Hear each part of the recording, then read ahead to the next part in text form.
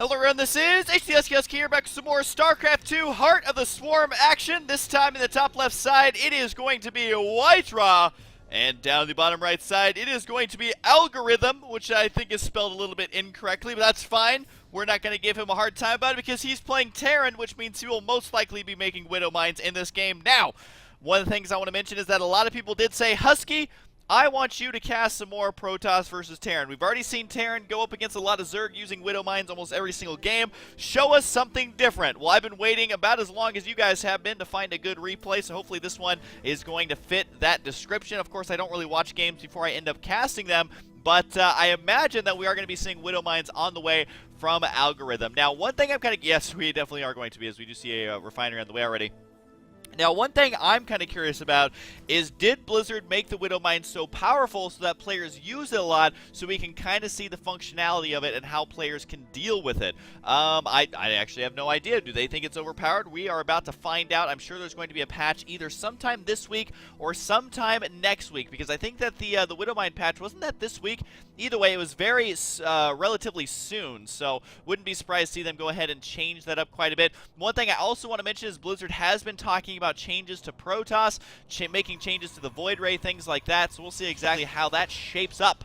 But right now, the Mothership Core is a very useful unit. It does look at the probe right here. Got to be spotting this barracks and think that something a little bit is out of place here, which it is going to be true because this barracks is delayed. You compare it to where the gateway is at, and it's not even nearly done yet, like the barracks is still got a ways to go here. Now, what exactly is WhiteRa going to do? He already has his gas up. Does he throw down a Cyber Core? Yes, he does. Goes for that Cyber Core right away. Now, this is really suspicious to WhiteRa because he's scouting around the main base. He sees that there's gas. He sees that there's 2 probes on gas, which leaves a lot of gas to be used for units. Even though there's only 2 there, that is enough for a Widow Mine. So all of a sudden, WhiteRa's already beginning to think, okay, what exactly is going on here? You can see he immediately begins to scout out with his probe. Might actually spot this proxy factory right away. And that's going to be a huge, huge loss here for Algorithm because, I mean, it basically means he's not going to be able to complete it here. Oh no, the probe changes course, is going to be going to the watchtower instead. He grabs that right there to see exactly what he can see. Unfortunately for him, it is not where that factory is going to be, but keep an eye on this vision right here. Is he going to do it? Oh, barely managing to find that factory here on the high ground, and I think he will be able to finish this, though. So this game is going to be getting underway right away, and this is the kind of stuff that you're seeing a lot on the HOTS ladder, is people abusing these Widow Mines over and over and over again. You got to remember, the Widow Mines only take 40 in-game seconds to build. There's 75 minerals, 25 gas, and if you don't have detection right away as Protoss, then you are in a world of hurt. And you know what? This Widow Mine is actually going to be here before there's any kind of detection out, so it's going to be some guaranteed damage right now, which means that WhiteRa has to micro very carefully, has to keep his Stalkers and his Zealots away from the Widow Mine. Now, the problem for WhiteRa right now, though, is that he can't kill his factory before one Widow Mine, possibly a second one, actually ends up finishing. Now, the factory is going to go ahead and lift off, land on the low ground, maybe juke these units just a little bit, but look at the timing of this. Imagine if WhiteRa didn't scout this. This actually you know what this reminds me of? This reminds me of the Proxy Reapers. Oh, need to be careful here. And the probes. Good night, sweet prince, as those all get taken out, every single one right there.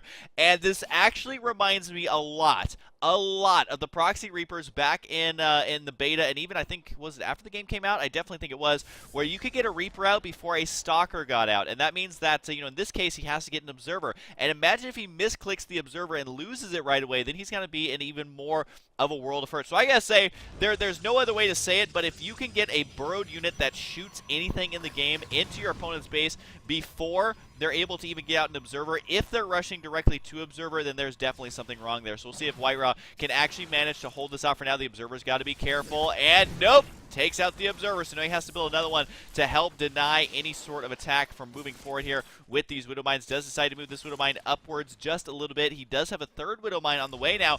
Now, once his Observer is out, he should be just fine. But you also have to remember that if he camps these Widow Mines right by the robotics, then he could actually potentially kill them off. So right now, this Widow Mine tries to move forward, does get taken out. The second one gets taken out as well. WhiteRa managing to clean that up. You can see units lost heavily favoring WhiteRa, although Widow Mines still do not show up in that units lost tab here. And this Widow Mine is going to go ahead and head back on home. So, honestly, that was some pretty good damage, though. Workers killed 5, units killed 7.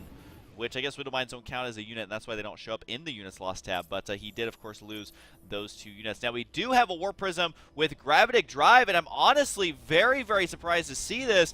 And you know why? Because if he puts just one Widow Mine kind of in the corner of his base, he could kill a Warp Prism full of units, and it does. I think it one-shots them, actually. If they are at 200, so maybe not. But either way, it's very easy to clean that up. Yep, it's 160. So just getting out one more should be able to one-shot. Although, do they one-shot him? Because does the splash damage count into that? I don't think so. Splash damage from its unstable payload. Well, we'll keep an eye out for that, see if he does manage to get enough of them up to deny any sort of harassment like that. We are going to be seeing a natural go down here for WhiteRa pretty soon. It does look like he has just enough minerals right now. Got to go ahead and throw that down. Just needs to make sure to keep making those workers. Algorithm, though, he's going to be in great shape. It'll just kind of sit back, macro off of the base that he's got. I mean, look at this. He's got the same amount of workers, which is always a good situation for Terran to be in. He is an expansion ahead, and that's going to be the entire duration of this expansion building, is how far ahead he actually is. Now, the Warp Prism with Warp Prism speed is now done. Could easily load inside the main base. That's exactly what he's going to do. Does he load the Zealots on top of it? How exactly this is going to work out? Decides to go for mostly Stalkers here. 2 Stalkers in this army, and 1 Zealot right here hacking away at an SCV or 2, and that is going to transfer those units away. But this does tell WhiteRa that, hey, there is an expansion up if you didn't know. And this expansion right here, though, this 3rd command center is going to be delayed by quite some time. The siege tank here should be able to deal with this quite easily, and the Warp Prism can get out of there safely. So he's going to be just fine here, but the SCVs need to get back to work. 1 SCV needs to begin building on here.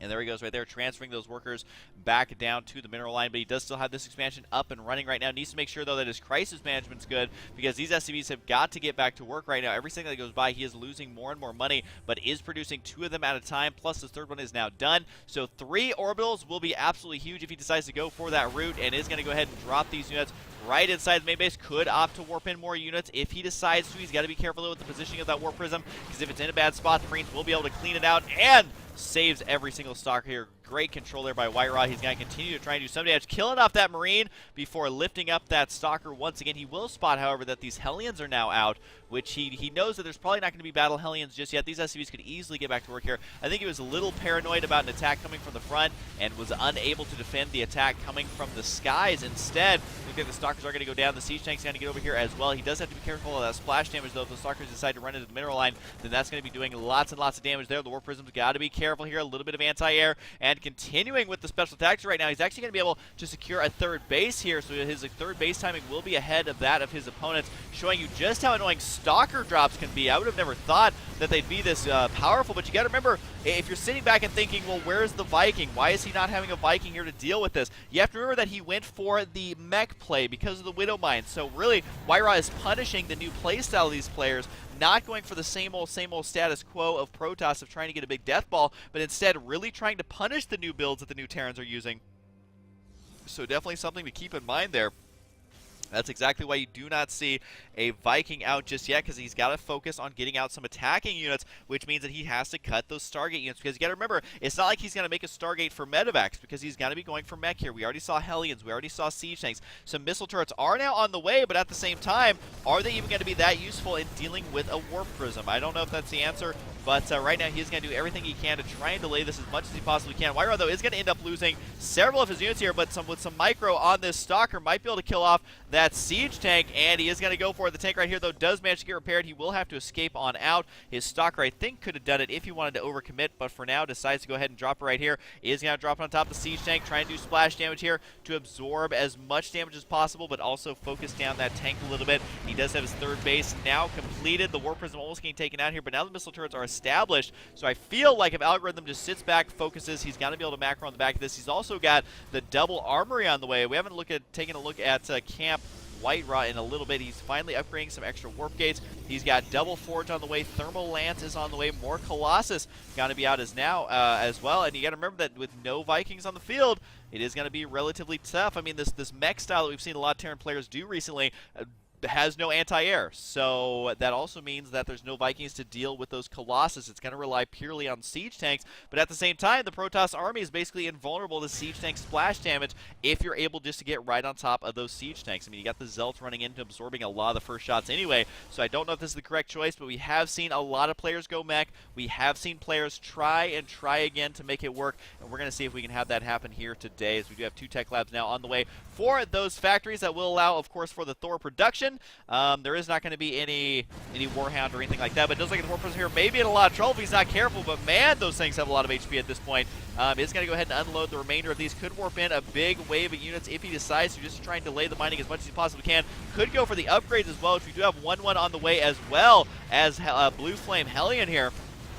So definitely going to have to keep an eye on those upgrades. Can he get them out in time? Is his army going to be strong enough here? But you got to remember that WhiteRa, I mean, he's played this game before. He knows what's going on, and he knows that, you know, if he sticks with pure mech, then Immortals are going to be great. Colossus with range will be great, and if he can gain air superiority and keep it, then he's going to be in even better shape. These tanks right here are having one hell of a time dealing with these Zealots right now. Might even be able to kill off one more of these tanks. The Hellion here could join in on this fight and help clean this out quite easily. Yep, those Zealots are indeed going to get taken out here. So both players really struggling here moving forward. Now, WhiteRa is tying up the units lost out. That does include those 3 Widow Mines that have since died. So has managed to even up a little bit. There's that third base going down, but the siege tank count getting relatively high. But again, the thing is that siege tanks just are not good versus Protoss, because if you think back to the Brood War era, siege tanks were phenomenal versus Protoss. It was really up to the Protoss to make the engagements work accordingly. But now, I mean, the tides have turned. The coin has flipped. Protoss has adapted. They made things called Immortals and are able to defend, basically are able to crush through these meching armies. So you see players trying to rely on the Widow Mines in the early game. It does pinpoint them into going for a mech style build, so that's gonna be tough for him to ever break out of basically what he kind of set himself up for. It's not like he can really switch to Mass Marine Marauder at this point, but what he does need is some Thors, what he does need is some Vikings, and right now he's going to go ahead and start supplementing this army with some Vikings. Should have the rally point set over here. Yes, he does to that War Prism. This War Prism will most likely get taken out, and I feel like WhiteRa knows that there's not a whole lot he can really do with this War Prism anymore. I mean, maybe, just maybe, he can warp in units up here if there's a blind spot, maybe just right on this little ledge right here to begin attacking units during a major engagement, but I think these Vikings are about to spawn any second here. Should be able to take those out. The War Prism just doing a dance of its own. And the Colossus count, though, is looking mighty fine. We also have Void Rays on the way, so never a standard build here for WhiteRa, as he does have 2 Void Rays now on the way. And down goes the War Prism. That's not even that big of a deal, though, because it's already dealt the damage that it needed to. It's already gotten the scouting intelligence that it needed to. And yeah, having a War Prism is nice, but at the same time, at the end of the day, it's not going to affect your army composition that much. It's the Void Rays we're looking at that are very peculiar. We also have +1 attack on the way here for those units. And what are we attacking? There's something going on. I guess there is going to be an Observer getting taken out right there. Down the Observer goes, but we do have 2-2 now on the way here for Algorithm, so he thinks that he's figured out the math equation to defeat WhiteRa. Har har. And is it going to be that many units? Oh, he's saying show off here. I'm not actually sure what we're showing off right now, but either way, oh, there's the shots, as he's gonna go ahead and take down those destructible rocks. But my God, we have a 4th and a 5th base on the way for WhiteRa. You almost never see this as Protoss. It's so difficult to actually make that work. Blue Flame has been done for a while. 1-1 is done. What's WhiteRa sitting at? He's at 1-1 himself. His own 2-2 is nearly completed. Now, usually if you see a player go for mech, it's difficult for them to get up the upgrades they need, but so far so good, as the 1 Widow Mine right there going to be hanging out on that ramp. And these rocks are going to get almost taken out here as well. Most likely going to be for this 4th base right here. And I think we see a 5th base on the way as well. SV is going to be transferring over for WhiteRa. Can't believe he actually already has this expansion up, soon to be running. He's got the gas there and good to go. He's also got a lot of cannons on the way to help defend that from those Hellion counterattacks. That's exactly what he needs to do. Algorithm continuing to add on command centers right now. 4 command centers to be exact. That is not an exaggeration. That is him literally just trying to race towards maxed out, race towards having a great economy. And at this point, what he needs to do is either scout. Well, actually, what has he seen so far? So he scans right here, sees a lot of gateways, is not able to see the warp gates, and the production capabilities of WhiteRa right now are actually quite absurd. Where are these Stargates? There they are right there at the 3rd base. And yeah, his production capability, his economy is absurd. He's got to be ready to go, ready to tango in the next couple of minutes. And at this point, I think Algorithm basically just needs to spot that carrier threat, needs to know exactly what unit composition there is, and then begin making 2, maybe even 3 more starports to help deal with this, because mass starport is got to be great versus this army. It's got to kill the Colossus, got to kill the Void Rays, and got to kill the Mothership. That doesn't leave a whole lot left for Protoss. And you have to remember that Protoss gateway units are not very good in small groups by themselves. What I mean by that is that if WhiteRa ends up losing an engagement, engagement. Just because you can warp in 10 Stalkers doesn't mean that's going to be enough to hold you in the game. I mean, yes, Protoss units do work in a giant death ball, but that still doesn't mean that you get kind of a freebie, oh, I lost my army, well, here's another army button. As much as people would like to say that on the forums, you know, your army is just not going to be as well balanced. It's not going to be as good as you would like in that scenario. Now, we do have these Stalkers over here going to be harassing by quite a bit. The Hellions, surprisingly enough, going to be coming up here, and they will eventually clean out some of these units, but the Stalker is able to do substantial damage already.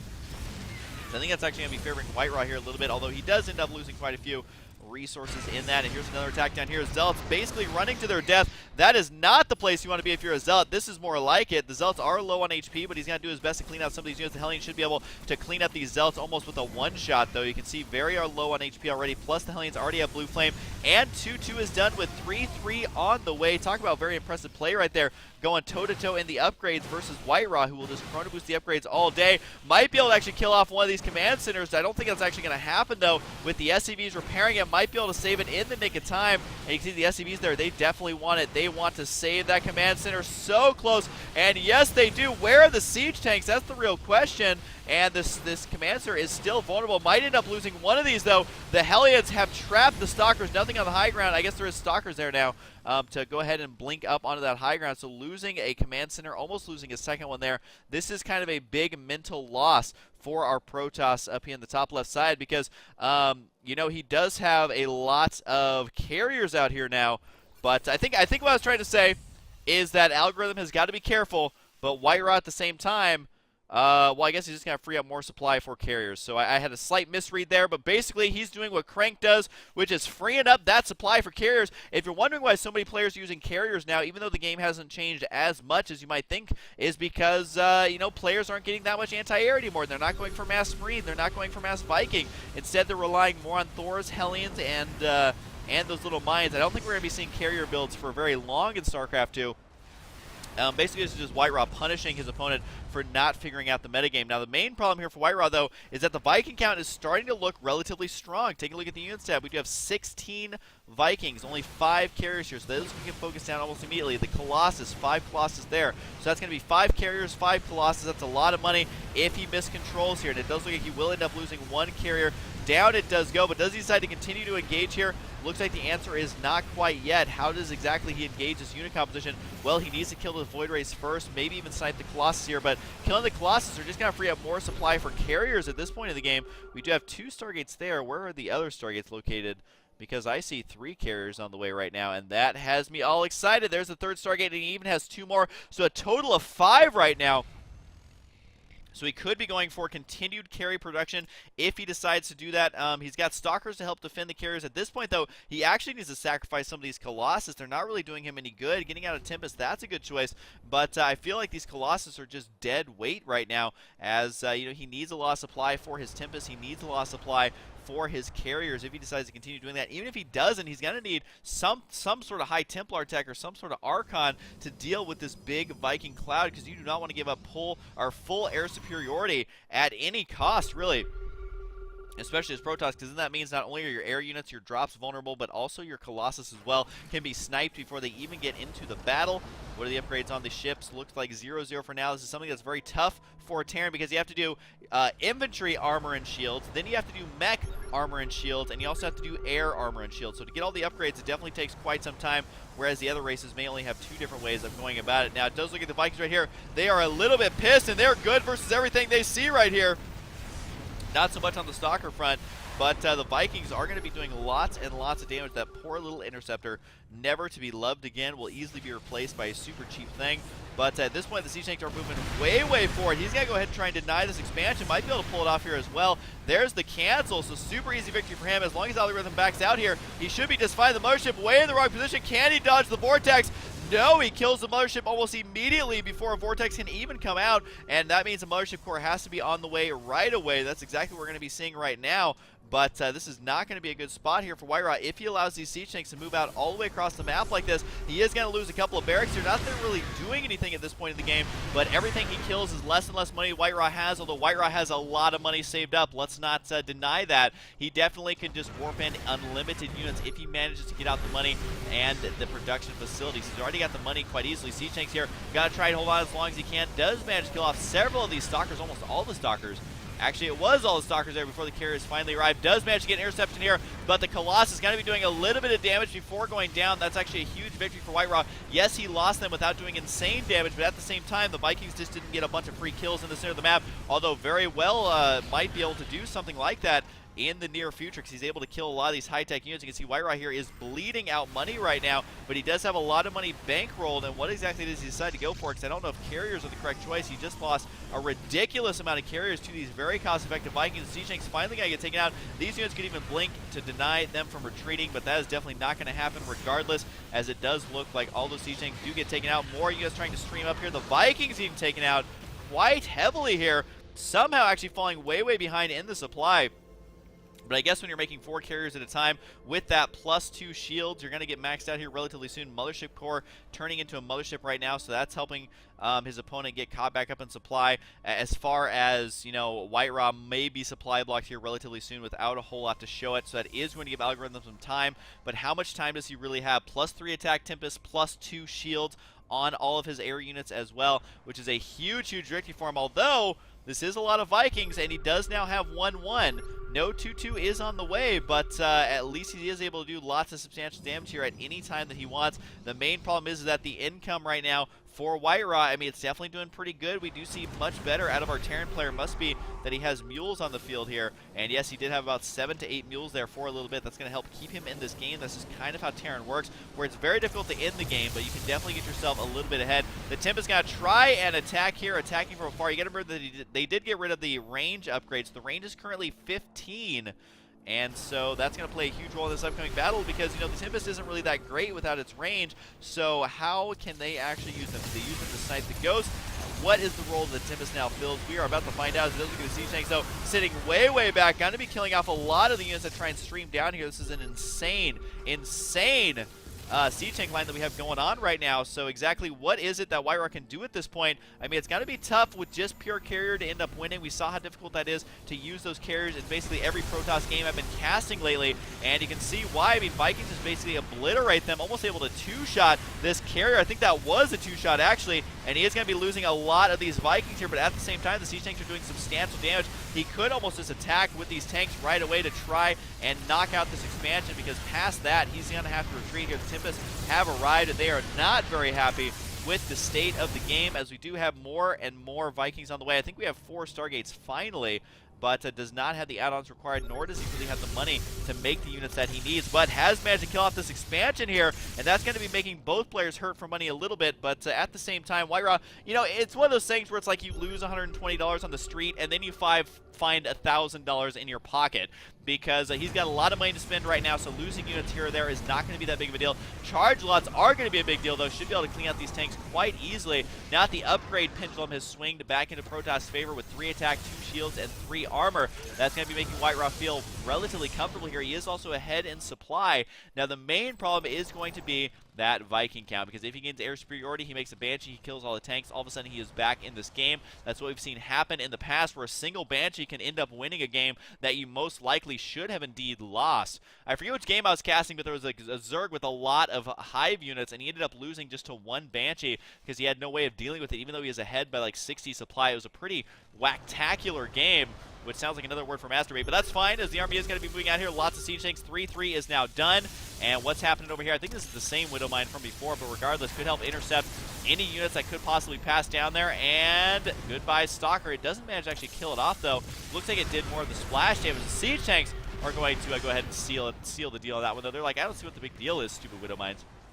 You don't need to replace us. We already do lots of splash damage to almost every single unit in the game.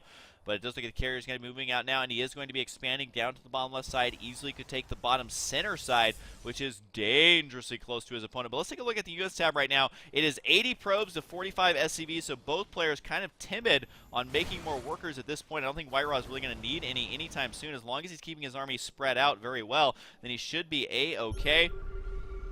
But for now, I don't know if that's the case, as we do have the siege tanks going to be moving out here. The Viking count is looking pretty darn good, as he does have quite a few out on the field. Taking a look at the unit tab here again, he is at 17 Vikings, 19 tanks, and 12 Hellions there just to absorb some of the damage, as he is running very, very low on gas. And so that's something that he's got to keep in mind here, is if he cannot be cost effective with these units, that is going to be it for him. Now, WhiteRa has ended up losing more units, but he's been expanding much, much more. And here's a cannon right here, that awkward moment when you're flying these orbital commands into a bunch of cannons, and the cannons might actually take this out here if he doesn't react in time, because there are going to be 3 cannons here. Yes, he will. He's actually going to kill this off with just cannons.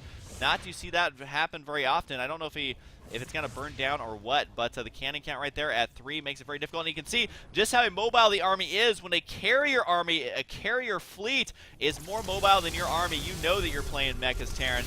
And down those Widow Mines go. The expansion down here does stand, but only for a moment. If he doesn't get a unit over here, it is going to get taken out here. For 35 HP, down to 20. Does he begin repairing it, or is he focused on something else? It looks like it is going to burn down here, keeping an eye on it. No, he saves it with only 10 HP remaining. Got to go ahead and repair that up. The Stalker here going to try and focus it down, but looks like the mules were way too much there and are able to save that expansion. Now, we do have a Widow Mine over here. Not going to be able to do that much versus carriers. Even the Mothership will be able to kind of just brush this one off, and the timer hadn't run out just yet. Anyways, more Widow Mines are indeed going to be on the way. 3 on the field, and we do have 2 ship armor and 3 shields. Not an upgrade you see very often, especially in the 3s, but that's what it looks like on the minimap when you are working towards getting the level 3 shields. But at this point, not a whole lot has really happened here. It does look like the Hellions going to be in a world of hurt here. This Hellions versus Tempest Carrier, that is going to be painful to watch. I don't think they really killed a single unit, maybe a Zealot here or there, but they are going to manage to kill off this command center. Does Algorithm decide to engage? Does he have enough air superiority? I think with only 1-1 upgrades, that answer is going to be a resounding no. I don't really know how you're supposed to engage this army directly, but he is going to attempt to try. Does WhiteRa save these Stalkers? Yes, he does, but the Vikings decide to run up on in here. And can he focus down any of the crucial units? He does manage to get 1, no 2 of the capital starships here, and is working on killing off a 3rd as well. He gets it right there. And taking a look at the units lost here, you can see WhiteRa is still behind about 4,000. Taking a look at the spending tab, he's also about 4,000 ahead in the spending regard. So that means it's definitely going to equate out. And while he may have lost more, he has a lot more to lose, as the carrier count right here is looking pretty good. Needs to make sure to focus down these carriers as best as he possibly can. The siege tank's doing a little bit of initial damage here, but he has just enough Vikings, it looks like, to one-shot carriers. Ooh, ends up losing 1 too many. So now he has to focus these down as best he possibly can. And the siege tanks are kind of vulnerable if you're taking a lot of damage from these Tempests, but the Viking count getting lower and lower and lower. Does manage to kill off so many capital starships, though, and now more than 4,000 money ahead in that unit's loss. So it is going to start evening out as these siege tanks get cleaned up. You got to remember that versus massive is where the Tempests do additional damage. Nothing has been massive in this game so far. So it does look like the Vikings, though, we got to try and take out the carrier. They do get it. Might even be able to go for both Tempests here if they do not full-on retreat. I don't know the exact math on this, but I can't imagine these Tempests doing very well versus 4 Vikings. And there's really no interception. No backup in sight. The Tempest slowly trying to get over here. Zealot's going to be charging down, but these units have won. They are victorious. Now, how much damage can he actually do with this push? He ended up losing quite a bit, and all of this is still way behind in the supply and has no income to speak of. Just the 1 expansion down here, trying to secure another expansion over here, dropping those mules. But at this point in the game, I think WhiteRa might actually have this. He is about 60 supply ahead. He's got the Tempest to be able to clean up these siege tanks. You can see just how quickly that actually happens here. And the attack over here on the right side by these Widow Mines should be thwarted. I don't even know if they're going to make it to the base or not. The cannons are once again in the way, and they do indeed take those out. But at this point, we have some sweet siege tank micro here, killing for some probe kills. Manages to get 7 or 8 kills there. Maybe it was even 9 kills before finally falling. The Hellions, though, going to be doing lots of damage to the probes. He's definitely lining them up, but at the same time, does this even matter to WhiteRa? Take a look at the unit tab. He's got 61 SCVs to 32. Or 61 probes, excuse me, to 32 SCVs. Workers killed 35 to 47. So both players, oh, there's going to be the GG out of Algorithm. I was going to say there's not a whole lot he can do here. He's about 100 supply behind, but WhiteRa showing us that good old special tactics have always got a place in StarCraft no matter what. If you know of any players who are playing Heart of the Swarm, please tell them to send replays to huskyreplays@gmail.com. It's a super easy email address. I will check it, I guarantee. It is just Husky Replays, REPLAYS, Husky Replays at gmail.com. All right, well, I was getting a little loopy during this cast. I don't know what it was, but apparently it's like 80 degrees in my room, so I was basically just falling asleep, which has nothing to do with this game because there was carriers, which I am A-okay with. So I hope you guys enjoyed, and I'll see you guys next time. Hello everyone, this is HuskyStarcraft here, back with some more StarCraft 2 Heart of the Swarm 1v1 action. This time it's going to be another game from DreamHack, which is an awesome tournament that just took place not that long ago. And my god, I did not realize how big of a treasure trove the replay pack that they released actually is. They do have a majority of the games. Keep in mind that there were literally hundreds of games played. They have lost a lot of the games of the finals and semifinals and things like that, but a lot of the group stage games are amazing. Like this matchup we're having right here. Down in the bottom right side, it is going to be none other than WhiteRa. And up in the top left side, it is going to be SK's MC. MC versus WhiteRa. Are you kidding me? That's such a legendary matchup.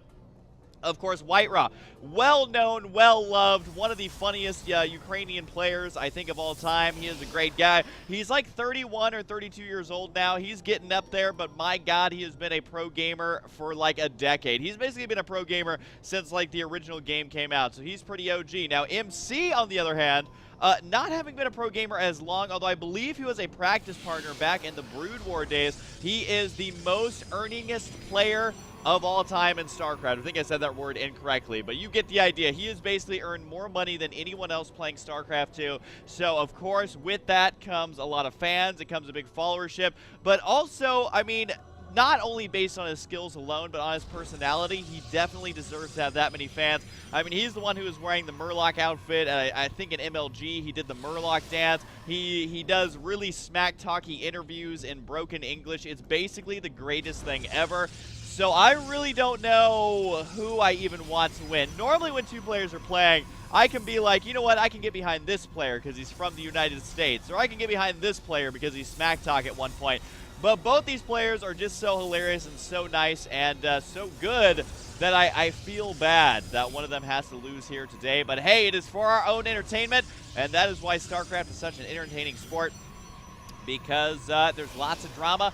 There's lots of good players, and we just get to sit back and watch these nerd ballers duke it out. Now, right now, you can see MC has 2 probes on each gas, so a total of 4 probes there. WhiteRa actually opting just to go for the 3 probes and then a delayed gas. Got to be putting this probe right inside. He's going to be right there when the front doors open. And there is going to be, I believe, yep, another gateway here, and the cybernetics core got to be going down. So what is MC going to be going for? WhiteRa's already kind of showing his hand a little bit here by getting the 2 early gates. What you can do with this, get a lot of stalkers. You can put on a little bit of pressure with the mothership core. You can start denying proxy pylons in a 4-gate, something like that. Looks like the scouting timings are basically identical right now, so they will be spotting each other at around the same time. Now, WhiteRa is going to have a stalker out already, and this will be spotted by MC. MC is opting to go for the Sentry, which I think a Zealot Sentry can actually prevent the probe from getting up that ramp. We'll just have to wait and see as this probe for MC. He is going to get this scout off, and WhiteRa, a little bit delayed there. That means that probe's going to scout everything, and I believe that this probe did not stand a chance. Yep, right there, the Sentry able to get 1 kill. We'll take a look at WhiteRa's vision here. You can see that he only spotted those 2 units, although spotting a Sentry there, that is a big tell for him, because the fact of the matter is that if there is a Sentry that early, the chances for super high-tech, super early timed rushes and stuff like that are much lower. However, MC is going to be going for a Twilight Council. Does he decide to throw down the Dark Shrine? We are just going to have to wait and see. No, so he hasn't selected, though, so he's most likely going to go for Blink, and he does. So he is going to be going for Blink. He should have 2 more gateways, which, of course, he does as well. So basically 3-gate Blink. That's, you know, I may not know every build in the book, but 3-gate Blink is extremely common. It does look like right now that WhiteRa is going to be going for a Stargates instead of opting for any other tech, whether it's detection, anything like that, is instead going to be going for the Stargate. Ooh, a Robo as well. So it's got to be 2 gateway Stargate Robos. I'm kind of curious to see exactly how this pans out as this game gets underway right now. We do have the Stalkers on the way for MC. Now, I'm kind of curious, is WhiteRa going to be going for an Oracle? Is he going to be going for a Phoenix for scouting? Is he going to try and use a Void Ray mixed in with the army? I'm actually not sure what the best choice is right now, because normally you don't get a Robo right away. But we'll have to see exactly what WhiteRa has planned. His Stargate is now done. He is not supply block, so he can make whatever it is the hell that he wants. The probe somehow just slipping in here. WhiteRa's units are actually being aggressive here at the front, managing to kill off one Stalker, but did not expect WhiteRa to be that aggressive already. Units lost 3-2. Mothership Core might go down as well if WhiteRa's not careful. And, oh god, 14 HP right there. Just about 1 or 2 shots away from getting taken out. So yeah, you can see right there, versus armored, 14 shots. Do Mothership Cores have armor? Yes, they do have 1 armor, so I think it would have survived that. But either way, takes out the probe right there. So WhiteRa's got to know that something is afoot. And does he know about the pylon? No, he does not. Look at that. It is out of his vision down there. So now we're going to be seeing a war of micro. And I think WhiteRa is going to have an advantage here. He's going to have the high ground. He's got the sentries to try and cut the army in half or force an early blink. And now he has the immortals. And honestly, this was a great switch here. A great read by WhiteRa. I don't know why he got the Stargate, but as long as he has the immortal right now, he's going to be okay. I think that MC's going to start blinking one at a time. Could focus down that sentry as well if he wanted to. Decides to go for the stalkers, but that's not going to be very even of an exchange. WhiteRa's got to be extremely careful right now. Now, normally in this matchup, you're not going to be seeing an expansion this early out of them, and Mothership Core right now is going to be blasting away at a couple of probes here, and should be able to do a little bit of damage. Surprise him out. He decides to time warp there. Notice what WhiteRa is trying to do here is delay the gas income as much as possible, because he knows that MC is going to be suffering when it comes to gas, because he's going to be trying to rely just on pure blink stalkers alone. And there's really no way for MC to blink inside the main base. We don't see a hallucinated Phoenix. We don't see a starport or anything like that that can spot the high ground. 2 Zealots going to be warping in right now. This proxy pylon somehow not spotted. All of a sudden, MC is going to be caught out of position. I mean, yes, he does have 1 stalker, but still, it's going to take a long time for that stalker to kill off the those units right there. Oh, got to be careful with that immortal. Decides to go ahead and back it up, and there we go. Again, though, MC losing a unit here or there, and he actually does lose the stalker. Manages to warp in 2 Zealots in time to help defend, and he'll clean this up quote-unquote cost-effectively, but he would have loved not to have to warp in those Zealots. Instead, he would love to continue warping in those Stalkers. You can see immediately throwing in 3 probes into gas as soon as that time warp does dissipate. And does MC know about the pylon now? No, he doesn't. He doesn't know where these units are actually coming from. Now, the problem for MC here is that he's kind of stuck on this blink tech. I mean, look at what else he has on the way. More Stalkers. That's all he can really rely on. Oh my god, the Zealot's just going to run right by into the main base. Might actually be able to make something happen here, because even if he kills off just a probe or 2, it doesn't matter. He's already managed to kill 9 workers with these Zealots, and this is the scary thing about Zealots, that they have just so much HP that, oh, they're trying to squeeze through there. Not today, though. They will get cleaned up. However, they did force the force fields, which is always a good thing in this matchup right now, because there's no Colossus on the field just yet to go ahead and stomp on those. There's going to be MC's hallucinated Phoenix. This is why PvP is so intense. Number 1, scouting is much easier than it used to be in this matchup, just because of the hallucinated Phoenix. Both players can be scouting their opponents. But number 2, just the unit choices can really play for a high aggression games. And we got Phoenix, we got Blink Stalkers, especially in this game. The Blink Stalkers being able to spot inside the main base with the Observer, and then blinking right in there. And then always there's, you know, just War Prisms and just lots of things you can do. And of course, warping in units all the way across the map. That is going to be something you can do in this matchup always. So it makes for very fast, high-octane, action-packed games, which is so far what we've seen here, as both players have now kind of dusted off their battle wounds. They've licked off the dust off their shoulders. Something tells me I'm being slightly mixed up, but that's okay. But overall, you can see both players, having lost a little bit here, are going to be a bit uneasy. Now, we do see MC, his Nexus is about halfway done, but guess what? WhiteRa's already got his double assimilator on the way. The Nexus itself is done, and his income should be better than MC's, because you got to remember also that MC ended up losing a lot of probes here. So this is going to be time that MC's spending on probes, while WhiteRa could be spending it on something else like a Dark Shrine. Now, the Dark Shrine right now, he's not expecting DTs to win for him. Where's that Dark Shrine? Is this button not working? Is my Dark Shrine button? All right, the Dark Shrine button's not working. It is over there, though. See, it's supposed to take me over there. It takes me to the probes, but it's like, nope, we're not taking you to the Dark Shrine, Husky. And we're not taking you to the upgrade, but we will take you to the Immortal. I don't know what's going on there, but either way, a Dark Shrine on the way. Now, these are going to be nice for defending against the Stalkers, just because you can see there's no Observer here. It's just a Phoenix. But also, just making Archons in general are going to be really good in this matchup. 2 Zealots try and warp in. They may get canceled, and they do. Ooh, that's going to actually delay the charge upgrade. That is a big deal. WhiteRa going to try to intercept right here. He does have a good angle. MC's got to be careful there. ends up losing yet another Stalker, which has not really been worth it whatsoever. And it does look about, I mean, it's got to delay the Zealot leg upgrade, but it's not going to be that big of a deal for WhiteRa. I mean, it's still going to be done before he needs it. As I've mentioned many times before, as the race Protoss, is that getting your upgrades are not that important until you're ready to use them. So the reason I say that is because a lot of times people will dump Chrono Boost into, say, Zealot legs, for example. But the thing is that that is a wasted Chrono Boost if you're not using that upgrade, you know, since you're getting it earlier. If you're not using it right when you get it, then the Chrono Boosts haven't really done anything. I mean, yes, it gives you a bit of an insurance policy, but really, you know, on paper, it doesn't help you out that much. So having that delayed, not that big of a deal is all I'm trying to say. A roundabout way of saying it, but there you have it. Anyways, we do have the Archon now out, and a couple of Immortals over here for WhiteRa. We also have the Sentries here. What's MC got going on over here? He's got a lot of Stalkers, a surprising amount of Zealots right now. A couple of Sentries there. The reason I say surprising is because you don't normally see that many Zealots versus Archon, Stalker, Sentry, just because really those Zealots aren't going to be doing all that much, especially since he doesn't have any Colossus. So what is MC spinning his gas on? A lot of times you'll see like Mass Colossus and a bunch of Zealots, just because you have no more gas left over. But I'm not really sure where MC's gas is going. I mean, he's sitting at around 300 right now. He does have his own Dark Shrine on the way, so that's where it's going to start going, and he does have the Colossus now on the way. So MC will be able to start dumping that gas. But right now, as it sits, as the cookie crumbles, he is very high on Zealots, which is not a good situation. Now, they aren't Bronze League hero Zealots, I'll give him that. But at the same time, he does not have what he needs. Whoa! Trying to kill the Observer there. But at what cost? Losing 3 Stalkers there, that was a big flub. I think, though, the reason he did that is because he himself has DTs on the way and he wants to scare away WhiteRa. But I feel like he may have shown his hand a little bit too early here. I mean, the fact that he's trying to focus down the Observer so blatantly, the fact that he threw away those units, means that the only reason you would ever kill an Observer in this matchup is if there is DTs on the way. I mean, obviously killing them is nice, but given the situation, he knows what's up after losing that Observer. And you can see right now that MC, though, does have 1 Colossus. He has another Colossus on the way. Now, really in this matchup, it used to be all about War of the Worlds, which basically means Colossus versus Colossus battles.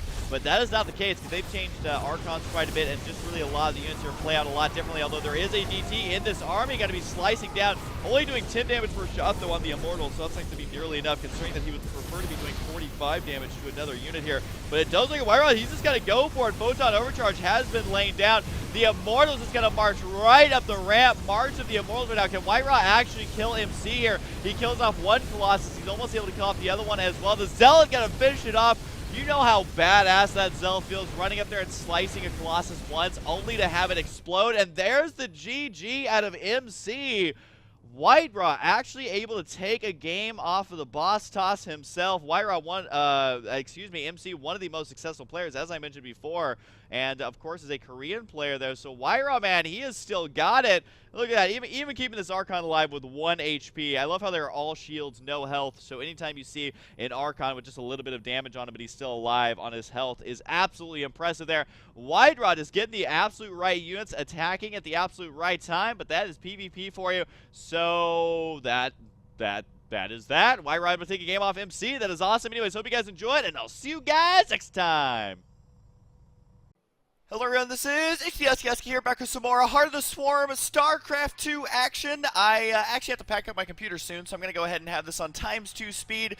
Just for the opener here, I will slow it down in just a moment. Plus, you can see WhiteRa and Stefano here having a nice little chat, as Stefano is saying that he is in the EG house. Anyways, up in the top left side, it is going to be the red Protoss, WhiteRa.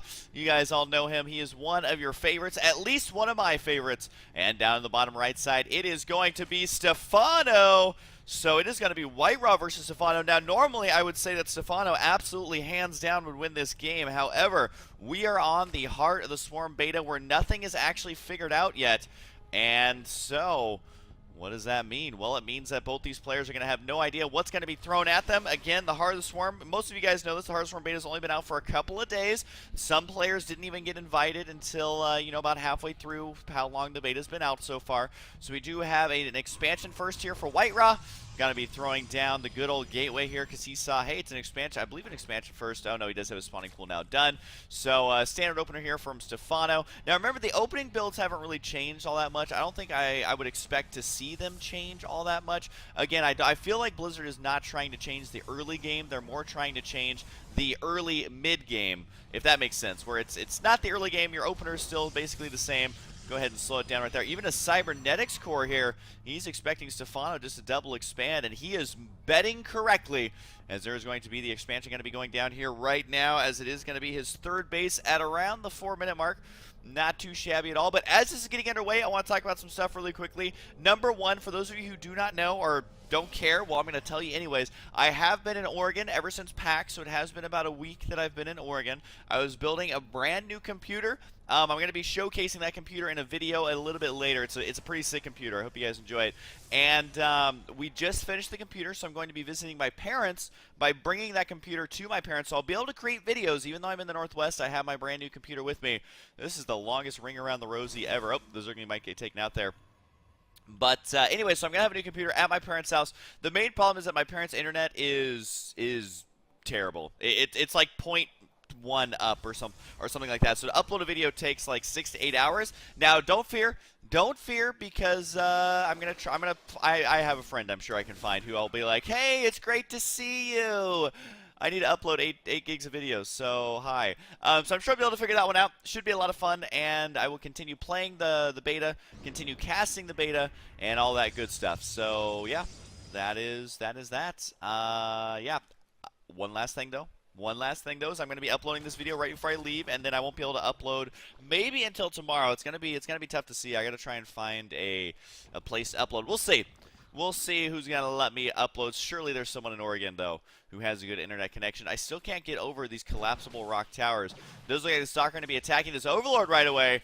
And is Stefano actually going to be losing this Overlord? I think so. I think he is going to be losing this Overlord. The Zealots be like, I'm going to spot for you, buddy. I'm going to spot. You're doing a great job. Down goes the Overlord here, though, as WhiteRa being a little bit aggressive with his first units. Intercepts that Overlord easy peasy. This Overlord's like, all right, you pull a distraction. I'm going to run back to the main base and just float around. Is going to be able to save that. Of course, there are these destructible rocks right here that lead down to the natural. And I gotta say, they look kind of cool. We just got to point out that they are a new destructible rock model. As Blizzard has made a lot of new, basically tile sets so far for Heart of the Swarm. We haven't even seen that many maps released just yet. So WhiteRa now throwing down 2 gateways. He's already got 2 more at the entrance as well. Has never made a forge yet. So he is not forge fast expanding. He's just mass gateway expanding, man. So this is going to be a delayed 4-gate. He's already got the pylon established right now. Stefano is super supply blocked, which is not something that would normally happen. But again, playing the beta is very confusing. Very, very, very confusing. As the players are still trying to get used to it. He does still have 350 APM, though, so there is always that. As the Warpin is going to begin attacking this 3rd base here, and I feel like Stefano's actually just going to get owned here. I think he's for sure going to have to sacrifice this Hatrix. Another Warpin here is going to hold off these Lings. Zergling speed is not done yet. WhiteRa's playing pretty aggressive here, while Stefano's playing more like I am, where I'm just, you know, I'm going to sit back, get 3 bases, make 500 drones, and then, oh, my opponent attacked me with 1 Zealot. Time to leave the game and start over, as we do have 53 drones to 47 here. So losing this hatchery does suck, but at the same time, WhiteRa doesn't really have any backup tech. I mean, he is going to be going for a double forge, which is okay, but he just now gets a Twilight Council. So if he goes for Zealot Legs or Charge or Blink or something like that, then, you know, it's still not going to be as early as it could have been. Down goes a Force Field. Should be able to deal with these units quite easily, as Stefano going to be rallying over here to try and deal with this army, but that is just too many units here. Now Stefano is going to be forced to expand somewhere else. Decides to take the 3rd base on the left side, which I think is actually the correct choice here, because he can clean out these rocks here, lower these rocks to kind of seal that one off, make him relatively safe there if he decides to do such a thing. Down goes yet another Overlord, so Stefano is going to be behind in supply. And I do know that WhiteRa has been actually playing quite a lot of Heart of the Swarm. Every time I see him streaming, he's always going to be streaming the game. I think Stefano's been playing about half and half, because Stefano still needs to stay good at, you know, Wings of Liberty, because if he's playing in any upcoming tournaments, then he needs to stay in tip-top shape. Does look like, though, he should be able to hold on here. He's got queens on the high ground. Some Zerglings now chase down the sentry, trying to go for it, but he is controlling very well here, actually, with those Zerglings and the roaches. Nice splitting action going on, making sure his roaches take as little damage as possible. This is great control here from Stefano. Got to be able to push this on back quite easily. That is the downside of Zealots the longer the game goes on, because you're going to be getting glial reconstitution. You're going to be getting more and more speedlings. Can outkite these units a lot. Does turn around and pick up one roach there for his efforts. Haven't really seen any of the new units just yet, because it's some pretty standard stuff going back and forth here. I'm assuming that's a creep tumor. Yeah, that is. So a little purple creep tumor going to be planted down here by our miniature-sized queens, and could continue forward with the creep spread. But we do have the Mothership Core now out for WhiteRa. Decides not to charge anything. You can charge your Nexus if you want to for basically unlimited energy, or you can save the energy for Mass Recall. You can see Mass Recall does cost 150 energy. So even though it's something that you can use, oh, here comes the DTs right now as he is going to be splitting them up here. WhiteRa playing it pretty standard PvZ, to be completely honest. He is adding on more and more gateways here. Where is the Overseer going to be at? Well, none quite yet here, it looks like, as the DTs now were taken out at the expansion, while the main base is suffering quite a bit of kills at the hands of this DT before getting cleaned out. So the damage there wasn't actually worth it there. WhiteRa is still a little bit ahead. His third base could be going up any moment now, as he does have the Destructive Rocks going to be going down. And again, the probe is right there. Ah, poor guy. He had one job. One job was to build that Nexus, and it never went down. So hopefully WhiteRa catches wind of what's going on there, as the probe pathing got a little bit confused. Yep, there it goes. The Nexus will be planted here. And we still haven't seen that many new units. I don't think any new units used just yet. But we do have, is that a macro hatch? Yep, he does have a fourth hatchery now on the way. Deciding not to take a fourth base, but I think he could relatively safely take a fourth base here. But again, you got to remember that some of the units that were added are pretty high tech. So yeah, we are seeing a Mothership Core. It hasn't really done anything.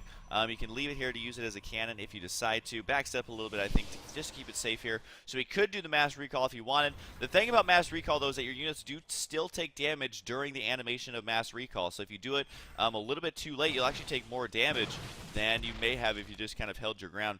So we'll see if that's going to come into effect here. But Blink is now done, as they're going to be blinking forward here to take out some of these kind of scouting around Zerglings or Roaches here, though. Got to be able to intercept this. The Stalkers should be able to retreat, but with some good control here from Stefano. Focus firing.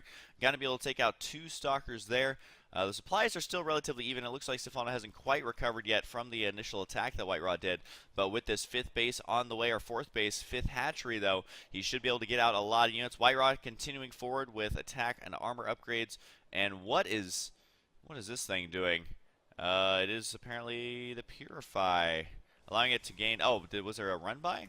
Maybe he hit the wrong key there. Either way, looks like that he did use the Purify, which does turn it into a giant cannon. You can see 25 damage, range of 7, targets air and ground. So basically, it's supposed to allow the Protoss to be able to move out of their base. Now, I think that's exactly what they were planning to do here. Ooh, Enduring Locusts on the way. We have 9 drones on the way as well. So now we're going to start seeing some of the new units. But I think the idea of the Mothership Core for Protoss is that, you know what, versus Zerg, you can never actually leave your base. Zergling counterattacks are brutal. I think this is supposed to give you one safe unit that you can leave back at your main base to defend against the counterattacks. It's also supposed to allow you to, gotta watch out here. WhiteRa, he does blink away, but Roaches are pretty fast. They got that movement speed of 3, Stalkers at 2.95. Which does mean that those Roaches, while it is barely faster, can still chase you down across the map. WhiteRa trying to move out with 2 attack, 2 armor here. 8 Swarm Hosts are going to be on the way. 2 Overlord kills for free. And here we go. The Mothership Core could use Purify if it wants to. I don't know if it's going to be doing that much damage. We're about to find out, though. And no, he does decide to Mass Recall instead of use the Purify, realizing that he can just get back to defend this. Stefano now going to have to retreat. This is not something that Zerg players are used to dealing with. Usually if a Protoss player is all the way out across the map at your base, he's just going to stay there until he loses his army. But this is going to force the full-on retreat, because, I mean, those 2-2 upgrades are looking pretty good, especially since Stefano only has 2-1. But guess what? Swarm Hosts are here. And these units right here, the Locusts, are so freaking good if you can actually get them to directly engage the Protoss army. So we do have 182 supply for Stefano. A lot of that is going to be in the Roaches, though. And quite a few Zerglings. The Zerglings are going to be nice, but they don't have that many upgrades here. And he is going to be going for some Vipers, so Swarm Hosts and Vipers. Stefano's saying, hey, Husky, I want to show off some of these new units, man. I want to test them out, see how well they shape up versus the pretty typical Protoss army. You have to remember that the Protoss ball doesn't really change that much. And really, honestly, the only thing you're going to get is if you go for... the new units are from the Stargate, basically. So the only time you're going to be seeing new units is if there is a Stargate on the field. So regardless, it does look like the Swarm host is going to be sending out their army. Remember, you can set a rally point right here, and every time they spawn, you can just tell them to attack all the way across the map. They can attack from extremely far away. I don't know exactly how long the range is based on movement speed and duration of how long they last, but it is, you know, a big percentage of the map, so you can keep spawning them, sending them out, trying to intercept their army. If you kill a Stalker or a Zealot, then that's basically free. But it does look like more and more Vipers on the way. Now, the thing about Vipers is that they're not really that great of a unit to mass up because their abilities are not that great in mass. It's not like you can go, you know, for Mass Infester, for example, cleaning out some roaches here. I always find it funny that you're trying to free up supply by killing your own units. It's actually less APM just to send them to death at your opponent. Plus, you might kill, you know, these transferring probes or something like that. But regardless, the Viper is not a great unit to mass because, yeah, it can pull a unit towards you, but at the same time, it doesn't deal any damage. Yes, you are going to be having Blinding Cloud, but the radius on this is very slim. So I would say a couple of Vipers are the way to go, but either way, he's going to go for right now. Will pull the Colossus, I imagine, into that army, although there's really not a whole lot here to actually kill this off. Remember that Colossus can micro their way out of this, but not when there's that much pulling action going on. WhiteRa does blink forward. He wants to try and take it out. The Swarm host got to retreat here. And remember, Swarm hosts can escape quite easily because if they still have their units attacking, they can unburrow and then just retreat while the roaches and the Zerglings are absorbing the damage there. So great play here by Stefano, trying to get himself back into this game. Does burrow them and immediately summons an army from the depths of whatever this map is called. I already forget, but it's a nice sandy map. Although I don't really like sand that much, so unless it's on a beach, which I don't see. This is definitely not a beach. This is like a sand canyon. As we have the expansion going to try to go down in the bottom center here. It looks like it is going to get taken out. WhiteRa going to be counterattacking in the top right side. Spots that there's no expansion there, but we'll be able to swing around to the right side there. We'll be able to clean up some of these, but look, they just do free damage. You're able to kill 3 Stalkers for free, and now a 4th one as well. The damage on these Locusts is actually absurd. 22 damage is the amount of damage that these things produce, and they're basically free. And look at how they change the blood. This is so cool. This is one of my favorite changes, is just how realistic that blood looks. So I hope they keep it. I hope they don't nerf it just because some country doesn't like blood. Now, the hatchery looks like it will go down, actually, because look at this. 3 armor zealots versus no attack upgraded Zerglings, and these units are just not dying. This shows you the importance of upgrades here, as these zealots are just... they're hanging on for dear life. They're going to be doing a lot of damage here. Finally, Stefano realizes, oh god, I need that +1 melee attack. Stat is working on the +3 armor. There's going to be a big swing around on the left side. WhiteRa is maxed out, but both these players do have a lot of money. And the Swarm host count looking pretty high, 18. But you got to remember that this is the only thing that Stefano actually has, is 18 Swarm hosts and 8 Vipers. He needs to start actually making... different units, but you know what? He's playing for fun, I feel like, as he's going to be going for a lot of Swarm hosts. He wants to try and get the army out of position and try to run them forward. You can see right there's a couple of the little guys going to be marching on out. And the bubbles on the back do start to appear once they recharge the Locust. But here we go. Does pull them forward. We'll be focusing them down with the Swarm host. And nice play there, using those free little units to take those out. But at the same time, he's going to have to unburrow and retreat here because there are just too many units, unless he can keep spawning more and more units. But usually how the Swarm host works is it's going to spawn them in clumps and groups together. So right here, looks like Stefano going to end up losing this entire army, showing us while, you know, it is fun to watch the Swarm host massing them up. May not be the best strategy there, as a lot of Blink Stalkers can deal with them quite easily. I think we need to see some Zerglings, some fungal growth. But Stefano says, nope, I'm going to go ahead and make 9 more Swarm hosts just to try and see if I can make this work here. The expansion down here is going to be very vulnerable. The one on the right side has been taken out during this chaos. The Zealot right here, he gets the credit of all the kills, even if there was more people helping him out. He did a great job. We're going to be able to quickly take out the collapsible rock tower debris. That is a mouthful, but WhiteRa just massing up Blink Stalkers here. He's going to be able to kill off a couple of Vipers. Decides to blink forward here, but you got to remember the Locusts do quite a bit of damage, and there are more of them on the high ground here. It seems like these Locusts just don't die, and they're going to be doing a surprising amount of damage based on the fact that he's only got a handful of the Swarm hosts here. Going to continue to send out more and more, though, but it is going to be too little too late. The expansion will be taken out. Now, these units are easy to out-micro here. Let's take a look at the movement speed. It is a movement speed of only 1.88, so about the double speed here for Stalkers, a little bit less than that. But either way, they can easily outrun these units, even though the damage is high. You got to remember that it is a, let's see, attack speed. Weapon speed of 0.8. and 22 damage. Stalkers have a weapon speed of 1.4, so almost double, and only do 13 damage. So while you have the mobility of the Stalker, just keep in mind that these units do more damage than the Stalkers, so having them in large numbers is going to be insane DPS. We do have 7 Dark Templar warping in. Where did that actually happen? Up here, and he immediately turns them into Archons. Keeping 1 DT in your army is actually not that bad, because the DPS is nice. Yes, they have low HP and armor, but they can do a lot of damage if you're able to snipe the Overseer.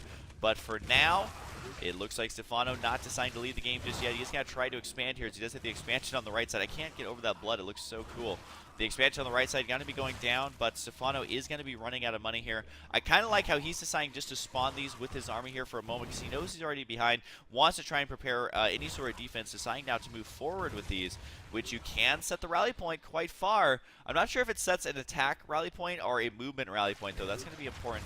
Something important to learn about the beta is the rally point. Does it give them the attack command or just the movement command? And since I'm running a little bit low on time, just going to go ahead and speed it up here, as we are waiting for both players to actually engage each other. WhiteRa is going to go ahead and take out this expansion down here, as I don't think there's any way that Stefano could actually save this. Does get the cancel there. He is going to save 225 minerals. But, yeah, he definitely needs every little bit of money he can get. And once again, the Swarm Host is going to be cleaning up these preliminary units. Is he going to be able to kill out the Archons? I mean, it is a surprising amount of damage here that Stefano is able to do. I feel like the Swarm Host is going to be a unit that once players figure out how to use it, it is going to be devastating. Look at how he's able to hold on, even though he's at a huge supply deficit using those Swarm Hosts. WhiteRa, I feel like, is going to need to start getting out some of the new units. He needs to use the Mothership Core. He needs to start using the really long range unit there. We're having a brain fart here because I'm watching Stefano actually hold on while he is at a huge supply deficit. And there he goes. Finally able to clean those up. But at the same time, there's just going to be more and more followed up behind it. WhiteRa wants to try and focus down the Swarm Host if he can. Does manage, I believe, to get one. I think it was a Swarm Host death animation before WhiteRa is forced to retreat here. Now, he does have a lot of gateways, a lot of income, so he can easily reinforce this. He's got Stalkers on the right side trying to harass this expansion. Wasn't able to do all that much. You're not fooling anybody, Stefano, with your changelings scouting your own base. The hatchery down here will indeed go down once again. Tempest, that's what I'm looking for. Do we see a Tempest anywhere? No, we do see a perfectly straight line, though, of 3 idle probes. Tempest might be good, though, because it helps you deal with the Broodlords, helps you deal with the Swarm Hosts, because you can just attack them from afar if you have vision of them. So I wouldn't be surprised to start seeing those from Protoss as they start to figure out this metagame just a little bit. But the upgrade's looking good for WhiteRa. He is at 3 attack, 3 armor. Going to go ahead and... Oh, there's a counterattack over here. Looks like the Zerglings are on hold position. This is not going to be doing that much damage. Yeah, he's getting a probe or 2 for his efforts. But overall, nice micro there by WhiteRa to save the majority of those probes. Kills off the Zerglings as well. As apparently their death animation for units now, if they get roasted, is they slide a little bit, as they are just a charred remnants of a corpse. Just going to speed up here a tiny bit, as I do have to pack up the computer pretty soon. Hopefully this game's not like an hour long, but we will find out, as the Stargates are now on the way, so we very well could see some Tempest being used. WhiteRa, though, I mean, he's got the entire top left side of the map, while Stefano is pretty far behind. He's got to try and figure out a way to stay in this game, though. Getting Infestors, he's relying on more standard units here. But I feel like constantly attacking with these Swarm Hosts is going to be the way to go. Trying to find a location to attack at, an angle to send those in to actually do a little bit of probe harass. But the Broodlords now going to be morphing on the way, as WhiteRa is going to have yet another attack on the way here down the bottom center. He desperately wants to expand. There hasn't been able to just yet, but it does like WhiteRa going to go for it. Are the Archons going to get pulled? No, it is going to be fungal growth this time. Unfortunately, there's no army here to deal the damage that it needs to. Oh, the poor Observer going to get taken out with a fungal. And the Corruptor there raking in a defenseless Observer kill. Can Stefano continue hanging on? It looks like he will be able to clean up these Zealots. This is a lot of Zealots here. Basically, Zealots are worthless versus Swarm Hosts, that's for sure. There is going to be an attack over here on the left side, though. But again, the Swarm Hosts able to defend against this quite easily. And those do get taken out. And it does look like they are the attack command once those Swarm Hosts eventually move. But the hatchery has died. So WhiteRa doing a good job, actually, of harassing constantly back and forth. As the Broodlord's now going to be hanging out. They don't have any attack upgrades. There's the Gravity Sling, which is just a hilarious way to think about it. It's like it gives it a giant actual sling that shoots gravity. But anyways, this increases the range by 12. Is that what it is? It like doubles the range or something ridiculous. The range is right now a 10. It does more than double the range, right? It takes it to 22, 23.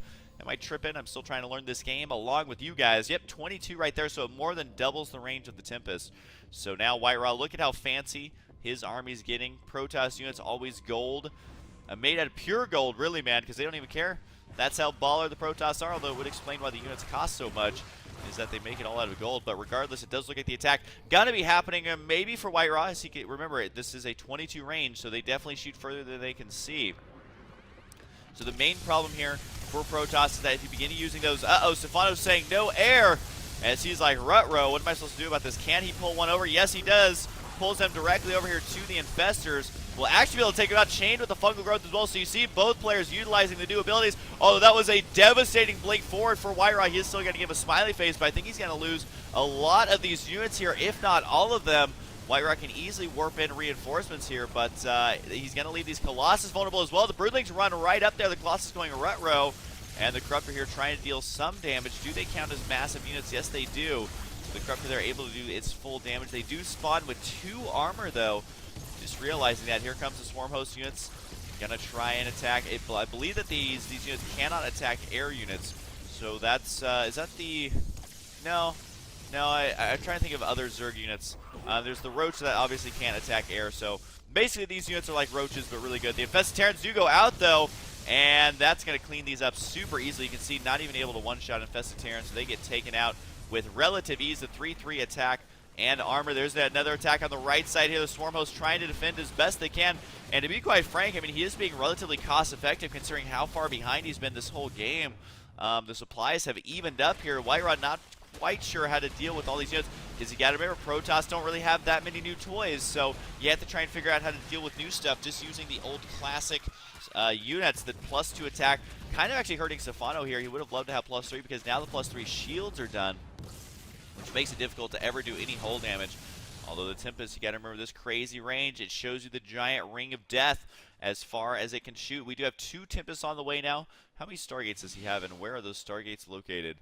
There they are. There's the 2 in the main base. Haven't seen him throw down any additional ones. I wouldn't be surprised to see him do that, but he's continuing that double robo production, as he's going to be attacking the hatchery over here. Where are the Swarm Hosts? Doesn't need them, as the Zerglings will be able to swing around and gets a complete surround on these Stalkers. Can they still kill off this hatchery, though? Does blink to the right side. Notice how he blinks against the hatchery to have as little service area as possible, and he kills off 2 bases again, forcing Stefano to try and multitask here with these new units. But Stefano honestly may just go to the units that he remembers, because in these crisis situations, he needs to be able to have units that he can rely on and trust. WhiteRa, though, is only at 153 supplies. Stefano, while the supplies are relatively even, the main... Oh, does this thing have any kills yet? Nope, no kills. Didn't use the Purify ability, I believe. But Stefano says, you have lots of money. And WhiteRa says, yes, yes I do, which is absolutely true. 7,000 minerals here. That's going to be a lot of Zealots. The gas is something he's low on. Is going to go ahead and take out these 2 Tempests here that were attempting to attack, but they can attack from much further away if they want to, which is kind of what he's going to be doing right now. And he could, now that I think about it, if you have air control, you could attack from like multiple locations. So sending 2 Tempests here to attack the expansion that's building, sending 2 Tempests over here in the dead space so they can attack your natural expansions over here on the left side. And it looks like WhiteRa. God, that looks so cool, that blood. I love all the gibs everywhere.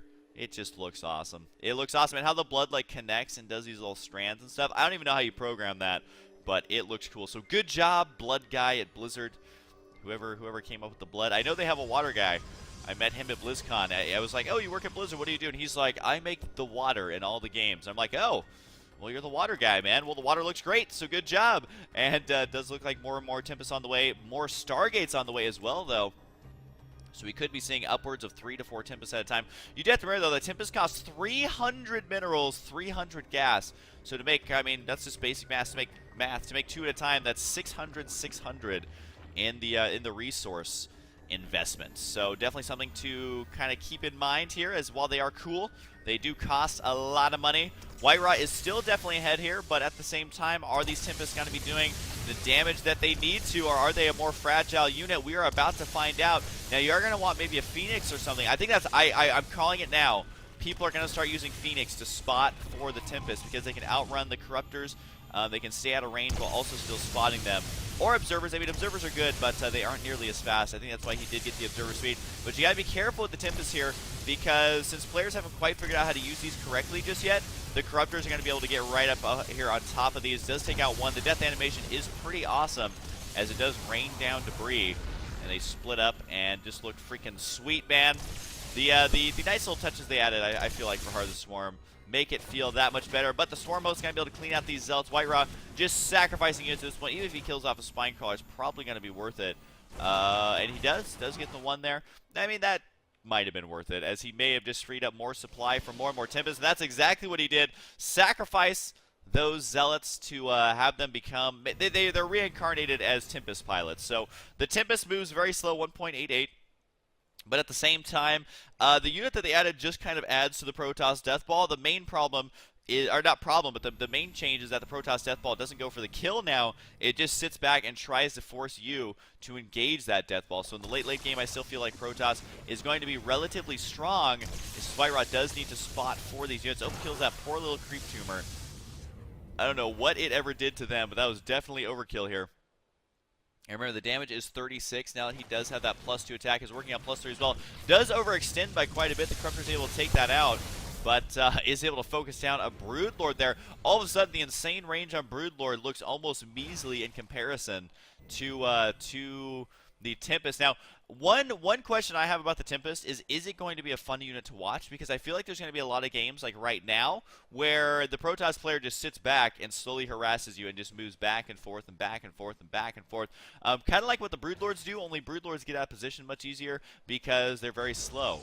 But at the same time, the Tempest is kind of slow. Taking a look at the Broodlord speed, you can see 1.41. While the Tempest is at 1.88. So the harassment back and forth will be much more common. There's the Observer. Got to be spotting as best as he possibly can. The Corruptor count, though, is very high. Still unable to completely one-shot this because the Stalker's swinging around. So he's got to position these Corruptors very well. Can he do it? Remember, if he can kill all of these Tempests, he can kill off the Colossus as well. And that's going to be insane resources lost. Look at how much WhiteRa has lost here in losing those Tempests. The only reason that he's able to stay in this game and even be ahead in supply is because look at his base count. He's got 1, 2, 3, 4, 5, 6, 7, 8 bases. Am I counting that correctly? Yes, I am, I think. Although I think counting still counts as math as well. So he has a lot of money to invest in huge Zealot swells if he decides to. He can continue making more and more Tempests. But this is showing you that relying on the old school units might be the way to go, at least for now, while the players are learning the new units. Mixing in a Void Ray right now, as it looks like it will actually take out these Corruptors here. The Swarm host is going to be reinforcing from down here on the ramp, able to summon an army from afar. Stefano's saying, hey, you can shoot from afar, but I can summon an army from afar, and I'm going to name him Jafar. But it does look like right now the Tempest is going to be attacking, and God, that looks so cool. We're going to be seeing so many awesome blood stains, I feel like, in StarCraft 2. Wouldn't it be cool? I think it would be cool if, I mean, I know this would absolutely kill the game, but if every dead unit and every bloodstain actually stayed in the game for the entire duration, I feel like that would be awesome. Nice focus firing here from the Tempest. Look how quickly you can actually take one of these out using just a handful of Tempest. And so long-range sieging is going to take place. It does look like Stefano is going to GG out of the game. If you're wondering why he did that, he's only at 86 supply while WhiteRa has 8,000 minerals. Although I feel like he still wasn't completely out of it. He just had no way of dealing with these Tempests at all. But anyways, a great 45-minute game utilizing the majority of the new units for both races. So I'm going to go ahead and upload this now. Just remember, I'm not going to be uploading maybe for today, but I'll try and get that rolling as soon as I can. I'm going to be casting a lot when I get home and eating some freaking Burgerville, man. That is for sure. So I hope you guys enjoy it. Look at the Tempest little guy down here. He looks badass. He's like a gladiator Protoss. Hope you guys enjoy it, and I'll see you guys next time. Hello everyone, this is Husky here, back with some more StarCraft 2 Heart of the Swarm action. For the sake of time, I'm going to go ahead and speed up the video a little bit, although it's less for sake of time as it is for sake of space, because my parents' upload speed is currently 0.7 megabits per second, while in California, I have 25, so definitely a lot slower on the video uploads. Down in the bottom left side, it is going to be none other than QXC as our purple Terran. And up in the top right side is going to be our blue Protoss WhiteRa. So I don't actually have any idea who's going to end up winning this. Number one, because the matches kind of reset a little bit now that they've added in so many new units. because players are unsure of exactly what their opponent is going to be throwing at them. But, I mean, we have the Warhounds now, we have, of course, the Oracle and the Mothership Core, and I'm kind of curious to see exactly when Protoss decide to use the Mothership Core. Do you get the Mothership Core out to go for early energy? Do you get it out to go for early defense? Do you get it out delayed so you can begin working on your economy more? I don't know what the formula is. No one knows the perfect answer to that just yet. Do you have the second gas going to be going down? Factory going to be going down here for QXE. I'll slow the game down in just a moment, but for now we're just watching their opening builds develop. And one thing I want to mention super quickly during this game is that I haven't previewed the game, but I do want to say that, you know, the game's been out for a couple of days, which for you and me, that means kind of like, oh, you know, I've watched maybe a stream or two, I've watched a video here or there, and now the factory's down, I'll go ahead and slow it on down. But you have to remember that for the pros, they've probably played 100 games already. They're going to be having played at least a lot of games, especially the professionals who want to do as well as they can once Heart of the Swarm is officially released. So what that means is, long story short, that we could be seeing a lot more rushes out of these players. We do see what looks like a Warhound rush right now. SCV's apparently being pulled off the line here for QXE. You gotta remember, QXE I think only has one Marine. No, he's got two now, as that one did just spawn. But anyways, so there's no gentleman's agreement amongst pro players. You could, if you're playing Heart of the Swarm, you could try and be like, hey, do you want to have a gentleman's agreement because I'm still learning the game? And anyways, so QXE is saying, Husky, there's no gentleman's agreement amongst the pro players. Look at how quickly that Stalker dies. It's actually kind of absurd. The Warhound, a very strong unit, does 23 damage with a range of 7 and a weapon speed of 1.3. The SCVs are going to be in position to do this. I'm surprised he sent these SCVs so early, to be quite honest. I think WhiteRa actually was able to spot those with that Stalker that just died. But he could easily throw down another command center if he wants to. Decides to go for the starport here first. Could actually use this for a Viking to use anti-Oracle if that is going to... Oh, yep. Oh, nope. That's not a starport too. That's just going to be a gateway. But it does look like the Warhound going to start the harassment here. This is something that you're just going to see straight up a lot, I think, in TVP. Because, you know, it kind of reminds me, as a lot of people point this out as well, but it kind of reminded me of when the Marauder was, well, it's always been in the beta. So basically when StarCraft 2 came out, what you were seeing was a lot of Marauder rushes, a lot of proxy Marauder rushes even. So I think that's kind of what the Warhound role is going to be, because Blizzard even said they want to have a very robust unit from the factory. And, you know, they definitely found one in the Warhound that opens up a lot of early rushes that Terran can do. Really just gives them even more builds to utilize in the early game. And you can take a look at the Warhound here. It kind of looks like a mix between an SCV and a Thor. I feel like it's as if there was an SCV Thor love circle. Wouldn't be a triangle. It's just a love circle, guys. There's only two people involved, which would be a love line. But regardless, they made sweet, passionate StarCraft 2 love, and they came out. Their baby was indeed a Warhound. As he's going to be camping these outside the base. I can't help but love the little shield he has right there, which they use for punching. If they're in melee range, they begin punching things furiously. And did that actually use the rocket on the... Did that use a rocket on the probe? I feel like that did, which I feel like is not actually what's supposed to happen there. Because, well, do probes... I'm kind of confused. They're a light mechanical unit. Does this do it mechanical or armored? Oh, I guess it is mechanical units. For some reason, I thought it was against armored units, but it is versus mechanical units. Which is, you know, the fact that something's mechanical doesn't really come into effect that much in StarCraft 2. So they are now adding something where it does indeed do more damage versus probes. I don't know if it's enough to one-shot him or not, but either way, it does look like QXE going to begin microing away here as best he possibly can. He does have the Viking for the anti-Oracle. Here comes the Oracle right there. He did fly right over the Marines. It is going to get taken out there, and the Marines are in a position here to defend against that quite easily. So you're going to be able to clean that one up. So unfortunately for WhiteRa, while he did delay the mining for a little bit there, it's not going to be that devastating because he did end up losing that Oracle quite quick. A couple of mineral patches still remain as far as being blocked there. But WhiteRa overall, taking a look at it, 1,400 minerals to 456 here lost. So WhiteRa definitely going to be way, way behind. He does finally have his Mothership Core out, which he did use to energize that Oracle. That's why that Oracle was able to throw that down so quickly, is he used the ability Energize right here on the bottom right side. You can see Energize.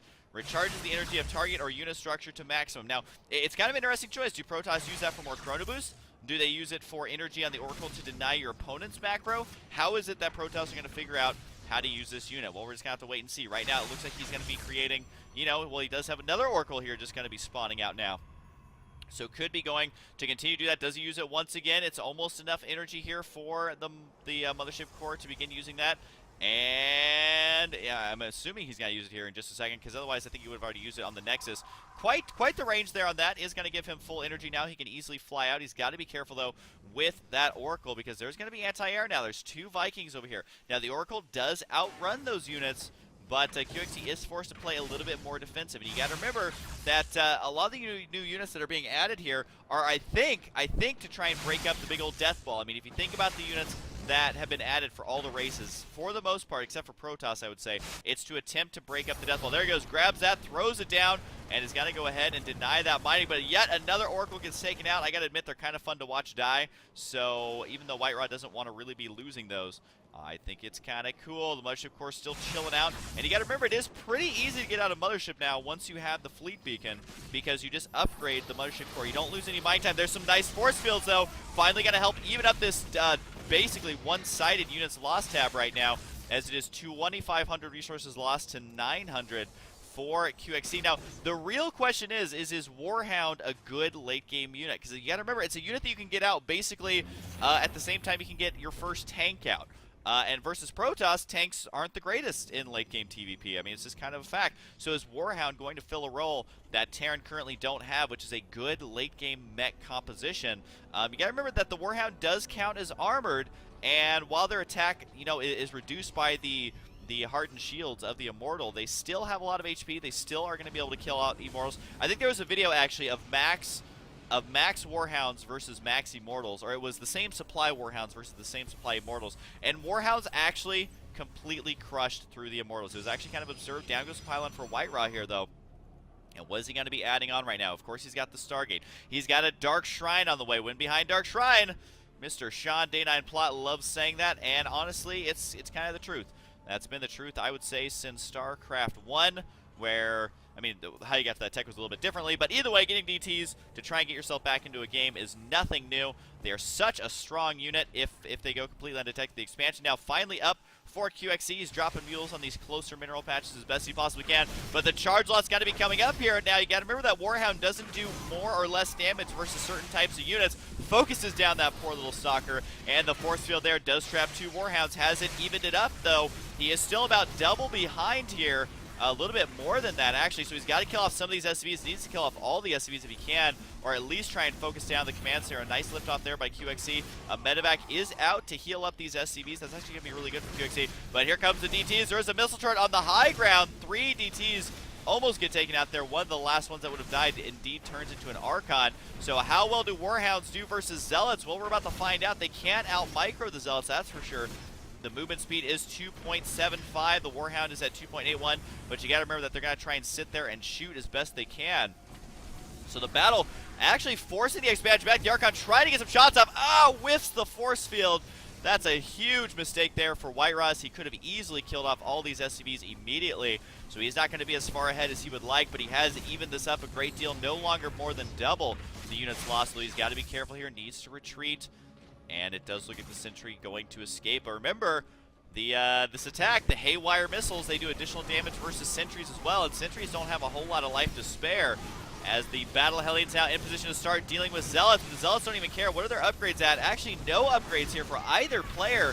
Such a low econ game as far as upgrades are concerned. Or would that be a macro? I guess I would say macros. The econ for WhiteRa has been pretty good. The Archon are going to be moving on up here. Has he evened up the units lost? I feel like he's getting closer and closer to catching back up, especially if he kills those SCVs. Not today, though. Not able to get that lucky shot off. 2.81 on the Archon, 2.81 on the Warhound, so they're never going to be able to catch each other unless the pathing is really bad or something like that for the Archon for some reason. But here comes the DT. Got to be slicing these Marines in half. That moment when you're chilling there and then you're immediately sliced in half. I didn't even see that Marine, but now he is definitely dead. And the DT is going to be slipping inside the main base. WhiteRa doing everything he can to stay on his feet, to do as much damage as possible. Should go for the ones on the building the missile turret right there. And could take out the ones on gas as well, which would be very, very good for him. He's going to be warping in more and more units here. And remember that DTs, if you turn them into Archons, it's a much more mineral-heavy Archon. So if you have a lot of expansions, it's going to be just fine. You can still save that gas for Storm. Can still save that gas for any sort of air unit that you would like to get, if he does decide to go for that Tempest. I was going to say Carrier, but I shed a tear of sadness knowing that the Carrier is forever gone. The DT's still harassing up here. 15 kills. as QXC is crumbling here under the harassment. He was able to get an early lead, but now, I mean, this is getting closer and closer. Only 1,000 minerals separate the units lost here. And if this DT keeps going, which he's not going to, so he gets punched in the face by a giant SCV, then, you know, it's going to help even that up a little bit here. So WhiteRa able to catch back up. He's got his third base going down, and even though he ended up losing a lot in the early game, I mean, it just shows you in StarCraft 2 how hard it is to come back into a game when you get a little bit behind here. Is that another DT? Do I hear a DT? Okay, don't think so. Oh, he had indeed canceled that right there. So right now, QXC is trying to basically mass up Warhounds, basically mass up the Battle Hellion, but you got to be careful versus this many charge lots, because even though no one has any upgrades, the fact of the matter is that Hellions are still very difficult to use versus Protoss. We do have the probes. Got to be transferring on down. Taking a look at the units tab, it is 51 probes to 40 SCVs. So even though WhiteRa has lost more, he is going to begin mining more. You can see that he's also spent a lot more on not only technology, but also on his army size. Economy isn't all that important. As long as your income's good and you have higher worker count, the amount that you spend on it doesn't really matter here. Now, it does look like the Hellions got to be moving up here. This is a completely undefended location. Only 2 Zealots, but they aren't going to be doing that much, especially since Blue Flame is nearly done. Is going to be warping in more units, but he stops to attack the Zealots, which means the probes are actually going to escape here. And yes, he is denying mining. Oh, does get a couple more there. I don't know how this probe survived, but he did manage to. And unfortunately for QXC, he stopped to attack the Zealots, which means the probes escaped safely. He did kill quite a few, though. 33 workers killed, though, by WhiteRa, as compared to only 8 for QXC. Most of the majority of those can really be attributed to that Dark Templar that got inside the main base, and Armory is going to be on the way in the mineral line, because why not? And might actually allow him to begin getting those upgrades, as far as attack upgrades, things like that, for his meching units, and more Archons are on the way. So WhiteRa, I mean, he's doing a very distinctive style. He's doing Zealot Archon versus this mech play. So we're kind of seeing the metagame shift around a little bit. Has WhiteRa found a unit composition that's going to be good versus the meching style of QXC? Should QXC go for more siege tanks? Should he start mixing in Thors? These are all questions that we really don't know the answers to just yet, but he is going to be roasting away a lot of the Zealots here. The Dark Templar just getting caught in the crossfire, even though he can't be seen. It does look like QXC, though, does clean out all those Zealots right now, so he is pulled further ahead in that unit's lost scans and takes out a DT as well as a pylon. Again, just kind of buffering that unit's lost as much as he possibly can. And you got to remember that WhiteRa doesn't have 200 capability of supply, so what that means is losing a pylon, at some point he's going to have to rebuild that pylon if the game keeps going. So that is directly affecting the game here, even if it doesn't straight on supply block WhiteRa. Now we do have Void Rays on the way, and you got to remember that this meching style doesn't have any anti-air. Look at this, 2 Widow Mines, 13 Hellions, 11 of the Warhounds. He does upgrade them into the Battle Hellions. We do have a DT in here hacking away. We'll keep an eye on him. See how much exactly he can do. If QXC doesn't realize the DT's hacking away, it will begin killing off a lot of these mech units. And here comes the charge lots. Is it going to be enough? The Battle Hellions in a pretty good spot to do lots of AoE damage to these Zealots, with the Archons kind of cleaning up the rest. QXC now is going to be falling behind, as WhiteRa does have the +1 attack. I think that these still have no attack or armor upgrades. But we do have a DT now down here as well, as he is at the 7 kills. The SCVs are forced to go nowhere. I don't think he meant to lift that one off, but he did, which means these SCVs actually have nowhere to mine now. They do finally land down in the bottom right side. This is the only remaining unit from that attack, and the charge lots, remember, they get a guaranteed hit. If they do a charge, the way they're programmed is that they will do damage. Here comes the Widow Mines, but Zealots, are they cost-effective versus Widow Mines? I actually don't know. I think the answer is yes. He's going to go ahead and run this guy in here to clean that one out, and it eats up some of the additional gas. And with no anti-air in sight, this Void Ray can go to town. Although, don't go to that town, because that town has anti-air. You just want to stay in the town without anti-air. It's like visiting my parents' house with no high-speed internet. If they don't have anti-air, then it's definitely going to be a lot of trouble for them to deal with it. So we do have, you know, I would assume Viking production going to begin. Yes, we do. We have a mothership on the way. You can see this bad boy turn it into a mothership right now. It does still take a little bit of time, 100 in-game seconds. Plus, I don't think you can chrono boost that, because it's not technically a building here. But the Void Ray, I think this was a great choice by WhiteRa. At least force more Vikings, which means even less units on the ground.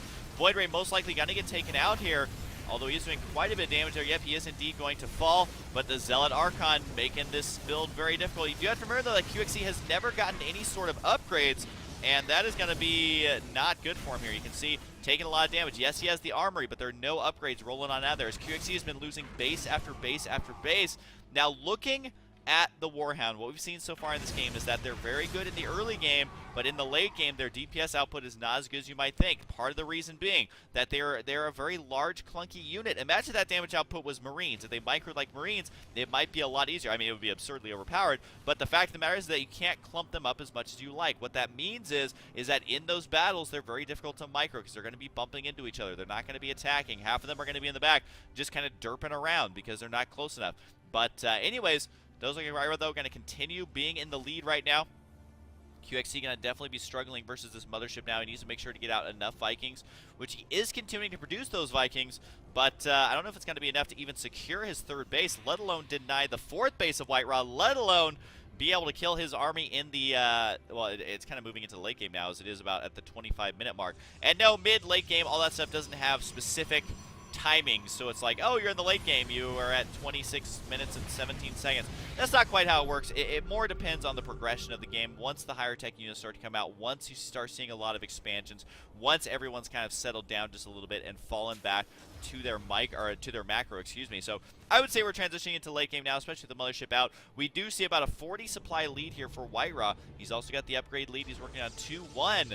While his opponent, I believe, still has no upgrades, unless I am tripping and I missed it. No, he does not. He does have a couple of Thors here, which Thors are very, very good versus Archons. You gotta remember that Thors do not take additional damage from Archons, and also Thors' damage is almost always wasted on whatever they're attacking, because look at this, 30 damage times 2, 60 damage, and I mean, how many units are not going to die from just a couple of shots? So like Zerglings, for example, that's a total waste of the energy. Zealots is kind of a waste just because they attack so slowly. But if you're going up against Archons, oop, a misclick there for WhiteRa. He says, let's even the game just a little bit. Let's delay mining on my own units here for now. Now the mothership is kind of chilling out right here. There is still mass recall. Of course, it still has the vortex as well, but you can't ever turn this back into a mothership core unless you end up losing it. I think you'd have to what, make another mothership core and yada yada. So he needs to make sure to keep this thing alive because it's going to be a long time before we see another mothership on the field, if he does indeed lose it. But for now, he's got a lot of Zealots, a lot of charge lots, and a lot of Archons here. So those charge lots going to be moving out right now to try and do some damage. The mothership has been revealed here, so QXC is going to realize, all right, I got to start saving energy for scans. Which, does he have enough energy for scans right now? No, he doesn't. He needs to make sure not to engage here. Actually, lifting off that main base command center, kind of interesting to see that, because he still has quite a bit of money here. I mean, there's 400 minerals there, 200, and still about 1,000, a little bit over 1,000 here. But the Hellions finally catching a break here. Going to be running into the mineral line. Workers killed is up to 27. Finally could kill off this DT, but he decides to retreat just because there's a lot of units that could potentially reinforce right now. But a big attack going to be moving out on the right side. Can't believe we're actually going to be seeing a mothership here. Now, QXC has no siege tanks in position to deal with this. The Vikings have got to be careful. But all of a sudden, the meching style that Terran might be using a lot makes Void Rays very, very useful here. Might actually begin seeing them a lot more in multiplayer games, but there goes the Vortex. Does QXC hop on in, or how does this work out? I don't actually know, but the Archons are ready to go. There's even a Vortex up north. What is this Warhound doing? He's like luckiest Warhound alive so far. Then he decides to hop right in there. But here we go. Keep an eye on the supply, 71 to 137, and they are plummeting for QXC, realizing he has nowhere to go. It is going to be a GG out of QXC, as WhiteRa able to defeat not only Safana, but also QXC. And I do have some more games between these two players. So for the sake of making the video as short as possible, going to go ahead and end it here. Begin uploading it. I'm sure you'll see it in about a year. Hope you guys enjoy it, and I'll see you guys next time. Hello everyone, this is Husky here, back with some more StarCraft 2 Heart of the Swarm action. This time it is going to be between WhiteRa down in the bottom right side.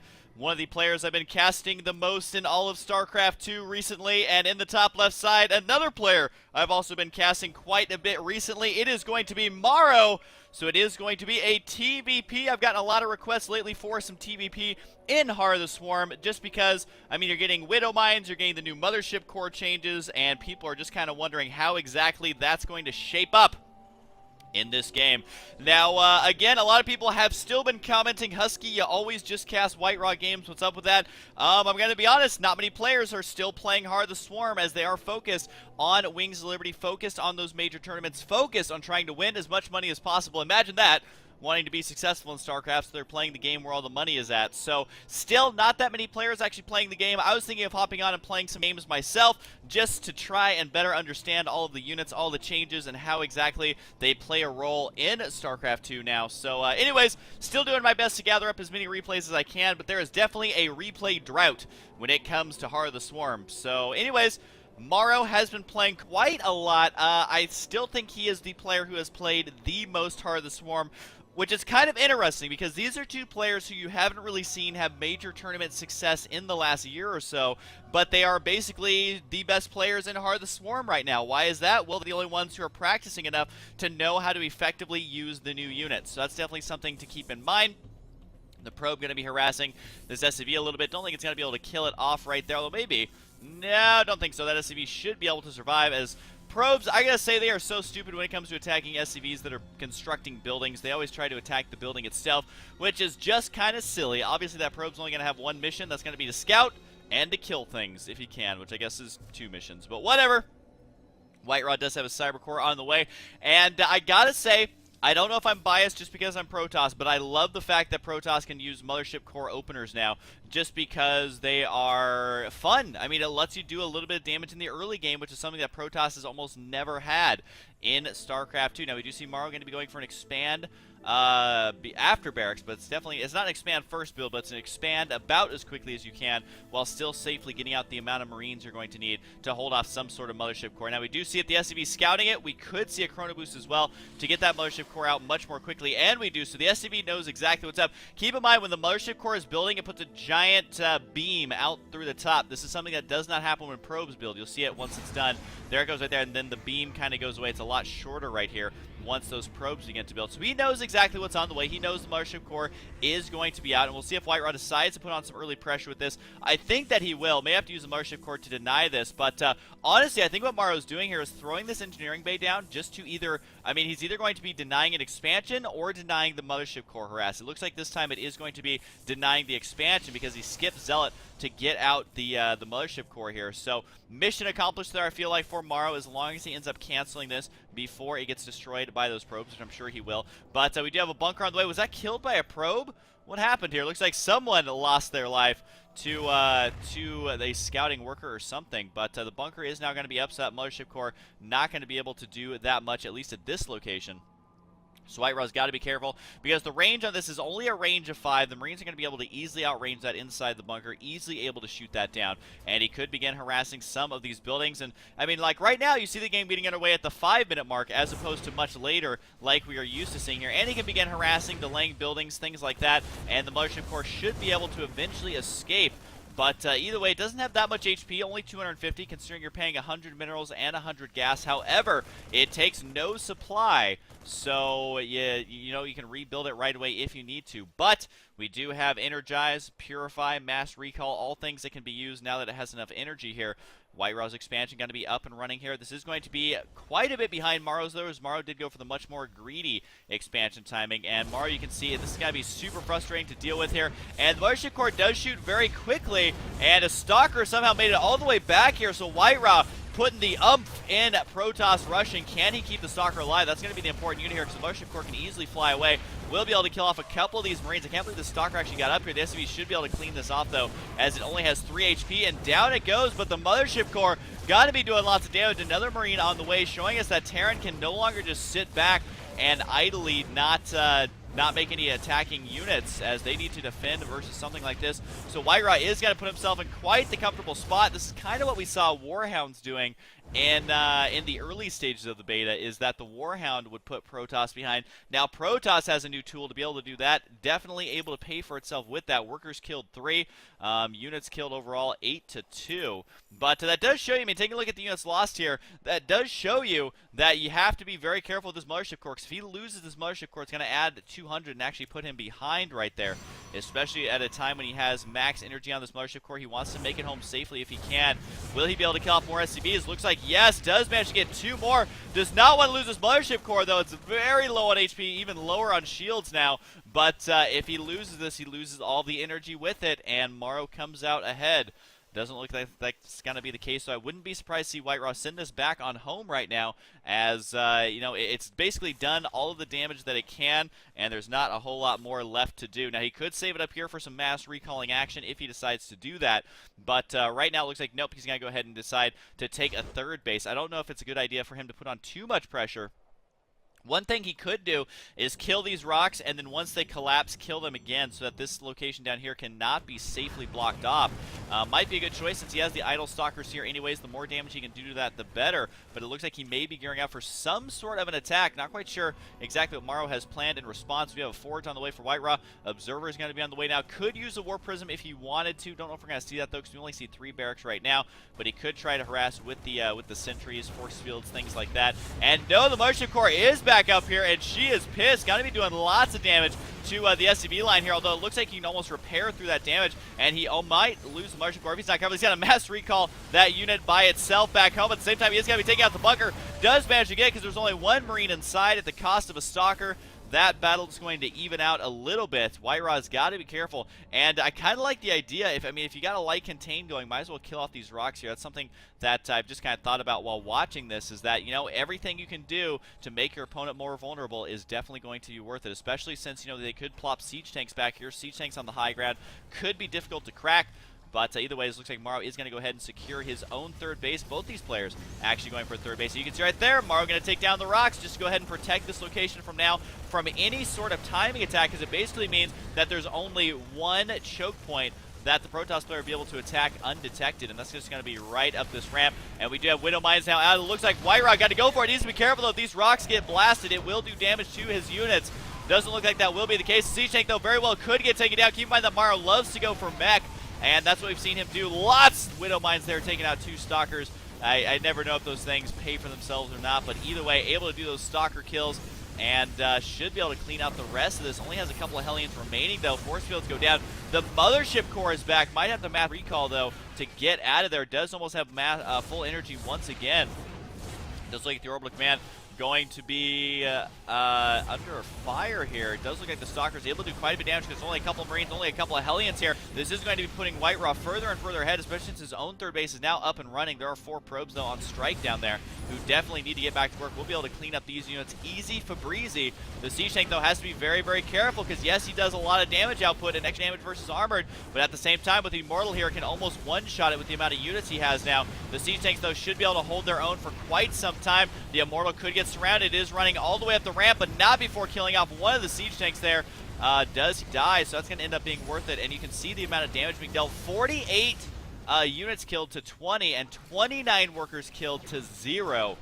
0 workers killed by Morrow right now. Let's take a look at the worker count. 43 to 61, obviously putting him way, way behind. And this is showing you how frustrating anti-air is if you are going mech, because the Mothership Core just sitting above all these units, dealing lots of damage, up to 13 kills. Now the Stalker's got to be doing some more kills here. I don't know how Morrow can actually hang on, as he's getting way behind in the macro, way behind in tech, way behind in supply, and just in every way possible. Might even end up losing this tank. If not, we'll be forced to repair it even more. But you can just see the DPS on this Mothership is pretty darn high. Zelt's going to be running up here, but they're just going to get taken out right away, I feel like. But not before splash damage from the tank. It's going to be softening the rest of the army. The tank finally goes down. The Mothership Core will get taken out before it can mass recall, and it does look like the Orbital Command will barely survive. Morrow does need to repair that, though, because it is going to be burning down inside of the red right now. There we go. So he's going to go ahead and save that. Lots of mules going to be dropped down, and is going to stabilize here just a little bit. And let's take a look at the income tab here. You can see managing to keep up with WhiteRa's 3 base just on those mules alone. So he's going to be in pretty good shape. Now, you got to remember that Morrow loves going mech, which has very severe strengths and very severe weaknesses. Your positioning is going to be good. Your counterattack potential is good because of the Hellions. Your battle Hellions can do lots of damage. Oh, this Colossus accidentally getting left over here because of a bad rally point. That was the rally point for the Observer here, and it might actually get killed off here. No, WhiteRa does manage to detect here. Unfortunately for Morrow, though, didn't realize it was completely undefended all by itself. We'll be able to hang on to that Colossus. I think all of our Protoss brethren have been in that position. Does get a nice split here. Will finally kill off his very first worker, so congrats to him. But can he do the damage he needs to? He does a lot of Hellions behind the mineral line. 2 remain, which is still enough to be one-shotting these probes. He's lining them up, doing quite a bit of damage here. evening the score substantially. You can see cutting in about halfway to the workers' kill tab there. Very, very nice for him because he was way, way behind there for a moment. That's going to even up the worker count substantially, 58 to 61. Still 3 SCVs at a time, followed up by 3 probes of WhiteRa. We do have a 4th base on the way for WhiteRa right now. So he is apparently not wanting to just end this game right away, giving Morrow a bit of a chance. And honestly, I don't think WhiteRa could even kill Morrow right now because his siege tank count, while it is at only 2 or 3 right now, he can place them in such a location that it's very difficult for the Colossus to get to where they need to begin attacking those siege tank placements. So right now, Morrow also going to be going for a 4th base here. So the timings have been almost identical here. It's just WhiteRa has managed to do so much damage with that attack, but at the same time, Morrow is returning the favor. So the game has stabilized for Morrow right now. Yes, he's a little bit behind in supply, but at the same time, his upgrades are looking good. He's working on +2 mech and +1 armor for the mech, while he is just going to be going up against, I believe, the 2 attack, unless he managed to squeeze an armor upgrade in there, which he did. 1-1 done for WhiteRa, so he should have relatively even upgrades. But the problem is that late game Protoss is just way, way, way too good, man. I mean, you're going to have Zealot Legs, you're going to have Thermal Lance, you're going to have full upgrades, you're going to have Colossus, Psystorm, potential for apparently a fleet beacon here. He could be using Tempest here. Now we're going to be having a Void Ray Mothership Core Harass.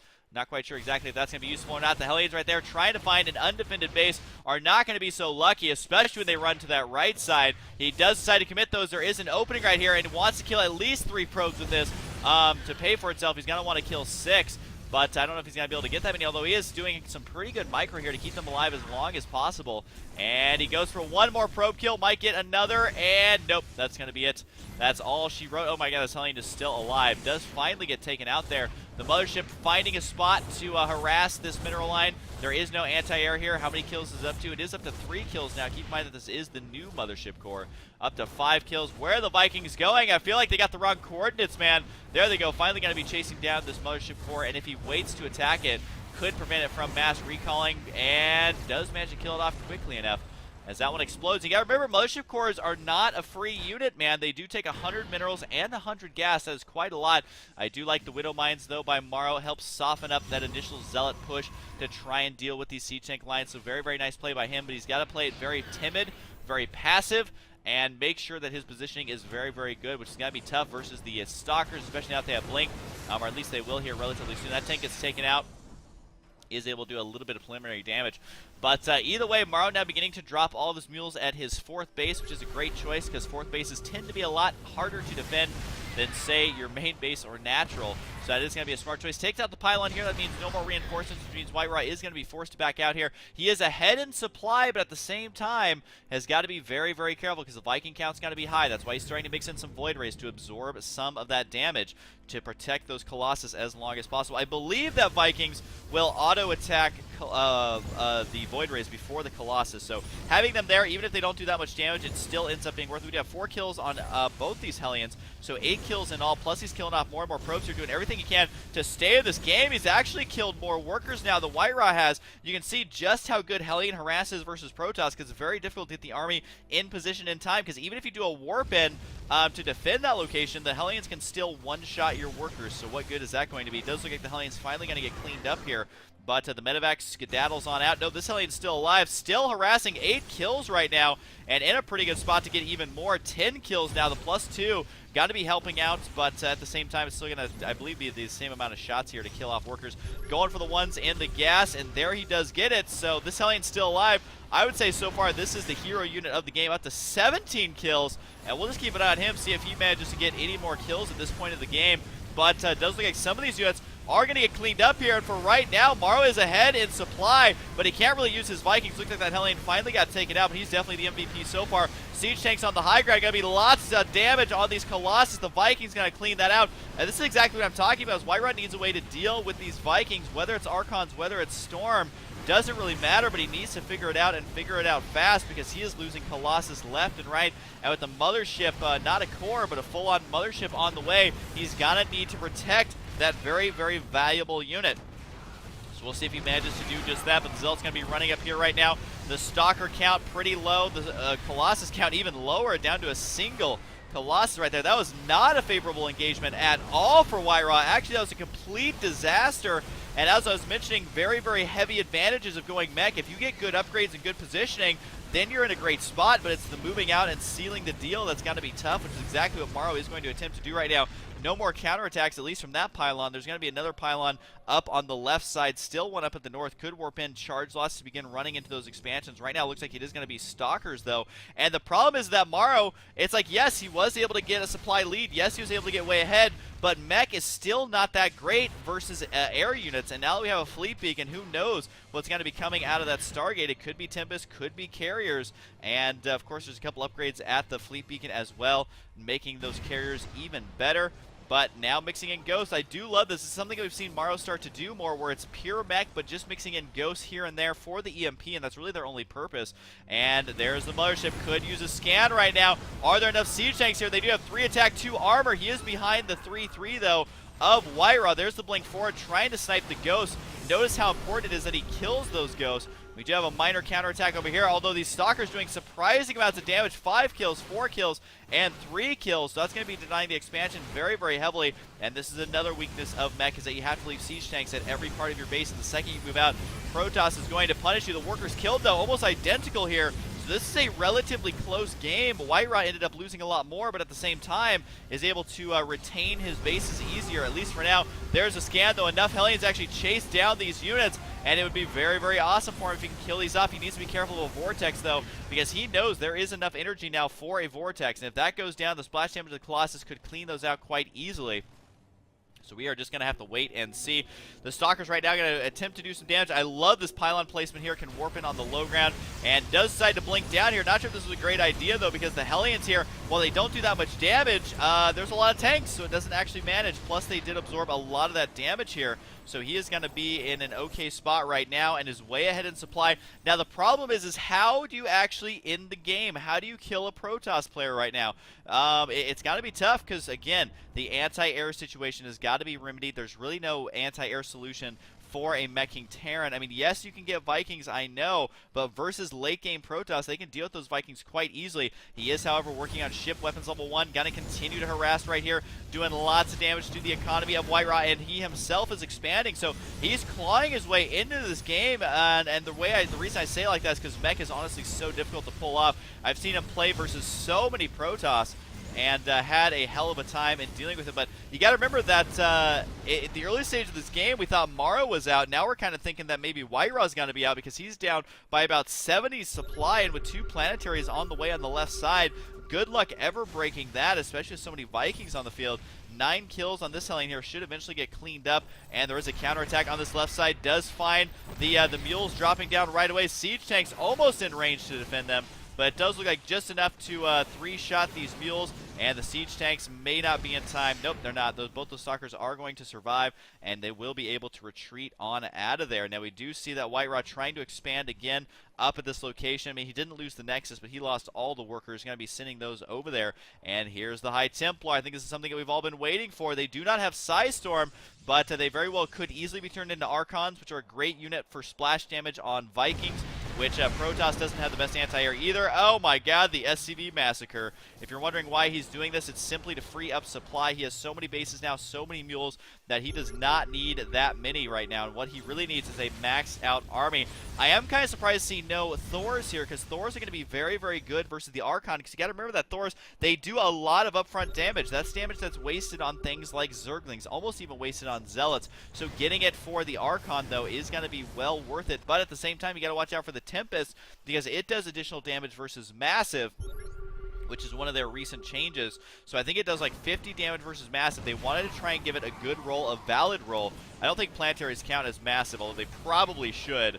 But either way, the Mothership Core just chilling out here, going to be doing a little bit of damage. EMP on the Mothership, no more energy. All of a sudden, the Vikings out of nowhere are going to be doing lots of damage, and down it goes. A huge, huge loss for WhiteRa. Not quite sure why he got so ballsy with that unit, because now his army is very vulnerable. There's lots of EMPs that can easily knock out the shields of these ghosts. And I think Morrow, he is ready to go. He's maxed out. He's got good upgrades. By the time he gets there, his 3 armor is going to be done. There is another Mothership Core on the way for WhiteRa. Keep in mind that they can be chrono boosted out almost immediately, but once they begin morphing as a Mothership Core, they cannot chrono boost like you used to be able to. So it's kind of a catch-22, I suppose, where now WhiteRa going to be working on the Tempest. He does have 1 attack and 1 shield, surprisingly enough, although the shield upgrade is going to be for those Archons, of course. I think Morrow may have missed his chance, though, to get a nice killing blow, because at this point, if he's not adding on lots of tech structures, lots of production facilities, he's going to be in a world of hurt. But he does have 5 Stargates, all with reactors. He can make 10 Vikings at once. Are you serious? Or he could do a major tech switch. That would actually be pretty dope. If he tech switched to Marine Marauder with 10 medevacs, that would be sick. I would love to see him throw down like 8 barracks right here and then just do it. Just try it after he loses this army, because he most likely will now that WhiteRa is maxed out. A mech army. The prospects do not look very good, although he did decide to use Battle Hellion form, which is very good. EMPs go down, but so do the Ghosts. Not sure if the damage was enough. We're going to see if WhiteRa can break on through. The Hellions getting roasted away, but they're also absorbing a lot of the damage. Vikings going to town on the Colossus, and a huge supply lead for Morrow. I don't know if he's going to be able to kill off all these units. He does decide to land. That might have been a huge mistake for him, unfortunately. Yes, it was, which is going to even up the score by quite a bit. But, I mean, this just shows you how bad siege tanks are in PvT. I mean, let's be honest. Every unit Protoss has is basically made to counter the tank. You can blink on top of the tanks. You can charge into the tanks, and you can use the Immortal, which just doesn't take any damage, and it does additional damage. So, really, I mean, Blizzard has all but killed the Siege Tank. I would even say they've killed the Siege Tank in the TvP matchup, but I gotta hand it to Morrow, man. He tries to make it work, is making 5 Vikings at a time. Kind of sad not to see 10 at a time, but hey, what can you do? And we do see the ship weapons level 2 on the way. Personal cloaking, that's going to be for the Ghosts. That is not the Banshee cloak. The reason this is important is because you can sneak in those Ghosts and start EMPing High Templar before they ever know what hit them. Siege Tanks on the high ground, though, do get quite a few volleys off, and it does look like right now Morrow going to be able to hold off this minor attack, and there is going to be a counterattack up in the top right side. Runs right past the cannon. The probes not really getting lined up, but still able to do a little bit of damage here with these, and the more economic damage you can do, the less easily WhiteRa can, warp in 20 units at a time. I mean, I know it's common sense, but you got to remember that most other races have to kind of wait for either larva or wait for the production queue, but not WhiteRa, not Protoss. If you have enough gateways, you can just warp in an immediate army, although honestly, he doesn't have that many warp gates. Would have loved to have a building tab, but right now he doesn't have that much, which is why it's taking him so long to get remaxed out. I think it would be very wise for WhiteRa to add on more gateways right now, and Morrow has his production looking. He does have it laid out very nicely, and he does have 3 reactors, so that's going to be quite a few Hellions, 6 at a time. Which is actually what we see right now. We also have a nuke on the way, which is something, again, that we've seen Morrow try and do in desperation moves to basically kill their army with a giant nuke, and that feels good, man. I don't know if we're actually going to be seeing that or not, although WhiteRa has been susceptible to nukes in the past. And it does look like Battle Hellion form has been activated. SCVs are brought out the line, and the siege tanks gotta try and chase as best they can here, but Blink, a pretty good unit. Yes, I did say that correctly, as the Blink is going to allow him to save those, and another attack up at the north, and could even be going for the expansion here, bombarding with the Tempest. A very nice play there, trying to take out some of these structures. Could go for the sensor tower. WhiteRa may have overextended himself, though, as he is going to get sandwiched here if he does not back out in time, which he does indeed get out of there, but you can still see that Morrow is ahead in supply. That poor Viking trying to take on the Mama ship. Oh, it does manage to survive right there, and now it's going to die. But at least the Mothership able to get a gratifying kill there. Still only 1 attack, now 2 armor, or 2 shields, excuse me, with 3 shields on the way and air weapons level 2. As his other upgrades, I think, are looking pretty stellar, if I remember correctly. Yep, 3-3 on that front, plus he's going to have the 3 shields on the way, and even with Ghosts on the field, it's not like they can EMP every single unit in a death ball, especially if you only have 1 or 2 EMPs coming out before they die. So right now, I think this is a smart choice by WhiteRa, just buying all of his time, getting his good upgrades, working on higher tier units. I mean, the more Tempest you can get, the better, because it's just a unit that is easily retained. While it may not do a lot of upfront damage, it may not do great in a straight-on battle, it is still free damage if you keep them alive, and that means that if you can retreat with them, them, then you're going to be in pretty good shape, as we do see a third Tempest is on the way, and while they do have 2 armor, 450 total HP for what you're paying can be on the lower end. It does look like, though, the blink forward could go straight for the tanks. You can see just how worthless these tanks are. It's actually kind of depressing, and I don't even play Terran, but tanks get taken out. Planetary is going to get taken out here as well.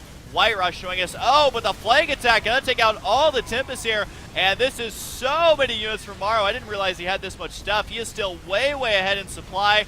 So before all the Terran players get depressed, just take a look at this battle. With 3-3 already done, he's gonna be able to do massive, massive damage, and could be working on more production for his Vikings. Remember, when Vikings land, it still counts as air attack as opposed to the ground attack.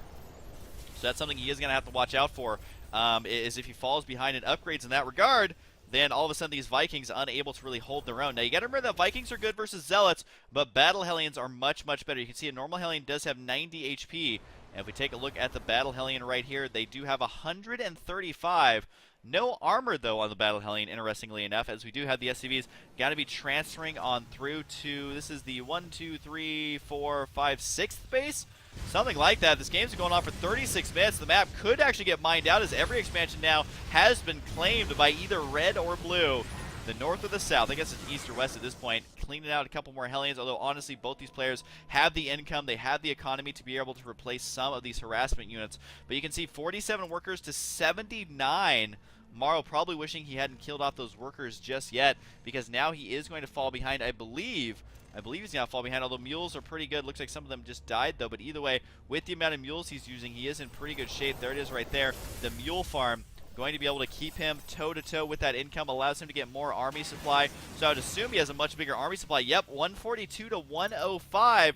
But you do have to remember that Protoss can warp an entire army. Protoss have the hard counters to mech.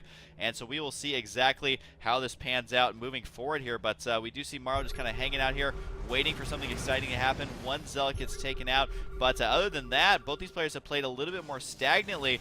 And it does look like WhiteRa working on getting a lot of Zealots. They do, of course, have that Zealot legs. And we do have +3 ship weapons on the way finally from Morrow, and the +2 armor.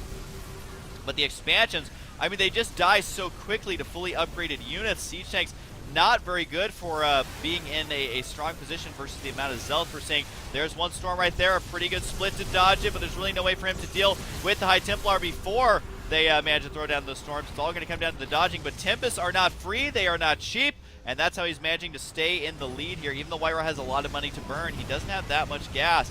So killing off any of the gas units is going to be vital. Honestly, Zealots at this point are basically free. And the Battle Hellion's not in the best position here to protect the tanks, but the tank count is still relatively high. Keeping an eye on the supplies, they are both plummeting here. They both went from nearly maxed out to about 130 apiece, and it does look like Morrow will pull slightly ahead after that battle. No expansion down here for him to take out, but he will be able to secure that location once again. But does he have enough units now on the field? I don't know if he actually does. Taking a look at the army supply, 94 to 38.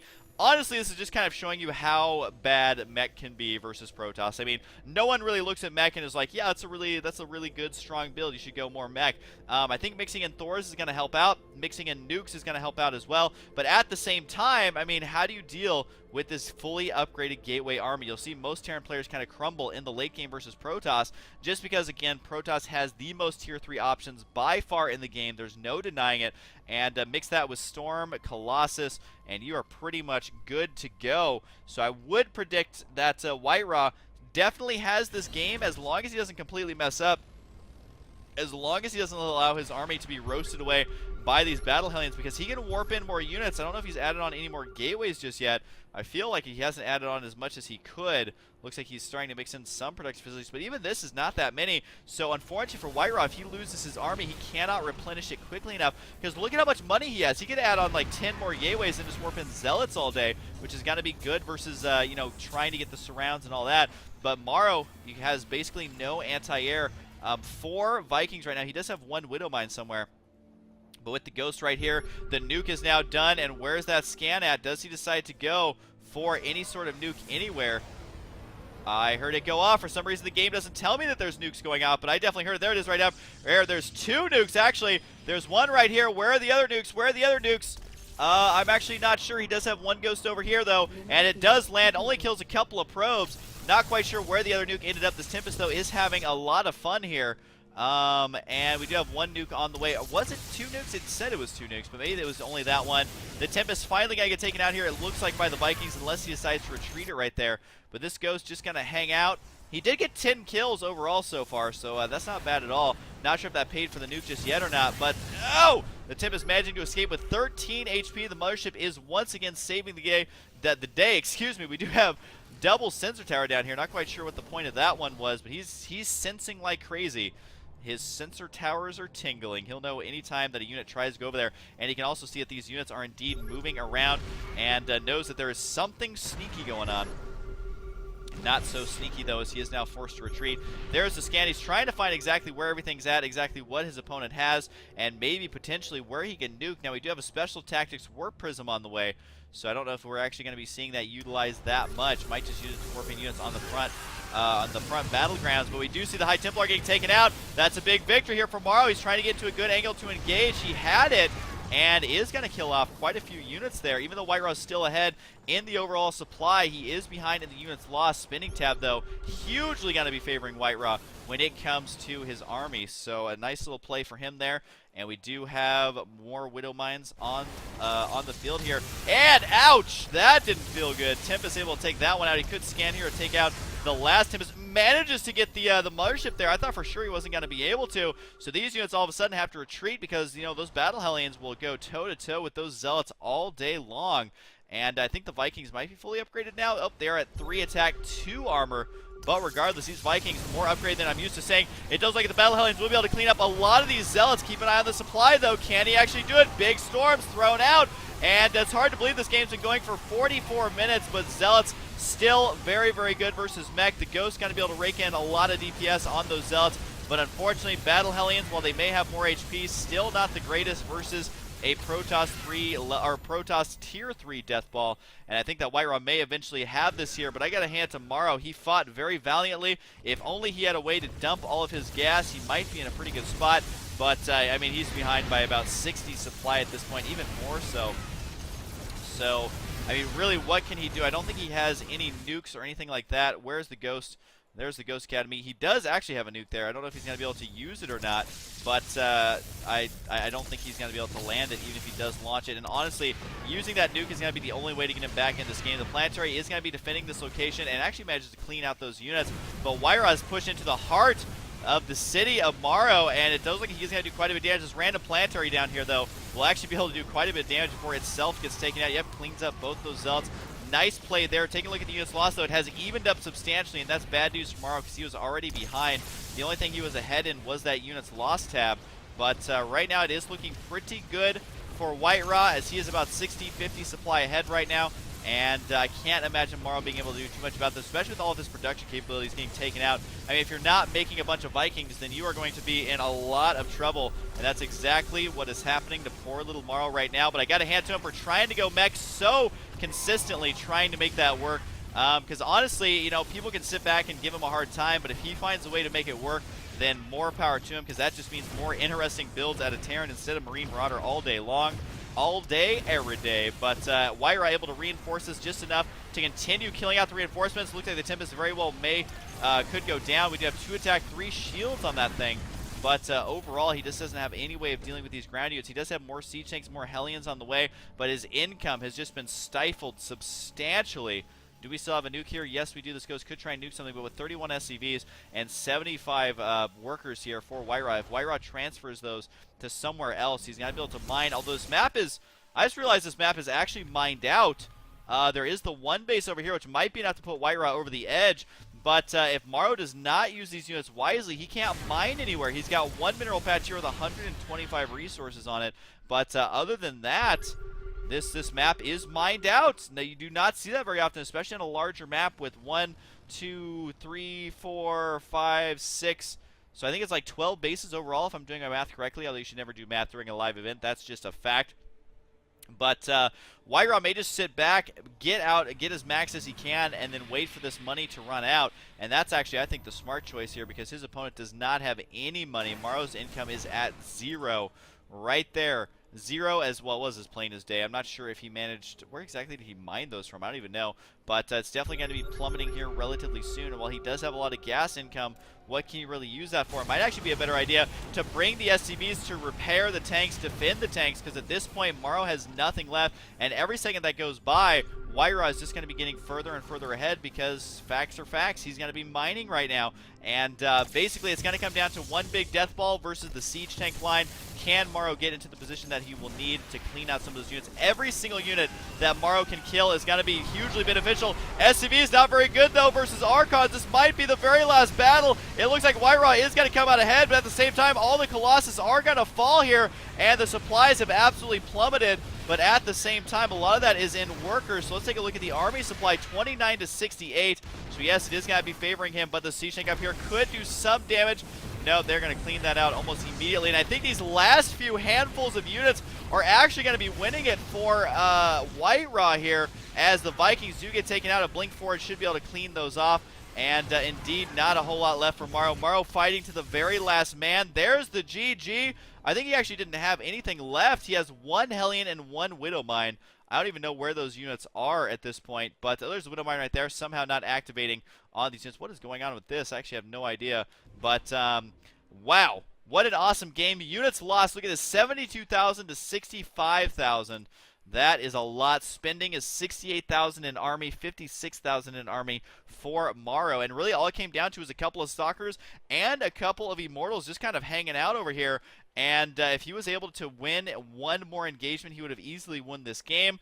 But I got to hand it to Morrow, man, trying to make mech work and showing us just how difficult meching Terrans have it lately. So we will see in the future games, I'm sure, if he can manage to pull that off. So I hope you guys enjoyed, and I'll see you guys next time.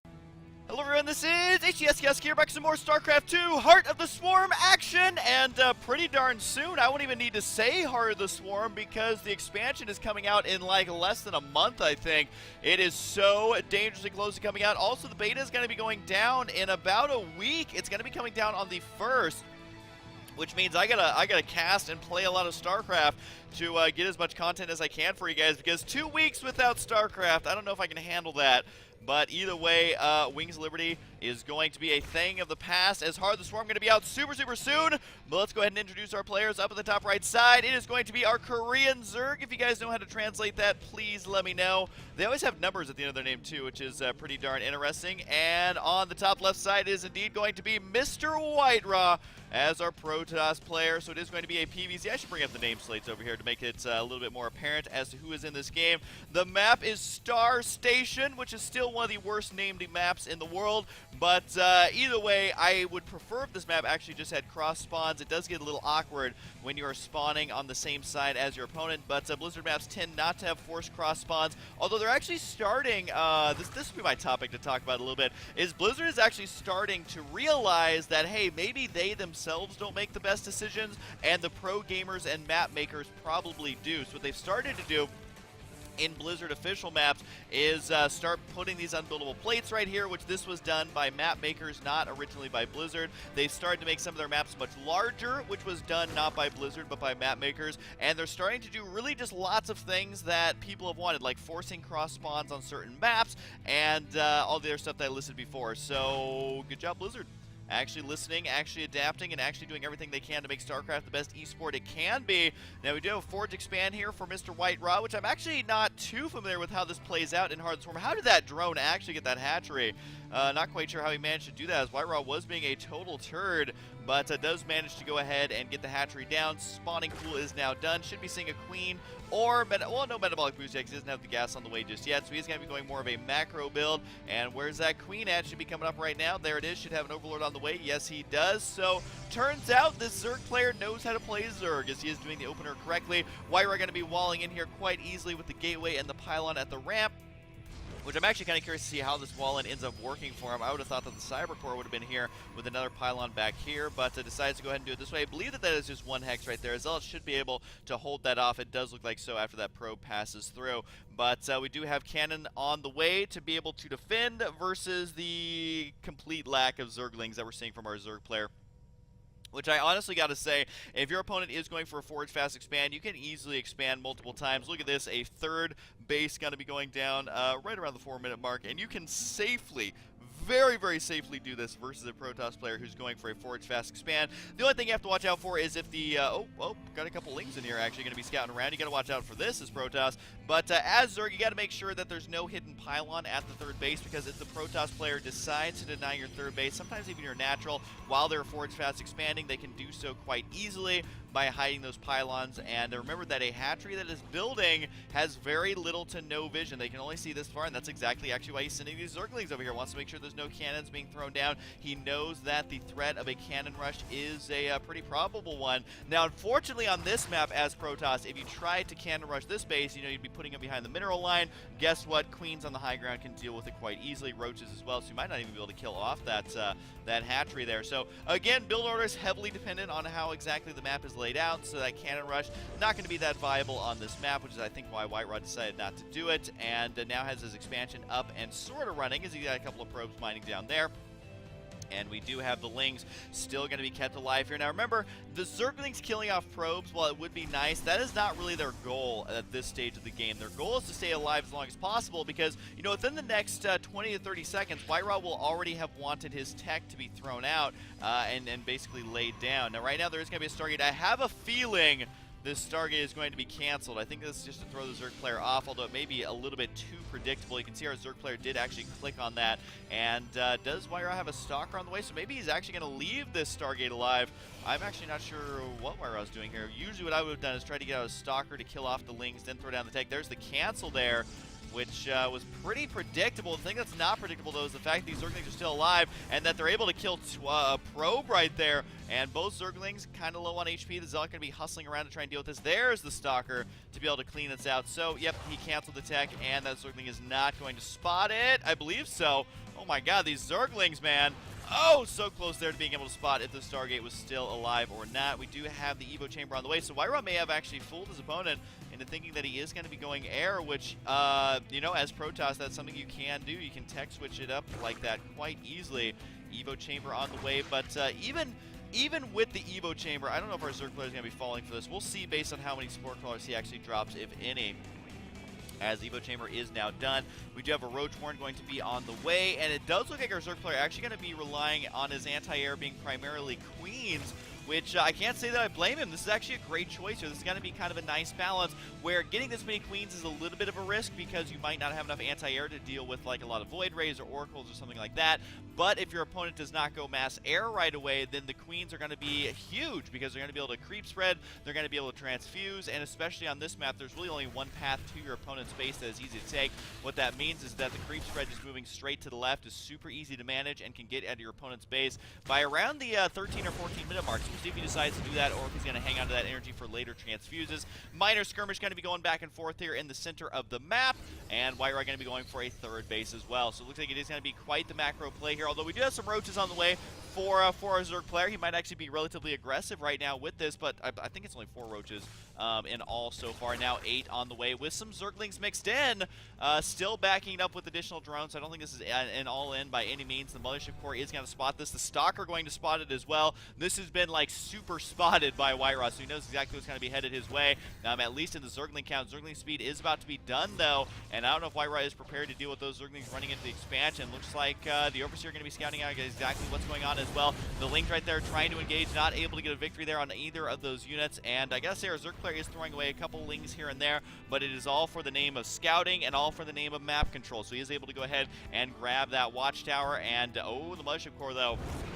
Guess who's not affected by Zerglings and Roaches? The Mothership Core. So he spots exactly what's going to be going on right there. 11 Roaches on the way, but it is backed up by some drones as well. Our Zerg player still has quite a bit of money to burn here on the back of the fact that he got 3 bases so quickly. So if WhiteRa doesn't find a way to get a good timing attack or do some sort of harassment, he is going to be going up against the full power of a macro Zerg, which ain't fun for nobody, unless of course you are that Zerg player. So here comes the Roaches right now. Does WhiteRa actually have enough? He's got the 3 Immortals, he's got a couple of Sentries and a couple of Zealots here, so the force fields are good. Should be able to buy enough enough time. Mothership Core, unfortunately, is out of position here as the army is going to be moving forward at the expansion. I don't know if our Zerg player is going to be able to do too much here, although he could actually trap this army or decide just to run directly to the main base. The sentries there are able to force field, though, at the last second, but guess what? Zerglings are a little bit too quick. They're going to be running in here, able to kill off the Stalker right as it's warping in, and a very tense moment here for WhiteRa because he doesn't have anything inside the main base to deal with this, so his probes are falling at a rapid rate. 2 Zealots here are going to try and hold on with the +1 attack. Means they die in 2 slices. We'll see if he actually manages to clean that up, and he does. God, Zealots are so much better when they have that +1 attack. But here we go. The army is back into a corner right now. The force field's pretty good. The Colossus, though, wrong place, wrong time, is going to be able to save it on the high ground for now. Should be able to get off a couple of free shots. The Lings, though, are going to be able to work it down. Not sure if they're going to be able to kill it off. Yes, it will be destroyed. The Roaches down at the expansion, though, getting cleaned up by that Photon Overcharge and the Immortals. Roaches running right inside the main base. And really what they can do here is ignore the army and go straight for the probes. Looks like he's going to decide to kill off the Zealots here, though. There's the Photon Overcharge, but as soon as these Zealots die, then the Roaches can go straight for the probes. Well, you got to remember that a Photon Overcharge on a Nexus means the Roaches will automatically attack the Nexus as opposed to automatically attacking the probes, which means you have to individually focus down the probes, which is a total pain in the butt if you're the Zerg player. That was double Photon Overcharge, which means that Mothership Core is basically worthless here for the next couple minutes, as it is going to be waiting for that energy to regenerate, because he used it twice, means he's got no energy left, and the Mothership Core not going to be able to do all that much, although he could continue to scout. Overall units lost here is actually going to be favoring WhiteRa after that. Overall workers kill is going to be 16, though, by that attack, which means that overall we have 63 probes to 73 drones. More drones are going to be on the way, a 4th base on the way for our Zerg player as well. So honestly, our Zerg player being a little bit more aggressive than he needed to be, and could have easily secured that expansion, although he is going to be working on the Swarm Host coming out right now, which is a unit that you do not see all that often, and a unit that really benefits from mass creep spread. So I think what we should be seeing is more and more creep spread, although he's got to be careful with the amount of Swarm Hosts he actually makes, because Colossus and air units going to be extremely effective against them. Gateway units basically worthless, but the air units and Colossus are going to be extremely powerful. You don't have anything to actually protect the Swarm Host. Really, it's kind of like Broodlords. You have to protect them as best as you possibly can. WhiteRa deciding to go ahead and push forward here, which means those Swarm Hosts are going to have to boogie on out of there. Some free shots going to be thrown out by these Locusts, but still not enough to really be able to engage that army directly. Oh, the Swarm Host right there, killing some hold position Zealots there before sacrificing himself to the greater good and exploding with the self-detonation. Now, where are the Swarm Hosts actually at? They did back up to relative safety here. They could be, once again, more aggressive.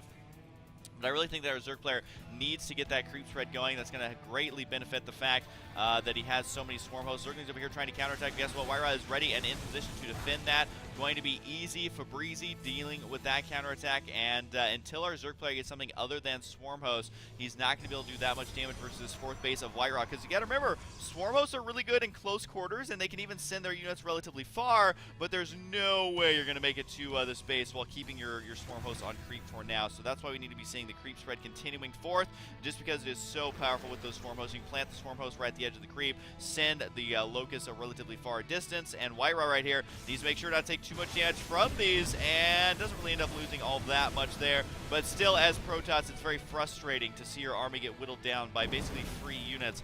And do we have the Enduring Locust upgrade? Yes, we do. So these Locusts are going to be lasting just a little bit longer. They are going to be pushing this army further and further back. Once again, giving more and more map control to our Zerg player. There's this creep spread going to continue forward. But, you know, unless our Zerg player can really start working towards Hive Tech or something like that. Does he have Hive Tech?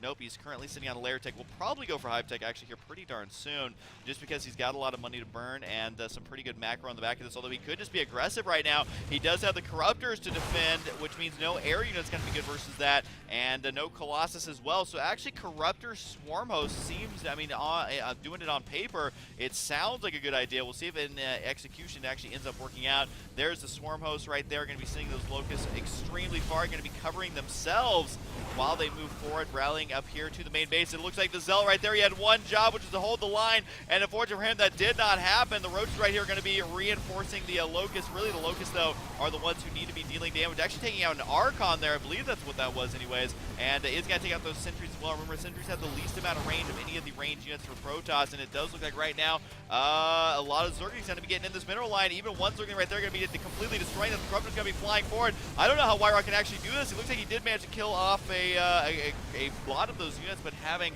to retreat eventually. Both players actually taking a lot of damage from this. I think the Ling's finally getting cleaned out right now. But overall, 21 workers killed, which is actually not as bad as I thought it would be for WhiteRa. 77 drones to 84 probes. So WhiteRa actually needs to stop making probes here relatively soon. He's going to be at 88 relatively soon, and that is more than enough to saturate the bases that he has going on right now. But we'll see just how many he plans to get. Void Rays now on the way, and honestly, Void Rays are a great choice versus Swarm Host Locust because, or Swarm Host Corruptor, excuse me, because the armored units are going to take additional damage. And guess what? Swarm Hosts are armored. Guess what? Corruptors are armored. So Void Rays are a great choice right now because they work a lot differently than they did in Wings of Liberty, which means you're going to be seeing a lot more of those. So definitely keep that in mind, guys. If you're Protoss, the Void Ray much more versatile versus Zerg, which means that the Zerg, the one thing they suffer from, I would say, in Heart of the Swarm is the lack of anti-air. Yes, you still have the Corruptors, yes, you still have Hydralisks, but other than that, there's not a whole lot of anti-air going around for Zerg, and that's why you're going to have to see so many Corruptors coming out. Does he have Hive Tech yet, or is he still waiting on Lair Tech? Yes, there's the Hive Tech right there, which means he could go for the Greater Spire if he so desires, which actually might be not that bad of a choice. The main problem, though, is still going to be those Void Rays. I think he's going to have to rely on some Infestor Fungal Growths to deal with that. But I'm actually kind of curious to see exactly how this unit composition matches up, because this unit composition, if you think about it, is very different than what we're used to seeing in Wings of Liberty. And a lot of Zealot's going to get taken out here. You don't see that many Void Rays versus Zerg in Wings of Liberty. It's just kind of a fact. Now, we do have the Swarm Host here, though, and actually Force Fields might be a great way to deal with Locust. Not sure if there's enough Force Fields here to actually make that happen, though. Time Warp going to be coming out as well. Can WhiteRa actually do this? Usually, you will see this unit composition just do a lot better versus Protoss, but WhiteRa able to get the exact units he needed to and completely crushes that army. Of course, our Zerg player, though, is, well, he's Zerg, so he's going to be able to remax out almost immediately because he has had a slight macro lead this entire game. I think taking this top center expansion is a mistake. Should go for the one down here, which he is also doing. So I guess when you're running out of places to expand, that's really all you can do. And I always feel bad for the drone who gets told to build a hatchery and then cancel it, because it's kind of that awkward moment where the drone's like, all right, I'll cancel it. Oh my god, why are there so many units here trying to kill me? The Locusts here trying to catch up. They do move terrifyingly fast on creep and actually able to catch up to this army here before the Colossus and stuff do manage to get off that creep to relative safety.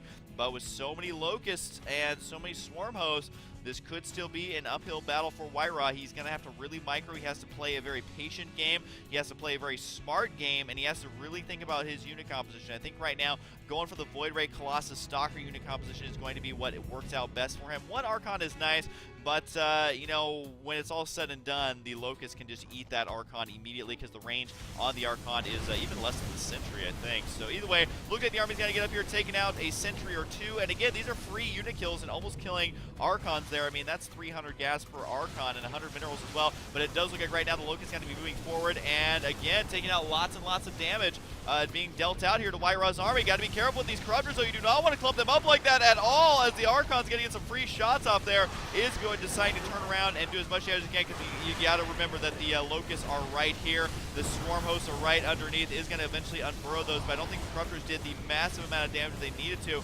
Really hoping to do more there versus those Colossus, and really this matchup is all about your Colossus. Because if you can't kill the Colossus, then the Colossus will kill everything else, and that's exactly what we're going to be seeing there, as it does look like the Swarm Host now having to retreat. I gotta say, he is retaining his Swarm Host pretty well. Overall, he does still have 16 of those units alive, which means that he just needs to work on his normal unit composition, which is going to be those Corruptors and going to be I would say he should go for Broodlords. He is working on the second Spire right now. Is going to be working on the +2 attack here. WhiteRa already +3 attack done, +1 armor as well. A massive Zealot counterattack down here. These aren't even that sacrificial of Zealots. They're really just trying to go for some sort of damage being dealt. They should just turn right on home, though. Oh, those Locusts going to have a heyday. Even though they only survive for a couple of seconds, it doesn't matter because their DPS is just insane in a straight-on battle, which is exactly what we saw there. More High Templar are done, but guess what is also done? Psystorm, 3 Stargates now completed as well. Going to be chronoing out lots of units. I think even carriers are going to be seen here. So we are seeing a pretty interesting unit composition out of both these players. I like the Corruptor Swarm Host idea, but unfortunately he wasn't able to deal with the Colossus, which is why we're seeing WhiteRa be able to safely transition now into carriers and even a Tempest is going to be mixed in right now. It does look like the Spinecrawler should be able to buy enough time to clean this up. Roach is going to be moving on down with +3 attack, +2 armor, and yep, the Spinecrawlers have done their job, which is buy time for these drones to survive, and all of the Zealots going to get taken out. And again, those Zealots are not as sacrificial as you may think. Yes, WhiteRa is freeing up supply for more carriers, but at the same time, he doesn't have that much money to really build that many carriers, so sacrificing units at this point is not really an option if you're not going to be efficiently killing stuff off. It does look like the Changeling's going to be moving out here, trying to trick WhiteRa into thinking that they are part of the army, and he does spot the expansions here. He knows exactly what's going on, and the Changeling over here spots it as well. He's going to see exactly, I believe, how many workers are there. So he knows just how dire this situation actually is. More Zealots going to be running over here at the expansion. The Spinecrawler's not quite done yet. Where are the Roaches to defend it? At a position here as they were defending those Swarm hosts. So WhiteRa's counterattacks. This is actually something you have to do now as Protoss versus Zerg, is lots of Zealot counterattacks. And is he going to get the hatchery? I don't know. It's going to be dangerously close. Where's the Queen to heal it when you need it? The last Zealot there trying to, but nope, that's not going to happen. A couple transfuses could be thrown out. There we go, bringing that HP back up to about half. Actually, still transfusing it there, so bringing it up to 1,000. So he is going to be able to save that. The Loki's here trying to make something happen. I don't even think they're going to be doing any amount of damage, though, to this army anymore. There's just too many Colossus, too many carriers, too much everything. I mean, look at these guys. These are the Locust killing machines. 80 kills on that Colossus, which, given most of them are free units, but either way, those are units that you have to kill before they get to your army. And there's just enough Colossus here to kill them before they can even get any shots off, which means that that is not going to be doing all that much. Now, at this point, the Swarm Host kind of gimmick has worn off, and what that means is he's got to deal with this Death Ball in some way. I think Broodlords or Infestors are going to be the way to go, but look at the amount of upgrades we actually have on the way. A couple Roaches getting, I think, actually pushed forward by those Locusts there, so you got to be careful if you're a Roach, because you will get pushed. Actually, did he push? I'm pretty sure those units got pushed by those Locusts. That is ridiculous. So make sure you don't leave an entire army in front of a big group of Swarm Hosts, because your army is just going to get pushed into their death. The carrier here, though, with the +2 attack, going to be absolutely huge and pivotal. Although you may be watching this and being like, oh my god, Protoss is so overpowered. You got to remember, though, that WhiteRa has Void Ray Carrier, Colossus High Templar, Tempest, I already say Tempest, Archon, Zealot, Stalker. That's basically his unit composition right now, and that is all. I mean, that he has to use all that just to deal with the Locusts here. So definitely keep that in mind. Whoa, those Changelings just absorb those shots, because I guess it's a little minor little glitch right there. But either way, it does look like WhiteRa going to be moving out right now. There's a minor counterattack to the south, but this is going to be a ridiculous battle here. Lots of storms, lots of splash coming out from WhiteRa. The thing you got to remember about Protoss armies, I talk about it time and time again, is that Protoss armies do a massive splash damage and massive DPS, and it's kind of burst damage, really. If you're familiar with playing WoW or any game that has burst damage, that is the style of the Protoss Death Ball. And so if you can weather the storm of the first couple of storms, the first couple of Colossus shots, waiting until the Zealots are dead, killing off a couple of the Archons, then their burst damage is a lot lower, and that's when Zerg starts to do really, really well. Oh, gotta try to get some High Templar kills here. Not sure if he's gonna be able to, though. Every single unit does matter, but guess what? Storm's gonna clean those up quite easily. Does manage to get a Colossus there, and again, these are basically free kills. Here comes another wave of Locusts to try and do the same thing. Gets a Stalker for free. Not sure if he's gonna get anything else, but hey, you gotta slowly whittle down the army. That is the play style. More Roaches gonna be counterattacking down here. Gotta be running directly into some Zealots, which will get taken out immediately. I don't know if these Swarm Hosts, though, are gonna be able to do it. The Fungals on the High Templar are huge. Gotta be killing so many High Templar. I don't think I've seen that many High Templar killed ever, and the Fungal growth's gotta be able to clean up this army, it looks like. Although more and more storms coming out, can the Zerg player actually fully commit here and finish the job? I don't know if he can. He needs to be making more units, and he needs to continue to fungal this. That is for sure. Here come the Locusts, but unfortunately they're running into the Meat Grinder, and that was ridiculous. Both players having big, big losses there. The Roach is going to be able to take this out as well. Can they get the pylon? No! The Warping of Zealots and DT is going to actually be able to save it there, and unfortunately, WhiteRa losing the majority of his army there. But overall, this game is still relatively even.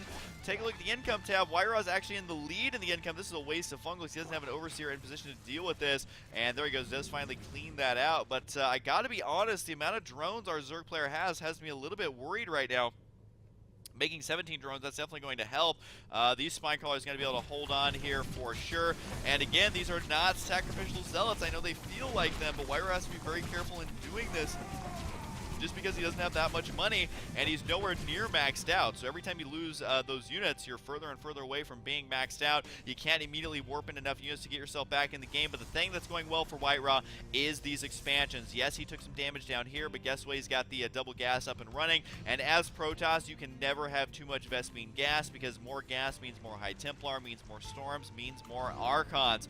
So Protoss is the one race who is, it's okay to hover lots of extra gas, and we do have the plus, was that +2 armor? It's so hard to tell by the color sometimes. Yep, +2 armor is done. +3 is going to be on the way. The Loki's right there, just casually going for a stroll. Unfortunately, you're on the wrong side of town, which means you're going to get destroyed by this Protoss gang over here, which I would join a Protoss gang because they're pretty awesome. But more carriers going to be on the way for WhiteRa. He's slowly working back towards max. But honestly, our Zerg player needs to make more and more drones here to get himself back in this game. He's got 55 drones to the 80. He does have 6 more on the way. The income actually is not that different between these two players, considering the worker advantage that WhiteRa actually has right now. And is he oversaturated somewhere? What exactly is going on here? I guess you know, he's not able to fully saturate the way he would like to. And also he is mining a lot of those probes on gas, so that's going to be bringing down the overall income. Yeah, I think he needs to transfer a couple probes away from here, but regardless, he does have another base going down in the bottom left side, and the game now transitioning into kind of a weird phase where both players are hurting in the economy compared to where you might expect this late of a game. You'd expect about 2,000 minerals per minute here from these players, and they are slowly starting to get there, but it is very painfully slow for both of them. They don't know when the next attack is coming. That is so many infestors that it is actually silly. Let's take a look at 12 swarm hosts, 23 infestors, and 10 corruptors. I'm kind of curious to see exactly how this unit composition ends up working out. I don't think these locusts can make it that far. Yep, they can't make it down to that base. They almost do, but not quite yet. They all die in the same spot. As either way, the unit composition for our Zerg player is very unorthodox, but also very interesting. I mean, Mass Infestor has been around for a while, but with the Swarm Host and Corruptors with no Broodlord presence, that's actually just quite weird. You do have to remember, though, that Tempests are the hard counter to Broodlords. I mean, Tempests just destroy Broodlords, so that's why you don't see them in this matchup nearly as much. And you guys going down there, DT right there, going to spot this, and does force the cancel on the expansion. So basically, I think we're going to wait until both players are maxed out, and then they're going to go ahead and go for it, which I'm not exactly sure how this is going to play out, because almost every single base is taken on the map, although our Zerg player is still unable to expand to the bottom right sides, which is exactly why WhiteRa was able to lose that army but still get back into a game. This just shows you how difficult it is for Protoss, though, to lose its army, its entire army, and then actually get remaxed out, because WhiteRa is needing like a million bases to actually make this work, and that's exactly what he's doing, though, and that's exactly what has worked out for him so far. The DT down here should eventually get taken out. The drone had the foresight to burrow, which means that he is going to be able to expand right away, so a nice little clutch play there by our Zerg player. The creep spread kind of getting back underway, which I got to be honest, you know, for Protoss, the difficult thing is remaxing out your army once you lose an entire army. Zerg, you know, getting your army back is easy. What is difficult is getting your creep spread back on track, because, you know, in the later stages of the game, there's so much more going on that you just don't have the time to do the creep spread, which the fact that he is finding time to do so is going to greatly help him in this game. You can see where the army is. You can see the, well, basically, you can attack different locations with your Locust because you have so much creep. So highly recommended that you actually do creep spread because it's kind of important.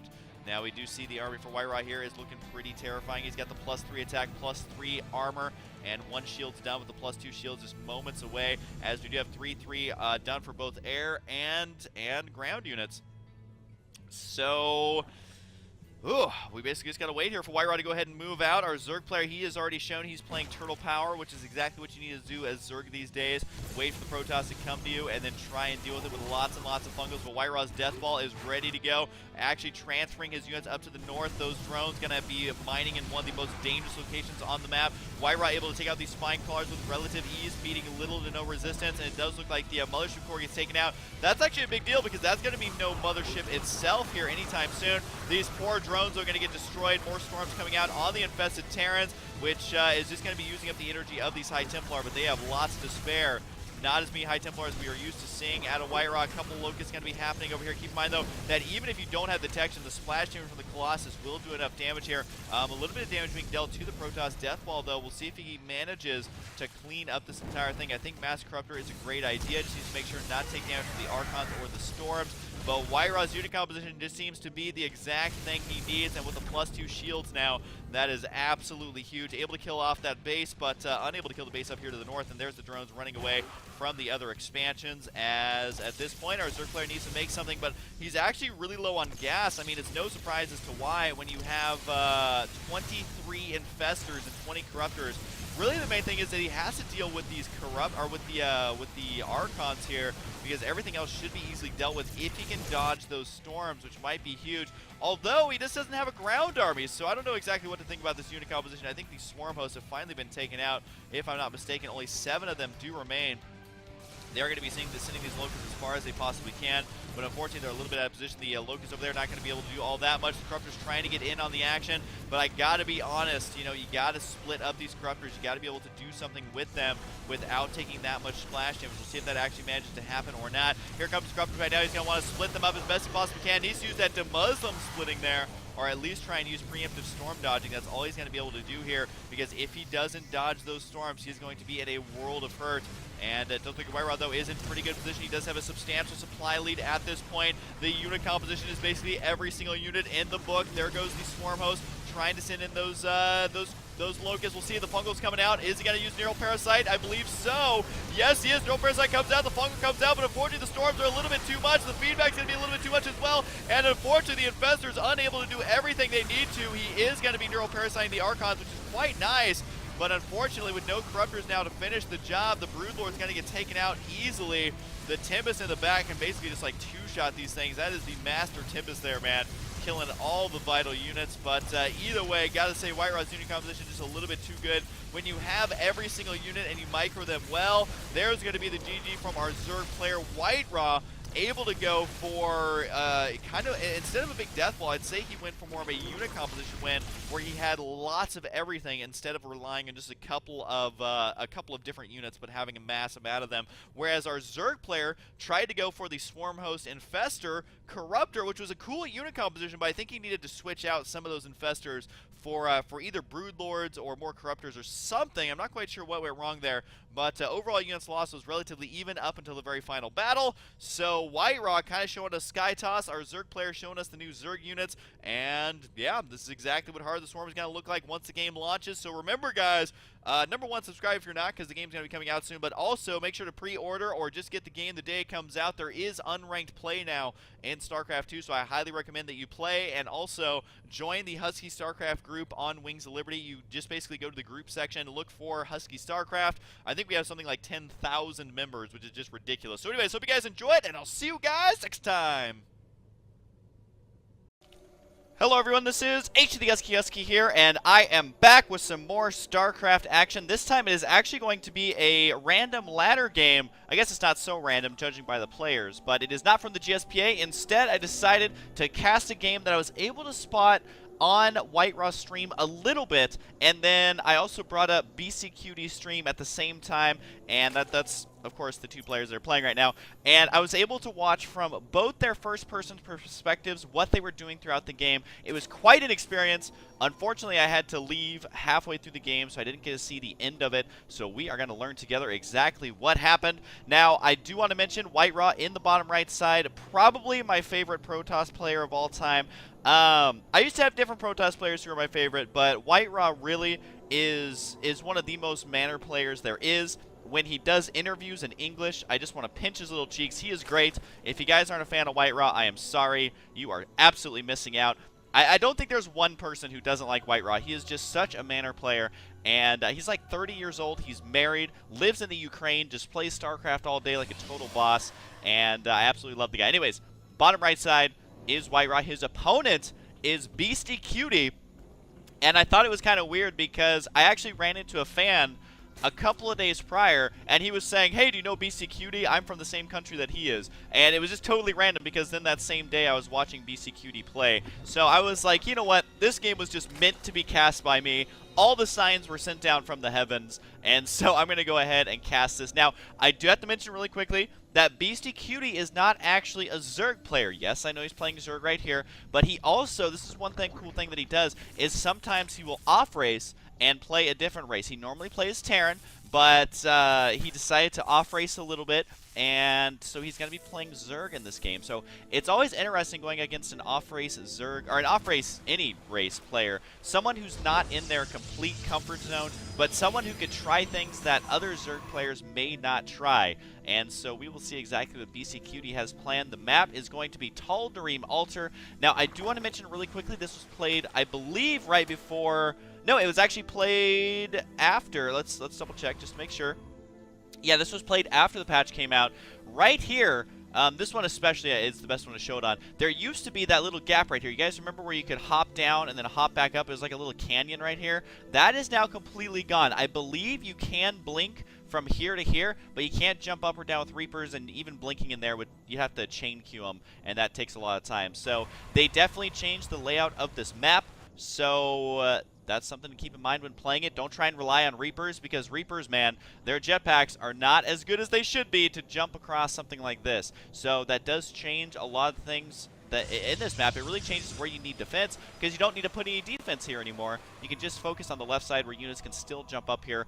And one thing about this map, though, is that is the only area that Reapers can jump inside your main and things like that. Same with Colossus, Blink Stalkers. It'd be the easiest to go over there. And that does change the map a lot. It kind of prevents bad layouts on your side of the map, like, or on your side of the base, because you don't have to worry about having buildings right here from siege tanks and all that. Anyways, I'm just saying the map has changed, so pay attention to that moving forward. Now, we do have WhiteRa going for the early expand.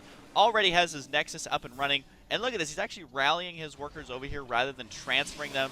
This is something that's very interesting, because the thing about transferring over... Oh, here's a super early third. Is why we're going to spot it? Yes, he is. The thing about transferring all your workers is, say you grab half these workers and you're like, all right, I'm going to drag them and drop them right here. The thing about it is that you lose all the mining up front when you do that. So your income is heavily hindered, but then it does get back up right to where it was as soon as they get here. But if you rally your newest probes over here, it's still going to be the same amount of workers that you have transferred over here. It's still going to be the same amount of lost mining time.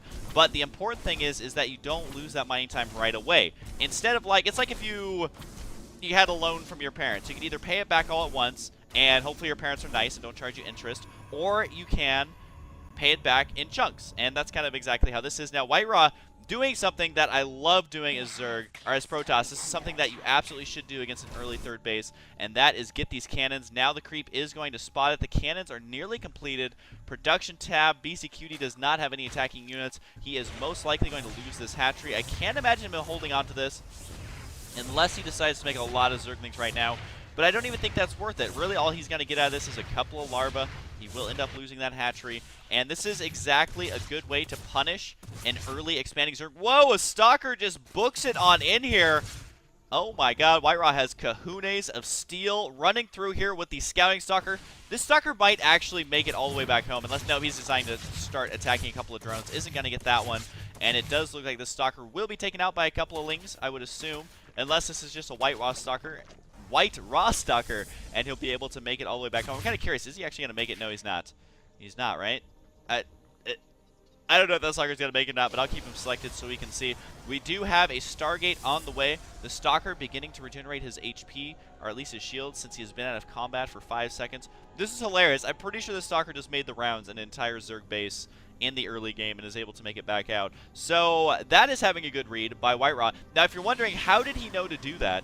Well, the early third base did prevent the Zerglings from being created, as he got that so early. And on top of that, if he gets a base that early, he's going to be making drones rather than Zerglings. So BC Cutie gave up a little bit of map presence, and against a player like WhiteRa, he is going to take advantage of that. Now, we do have one Spore Crawler at the expansion. The positioning of this is pretty darn good. Spire on the way right now for BC Cutie as well. Whoa! I just realized ridiculously early Fleet Bacon. Someone ordered some breakfast because the Fleet Bacon has arrived. Is he going to go for a mothership already? I do have the production tab open. I don't see a mothership. Could it be an early carrier? I'm actually not sure what to expect here. Is he going to get a mothership? Because he's hovering at around 400, 400 that he could easily use for a mothership. Now, yep, there it is. He's got to do it. Leave it to WhiteRa, getting an early mothership versus BC Cutie's off-race Zerg. I'm assuming he's doing that just because he was able to kill the expansion. But the interesting thing, this is just something to keep in mind if you're a Protoss player attempting to do this. He invested 300 resources on the cannons, and 100 resources on the pylon. That is 400 resources. That is more than a hatchery. Now, getting a third base for a Zerg player is absolutely vital in this matchup, so I still think it was worth it. But in a lot of situations, just be careful because you may actually come out behind, especially if you let your cannons finish and your Zerg player spots the cannons and cancels his hatchery and puts it, say, up here or somewhere else. Then you can actually come out way behind. Those cannons are worthless, just kind of sitting there. We do have 12 Mutalisks on the way right now for BC Cutie, and with WhiteRa taking an early third, this could be difficult for him to hold on to. He does have one Phoenix out on the field, which is most likely going to be used for lots of scouting. Really not going to be able to use that for a lot of defense or anything like that. And one poor Zergling, literally his job was given to him. All right, cleaned several tons of debris, as well as with these annoying bushes here. They have to weed eater away. Now, we do have the Mutalisk attempting to harass, and was able to get a couple of kills there, but you can see WhiteRa able to transfer away those probes, keeps them alive. He's most likely going to start setting down some cannons. His mothership has been revealed if those Mutas were paying attention to that Nexus, and right now you can see worker supply 48 to 57. That's actually favoring our Protoss player, I would say, at this point in the game. And here is the mothership. That is such an early mothership, 11 minutes into the game. That does mean that our Zerg player will be forced to use Overseers. One interesting thing about late game PvZ is if you can get a mothership, like right now these Mutalisks cannot kill this cannon, but if you can get a mothership and then use High Templar to feed back the Overseers, Zerg has no way of spotting them. And Overseers are so easy to feedback because really a lot of Zerg players don't use their energy on the Overseers that much, because for the most part in most games the energy of an Overseer really isn't game changing. I mean, yes, there are things like good scouting and all of that that you can use for an Overseer. I'm not saying they're bad. I'm just saying that a Zerg player is usually focused on something else. Those look like the Phoenix, and some Stalkers going to be moving down here. No blink research is done. 5 random Zealots, kind of making a Zealot train over there. Ooh, no, flying into the main base. Looks like he's going to lose a lot of probes here. He is focusing with the Mutas. Not always actually the best choice, because the splash damage can take out so many. Is this mothership going to go down? It does look like with the little micro, it may be able to. Does suck in a couple of the Mutalisks. You got to remember, though, that when units pop out of here, they are immune to damage for just a little bit. Really not able to get his Stalkers over on that side like he would like to. Is BC Cutie going to save these Mutas in time?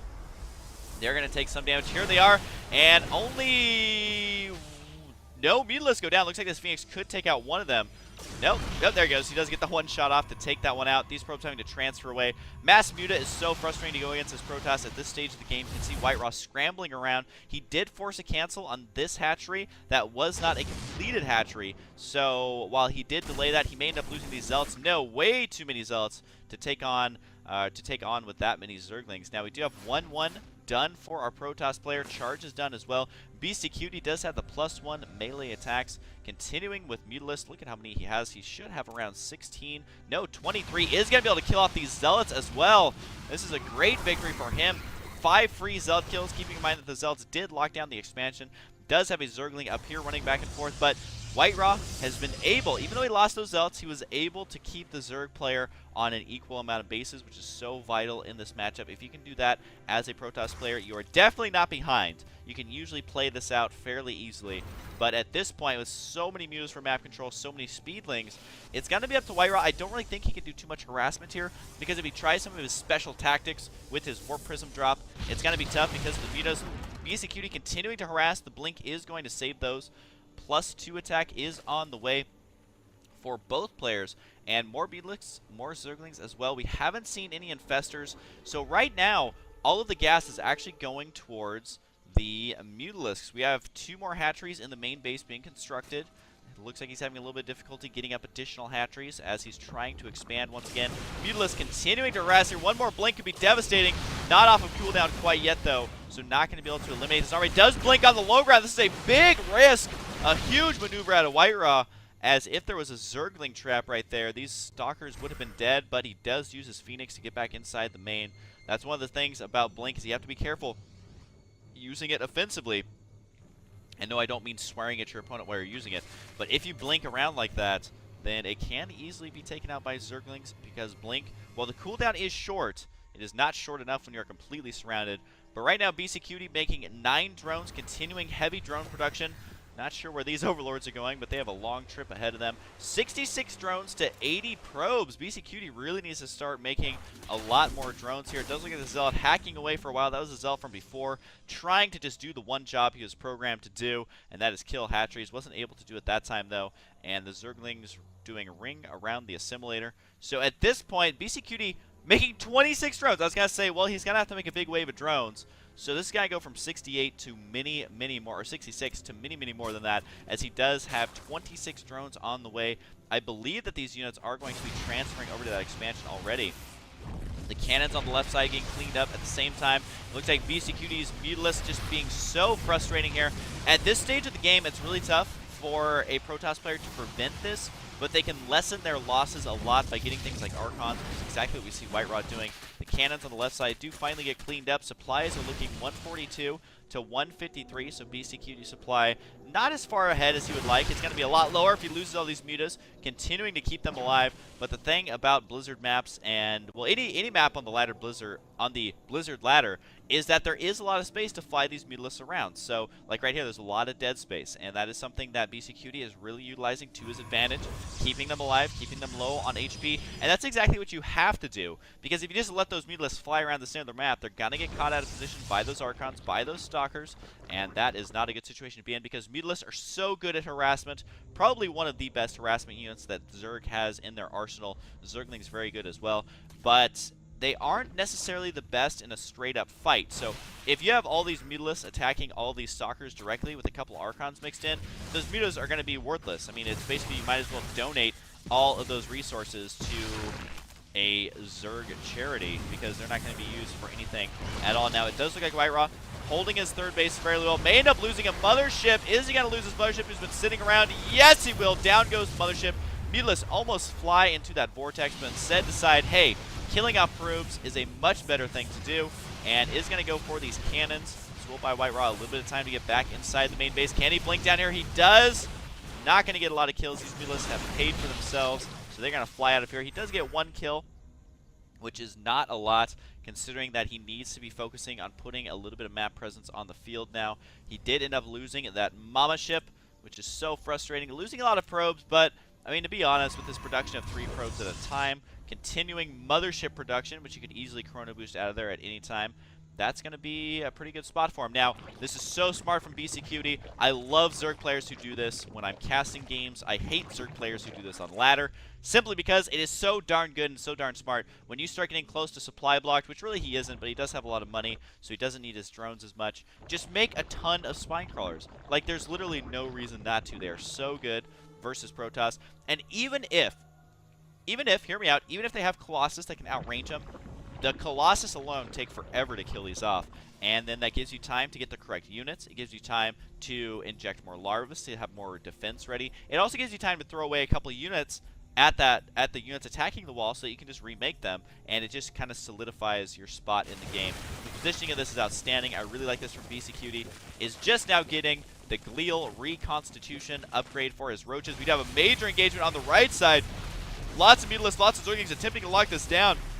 It does look like this expansion will fall, although I don't know if WhiteRa is going to be able to save it in time. He does have quite a few Stalkers over here. The Nexus is absolutely going to fall, but at the same time, WhiteRa split up his army and is going to be attacking the top left side. There's 2 bases up here, so he may be getting a 2-for-1, as if we're shopping at Walmart or something extremely boring like that, but not boring when you are WhiteRa. Look how many Archons are in here. With the +2 attack completed, +3 is on the way. BCQ's really got to fight to hold this out. The force fields preventing the Zerglings from getting any sort of surround. However, they were able to escape, and the drones have revealed the expansion by attempting to run up there with those minerals. WhiteRa going to be the victor today, at least in those battles so far, as he was able to take out 2 expansions for the cost of his own. Now, he did lose a lot in that engagement, but BCQD, I think, suffered more losses than WhiteRa. This is a lot of Stalkers. We need to start seeing fungal roast being used. And look at these infestors. They are full on HP. Now, for BCQD, this can go one of 2 ways.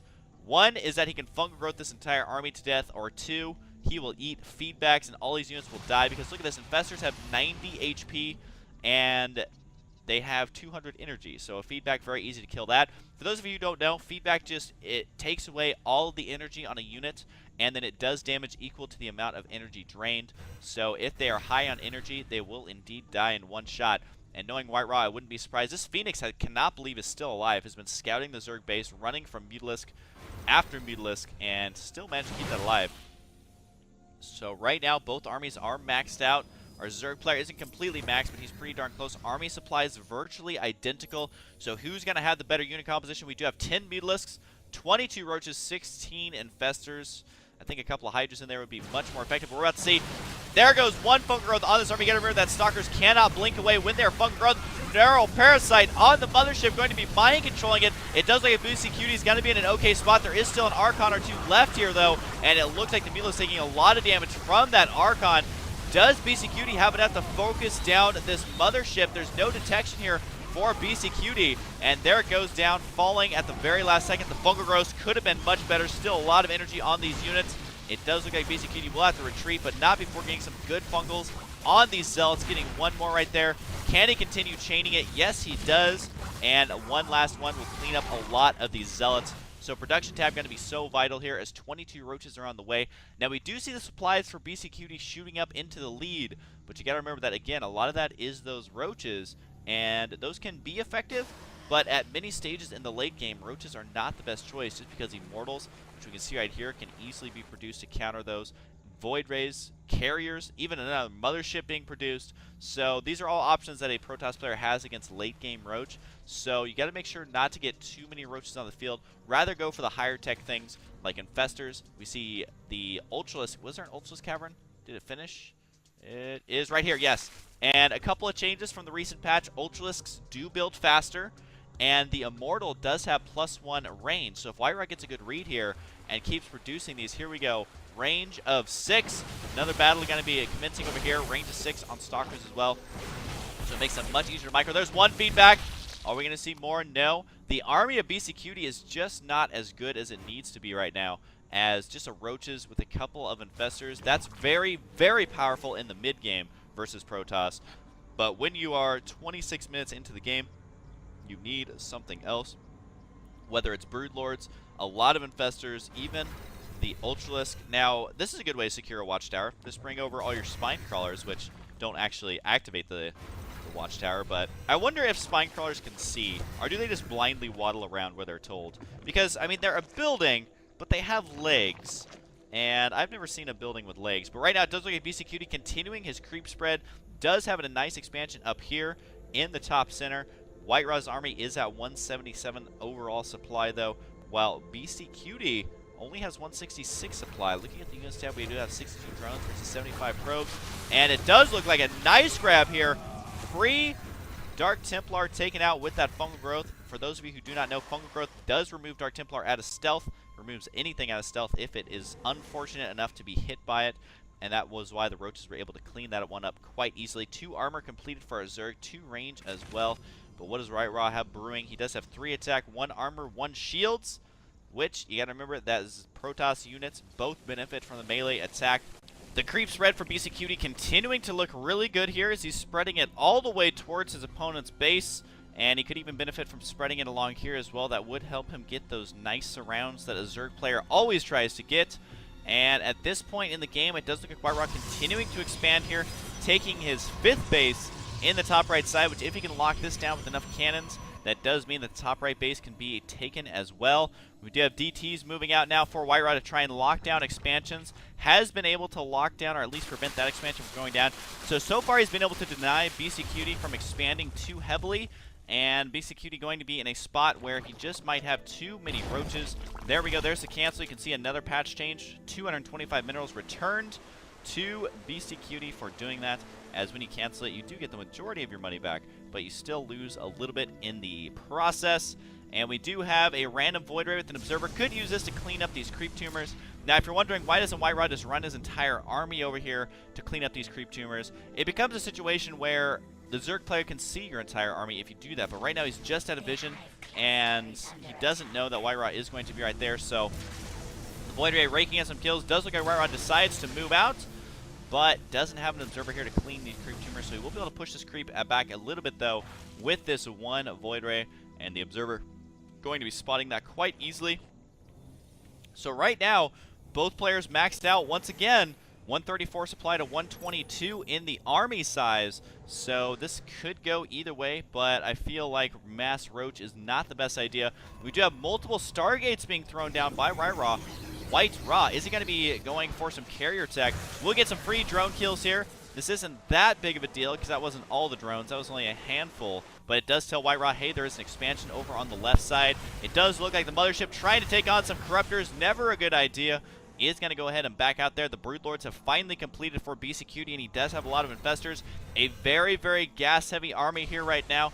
+2 range done for the Zerg air units. It does look like the mothership may go down once again, but a Vortex going to prevent that mothership from dying. And there's just really no way for BCQD to engage as he is sending up his infestors, but they are getting feedback laying down on top of those infestors. It does look like a couple storms going down as well. BCQD eats almost the entire storm. The hatchery getting annihilated immediately.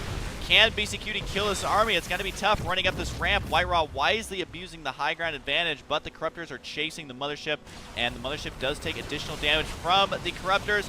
Corruption also being used, which means that mothership will be sniped immediately as it does go down. Not only taking additional damage versus massive, but also the corruption ability.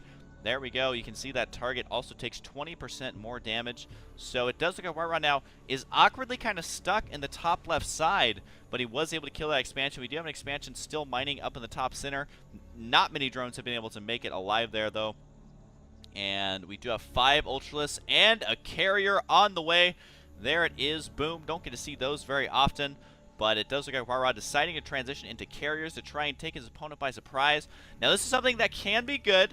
You just have to be very, very careful for corruptors, as it can easily take them out. And a major engagement on the left side. Can BCQD hang on to this? The hatchery going down so fast versus these Archons with a +3 attack and the Immortals in there as well. But it does look like BCQD has a really good spot with these Broodlords. Got to be able to kill these Zealots, no problem. But the question is can he kill these much gas-heavier units like the Archons? Does look like he got a fungal growth off there, so they will be able to take these out. It looks like Broodling sprinting across before they die, but lots of feedbacks on every single infestor that he can hit. And it does look like only a couple infestors remain, but the fungal growths are going to be too much, and this army will be crushed. Both supplies are nearly even.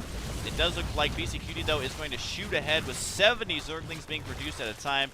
Oh, this poor little High Templar is apparently going to survive. So that High Templar lives to storm another day. It does look like the Broodlord's moving into position to clean these up, but really there's just not a whole lot left after losing that army. And, yeah, WhiteRa is going to get taken out. It looks like these Broodlords can easily clean this up. Really no threat of them dying. But the carrier production has continued, and we do have +2 attack now on the way, and working on the Graviton Catapult, which is always something fun to say, something you almost never see being utilized. The Dark Templar continuing to patrol back and forth. WhiteRa's upgrades are 3, 2, 1, which is pretty darn good. Working on a 3rd shield upgrade, which benefits his Archons greatly, as well as air units. That's one nice thing about the Archon upgrade. Oh man, these probes walking a dangerous line here. It looks like the Zerglings decide not to kill them off, but they will be transferring up instead to the top right expansion. And we do have a Dark Templar continuing to move out. 1 Void Ray taking on these units, wisely going for the Overseer. Could also go for the Infestors as well. And he will go for a Queen. I don't know who's going to win this. Maybe one Fungal will kill off this Void Ray. But this Void Ray did get 16 kills, so your death is not in vain. Don't tell him that, though, as he was able to deny those creep tumors. And this Dark Templar, once again, proving to be so frustrating to deal with. And the rally point actually has him run down here. There goes that drone. That expansion's not happening. And he's even microing the DT to chase down that drone. So WhiteRa denying expansion after expansion, even forcing the cancel on this one with these few units that he had wisely hidden behind the mineral patch. So both players are just playing so smart. Here's the carrier has arrived. And that is indeed a lot of carriers. More carriers than you would normally expect to see. And the Ultras, though, do have that 4 armor. Could benefit from 1 more after getting the chitinous plating. It does look like the army has been split in half a little bit. The Zerg player, though, is losing a lot of his creep tumors. The carriers have been revealed. And WhiteRa, is he going to be able to save this? The Ultra is getting clumped up on each other. Looks like BCQD is going to back out. No decides to commit here. A little bit of indecision, but he will be able to do a lot of damage here. Lots of storms, but Ultra's pretty good at tanking the damage, but not very good at killing things on the high ground. Feedbacks on the Overseers, able to snipe them. And BCQD now is going to have to run away. 179 supply to 197, but our Zerg player can easily recreate that. Losing Ultras, though, is never a comfortable situation for a Zerg player, as they are now on the field in much lesser numbers than what we had saw previously, but that does mean a lot of his gas has been saved. But the problem for BCQD is right now, not only losing this expansion, but he just doesn't have that much money because he keeps losing his armies, and he hasn't been able to expand. Now, this expansion has been his saving grace. That's why he can continue to produce. But once he gets maxed out right now, he's not really going to have a lot left to work with, as, I mean, WhiteRa just has so many mining bases at this point. The top right is completely beginning on the mining. I mean, look at this. This expansion, boom, boom, boom. So WhiteRa going to be in a pretty good spot there, especially if he kills off this Expo, which he will. These units have now burrowed. Now, is there an observer here to spot it? Yes, there is. This observer sees everything. Got to be able to kill these off, but BCQD going to attempt to intercept. Looks like he will get 2 free carrier kills, but no, the Corruptors, there we go. They need to focus down the carrier rather than the interceptors. This is a lot of Corruptors. Could potentially take out this army. Is BCQD got to go for it? This is the kind of comeback he needs in a battle, but it does look like we're just barely able to get in a defensive position. Can we see some punk growth going down? That would be huge. No, Neural Parasite would be even bigger. He could use Mass Recall on his army if he wanted. No, he decides to go for the Vortex. It does look like the Vortex is going to suck up every Protoss unit. Down goes the Mothership, focus firing down there. And is he going to be able to get the nice round here? These Archons going to try and save him.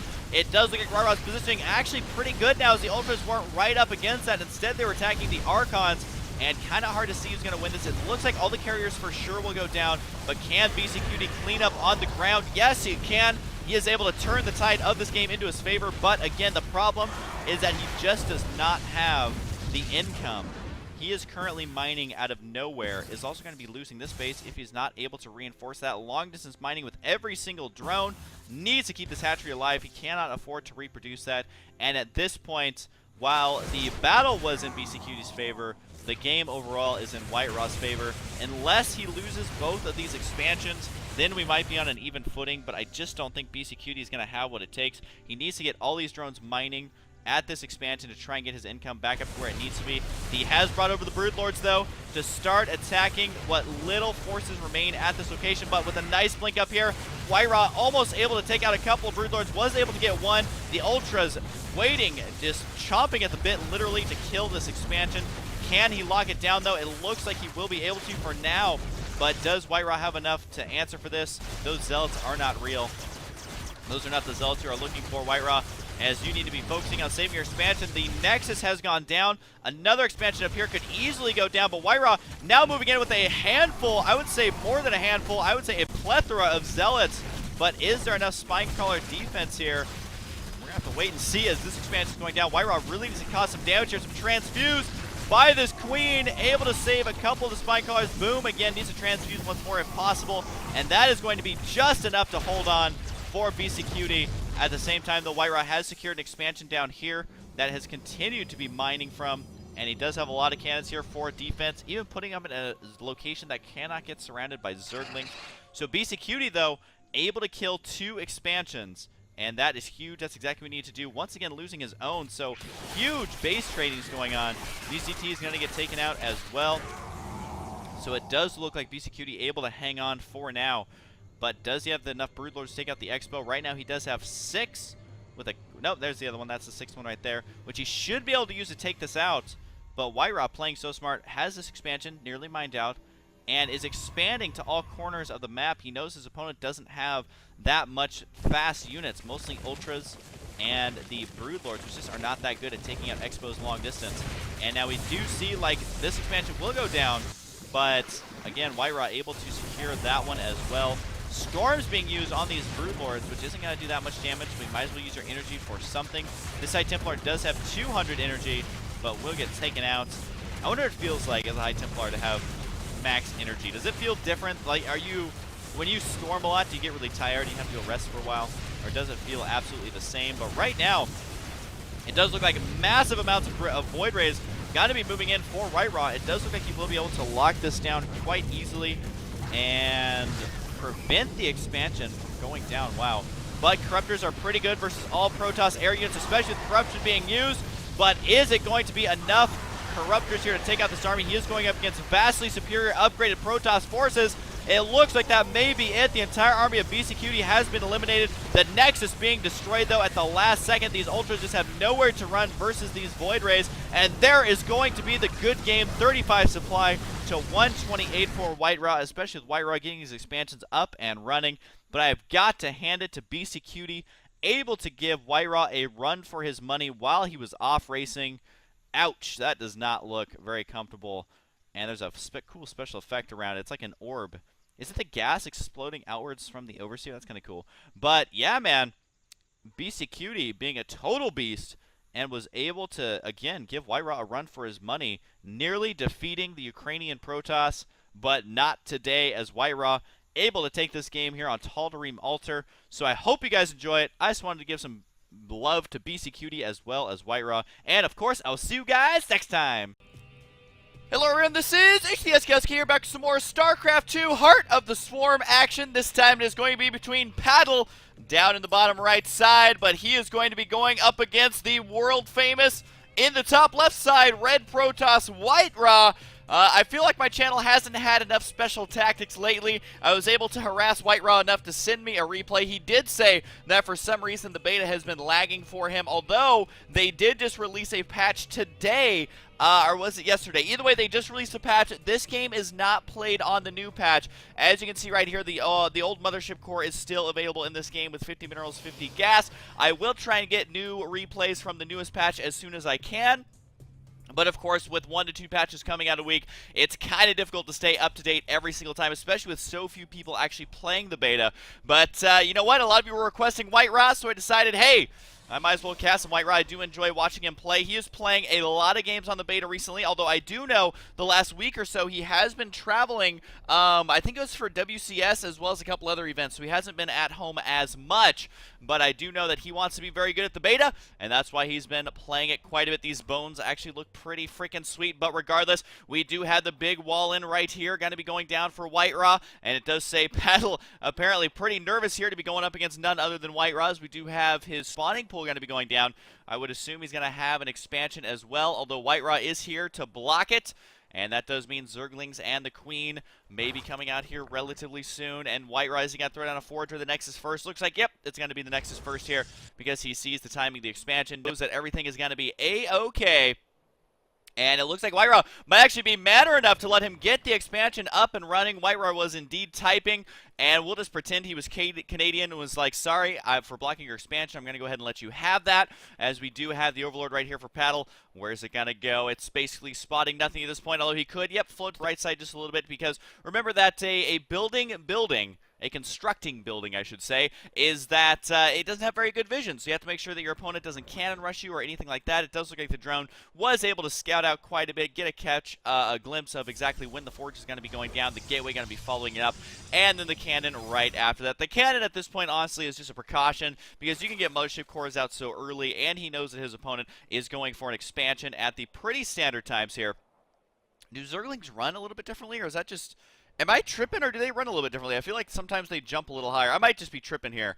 Maybe indeed I am tripping. But Blizzard has announced that they are going to be releasing a new physics engine. Not so much an engine, but a lot of changes to the current physics. So there's going to be a lot of cool stuff. I can't wait to see more of that. But as far as I know, it should actually make the game a lot more enjoyable to watch. From what I've read, I don't know too much about it, as it hasn't been revealed or anything like that. But they are trying to make the game more enjoyable to watch, more realistic to watch, and just try and keep it up to date. I do like this, though. I feel like these Zerglings are running slightly differently, and I don't know if I'm just tripping. I'm probably tripping, but either way, we do have some pretty heavy scouting here for Paddle, as he is scouting around everywhere, looking for any sorts of pylons, any sorts of Zerglings. Might be able to grab this watchtower as well by killing off this Ling here.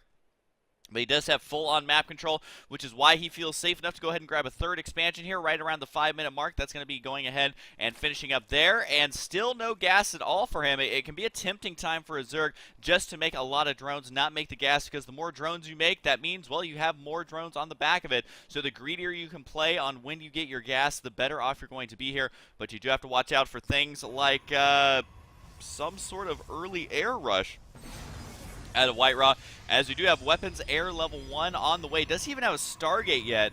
No. No, he doesn't. He's most likely, I would assume, going to drop one right here. But fun fact, you can get air attack upgrades and armor upgrades before you have a Stargate. So that's definitely a thing, as he does have that on the way right now. Is it going to be Carriers?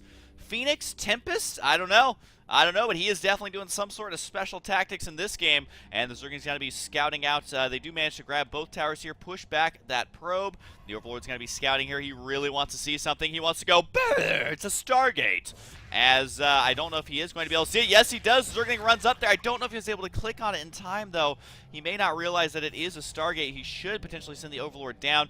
There's not going to be any anti-air, I believe, at all on the field. No, there's not. So WhiteRa's just basically going to reveal the fact that he's going some sort of Stargate rush. These Queens are going to be throwing darts for a very long time to try and bust down these destructive rocks. Every single Zergling, honestly, should be on rock destruction duty.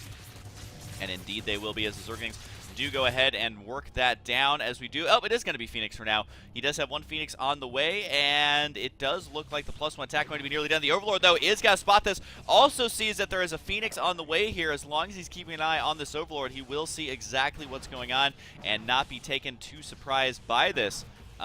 Taken by surprise, rather, but I don't know. He needs to make sure to throw down an Evo Chamber or do something to deal with the potential air. Now, he does have 2 Queens on the way. The main problem is that it's got to be difficult to connect all these bases with creep. Down goes the Evo Chamber right there. But he needs to make sure that he's able to connect these bases with creep if he plans to defend with Queens. Otherwise, he is going to have to rely on Spore Crawlers. I don't know if he's going to be able to get Hydras up in time, or even if he should go for Hydras at this stage of the game, because you're not going to be able to get that Speed Hydra upgrade that, well, we don't see it used all that much, but it does make the Hydras more viable in ZVP, as the rock's going to be slowly worked down here. I think they will be done in time, but the Phoenix are going to be moving out, looking for individual Overlords to snipe. Unfortunately for him, Paddle has only sent one Overlord on the left side of the map, which could easily be spotted here by the Phoenix, but this Phoenix right here is going the incorrect way. This is always kind of the worst feeling as Protoss, is sending out your first Phoenix. Oh, we do have carriers on the way.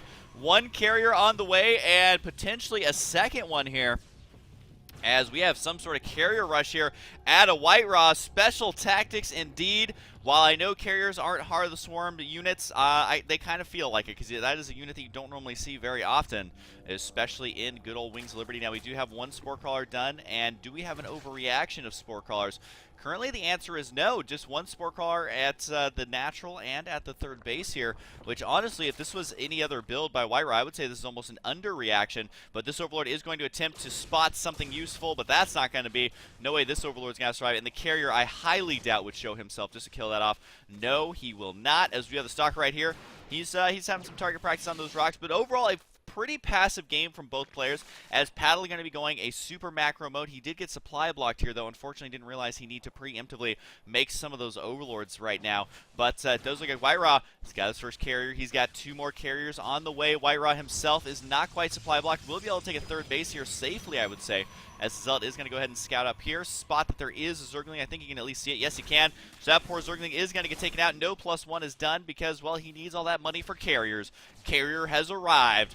And thankfully, Carrier is here to stay in Heart of the Swarm, as Blizzard did decide, of course, to go ahead and add it back, but still unable to spot. I believe these carriers count as being on high ground, because right here and here is where their little bump bubble is. Which, oh no, it is going to reveal it. If that Zergling saw that, then right now Paddle's going to know what's happening here, as he should have saw in those interceptors if he was paying close attention.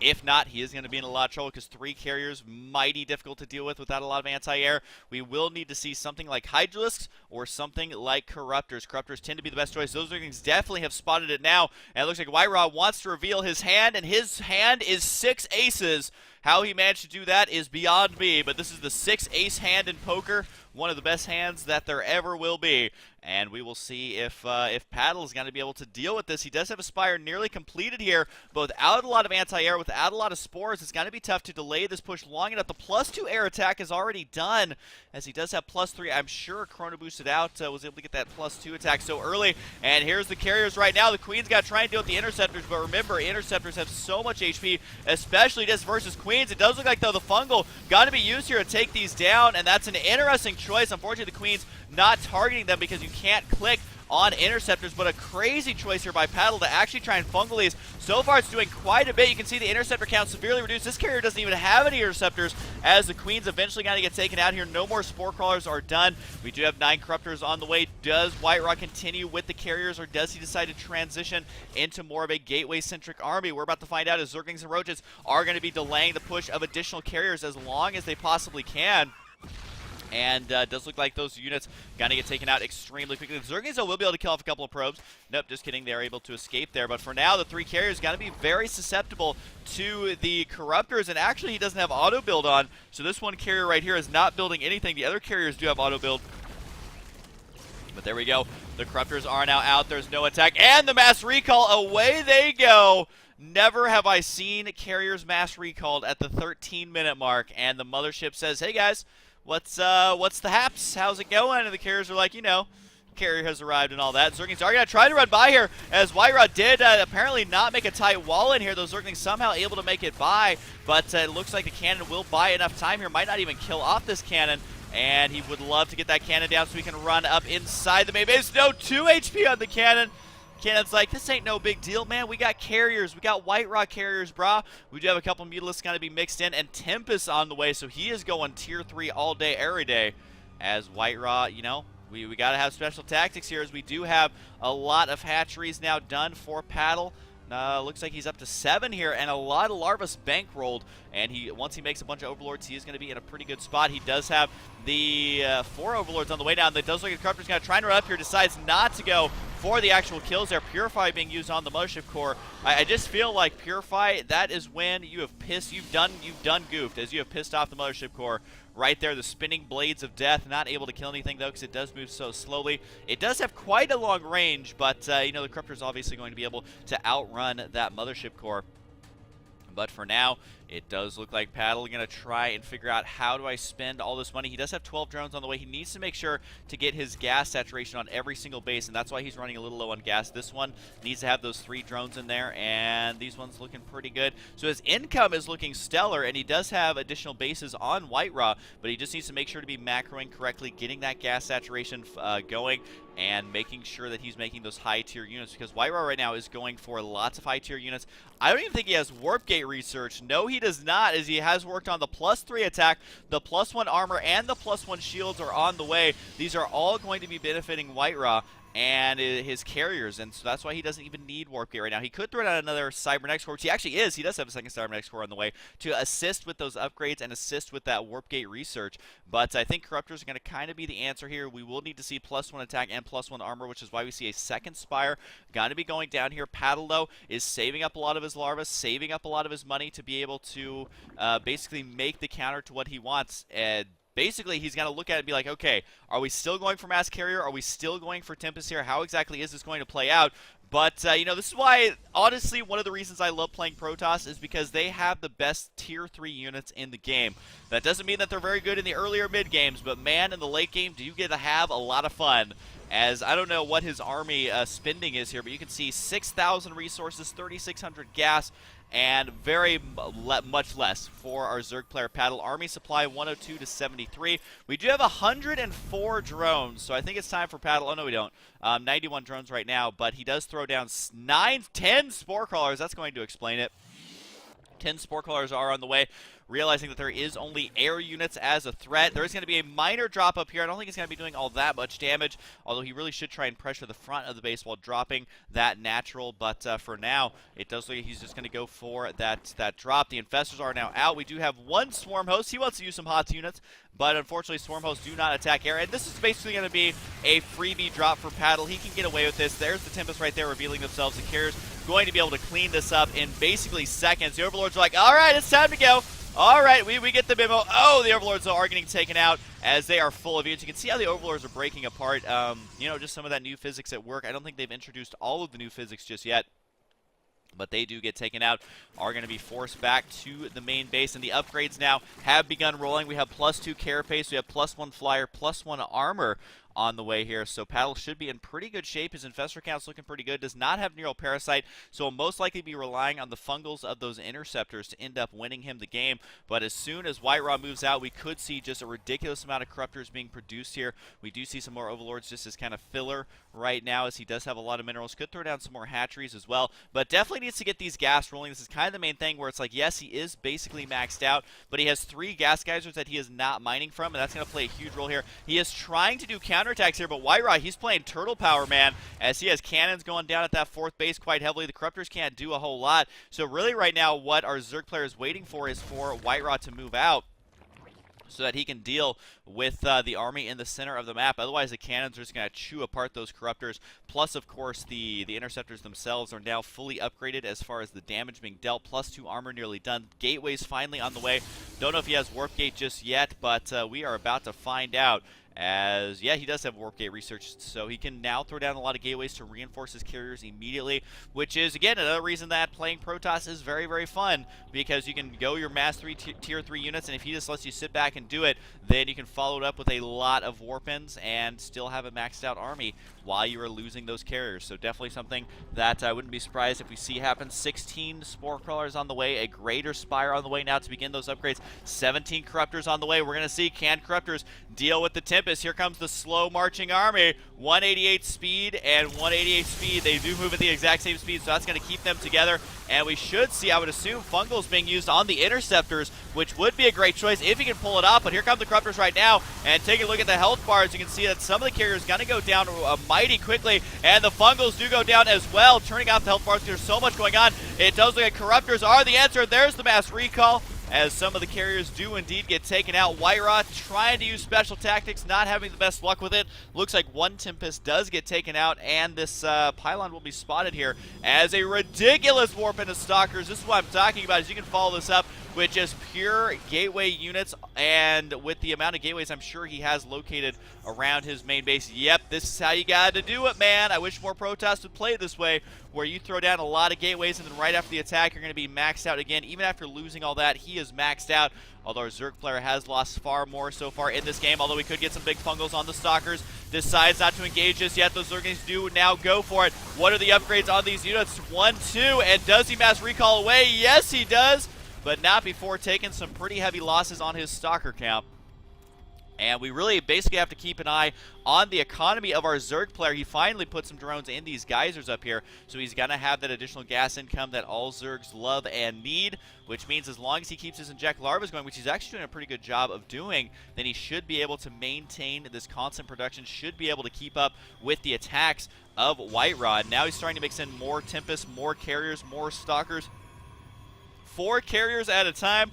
Pretty typical WhiteRa, man, going for max tier 3 units at the early stage of the game, as normally this is when we'd be transitioning into like mid-late game, as he does have, you know, all the upgrades rolling. Here comes a drop inside the main base, but guess what? It is a plethora of cannons ready and waiting. He needs to begin unloading the Zerglings, and he does. The Overlords will survive for now. I don't know if the Zerglings are going to be able to clean this out or not, but more upgrades are on the Lings to try and help them out. I do think that this is enough Lings, though, or enough cannons, excuse me, to clean up the Lings, as the cannons maintaining their lives. I don't think any of those cannons got taken out. No, they didn't, showing you how good cannons can be. There's a big fungal right there on these Stalkers, though. They are all going to get taken out. No blink is going to be saving you today. WhiteRa having a difficult time actually ending this game, because tier 3 units are just not where it's at versus Zerglings, that's for sure. As you can see, the Infested Terrans are absorbing a lot of those shots. You have to focus fire with these Tempests, otherwise they get taken out almost immediately. And there goes the Fungal. Yet another mass recall, as he somehow has enough energy to do so. Is going to have to sacrifice this expansion, but honestly, in the grand scheme of things, this is not that big of a loss for WhiteRa, but it will be evening out the units lost here by quite a bit, as Zergling's going to be, you know, taking out the Nexus, taking out the Pylons, and a couple of probes here.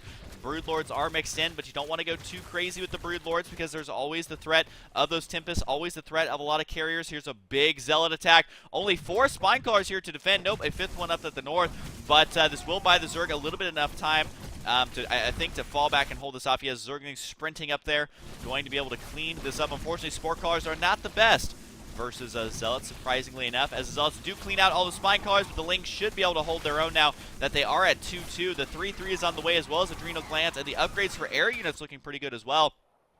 Oh god, these Broodlords. This is an awkward position to be in versus all these Tempests. They may be able to fire a couple of times on these cannons, but other than that, they are not going to be doing a whole lot, as now the armies are kind of spread out here. The Corruptor's going to be doing a lot of damage to these Colossus. The Stalkers, though, eventually going to clean up what looks like all the Corruptors, but the Infested Terrans could be enough, and the Fungals go down. Where are the Infested Terrans at? As they need to pop out of the eggs, and they do. It looks like the majority of the Tempests will get taken out. WhiteRa has been pushed back, and it does look like so far the units lost is relatively even, showing you how difficult it is to use these tier 3 units versus a tier 3 Zerg army. You got the Zerglings. There's that individual swarm host we've seen just kind of marching around the entire time. Maybe eventually going to be using some of... There we go. He finally gets to burrow and do his thing.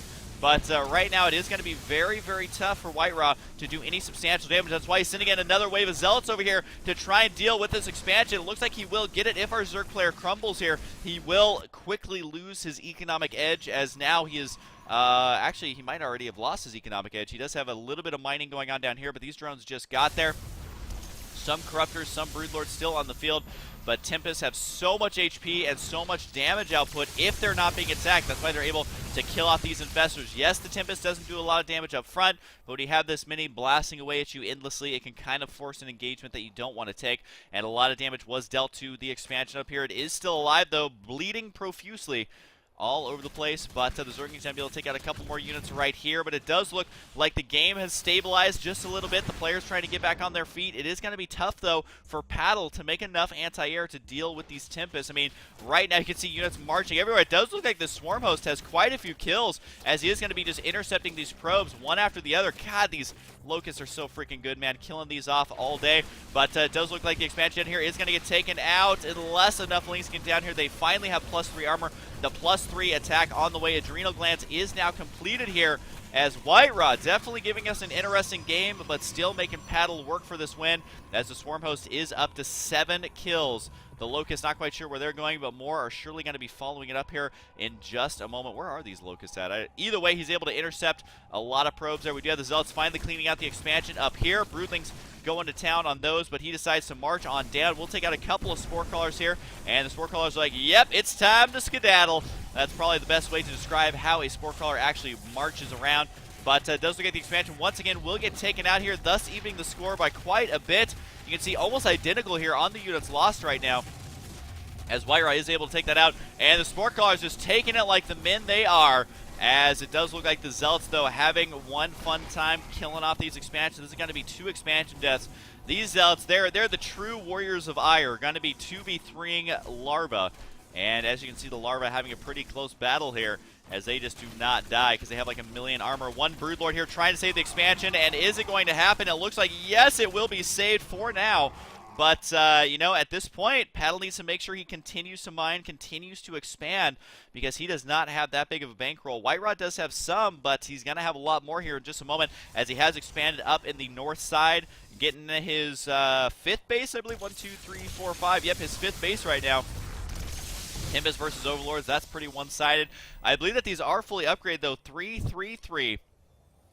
All the way across the board. The Mothership is now done, so that means that those Interceptors are going to be even more of a pain to deal with. The big Warpins of Zealots going to be preventing these expansions from getting taken out time and time again. Oh god, this probe, I do not envy you, probe. Although here comes a bunch of Archons. Where's the Fungals or the Neural Parasites? As it does look like the Broodlords, though, will be able to deal with this until the heir arrives. This probe, you had a mission impossible. Build a Nexus under a bunch of Broodlords. Not a good idea there, as he does get taken out. WhiteRa realizing, okay, I'm not going to be expanding there anytime soon, so maybe I can kill off the expansion over on the right side. These Zealots should be able to clean house quite easily versus these Lings, as, yep, the Zealots with full upgrades. So, well, I guess 2 attack, 3 armor, or 3 shields. Actually, he never did get the armor upgrade there, but Zergling's still not the best unit versus Zealots, especially once they start getting a couple plus attack upgrades. Going to be able to slice through those Zerglings in 2 hits. Now, do we see anything like Roaches trying to be mixed in? Anything like Hydras? Hydras would actually be a pretty good choice right now, although it would be tough versus this amount of Archons. WhiteRa somehow getting a lot of Espene gas to make these Archons. So basically every single unit in his army is tier 3. He's got the Tempest, Mothership, Archon, and Carrier, which is a lot of tier 3 units. And that does make his unit composition nearly unstoppable, as it does look like Blue Theorem says hi, as it does look like right now the Tempest got to be killing out these Broodlords. He has just enough to actually be one-shotting these Broodlords here, and this is exactly what you would expect to see in Heart of the Swarm now. As the Tempests have been added in, it makes it very uncomfortable for Zerg to try and sit back. And you can see with a little bit of micro here on these Tempests, they can back away, although the Corruptors do manage to get up here. Does use the Corruption ability. Looks like not quite yet. The Archons, though, they're mighty, mighty pissed. You got to watch out for that Vortex. Does take out a couple of those Tempests, though. And more are on the way, but both players still do have about the same supply. And that does mean Yos is still anybody's game, as Paddle is mining off of one base, kind of two bases here. He will have to be expanding here relatively soon, but I mean the non-stop wave of Zealots, how do you deal with that? Because if your army ever gets out of position, they're just going to swing through and start taking out some of your expansions. Oh, these poor drones. These poor drones. That's not where you want to be headed right now. If you're a drone, the Zealots say, hey drones, it's cool. You can go ahead and go and mine up there. We're just going to go kill this expansion. As they do go ahead and run down here, they will be able to take out the hatchery almost immediately. The drones as well are surely going to fall, as it looks like Paddle, trying to figure out how do I gauge these Tempests here, as WhiteRa saying, it's turtle power. Oh god, the Archon's got to be doing crazy splash as the Vortex does go down right. The Mothership's last dying wish was Vortex, and was able to summon that. This is not going to be pretty. Keep an eye on the supply. 139, in go the Archons, and this is not a good spot to be in. Oh god, the Archon's going to be doing so much splash damage. Wasn't able to actually kill off all the Corruptors just yet, though, but eventually they are able to finish it off, and it does look like WhiteRa will be able to win with this carrier rush, and there's the GG. Paddle obviously having some fun playing against WhiteRa, the man himself, and WhiteRa getting a taste of victory by just staying in the game a little bit longer to kill off everything. So WhiteRa, our Protoss hero, trying to make the carrier a viable unit. Even then, I feel like it wasn't that successful, but we will see in the future if Blizzard decides to make any changes to the carrier. I do want to say, though, that I feel like since Protoss has so many Tier 3 units, that there may need to be a reworking of how the Tempest or the carrier works, just because there's already so many Tier 3 units here. You can see Mothership, Carrier, Tempest, Archon was the unit composition there. That is a lot of Tier 3. But either way, hope you guys enjoy it. More HOTS on the way soon. And of course, I'll see you guys next time.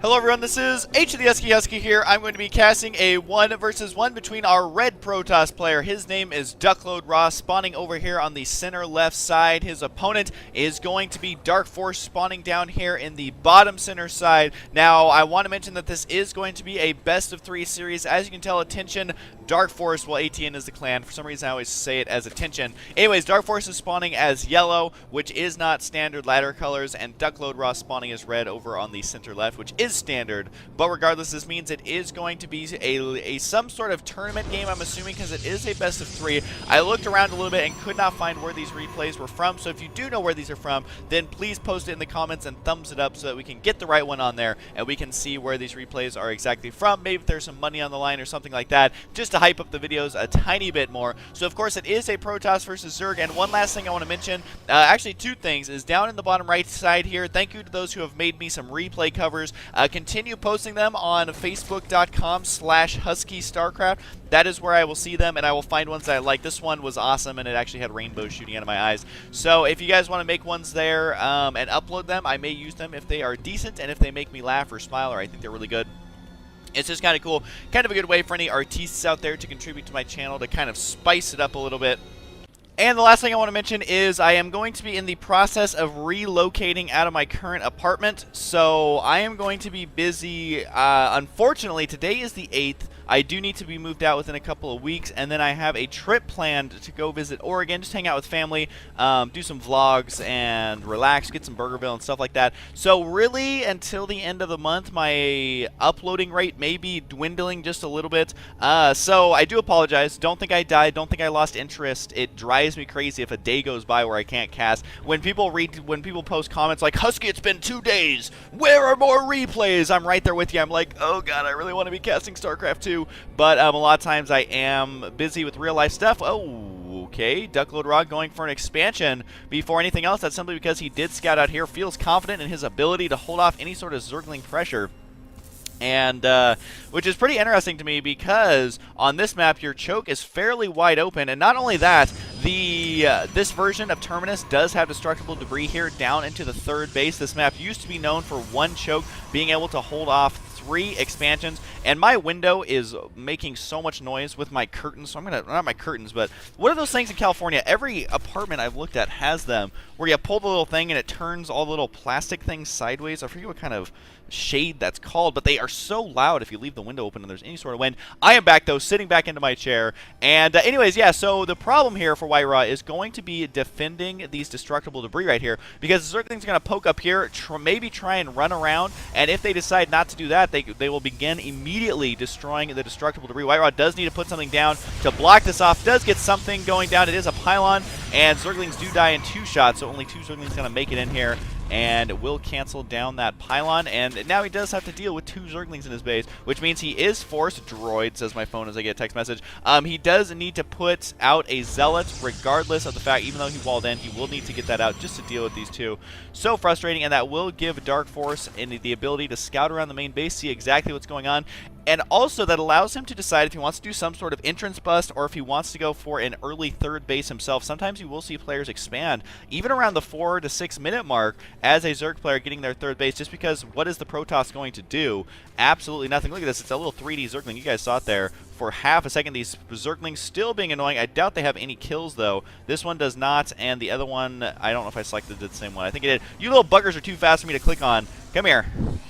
Yes, got it. Oh, he does have 1 kill, so 1 probe did get sniped there, which is a fairly big deal, and also going to be chrono boosting out this Stalker, which will help him defend those destructible debris. Just need to make sure to have vision of the high ground in order to do that, so may prove to be slightly more difficult, especially if roaches get out on the field. And it looks like Dark Force is going for an early lair, and this is, again, the good thing about an early fast expanding Protoss versus a Zerg, is a Zerg can say, well, I can either tech up, I can go for a roach entrance bust, I can do all sorts of things, and really the Protoss has to be the one on the defensive end to try and deal with that.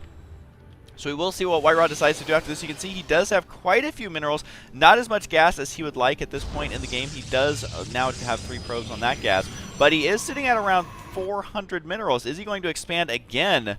It almost seems to me like he is setting up in a defensive position as far as expanding goes, as he does have 400 minerals. What are you doing with this money, WhiteRa? As you do not want to save this money in your bank account. There go more gateways. The timing does seem a little bit late just because he has been sitting on so much money. Not quite sure why he didn't throw those down earlier. And already, again, getting back up to 200 to 300 minerals. Right now, he is getting +1 attack, as well as chrono boosting out the upgrades and just finally catching back up on his macro. I mean, you do get additional income as Protoss in this situation. I mean, you can see 40 probes to 34 drones. Rarely will you see a situation where a Protoss is ahead of Zerg in workers, especially if the Zerg isn't doing anything other than making workers. But we do have a Baneling Nest on the way, and it does look like the answer to this walling in Terran is going to be some sort of Baneling bust at the entrance. So WhiteRa is going to do a 6 gate, which is pretty common here, and you can see him destroying his own rocks. I'm not sure if he's going to completely destroy these, most likely will. The Zergling is going to be scouting, though, does see the upgrade, as well as just the same gateway there, so there's no hidden tech right here.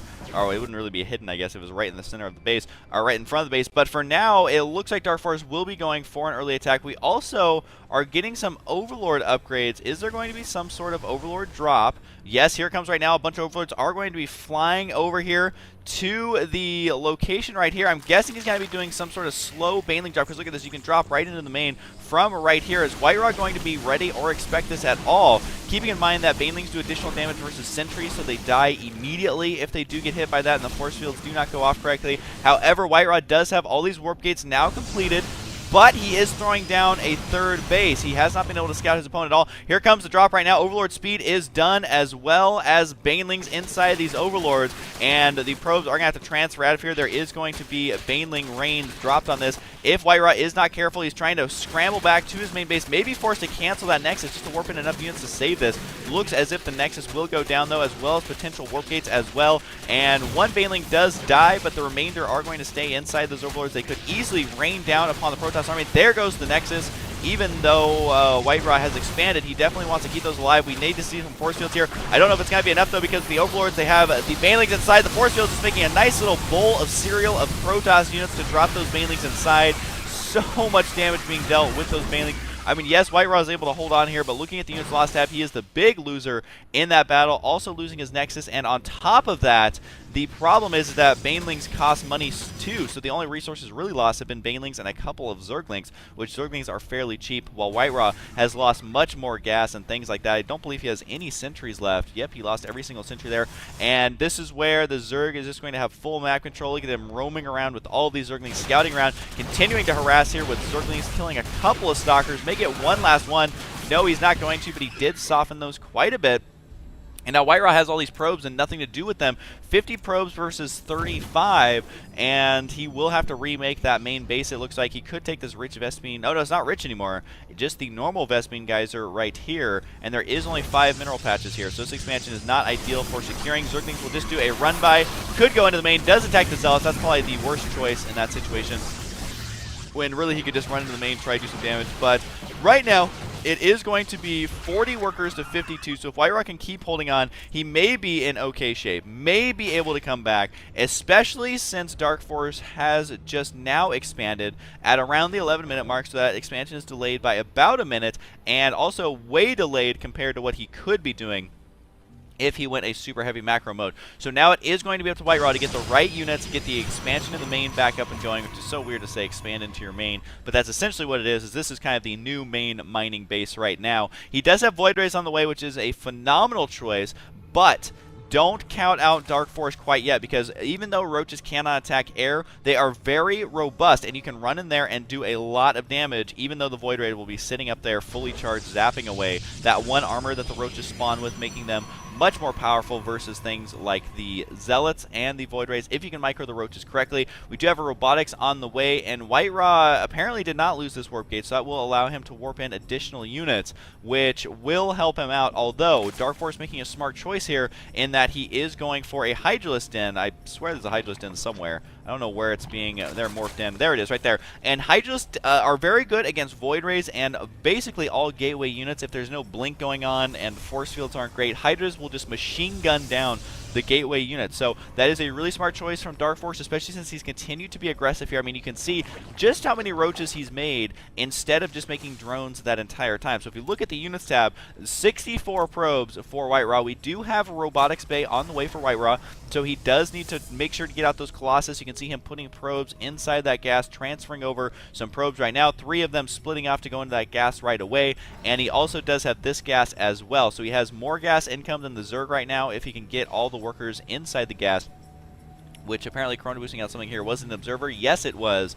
And so we should see some Colossus tech, but the Hydralisk attack may come before Colossus tech is done. One Void Ray poking over here, able to take 5 kills. I did miss that, but 5 drones just killed right at that expansion, which is not too shabby at all. He definitely wants to keep that drone count low, considering that the Zerg player is already behind in the drones. And is WhiteRa continuing to make Void Rays? That's very interesting to me that WhiteRa is not continuing to make Void Rays. Right as I say that, of course, WhiteRa is like, Husky, I want to make you look terrible, so I'm going to continue making Void Rays. But as long as he knows about these Hydralisks, then he will not make too many Void Rays, just because Hydras, again, can machine gun them down. We should see additional Hydras on the way from our Zerg player. Maybe doing a timing window where his +1/+1 finishes, and the Hydra tech is too powerful for WhiteRa. But look at the supply counts.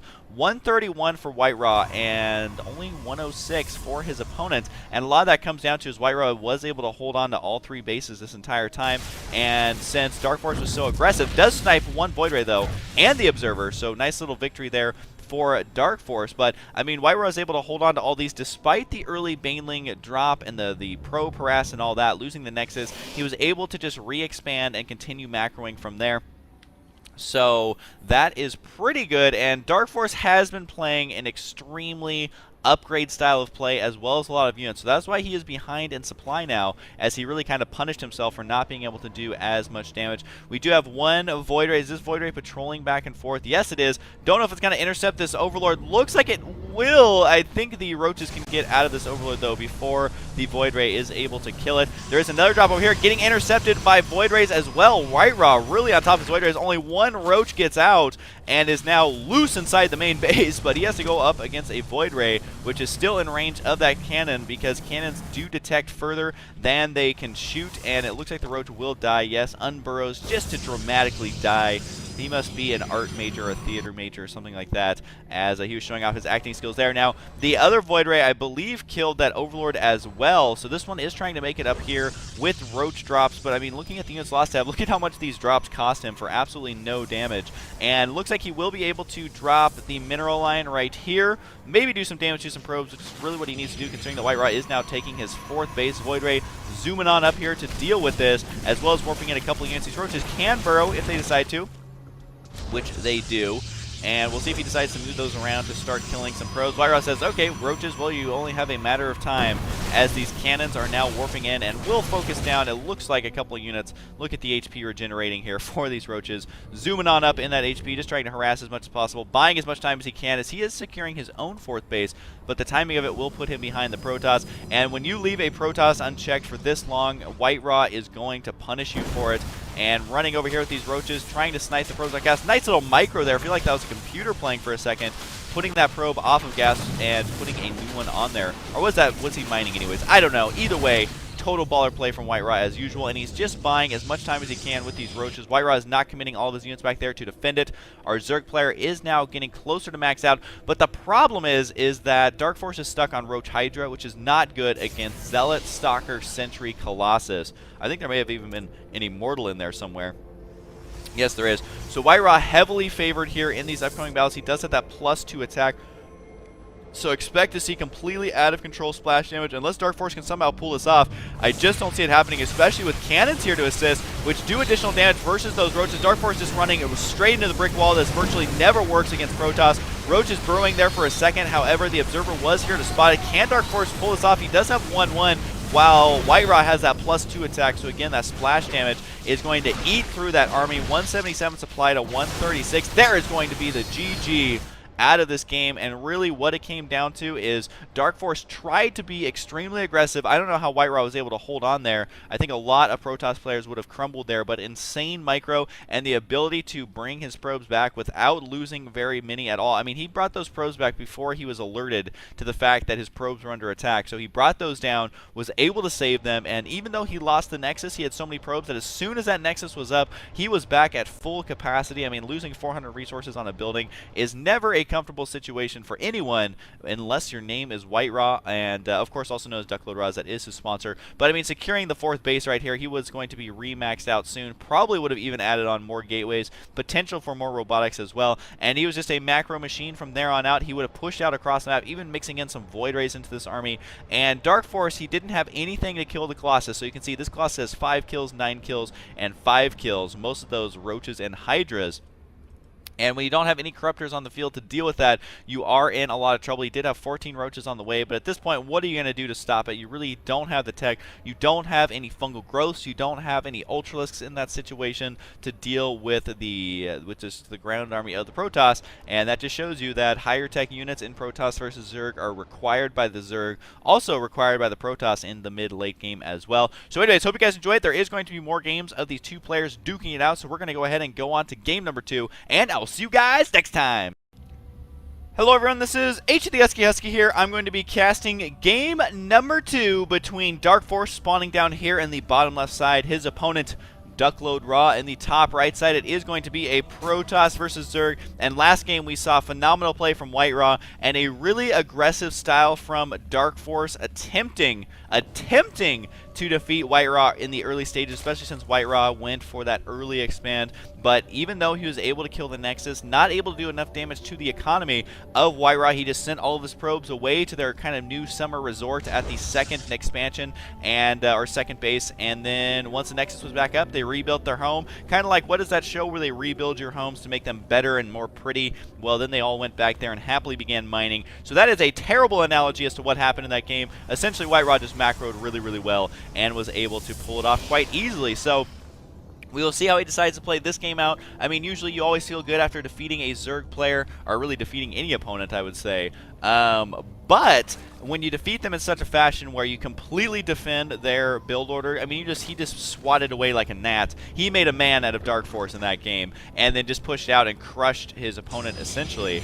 You are feeling even better. You feel like a vastly superior player, but you can't let the arrogance go to your head, and you have to secure all the games in the series before you can be like, well, that was pretty easy. I'm going to go ahead and celebrate with some Hot Pockets. So he is going to be scouting out here. This is after Gateway, which, I mean, look at this building placement of WhiteRa. This is just standard building placement that you would see on ladder, kind of even gold through diamond. And it's not something that, you know, I'm making fun of his building placement. It's that if he would have got 6 pool rushed, he would have been in a lot of trouble. Now, he's hoping that Dark Force doesn't go that because his building placement is not defensive at all. So the Zerglings would run in the probe line, then run over here and attack the gateway. Almost impossible to defend. And he's also not walling in at all. This will allow his units to go in and out quite easily should it come down to it. But his scouting time is definitely delayed. Usually in a Protoss versus Zerg on this map, you're going to be scouting after that pylon just to make sure that does not happen. As if you do scout a 6 pool, you can prepare for it easily. If one thing, the way that I've seen MC deal with it, which I really like, I don't know why I'm talking about this because it has nothing to do with this game, but I'm going to anyways, is if your opponent's 6 pooling you on a map like this, you have your, so you're already walling in, so you have your gateway on the way, so say right here is your gateway with a little gap for your zealot, and then your pylon back here. What MC does is he puts a second gateway down and a pylon right here, and then by the time he makes 2 zealots, he can kill his own pylon. The Zerglings have not killed the entrance yet, and then just push out with 2 to 3 zealots, and you hold it off quite easily. So if you are losing a 6 pool, that is one way to attempt to hold it off if you are a Protoss. As 6 pool is proving to be the most effective against Protoss. If you look at the stats on Masters ladders and stuff like that, the 6 pool is still decent against Protoss, even if you are a top tier Protoss. So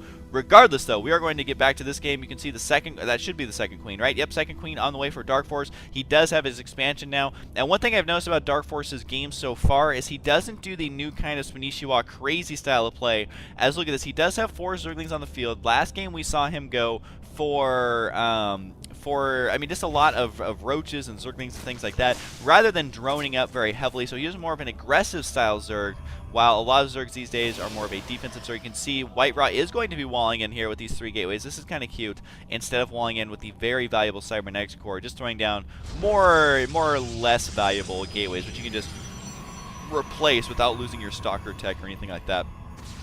So we do have a Stalker, Zealot, and Sentry, which, I mean, it looks like WhiteRa is going to a 3-gate expand. We'll see if he does, or if he decides to cancel the Nexus and all of that and push out with a 4-gate, as we have seen MC, for example, do before. And it looks like lagging was going on. So you can see his hotkeys there. What does he have hotkeyed at number 5? I guess nothing, just spamming a little bit there for some funsies. They're certainly going to be checking this out. So this is completely standard play. But again, Dark Force just is macroing less than a lot of Zerg players you might expect. I mean, you can see him getting a Roach Warren right here. We saw him getting Zergling speed. A lot of Zerglings now have been created here. I really don't know what he expects to do with this handful of Zerglings, just because a properly placed force fields will easily hold this off. And he may poke in here, see exactly what's going on. I am curious to see if these Zerglings play a huge role in this game, just because they're already playing a huge role in that is a lot less drones that Dark Force is going to have. And he is going for drones right now, as well as the layer tech. So again, not going a super heavy macro style of play, instead going for those upgrades and the tech as well. So I don't know. If WhiteRa holds off again, he's going to be in such good shape, but he is going to have a lot of early pressure applied to him. He is going to be cannon expanding here, or at least getting cannon for defense. We'll probably put a gateway right in front of this cannon to make it more difficult to destroy by roaches. And look at this, the cannon's not even completely up against there, so roaches will have to run around to engage this cannon or get uncomfortably close in range of the sentries and stalkers. So right now I think WhiteRa is playing this out really well, but how will he be able to defend against Dark Force's early pressure? Although now Dark Force is going for drones and an expansion here. So the timing of this expansion is much earlier than we saw before. The only thing is that he hasn't been making as many drones as possible. However, since he does have these Zerglings on the field, he can use them to scout the watchtowers, as well as slow down the push as much as possible should WhiteRa decide to move out at the standard time. We do have a Stargate on the way right now, so it does appear as if WhiteRa is comfortable sitting back and just teching up to those air units. And there is, I mean, that expansion's on the way, but there will be Void Rays on the ground, so Dark Force will be forced to get out a Hydralisk Den or something like that. He does have an Evo Chamber, so may be able to get out Spore Crawlers as well. And I don't know if WhiteRa is going to be aggressive with this Void Ray. I mean, the rally point tells me that he's going to be, as he will send it down here. And he just wants to harass this as much as he possibly can. The Void Ray will get here before Hydralisk are really popping out and doing a lot of damage. And then the Dark Force is forced to rely on Queens, which if you're not careful, you can lose a Queen to a Void Ray here. Now the Overseer going to be complete here. He's going to scout here. This is completely standard timing for this Overseer to see exactly what's going on. Needs to make sure not to lose the Overseer, though. Doesn't look like this Overseer will escape. The Overseer did see everything he wanted to. What is going on with the zap on the Void Ray? I mean, not a very nice start to this Void Ray's life. Brand new Void Ray already having malfunctional problems. But maybe the Hydralisk to have, since this Void Ray is delayed a little bit, will be in time to defend against this. Now, usually you do not want to lose these early Void Rays and Phoenix. I mean, obviously you don't want to lose any units as a Protoss player, but at this stage of the game, the idea of this is just to force, hopefully, static defenses, try to force a wave of ground units rather than drones. But the Phoenix is going to scout through here. We'll see the Hydralisk Den. A couple of Hydras are popping out. Doesn't look like the Phoenix will die unless WhiteRa completely ignores it. And the Phoenix is taking some damage. I do have him selected right here. And then he is going to zoom out of there. So he really knows exactly who he's going up against. He flew right over that Hydralisk Den, and so he immediately is going to start dropping Colossus, which I think he was going for this tech anyways, but he definitely needs something to defend against Hydras. And again, Dark Force is going for early aggression here. May be able to do a lot of damage with these Hydras, especially if he starts engaging at an angle like over here, where the cannon's completely out of range. There's no Colossus ready, only a couple of Gateway units as well as a couple of Void Rays, all units which are not phenomenal against Hydras, but Dark Force is going to be doing a wave of drones right now. So he will not be putting on that pressure, and he just has to deal with these Phoenix, which do the Phoenix have any kills? No kills on these Phoenix. Just going to be killing one drone, it looks like here. No, that drone survives. He just went skydiving and was able to survive. However, needs to get that drone back to work. There he goes. Back to the mineral line for you, drone. And so WhiteRa not able to really do any damage here. Dark Force able to hang on. Thankfully for him, he expanded earlier, and now WhiteRa is stuck on the 2 base, which isn't as comfortable for a Protoss these days as it used to be, just because Zerg realized, well, if I take the entire map, by the time the Protoss is maxed out, I'm maxed out 2 times over, and I have additional larvage to remake that second army. So that is something that WhiteRa will have to keep in mind. Picking up that poor little Zergling, the little Zergling that could. He went skydiving himself. He's like, well, if the drone can do it, so can I. Does get killed right away. And WhiteRa only, his army is not very scary right now, considering that the supply count's 100 to 125. Only 1 Colossus in this army. Thermal Lance is on the way, but now that WhiteRa is taking a 3rd base as well, his army is fairly weak here. So if the Zerg player decides to put on a little bit of pressure, I think it will favor the Zerg player rather than the Protoss player. So that's just one thing to keep in mind. We do have Tunneling Claws on the way, as well as more upgrades for Overlords. Could see a potential drop again inside the Zerg base. Need to be careful with these Phoenix, just because you can harass and scout with these so easily if you keep them alive longer. And he's already at such a huge supply discrepancy that he wants to be careful here. We do have, this is surprising to me, we do have weapons air level +1. I honestly have no idea why WhiteRa is deciding to do this. Just because he's going to be going against so much Hydras, the better option usually is to get out Colossus with some Gateway units to defend it. I mean, he is going for Void Ray, Colossus, and the ground army, which is standard. It just seems like these Void Rays may be a tiny bit too early. But right now, I mean, Dark Force is giving the Protoss time to do this safely, so WhiteRa is going for the exact army composition he wants. But the problem is the Corruptors. Dark Force realizes Corruptors do indeed exist in this game for Zerg, so he will have more Corruptors on the field than we saw last game. Then again, 1 Corruptor is more than we saw last game. But that will allow the Void Rays to not do as much damage to the Roaches as they would like, which means all the ground army of the Zerg player can just devastate the Protoss Gateway unit. So gonna come down to, can WhiteRa keep these Colossus alive, or are the Corruptors going to be too much? Dark Force staying on top of his expansions, is going to be taking his very valuable 4th high-yield expansion, and is going to be maxed out here soon, any minute, at 172 supply. Now, WhiteRa's, this kind of shows you that getting the Void Rays too early, it does supply maxing out. Some players can max out as a Protoss around 15 to 16 minutes, but right now he's only at 134. He is moving out here. This is a very weird timing to move out, especially since the Corruptors are done spreading the Corruptors out quite nicely. The Roaches will be able to focus down a lot of the units. However, he did not go for the Colossus, and so that is going to allow the Void Rays to get fully charged here. So Dark Force is he going to clean this up here? Yes, he will. And WhiteRa is going to be in a lot of trouble here. That was such a weird timing and weird location on the map to move out. Usually you'll see a Protoss player be extremely defensive in this timing, just because that is where the Zerg economy is really kicking in. I think we may have seen some probe massacres going on, at least having to force the probes all the way all the way to the expansion. So workers killed.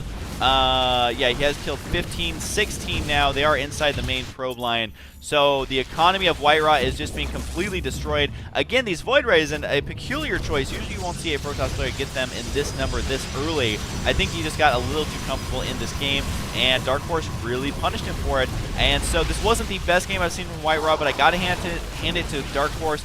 Waiting cautiously and engaging that right at the right time was really what paid off for him. 49 workers killed. Eesh, that is a terrible number of workers to lose. So there's no way WhiteRa was going to come back from that one. And that really just came down to one battle, but it also came down to Dark Force being patient, waiting for WhiteRa to move out at the ideal time for him to engage it. And he just shows you the power of the Zerg Swarm. Now, he did only have one attack, and did WhiteRa have any? Yes, he had one attack as well. The second armor was nearly completed, as well as another Colossus, which, again, to me, that's why it's such a weird timing, because as a Protoss player, you have to pay attention to your upgrades, because I think as far as upgrades go, they help the Protoss more than any other race once you have a nice big ball, just because it keeps your Colossus alive longer, as well as makes them do a lot more damage, because they do so much damage that doing the upgrade attack makes it scale much quicker than other units, plus it does splash damage, plus it does 2 attacks. So the upgrades are so crucial for Protoss, and I mean, like, we had air weapons level 2 on the way for these Corruptors. A beautiful play there by Dark Force. A lot of Zerg players forget to get those air upgrades, making them do 22 damage versus massive units. The side of my computer just fell off and stabbed me in the foot, so that feels fantastic. The hazards of being a caster that some people do not think about. Cutting off your own foot with the side of your computer is one of them, and tangling yourself and, in your headset is another. In those late nights where you stay up casting games, you fall asleep with your headset on, and you wake up suffocating from the headset getting its revenge. But anyways, we are going to go on to game number 3. I'm super excited because Dark Force showing us he can take a game off WhiteRa quite convincingly. So let's go ahead and hop into that one. Hope you guys enjoy it, and I'll see you guys next time. Hello everyone, this is Husky here. I am going to be casting the last game, maybe if I can bring up the production tab and the name tab here, between Duckload Ross spawning down in the bottom center. He is going to be your red Protoss who decides that rally points in the early stages of the game are overrated, allowing his probe just to sit there for half a second. Dark Force is going to be your yellow Zerg spawning up here in the top center. The map is going to be Shattered Temple, so it's almost as if so many games were played on Lost Temple that the map itself has evolved. I'm sure most of you know the differences already, but I will review them really quickly. Top left side and bottom right side islands have been turned into not islands, but destructible debris accessible locations for expansions. And what else did they add? They changed the center of the map to be more wide open, but there is only one watchtower to oversee exactly what's going on there. And they also removed the cliffs. Thank goodness. Thank you, Blizzard developer gods, for removing this cliff. I hated, as a Protoss player, going against siege tanks in that location. So I am extremely happy about that. So, yeah, this is going to be game number 3 as we are all tied up 1-1. I feel like the last game was uncharacteristic for WhiteRa, and the only reason I say that is because I'm more familiar with WhiteRa's playstyle, in that was a little bit odd for him. Dark Force I'm not as familiar with, but he is showing us, hey, I can take a game off WhiteRa. I'm not too shibbity-shabbity either, even though he does some weird Zergling timings where he gets out a lot of Zerglings and then is like, well, I'm not going to do anything with these, and I'm now going to make a bunch of drones. But maybe I'm just spoiled and a little too familiar with Spanishiwa's playstyle, and I have to not be biased and realize that there is more than one way to play Zerg, and, Dark Force's way of playing Zerg evidently can go 50-50 against WhiteRa, so it is definitely not a wrong way of playing at all. Looks like WhiteRa going to be throwing down a Nexus. This drone wishing he could block it there, maybe could have done an extractor, or not an extractor, but an Evo chamber block where you make a hatchery, cancel it, make an Evo chamber. However, WhiteRa is going to get a freebie here. He is very happy about these spawn locations in that since he put the pylon on the low ground, he wants to do a fast expand. We'll see if it ends up working out. Now, this map is interesting because a Zerg player could potentially kill these rocks to try and get behind and attack this location, but it takes so long. Number one, because rocks take forever to kill. Number two, a Zerg player would have to be completely out of position in killing the second pair of rocks, and so the chances of that are going to be fairly slim. Looks like more Zerglings on the way for Dark Force, and he again... Did he have a metabolic boost on the way? Yes, he does. So he is such not a macro player in the early stages of the game, man. He hasn't expanded yet. Just using 4 Zerglings to deny scouting. I mean, yes, he did kill that probe, but since he has metabolic boost on the way, his economy is delayed anyways. But he is going to be expanding here, and I'm not trying to ream him for this build order. This is completely standard. So I just want to mention the downsides of it, though, is that your economy gets going underway a little bit later. The positives are that you have Zergling speed for the rest of the game, as well as utilizing that for map control. So that is something that to talk about. We do have the Cybernetics Core on the way right now.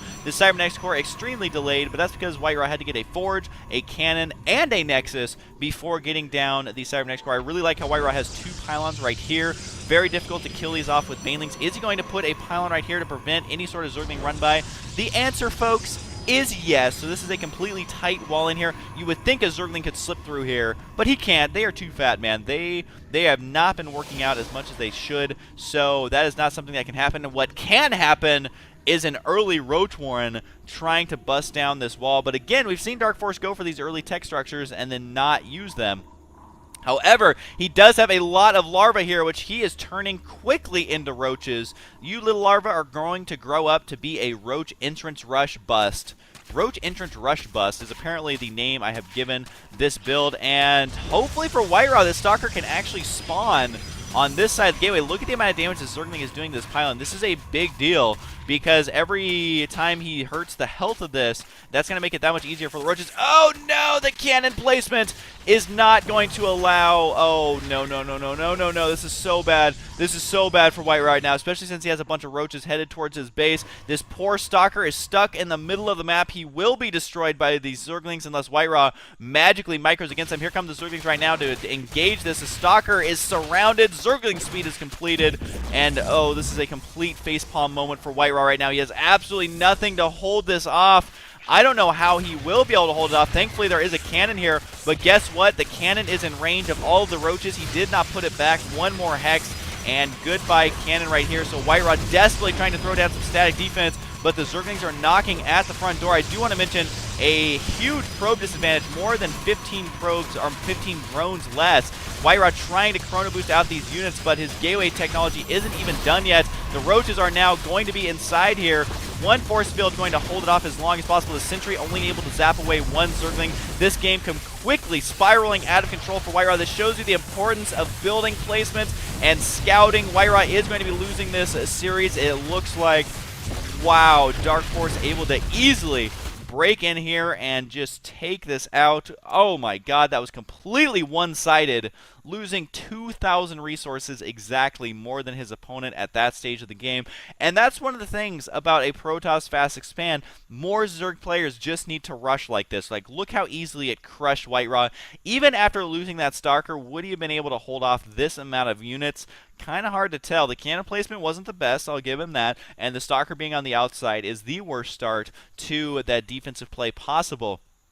But, oh man, so one-sided here in this last game. So I got to hand to Dark Force, though. You need to punish a Protoss player for fast expanding. You need to. In most games, you absolutely need to do that. Dark Force doing just that. Even if you just make the roaches and start harassing from afar, I don't know why more Zerg players, honestly, I don't know why they don't do that. Almost every single game where I see a Zerg player do this, the Protoss player is scratching his head and really has a very difficult time in dealing with it. So an extremely short game here, but an extremely interesting one, I would say, and one that a lot of Zerg players can learn from, as well as Protoss can learn from. So the early stages of the game are the most important part of StarCraft to learn, because that is where things scale the quickest. So if you forget one probe, it hurts you more in the long game than forgetting one probe at a 30-minute mark. So learning the early stages of the game are absolutely vital. So anyways, thank you guys for sending replays to huskyreplays@gmail.com. Thank you for making replay covers and posting them to Husky Replays, or not Husky Replays, but facebook.com/HuskyStarcraft. Thank you guys for being so awesome. Thank you for watching the videos, and thank you for just being you, because you know what? Nerds are taking over the world, and if you don't believe it, everyone that works at NASA is a super nerd, and they invent the coolest things ever, and they put a man on the moon. So, nerds for the win. And, yeah, that's that. I'm going to be casting some more games here, hopefully. Hope you guys enjoyed, and I'll see you guys next time.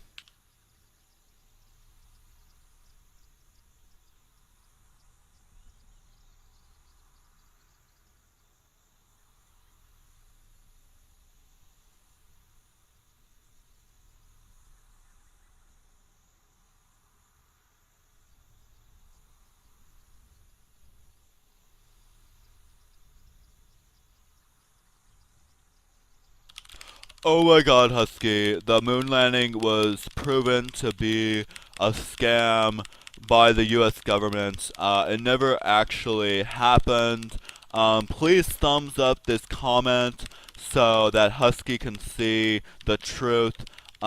Please make sure to follow my YouTube channel. This is where we talk about really pressing issues, like, is the moon landing real? Was Barack Obama's birth certificate written on a piece of papyrus? You know, just really important stuff. Husky, your commentaries have really started to slip. I really don't like that you post games other than StarCraft. When I subscribed to your channel, your name was HuskyStarcraft. So if you could just not have fun on any other game, that would be really great. So I really feel like you're letting the fans down. So I'm just gonna go ahead and unsubscribe. But if you guys could check out my YouTube channel, that would be great. Thanks. Hello everyone, this is Husky here, and I am back with some more special tactics. Now I do want to mention that I have to record this to an external hard drive, so it is going to lag a little bit more during game. Hopefully it is not too unmanageable, and if it becomes too bad, then I will figure something out. But for now, we're getting about 20 frames per second. Usually it hovers around 30, so hopefully it'll be good. But I figured what better game to test this recording on than a special tactics. So we are indeed going to be having a special tactics game. Of course, that means WhiteRa is going to be here, so he is going to be spawning down in the bottom right side, and in the bottom left side, it is going to be Avekaten, not quite sure how to say that, but he is currently ranked 20th on the Grandmaster server in Europe, which means that he is not bad at all. He has about a 60% win rate. It's a little bit over 60%, so he has managed to break that very, very important 60% win rate, which if you do look at the top, I would say 100 players, the really, really good ones that you would expect to see at tournaments and such like that, have between a 60 to 70% win rate, and then sometimes they'll just be a crazy breakout where they'll have like 80%. I think that's one of the highest I've seen in the top 100. And sometimes when Koreans are trolling on different servers as well, they will get a ridiculously high win ratio. But for now, the map is going to be Shakira's Plateau. And what does WhiteRa have planned for today? I really wish I knew, because special tactics always means that he's going to have something special planned. I just don't know exactly what exactly that entails. And right now it does look like he's going to be forward fast expanding, which I highly recommend doing on this map.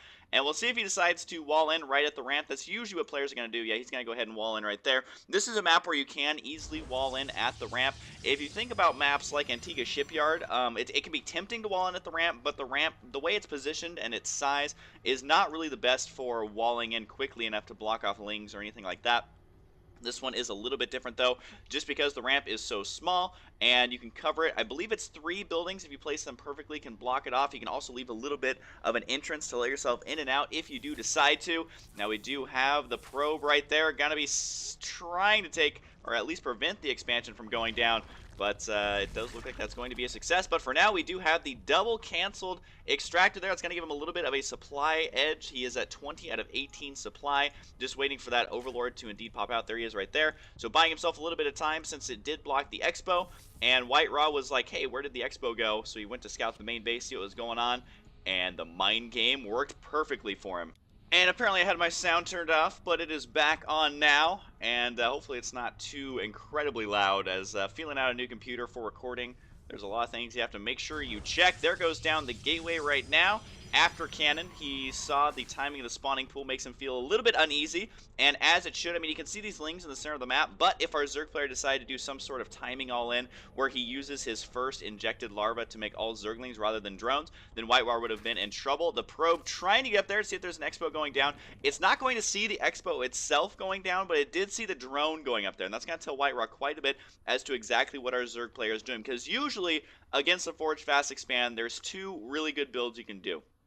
There can be either a super all-in Roach Rush with Zerglings reinforcing it to try and punish that Expo. The problem is, though, is that the Roaches don't have a lot of maneuverability on this ramp right here. So even though the build does work, if there's any map that it's going to have trouble with, this will be one of them. It's not like a Tal'Darim Altar where you can spread the Roaches out and get a nice little concave, because, I mean, literally you can only fit, I don't know how many Roaches wide this is, maybe 5 or 6. And any more than that are just going to be kind of sitting in the back, not doing a whole lot. Especially if a force field gets involved, then that's when it gets a little bit messy. But having the third base this early is going to be really the second option that a Zerg player can do, in that, well, the Protoss player is going to be getting up on 2 bases. So what the Protoss player is saying is we're not going to be doing a 1 base versus a 2 base. So I'm going to go ahead and grab my expansion, and then the Zerg player basically has to respond with, well, I can't do a 2 base versus a 2 base. So to be on even footing, it does need to be a 2 base versus 3 base, and apparently a lot of drones transferring up over here. This is a surprising amount. Was he just powering drones this entire time? He does only have 31, but very quickly deciding to saturate this third base. I'm kind of curious as to why he did that. I mean, if you look at the saturation here, there's about 1 drone per patch, and almost the same story here in the main base, maybe about 1.5 drones per patch. And he's deciding, well, I'm going to take a little bit of a risk and saturate this one. Not only is it going to supplement his income a little bit better, but it's also going to mine this space out much quicker than if he were to have mined that many in his main base. But it is a risk because he transferred the drones so early, which means that the Zealot up here are going to delay the mining quite heavily. As such a smart move by WhiteRa. The fact that he's delayed the mining already, I would say, has made this worth it, even if he ends up losing the Zealots. And look at this, though.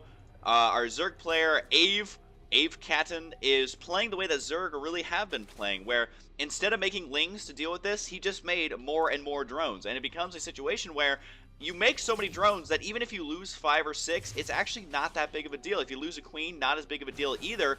And because if you make Zerglings and then you lose drones, then that's when it really starts to hurt you. But look, he's going to lose maybe 1, 2 drones here. We do have 2 kills on that Zealot, but I mean, at the cost of a Zealot and a probe, that's not even that cost of effective of an attack. So Ave Catton, I really like what he's doing here. Oh my goodness. It is indeed special tactics. We have a fleet bacon. Apparently I don't have the timer on. Hang on, I got to turn on the game timer. Let's see, where is it? I always forget where it's at. Oh, working under pressure. Oh man, I always forget where it is. Whatever. We'll turn it on for the next cast. But he has that at a very quick moment in the game. And he has double Stargate as well. Is he going to go double carrier this early in the game? My goodness, WhiteRa does indeed love his carriers, and I almost feel like every time I cast a carrier game, Blizzard doubts they're wanting to remove it in the expansion. Although I think Ave Catton's going to doubt why he put those drones there, but they are going to go ahead and get back to work. So crazy macro mode out of our Zerg fight. Oh, did that get scouted? Oh, one of them got scouted. I'm not sure if he knows that there is indeed a fleet bacon. Does he know about it? No, he hasn't spotted the fleet bacon. We also have Graviton Catapult on the way. Double carrier on the way as well. And what's really funny about this, unless you're a Zerg player and then you're just going to cry, is that our Zerg player, Ave Catton, scouted this. He flew all the way in. He's doing everything right, scouting around the 6 to 8 minute mark, I'm guessing, so I don't have the timer down here. And he saw the one Stargate. He's like, okay, gonna see some Phoenix, gonna see a couple Void Rays. So I'll throw down a Spore Crawler here and there, but I'm gonna be fine. Maybe I'll make an extra couple Queens. It's gonna be okay. He's even got some Roaches to deal with any pressure on the low ground. But WhiteRa says, nuh-uh, you're going to be having carriers in your base. Now, this is a build where WhiteRa literally has 2 Stalkers. And if you're wondering, how is WhiteRa getting away with this? Well, if you see, he does have the Stalker at the watchtower here. So if anything pushes out, he's going to see it.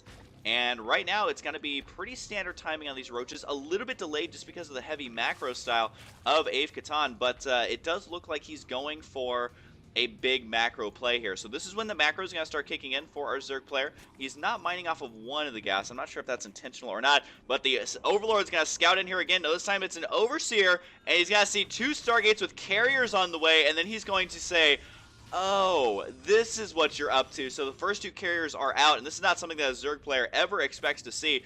And it's a situation where it's like, oh, I only have Hydra Tech, a couple of queens, and spore crawlers. This is actually something that carriers are really good against. So the carriers have arrived, and indeed with that graviton catapult completed, they can start going to town on these queens. Now the carriers don't do a lot of damage if they're chasing a unit like we saw the queen, but if they can do a straight up battle like this, they're going to be in great shape. The epicness is indeed lagging it a little bit, but that's okay. The carriers though, WhiteRa is not microing them. He's going to lose one of them. It does get focused down right away. And the second carrier has to kill off these Hydras. Hydras are going to be much more cost effective versus this. At the same time, though, a huge swell of roaches is attacking the third base of WhiteRa. There's a lot of lings up here trying to slip in as well, but he did block it off with a couple of pylons there at the last second. And it is 140 supply to 80, but this one carrier is still alive. He is up to 8 kills, but he is dangerously low on HP. We'll keep him selected to see if he can rake in more kills, but the important battle is the one outside of the third base, or I guess directly in the third base of WhiteRa. And I don't think this one poor carrier who only has like 3 interceptors, no, he is up to 4, can actually protect this. No, he can't. This one does have 4 kills. The carrier in the main, where did he go? I think he retreated here to defend. He is up to 10 kills, but killing off roaches is going to be cost effective for the Zerg players. It's kind of weird to say where it's like, oh, the roaches are cost effective versus the carriers, because obviously they can't attack the carriers. But the important thing, the resource that's very valuable right now for the Zerg player is time. And the reason I say that is because if he can get up some corruptors, get that lair tech going, which he's deciding to do neither of instead. Oh no, he does have a lair tech outside his natural, but he is double expanding off of this, so he's going to push his macro advantage that he's had since the beginning and just try and win with a huge swell of Hydras, some roaches mixed in, maybe some Zerglings, to try and not only kill the carriers, but also give the carriers way too much stuff to shoot. Now we do see that WhiteRa going for the first extractor there, but a big amount of Hydras over here. This is like Marines versus carriers, where if they get under the carrier, it is lights out for the carriers. And actually there's enough Hydras here to kill the interceptors. So this rush, I don't know if it's been worth it or not. I mean, our Zerg player has lost more, but killing off the Expo is a pretty big blow to WhiteRa. He does have a lot of cannons here trying to protect it. It is enough to hold off the attack from the Zerglings. So very important save there by WhiteRa. He's got us keep that expansion alive. He also has 2 carriers continuing to be produced here, adding on a 3rd Stargate because, hey, why not at this point? And he also has, that's not a mothership, that's a bunch of probes. So in a big battle over here with a lot of Hydra Roach, which is a old school unit composition, but with no Colossus here to deal with the Hydras, it may be enough. He's trying to micro these back as best he can. You gotta remember that carriers are not as good as they are in StarCraft 1, where you can micro and move at the same time. So the carriers are forced to just kind of sit here, but the Hydra's not able to kill off the interceptors as our Zerg player was focused somewhere else. He's making more Hydras and Zerglings right now, but what he really needs to get out is the Corruptors, especially now that the Mothership is here. This is like special tactics times 2, where he's going Mothership Rush and Carrier Rush at the same time. We do see Zergling Hydra now in the center. I think our Zerg opponent may have underestimated the power of the carrier fleet, especially when it is controlled by Emperor WhiteRa here. I guess I shouldn't call him Emperor because that is Boxer's name, but for this game alone, we are going to let him get away with it. Looks like he's going to try and stop the upgrades. He'll get it, preventing the +1 attack, potentially the +1 armor as well. Can he get it? The Mothership is here. Could warp in units if he decides to, although I don't know if he actually has any units. Looking at the units tab, no, he has a Zealot and a Stalker. 40 interceptors between these carriers, and killing off the Queen right away. Apparently the Mothership will roast it. I always forget that that's how the Mothership kills things, is with fire. But I guess purging it with fire, similar to the campaign mission, where you can choose to kill everyone with the Mothership. At the same time, though, we do have a counterattack. Gotta try and kill the Nexus. Can he get it? It's so close. But the Zerglings do get destroyed there, as WhiteRa did re-add in all those cannons. I really like that positioning as well, where every single cannon's basically firing to cover that. And also covers this right here, almost covering the ramp. So the positioning there is spot on. What's even more spot on is the amount of carriers he has. Now we need to start seeing some Corruptors out of our Zerg player, but the fact that he wasn't able to kill that ball of 4 carriers originally, yes, he killed 1 or 2, but wasn't able to kill the entire ball, that makes these carriers so much more powerful. I mean, when you start getting them in these numbers, he has 7 carriers right now, producing 3 at a time. He doesn't even need to make any ground units. He's literally spending all of his money on the fancy new carriers. And it's going to be tough for the Zerg player to deal with it with just pure Hydra. I don't think that Hydra is the correct response. But really, what is the correct response to a carrier rush like this? This is something that you almost never see. And look at this. He's focusing down the Overseers, so there's no detection here other than just a couple of Spore Crawlers, but those can be easily dealt with by the carriers as well. Our Zerg player does have a lot of Hydras, though. He's trying to kill off the Interceptors. No, he's going to go for the Mothership. Can he get it? A Vortex right there going to suck in half the Hydras, and the Mothership trying to eat away, but she moves so slow. She is so fat, but it does look like these Hydras are forced to run into the Vortex, and needs to kill off these Interceptors if possible. If the Mothership has safely escaped. This is so many Interceptors now. How many Interceptors is he up to? 55, plus he's producing 4 at a time with the auto build command on the carriers. And I'm just waiting for the comment that says carriers are OP, because never have we actually seen a game where carriers look OP.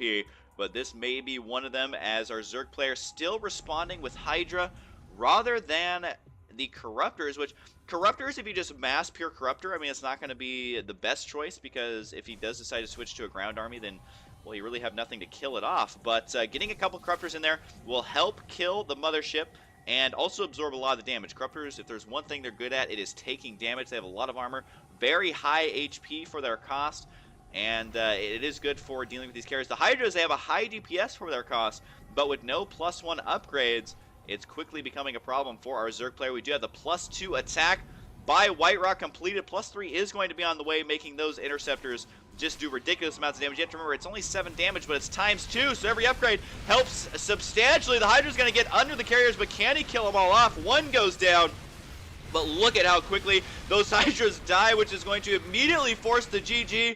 And I feel like WhiteRa's staying in the game for an extra second just to enjoy his victory. I'm surprised he didn't fly around and kill off all these bases. And you got to remember that this Zerg player is ranked about 20th in the Grandmaster League in Europe. And so for him to lose a game to a carrier rush like that, I almost just want to go back. Just go back to the days when we were younger, when the carriers were just now spawning. Let's see if I can scoot far enough ahead here. Maybe a little bit more. Because the first 2 carriers, I think, are the ones that you have to kill if you're going to be a Zerg player in this situation. So we're going to speed this up. Away go the carriers. And he also has the Interceptor set to auto build. Of course, you just right click that and it'll set him to auto build.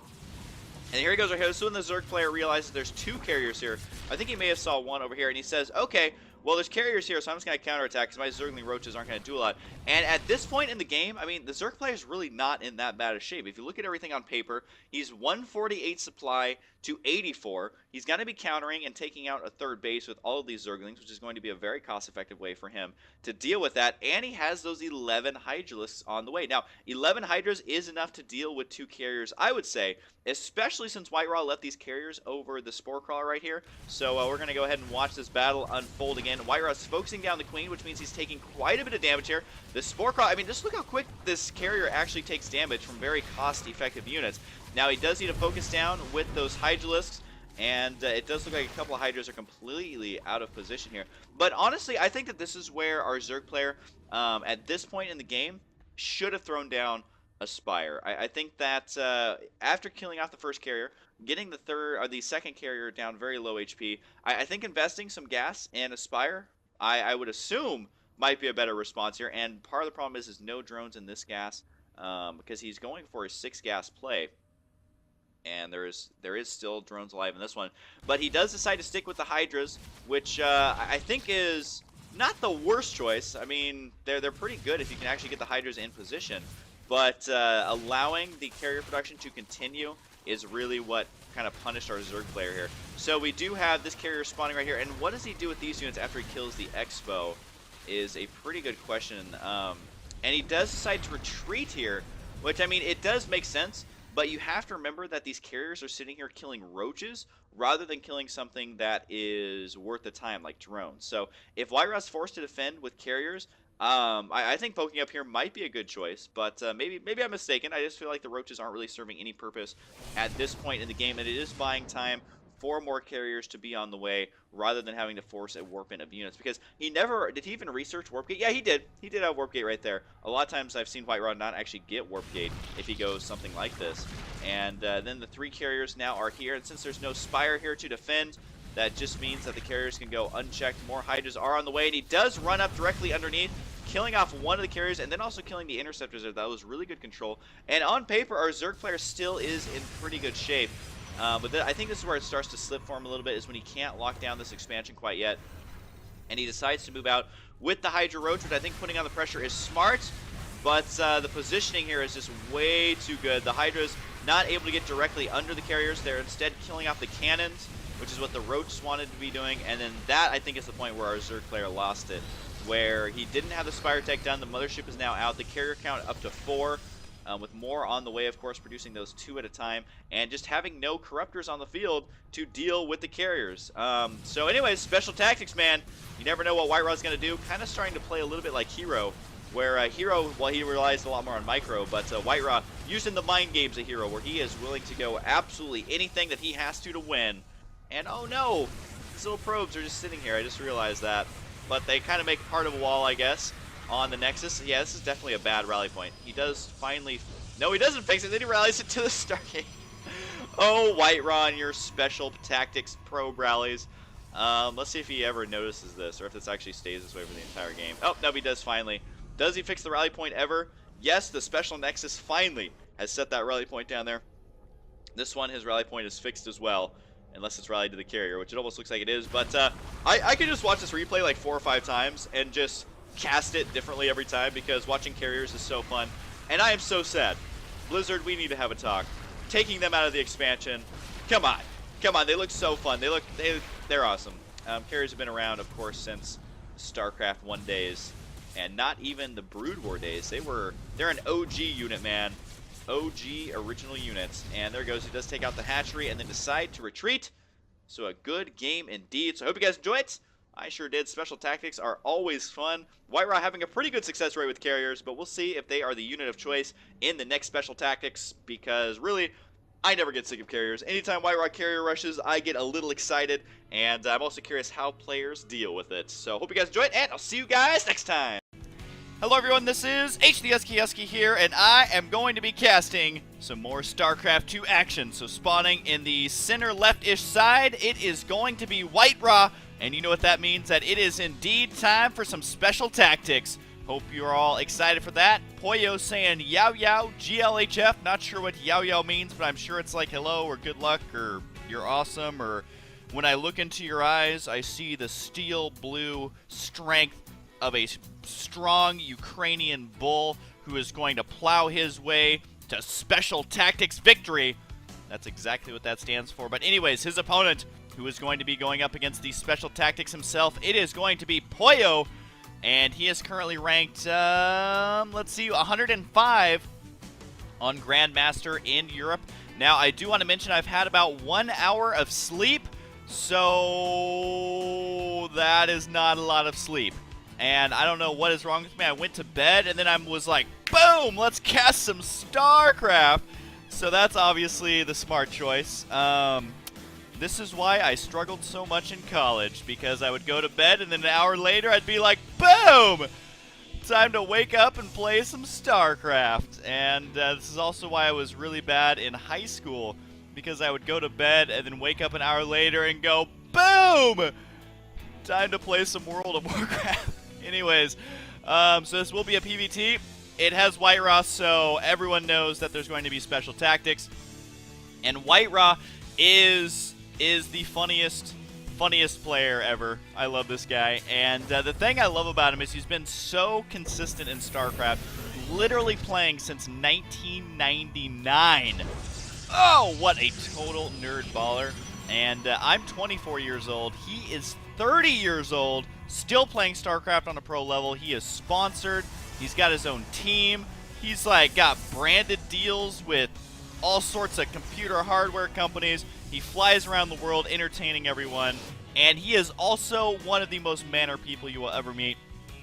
Always willing to sign fans, or not sign fans, excuse me. Sign autograph for fans, but I guess you could sign fans as well. That is something that that has happened. People always asking us to sign their boobs, sign their forehead. I remember, I don't know if he's still a fan of mine, but he was back then. At 2 BlizzCons ago, the very first signature that someone asked for from me, he wanted it on his forehead. And that was pretty awesome. And people never cease to amaze me on what they'll have me sign. One guy had me sign his driver's license. One guy had me sign a box of popcorn. Multiple men have had me sign their chests, but I am proud to announce that multiple females as well. So it's not just a total sausage fest. It's like 95% sausage. So we're getting there. We're getting there. There's a whole lot of meat to go around, and we just need some ladies to start attending MLGs. Although that has begun happening. I would say last MLG was the most female-heavy MLG I've ever been to. Also, PDX Land, something that I've gone to 6 or 7 times. More and more females every single time. But back to the action. We see WhiteRa has gotten some buildings and stuff, and it seems that our Terran player decided buildings as well. So we have identical build orders here, in that they're both getting buildings. So he does have the 3 racks going down. 4th rack's already completed, also known as the first racks. So I guess the 4th racks isn't completed, but we do have early expands off both these players. So whatever special tactics WhiteRa has planned, it is going to be heavy tech oriented. So is it going to be some Warp Prism play? Is it going to be stupid sound bug with no sound? WhiteRa is so good, manages to remove his opponent's sound at the early stages of the game. Now, if you look at the units lost tab, it's actually a bug where if you destroy your opponent's sound, it doesn't show up in the units lost tab. But WhiteRa able to do that, and he's also going to be able to take down this Marine. Oh man, it's like me in high school running away from everyone, and the big fat bully kid puts me out of the game.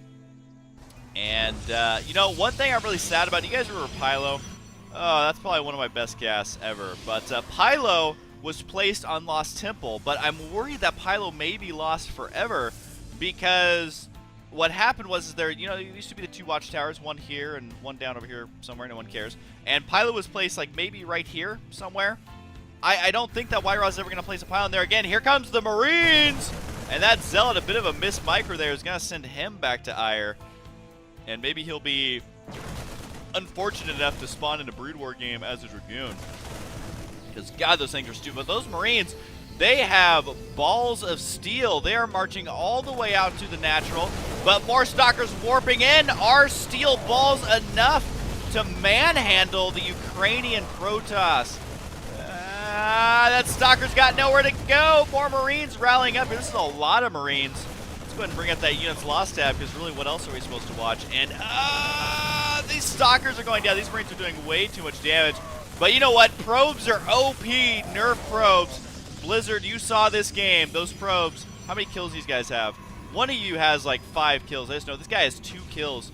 So if we could just forward this replay to Blizzard. Oh, we got a fleet beacon. Where is it? Where is it? Right here. The fleet beacon. And if one more person says, Husky, it's called a fleet beacon, please learn to play and learn how to raid, please, because it's beacon and there's a distinct difference. If you'd like me to Google it for you, then I will. And I'm like, bro, I know that it's beacon, but I love bacon. God, if I could name everything after food, I would, okay? Like, Marines would be Mentos. Bunkers would be... Oh, I didn't think this joke out pretty far in advance. I'm sure that there's food that rhymes with every name in StarCraft 2. I just don't know what mothership would... Oh, it's carriers. It's not even a mothership. It's carriers with the Graviton Catapult. WhiteRa going for ancient technology in this carrier. These things are... He actually is having to ship these in from the largest air museum from Ire. Literally shipping them in. He has to pay quite a lot of money for these. These things are antiques. He's going to have to take these to the Antique Roadshow. We'll find out how much they're worth. Probably worth about 300 minerals, 250 gas. I wonder... I wonder if on planet Ire if you took like an heirloom, like you took a Xel'Naga artifact, and you're like, hey, I just found this in my basement, and I think it's my grandma's. It was like a gift, and I was wondering, like, how much is it worth? And if on the Antique Roadshow, of course, they have their, it's Protoss, so they don't have mouths. So they're thinking, he's somehow a surfer dude from California, and he's thinking that's his accent. And on the Antique Roadshow, they're like, well, James, his name's James, which is ironic, it's Jim Raynor. Well, James, this Xel'Naga artifact is from the 16th century, and it was a replica from the time, but still very rare. This is not an original. If it was an original, you'd be looking anywhere between 35,000 to 50,000 minerals and 70,000 gas. But since it's a replica, it's only, it's about 20,000 minerals and 15,000 gas. And he's like, whoa! Dude, I was gonna sell it on eBay. Except it wouldn't be eBay, it'd be the Protoss version, so it'd be like P-Bay or something, which just sounds like a porn site. But anyways, I was gonna sell it on eBay for like 800 minerals, and I was gonna tell him keep the gas, because gas is hard to ship. Oh, we got a drop over here. This is a lot of berets. And then they see the carriers, and they're like, ruh-roh, time to get out of here. Or did we indeed spawn in a Brood War game? I think the answer is yes. Carriers had the +1 attack. +2 is not on the way. WhiteRa just does not care. We have some crazy supply depot placement here, getting as much coverage as possible for absolutely no reason. And the carriers, they're going to town. We are going to need to see some Vikings out of here, but 3 carriers, special tactics in your face. Oh my goodness, this is what special tactics look like. I'm surprised that these carriers even know how to fly. They are so old and so outdated that this is like a steam-powered car. Wait, did we ever have steam-powered cars? That's like those big tractors, right? They were steam-powered, I think. You'd have to start a coal fire. I think I know what I'm talking about, but probably not. And I don't think that Pollo was quite expecting this, because whoever goes carriers. And can the carriers get away? One goes down. A second one is going to get away. He's going to get away. But our Terran player, Pollo, does have the high yield expansion. But you know what? He does not have supply depots. So he is like hardcore supply blocked. I think he supply dropped or something. No, he didn't do that. He just lost a unit somewhere. I probably missed a game-winning maneuver drop, and everyone's going to be angry. Yep, I did. I can see the comments already. Husky, you missed the drops. God, how could you be casting StarCraft for so long and not even pay attention to the meme map? You know what? I have not slept in 7 minutes ago. I actually don't know how many minutes that is, because I'm a horrible American, and I don't know how to count in that regard, but that's okay. It's an outdated system anyway. Now we do have, just like carriers, now we do have the high yield expansion getting mined by the SCVs. SCV's good at mining minerals. Also good at having 5 more HP than every other worker in the game.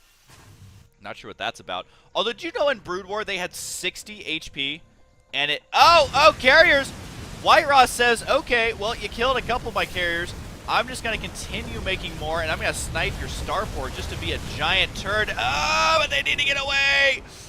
Oh, they do. Don't worry, guys. They got away. Hang on, I got a text message. Oh, you know what this text message is? Oh, this is actually an awesome text message. This is... Okay, so this actually is going to go up before this video, but this is episode 3 of Husky Tales. Just got text message to me. No, he didn't actually text it to me, to my phone. I'm not downloading it on my phone, silly people. But he told me in the text message that Husky Tales episode 3 is done. Ah! Oh, we killed some rocks over here. I thought we were losing an extra. I thought WhiteRa was backstabbing his own people, which I could never forgive him for. Just kidding. I love WhiteRa. But one zealot, look at this guy beefing his way into the high yield expansion. This is like the scene in The Matrix when Neo is like going into the building and it's all slow motion and they're like, oh, but these guards would all be dead. Just pretend that zealot didn't die and everything here actually died. But you know, in the movie The Matrix, when he goes in and they're like, please walk through the metal detector, and he walks through and it's all like, because he's freaking got like 100 grenades on him. And it's all slow motion fight sequence from there on out. But are these dudes going to be okay? It looks like Hoyo mustering up a sizable Marine Marauder force. This is a strategy we've never seen utilized by Terran players, just because it's so vulnerable to everything. So very rarely will you see this. He is attacking directly at this, but the stem has whittled his army down substantially. Do not do drugs, kids, because it will bring you down to 10 HP if you get addicted. And if you don't have rich parents, they can't afford a medevac for you, especially if you're in high school. What are you doing, Phoenix? You're so brave. Oh, this is the bravest Phoenix I've ever seen. +2 attack is done. I don't even know what the point of the Phoenix is. His point was to pick up a Marauder.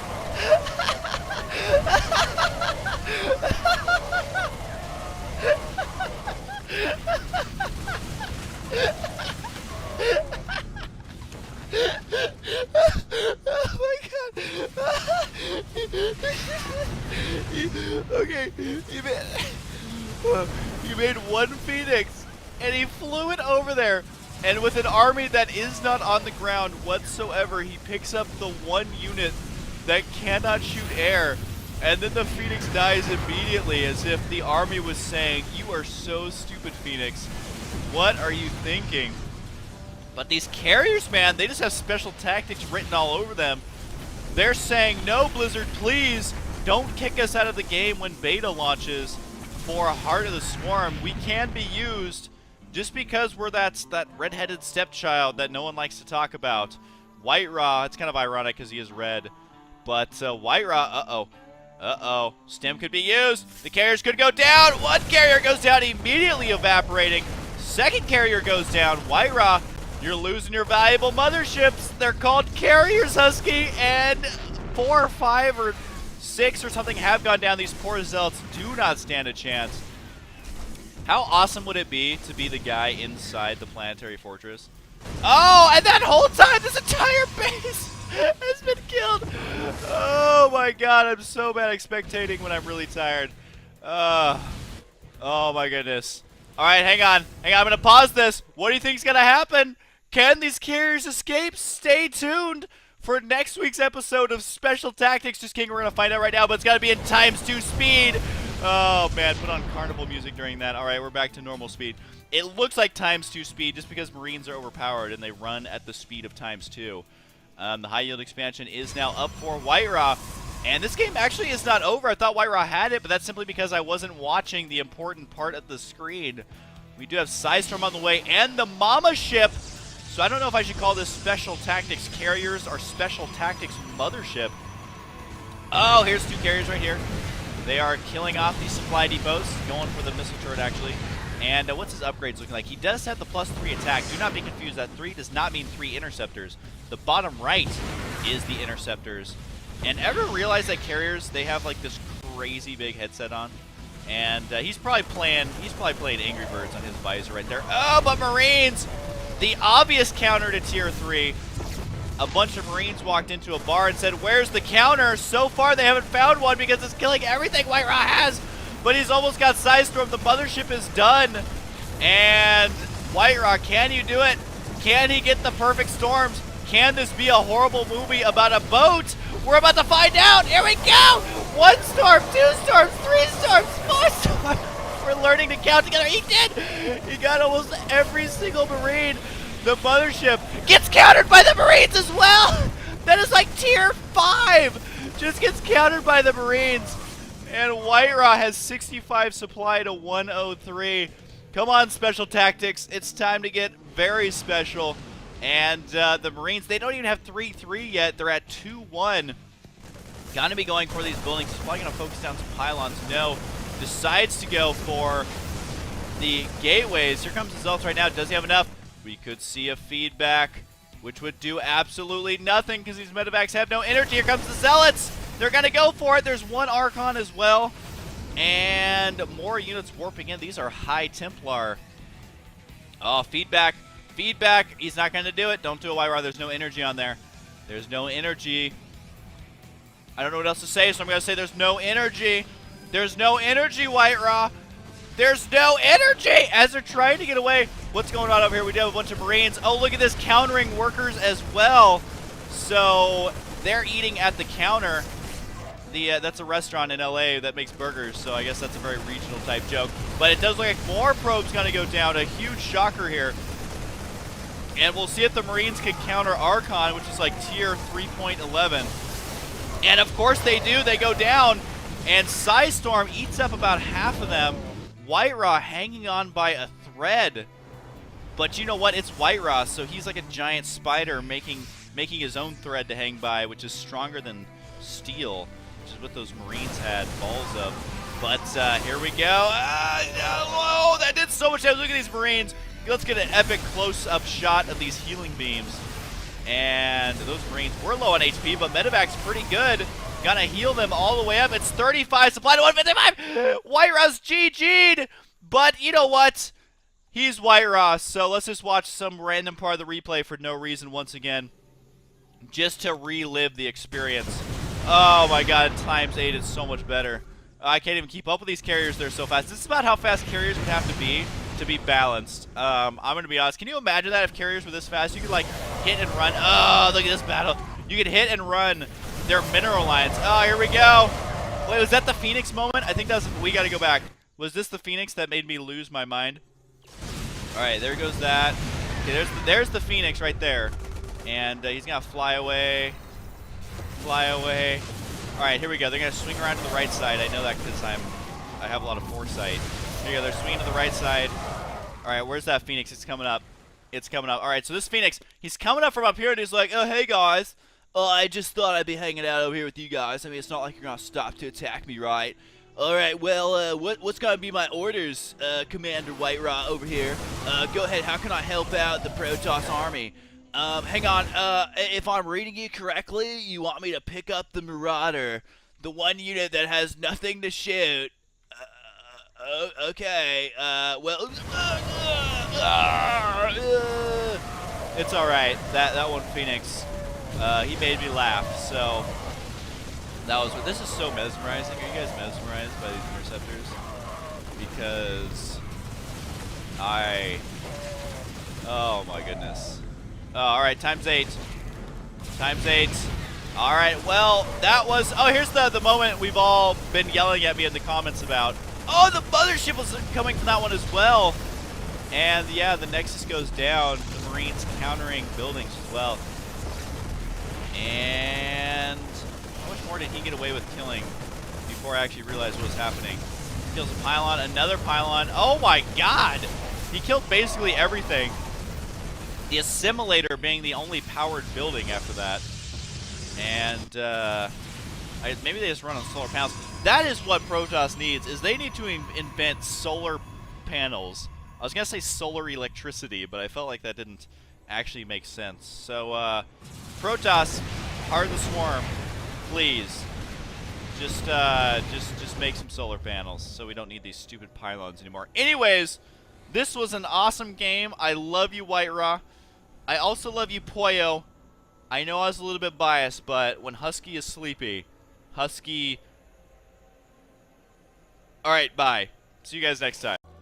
Hello everyone, this is Husky here, back with some more StarCraft 2 Heart of the Swarm action. This time it is going to be between AI Cola up in the top right side. I have been informed that he is a Grandmaster level player, but kind of hard to check because there's really no way to check people's ranking on a beta, so we're just going to assume that he's pretty good. Let's take a look at the APM. Sure, he breaks the 100 APM, so obviously he's good.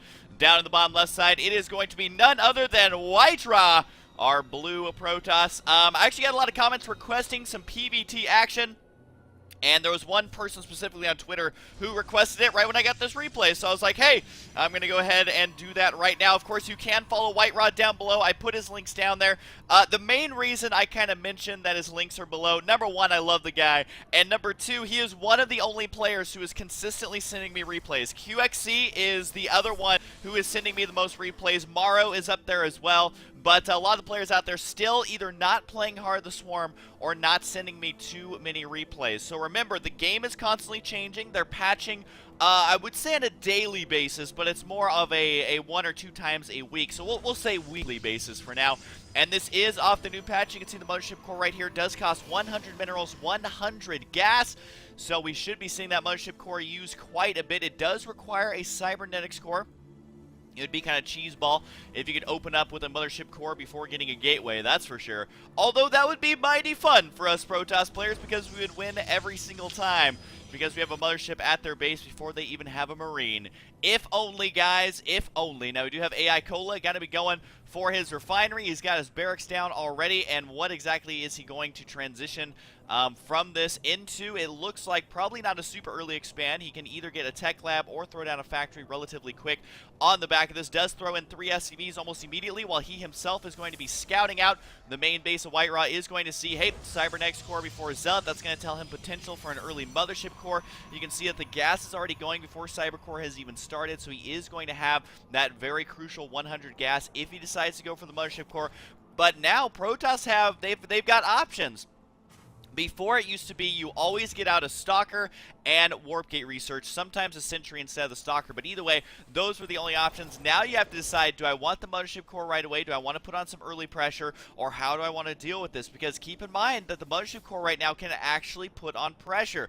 Now, I don't know if the Mothership Core versus Terran's going to be a good bet, but it does look like this probe will spot that there's a Tech Lab and something on the way. Is it a Marauder? Is it a Reaper? He's just going to have to wait to find out, and honestly, I think it's a good idea to sacrifice this probe to find out, because he needs to know exactly what he's going to be dealing with. But right now he does have the Mothership Core on the way that should hold off any sort of Reaper harass that Cola could be sending his way at all. Is the Reaper going to chase down that probe, or does he rally it directly down to attack? Looks like he is going to go ahead and try and spot that probe, see where it's at. Now remember, Reapers now do have, of course, the jetpack combat drugs, which allows them to begin regenerating HP. Down goes the probe right away, but also battlefield awareness means that they can spot the high ground before jumping up there. Now this poor Zealot is most likely going to get taken out, so this Reaper has already paid for himself. Yeah, that Zealot's going to die almost immediately. Indeed, he does go down. You can see 50 minerals, 50 gas, so overall this Reaper has paid for itself. But the Mothership Core is like, sup, son, you better get out of here, as the Mothership Core moves so quickly now. I can't imagine this Mothership Core actually staying this quick in the game. One thing I do want to mention, though, before everyone hates all over the Mothership Core, is that this does remind me of StarCraft 1 in that you would always put pressure on with your first Dragoon versus Terran, sometimes versus Zerg, and there goes Mothership Core right now. We'll see how exactly well it does versus a couple of Marines. We can see a little bit of micro here means that the Mothership Core is going to take a lot of damage. At the same time, though, the Stalker got to be working on the entrance here and killing that supply depot quite quickly. All of a sudden, Protoss have an early harassment unit that Terrans do not quite know how to deal with just yet. Although the Widow Mine here could easily take out the Stalker, and it very well may take out the Mothership Core as well, and down it goes! Able to take down the Mothership Core. WhiteRa unable to dodge that, getting a little too close there. A brilliant move by Cola, realizing that at this stage of the game, he can kill these Stalkers endlessly. He might be able to kill both, and he does! An awesome play here by Cola, as we see a Heart of the Swarm units being used heavily in the early stages of this game. Now, I want to talk about that a little bit, because we finally have seen a little bit of metagame going on here. Cola played that out absolutely perfectly. He controlled the Marines well to take out that Mothership Core. You can see right now he is way ahead, although I think that still does not include the Widow Mines into the units lost tab. But that was really, really cool. It got the Reaver for some early pressure, and then to counter that, WhiteRa, oh god, he's sending out another Mothership Core. Keep in mind, you can build a Mothership Core in 15 seconds if you use your Chrono Boost. I think I'm doing the math right, but either way, it comes out the exact duration of the Chrono Boost. So that is something to definitely keep in mind here. If we take a look at Chrono Boost, it does last for 20 seconds, so it might be a 20-second build time, but regardless, that is in-game time. So in real life time, that is about 15 seconds. Now he's got to be careful with this Mothership Core. Once again, a Viking is on the way. I don't know how well a Mothership Core does versus a Viking. He's got to be careful, though, of these Widow Mines. Now, I love exactly what WhiteRa's doing, because Protoss here have never had an early harassment unit in any way. He's got to be careful to back it up, and he's not going to, is he? Down it goes. Oh, I guess it doesn't get one shot there by the Widow Mines. He does manage to keep it alive. It does bring it down now to 90 HP, as Widow Mines do quite a bit of damage, but still not enough to finish off that Mothership Core. And WhiteRa, I just gotta say, I love that Protoss have the ability to be aggressive in the early game instead of trying to force it into the late game PvT, because I can tell you already, a lot of Terran players out there are going to be frustrated watching this, but I just have to say that if you think about every other PvT game that we're used to seeing now, it's mostly coming down to late game. That's what the Protoss tries to hang on for, while Terran tries to deal damage at the 10 to 15 minute mark. Now, at this point, in the meta game. At least with Heart of the Swarm, we're seeing something vastly different, and I kind of like it. I hope that that's something that we continue to see here. Now, the Mothership Core trying to take down the Orbital Command, but at the same time, he's got to be careful here. He does have enough energy to do some sort of ability. He could use Mass Recall, but no, he gets taken out. Remember that Mass Recall is a lot different than it used to be. I think WhiteRa definitely falling further behind here in these engagements. He may— oh, but the Widowmine does splash damage to the SCVs, taking out several SCVs there. Overall workers killed is 7-1. I don't know if that includes your own workers, though, as the units lost tab kind of misleading with a lot of the splash damage that we're seeing here. He's got to be careful of the Widowmine. Does take out one of the Stalkers, and this remaining Stalker here could take out a Marauder, as WhiteRa definitely warping in some more units here to try and finish the job. He could easily kill off this weakened Marauder right now, but it does look like WhiteRa going to continue to warp in here. Already are we seeing a lot of aggression out of both of these players, and the Viking up to 3 kills. Widowmines going to town, though, acting like some Banelings, though, with guaranteed hits once they're burrowed. So a great play here by Cola. Again, I usually like to reference units lost a lot in games. I think it's a very valuable tab, but at this stage of the game, you can't really do that because of the Widowmines. But we do have the Mothership Core now out once again. WhiteRa actually only has a Mothership Core. That's why he's going to be warping in some additional units right now. But taking a look at the supplies, it is 51 to 49. Taking a look at the units, 29 SCVs to 44 probes. So WhiteRa is able to do the damage that he needed to in those attacks. Now, one thing I want to know about the Widowmine is it effective in the mid and late games? Right now we see Cola continuing to produce Widowmines. He has the ability to produce 2 at a time if he has enough money. But is the Widowmine something that we're going to see in late game? Now, the reason I say that is because they take a while to build. They are definitely not a free unit, and the splash damage, is it enough versus Protoss? And you got to remember, Protoss is all about high health, high cost units. So I don't know how it actually shapes up in the metagame. I don't think anyone really fully understands how this ability is going to be utilized at the pro level. Now, we do see the Nexus going to be going down third base here for WhiteRa, so he's trying to dust himself off, get back on his feet after losing so much of his army. Taking a look at the army supply, though, 22 to 27. He just warped in a couple more Zealots there to try and supplement this army here. Now, the problem for WhiteRa is that he is way behind in tech as to where he would like to be. He doesn't have Immortals, doesn't have Colossus, doesn't have Charge or Blink or High Templar, so he doesn't have really any sort of tech option right now. Now, he does have gateways on the way. He's also got a Twilight Council going down. The third base nearly wrapped up here, as he does have +1 attack. Has stopped pro production for now, which I think may be a bit of a mistake, although he was saving up for Zealot legs, which is exactly what he's going to be using here. Now, does he have enough probes to fully saturate another base? Right now, 53 probes. I don't think so. The SCV production does continue fully from Cola. There is going to be a drop moving out on the left side. Also, Marines scouting out on the right side. And still has the Reaper here. It looks like he may be spotting for drops right now. Could use that to spot proxy pylons as well. But do remember, they do not have those, what were they, the D8 grenades, something like that. I forget exactly what they were called, but does not have the grenades to bust down those buildings quickly. They gained some abilities, but they also lost the ability to counter buildings, which is kind of a silly thing to say. But we do have a drop inside the main base. We'll take out a couple of units here. Now, the problem with the drop from Colo right now is that these do the most damage when the Protoss is completely out of position. Right now, WhiteRa, he is not moving out in the center of the map. He's not doing any sort of harassment of his own. So basically, these drops can be easily denied. Now, you know, playing versus a Platinum player or something like that, these drops could do some strain on damage, but WhiteRa taking very minimal damage there will most likely leave units at the back of his base to deny those drops.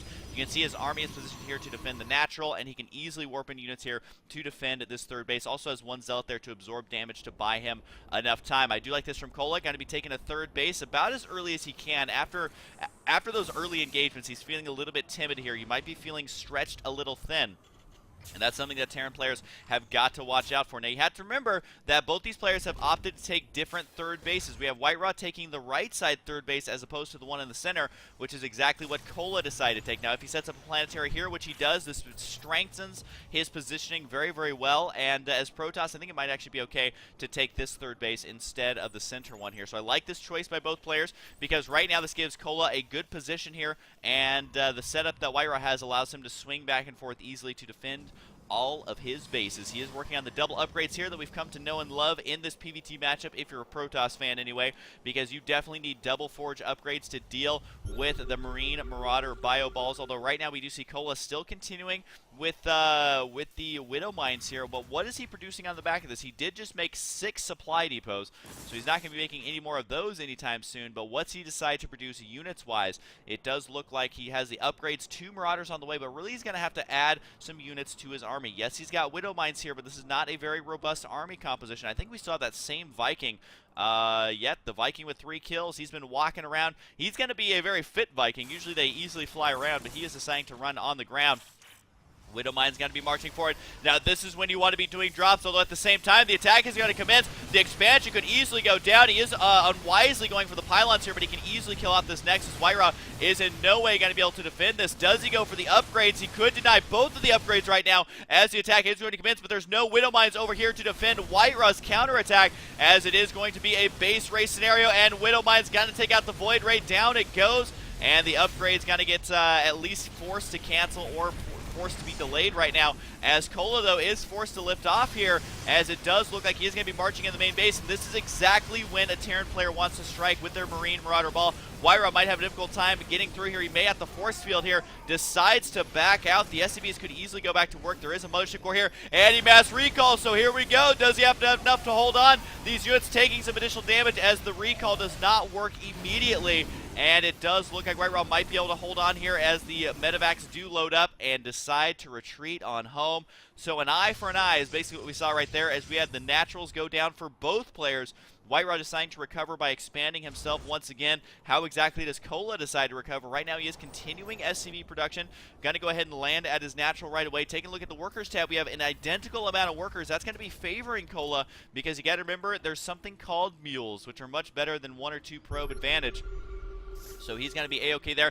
Now, Blink and the attack upgrade is being delayed. Where is that Twilight Council? There they are right there. He definitely needs to drop down pylons there to continue those upgrades, because actually right now this is just money that's sitting in an empty bank account, basically, where he can't get to it. So he's either got to cancel those or begin putting a pylon there so he can finish up that research, although it does look like this army running into a lot of trouble here. These Zealots do not have that many upgrades. They're actually out-upgraded, which is very rare in this matchup, but since there are so many Zealots here, this army is forced to retreat. Can't even buy enough time to load them up with the medevacs. Now, a big attack down here once again. Does take out a couple of those transferring probes here, and does decide to go directly in the main base, and what looks like he's got a mass recall back. The army, once again, this Mothership Core running low on energy, and so if nothing else, he did some non-direct damage there, but I guess it's almost worth it to sacrifice the Mothership Core if it has no energy, just because they are so cheap. This army very low on HP. He's got to be dangerously careful here. If he misclicks once, this army is going to get sliced in half, literally, by those Zealots. He is going to go ahead and back out. High Templar are done. They do have enough energy for Storm, and the medevacs need to begin healing up this army ASAP.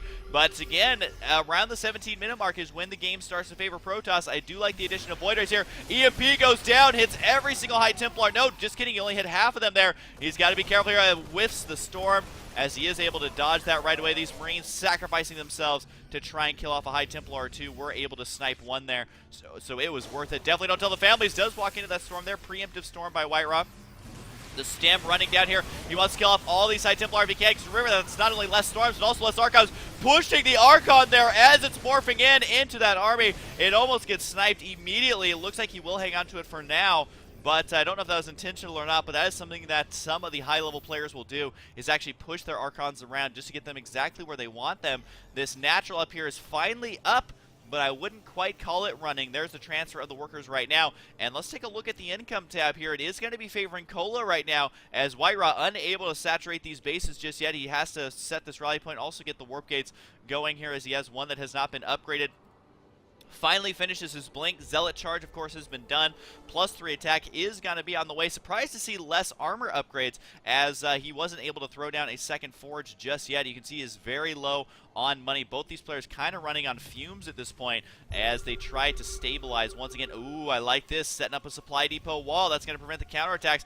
Also going to be messing with the AI, because if you tell your army to attack, move into this, they're actually going to run down around, because they basically instinctively know that there's going to be a wall in there. So that can definitely mess with the AI if you're not paying attention. A couple units here should get taken out as Cola tries to counterattack on the right side, but he is going to catch a nice glimpse of the upgrades, of the unit composition. He's seeing a lot of Zealots and not a whole lot else. That's actually going to be a good sign here for Cola. If he can find a way to counter those Zealots, he's going to be in pretty good shape. But at the same time, WhiteRa does have a slight supply lead. Taking a look at the army supply, 114 to 108. The worker supply is going to be favoring WhiteRa just slightly, which is only going to even out the income here. It does look like WhiteRa, though, has managed to saturate these bases very effectively. You can see 25 out of 24 there, 3 out of 24 there, but how's his natural looking? It does look like 20 out of 24. And keep in mind that that worker counting, not a station, but that worker count at each nexus, it does update as those mineral patches disappear.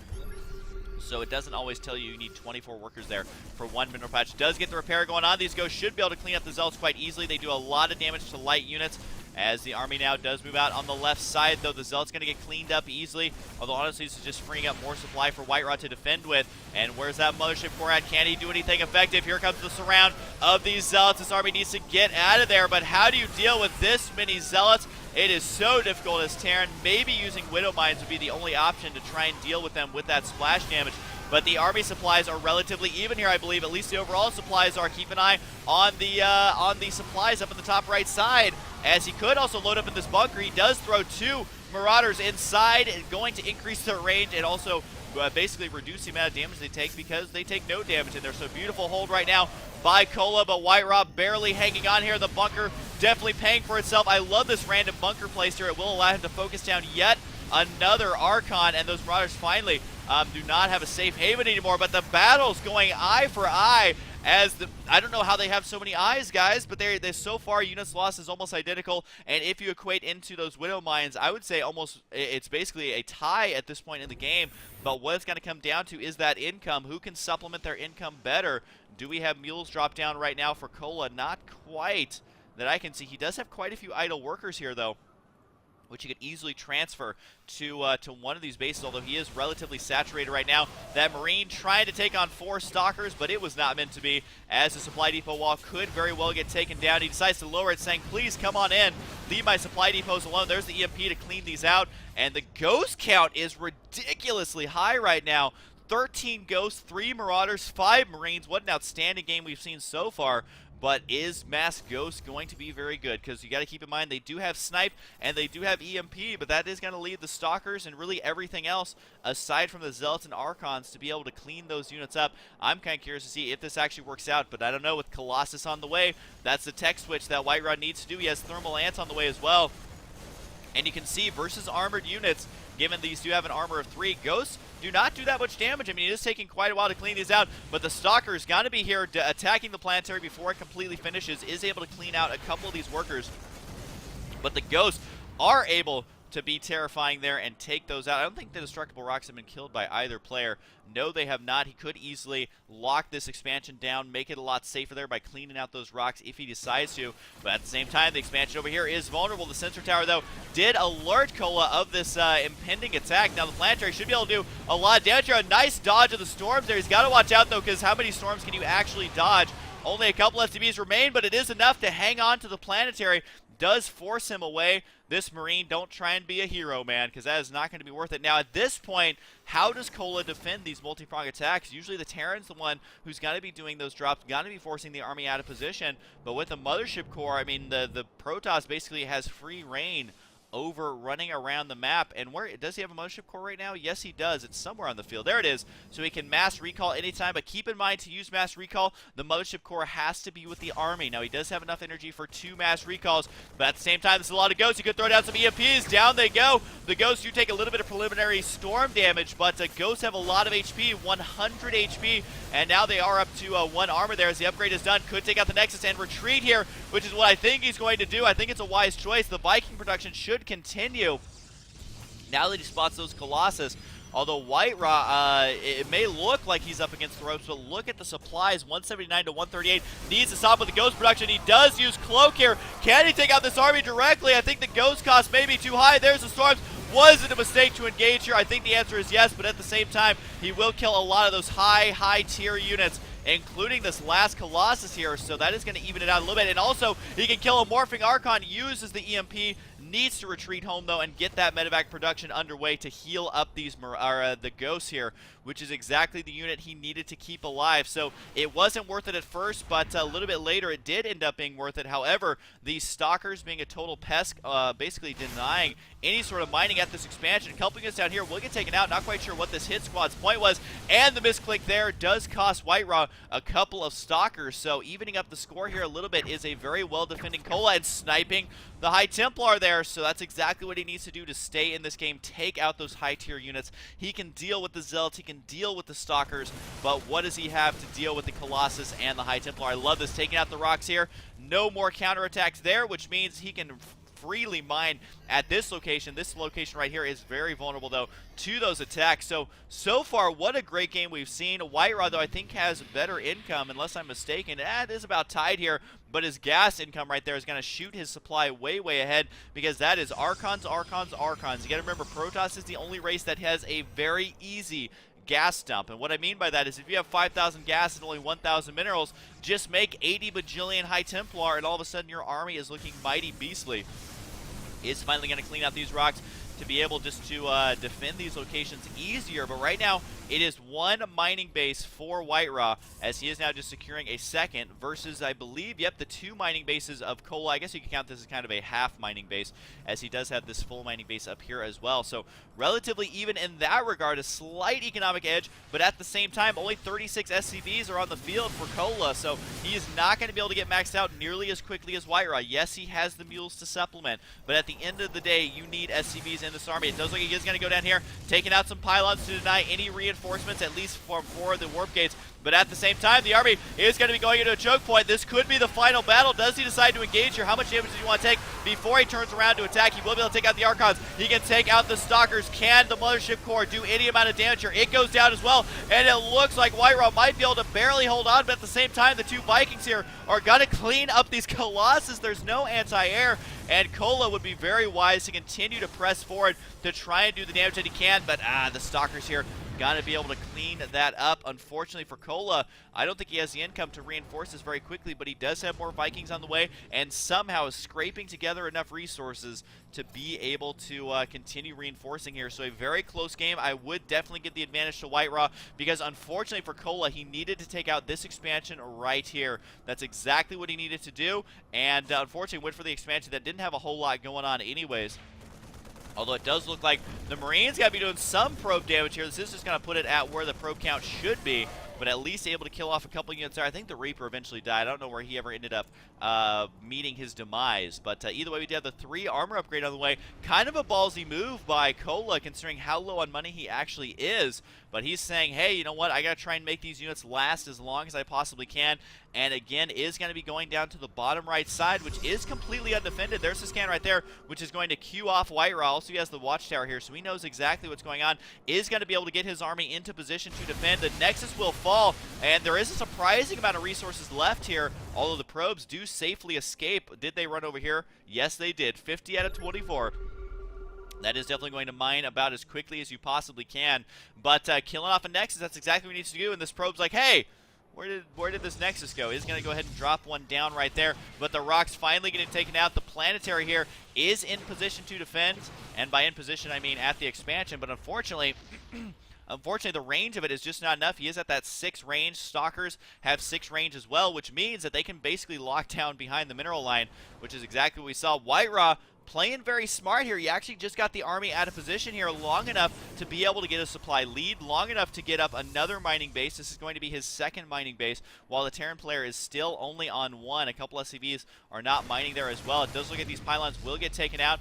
At least one of them will. However, it's not enough damage to not only, I mean, it's not going to supply block WhiteRa at this point, so really all it's going to do is slow down the amount of damage that Cola takes, but unfortunately for him, he didn't even kill off that other one. So definitely now WhiteRa played it very smartly. He got the army out of position. He was able to secure another location, and he defended when he needed to. He backed out when he needed to, and that's why we're seeing a huge supply lead now for WhiteRa. So a back and forth game, but honestly WhiteRa right now is in an almost unlosable position. The Marine right here is able to do some damage, but this army, I mean, this is where Protoss still reigns supreme, is in the tier 3 death ball. We've got the Archons, we've got the Colossus, we've got High Templar, even the Mothership Core, allowing this army to retreat. So as if the death ball wasn't powerful enough, now it has a get out of jail free card in that mothership core as long as he keeps it alive. So here we go. I do not think this is going to go very well for Cola. He's got to be careful with these Vikings. He has to kill off all these Colossus with just a handful of Vikings. I don't think it's going to happen. He does want to engage at the planetary if possible. WhiteRa deciding, you know what, it's still not worth it just yet. Although WhiteRa is maxed out, we do have a nuke on the way. So if somehow Cola can land a nuke directly on that army, then he could actually get back in this game, but he has to land it right on top of that army. We do have a couple of EMPs going down. Does force the Archon transformation is the word I just came up with. The word is merging that they use. So he is going to go ahead and transform those High Templars into an Archon.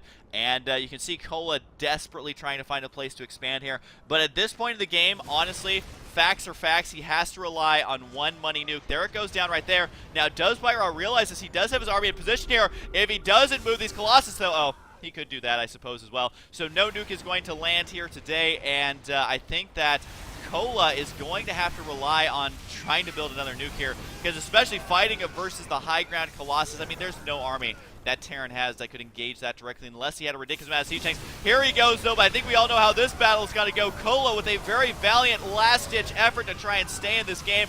WhiteRa, though, is going to force the GG. Cola throwing it out.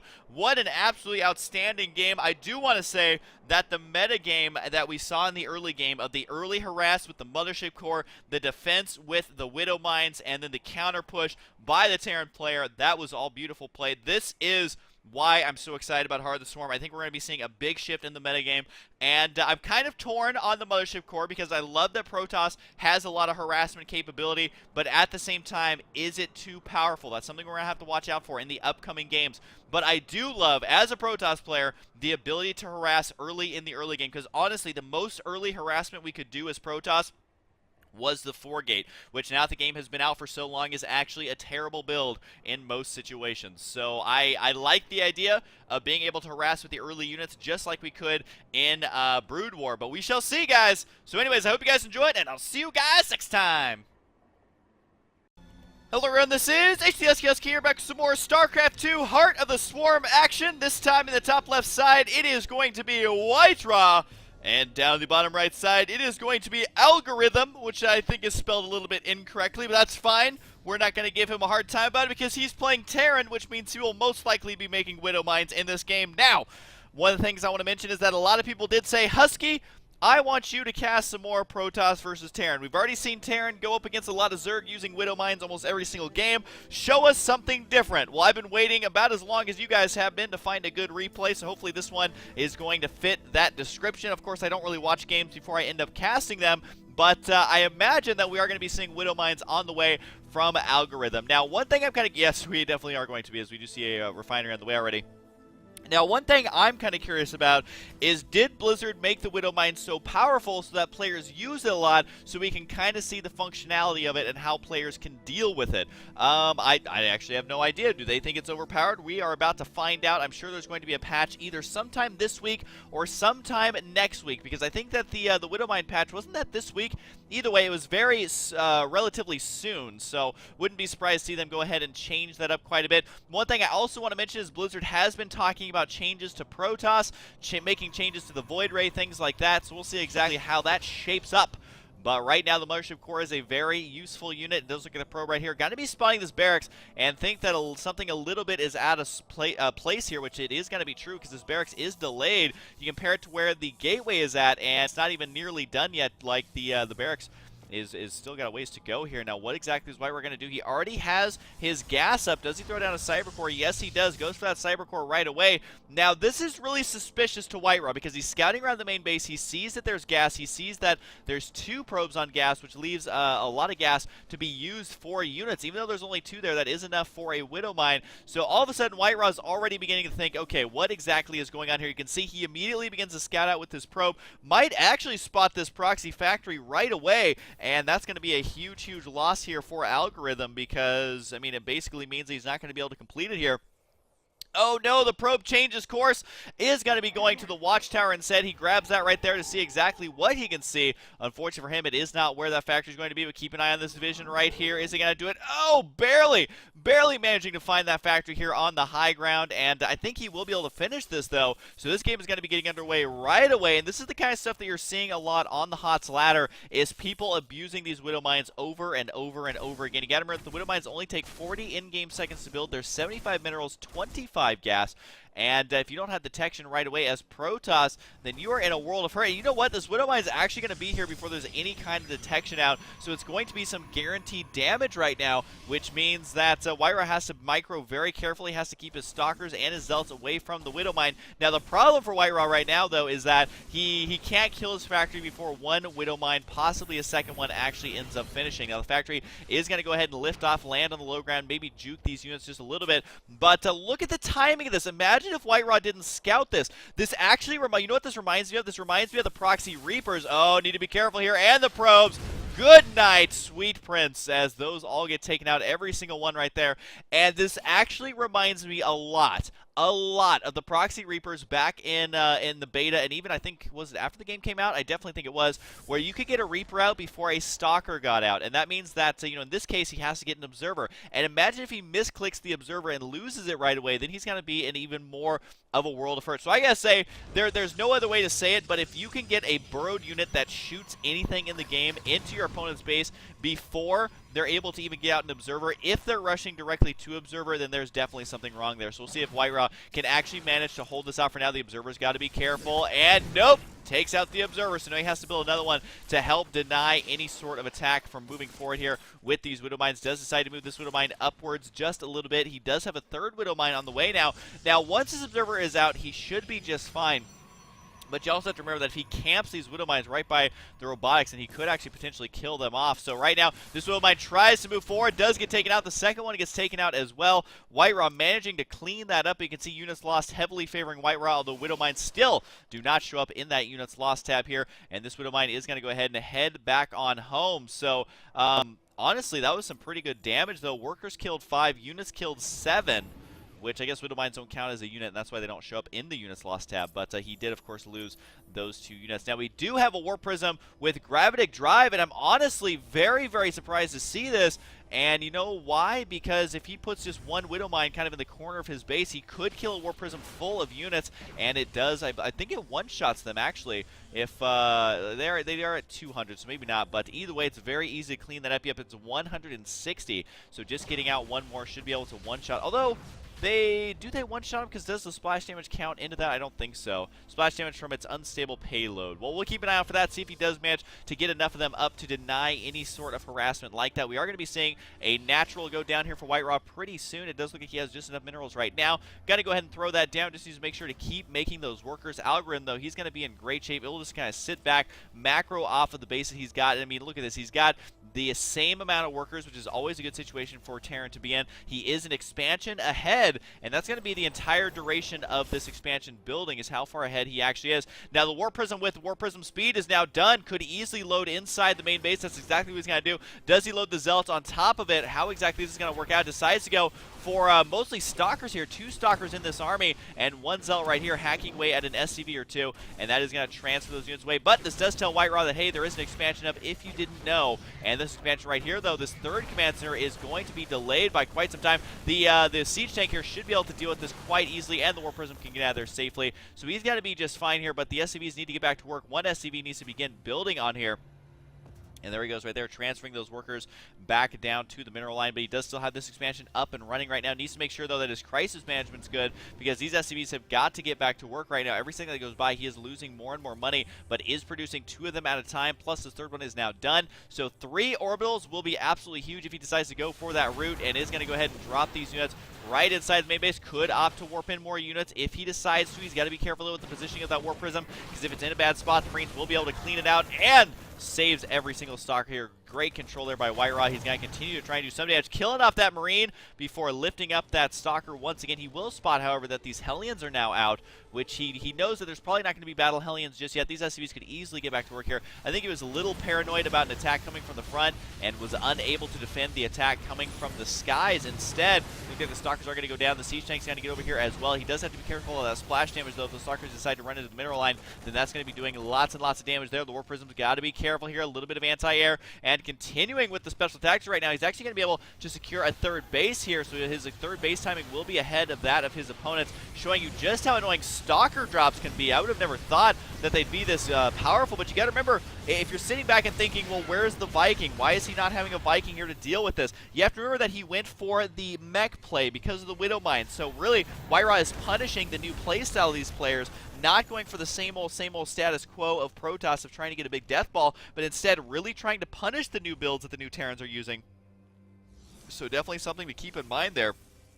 That's exactly why you do not see a Viking out just yet, because he's got to focus on getting out some attacking units, which means that he has to cut those Stargate units, because you got to remember, it's not like he's going to make a Stargate for medevacs, because he's going to be going for mech here. We already saw Hellions, we already saw Siege Tanks. Some missile turrets are now on the way, but at the same time, are they even going to be that useful in dealing with a Warp Prism? I don't know if that's the answer, but right now he's going to do everything he can to try and delay this as much as he possibly can. WhiteRa, though, is going to end up losing several of his units here, but with some micro on this Stalker, might be able to kill off that Siege Tank, and he is going to go for it. The tank right here, though, does manage to get repaired. He will have to escape on out. His Stalker, I think, could have done it if he wanted to overcommit, but for now decides to go ahead and drop it right here. He is going to drop it on top of the Siege Tank, try and do splash damage here to absorb as much damage as possible, but also focus down that tank a little bit. He does have his third base now completed. The Warp Prism almost getting taken out here, but now the missile turrets are established, so I feel like if Algorithm just sits back, focuses, he's going to be able to macro on the back of this. He's also got the double armory on the way. We haven't taken a look at Camp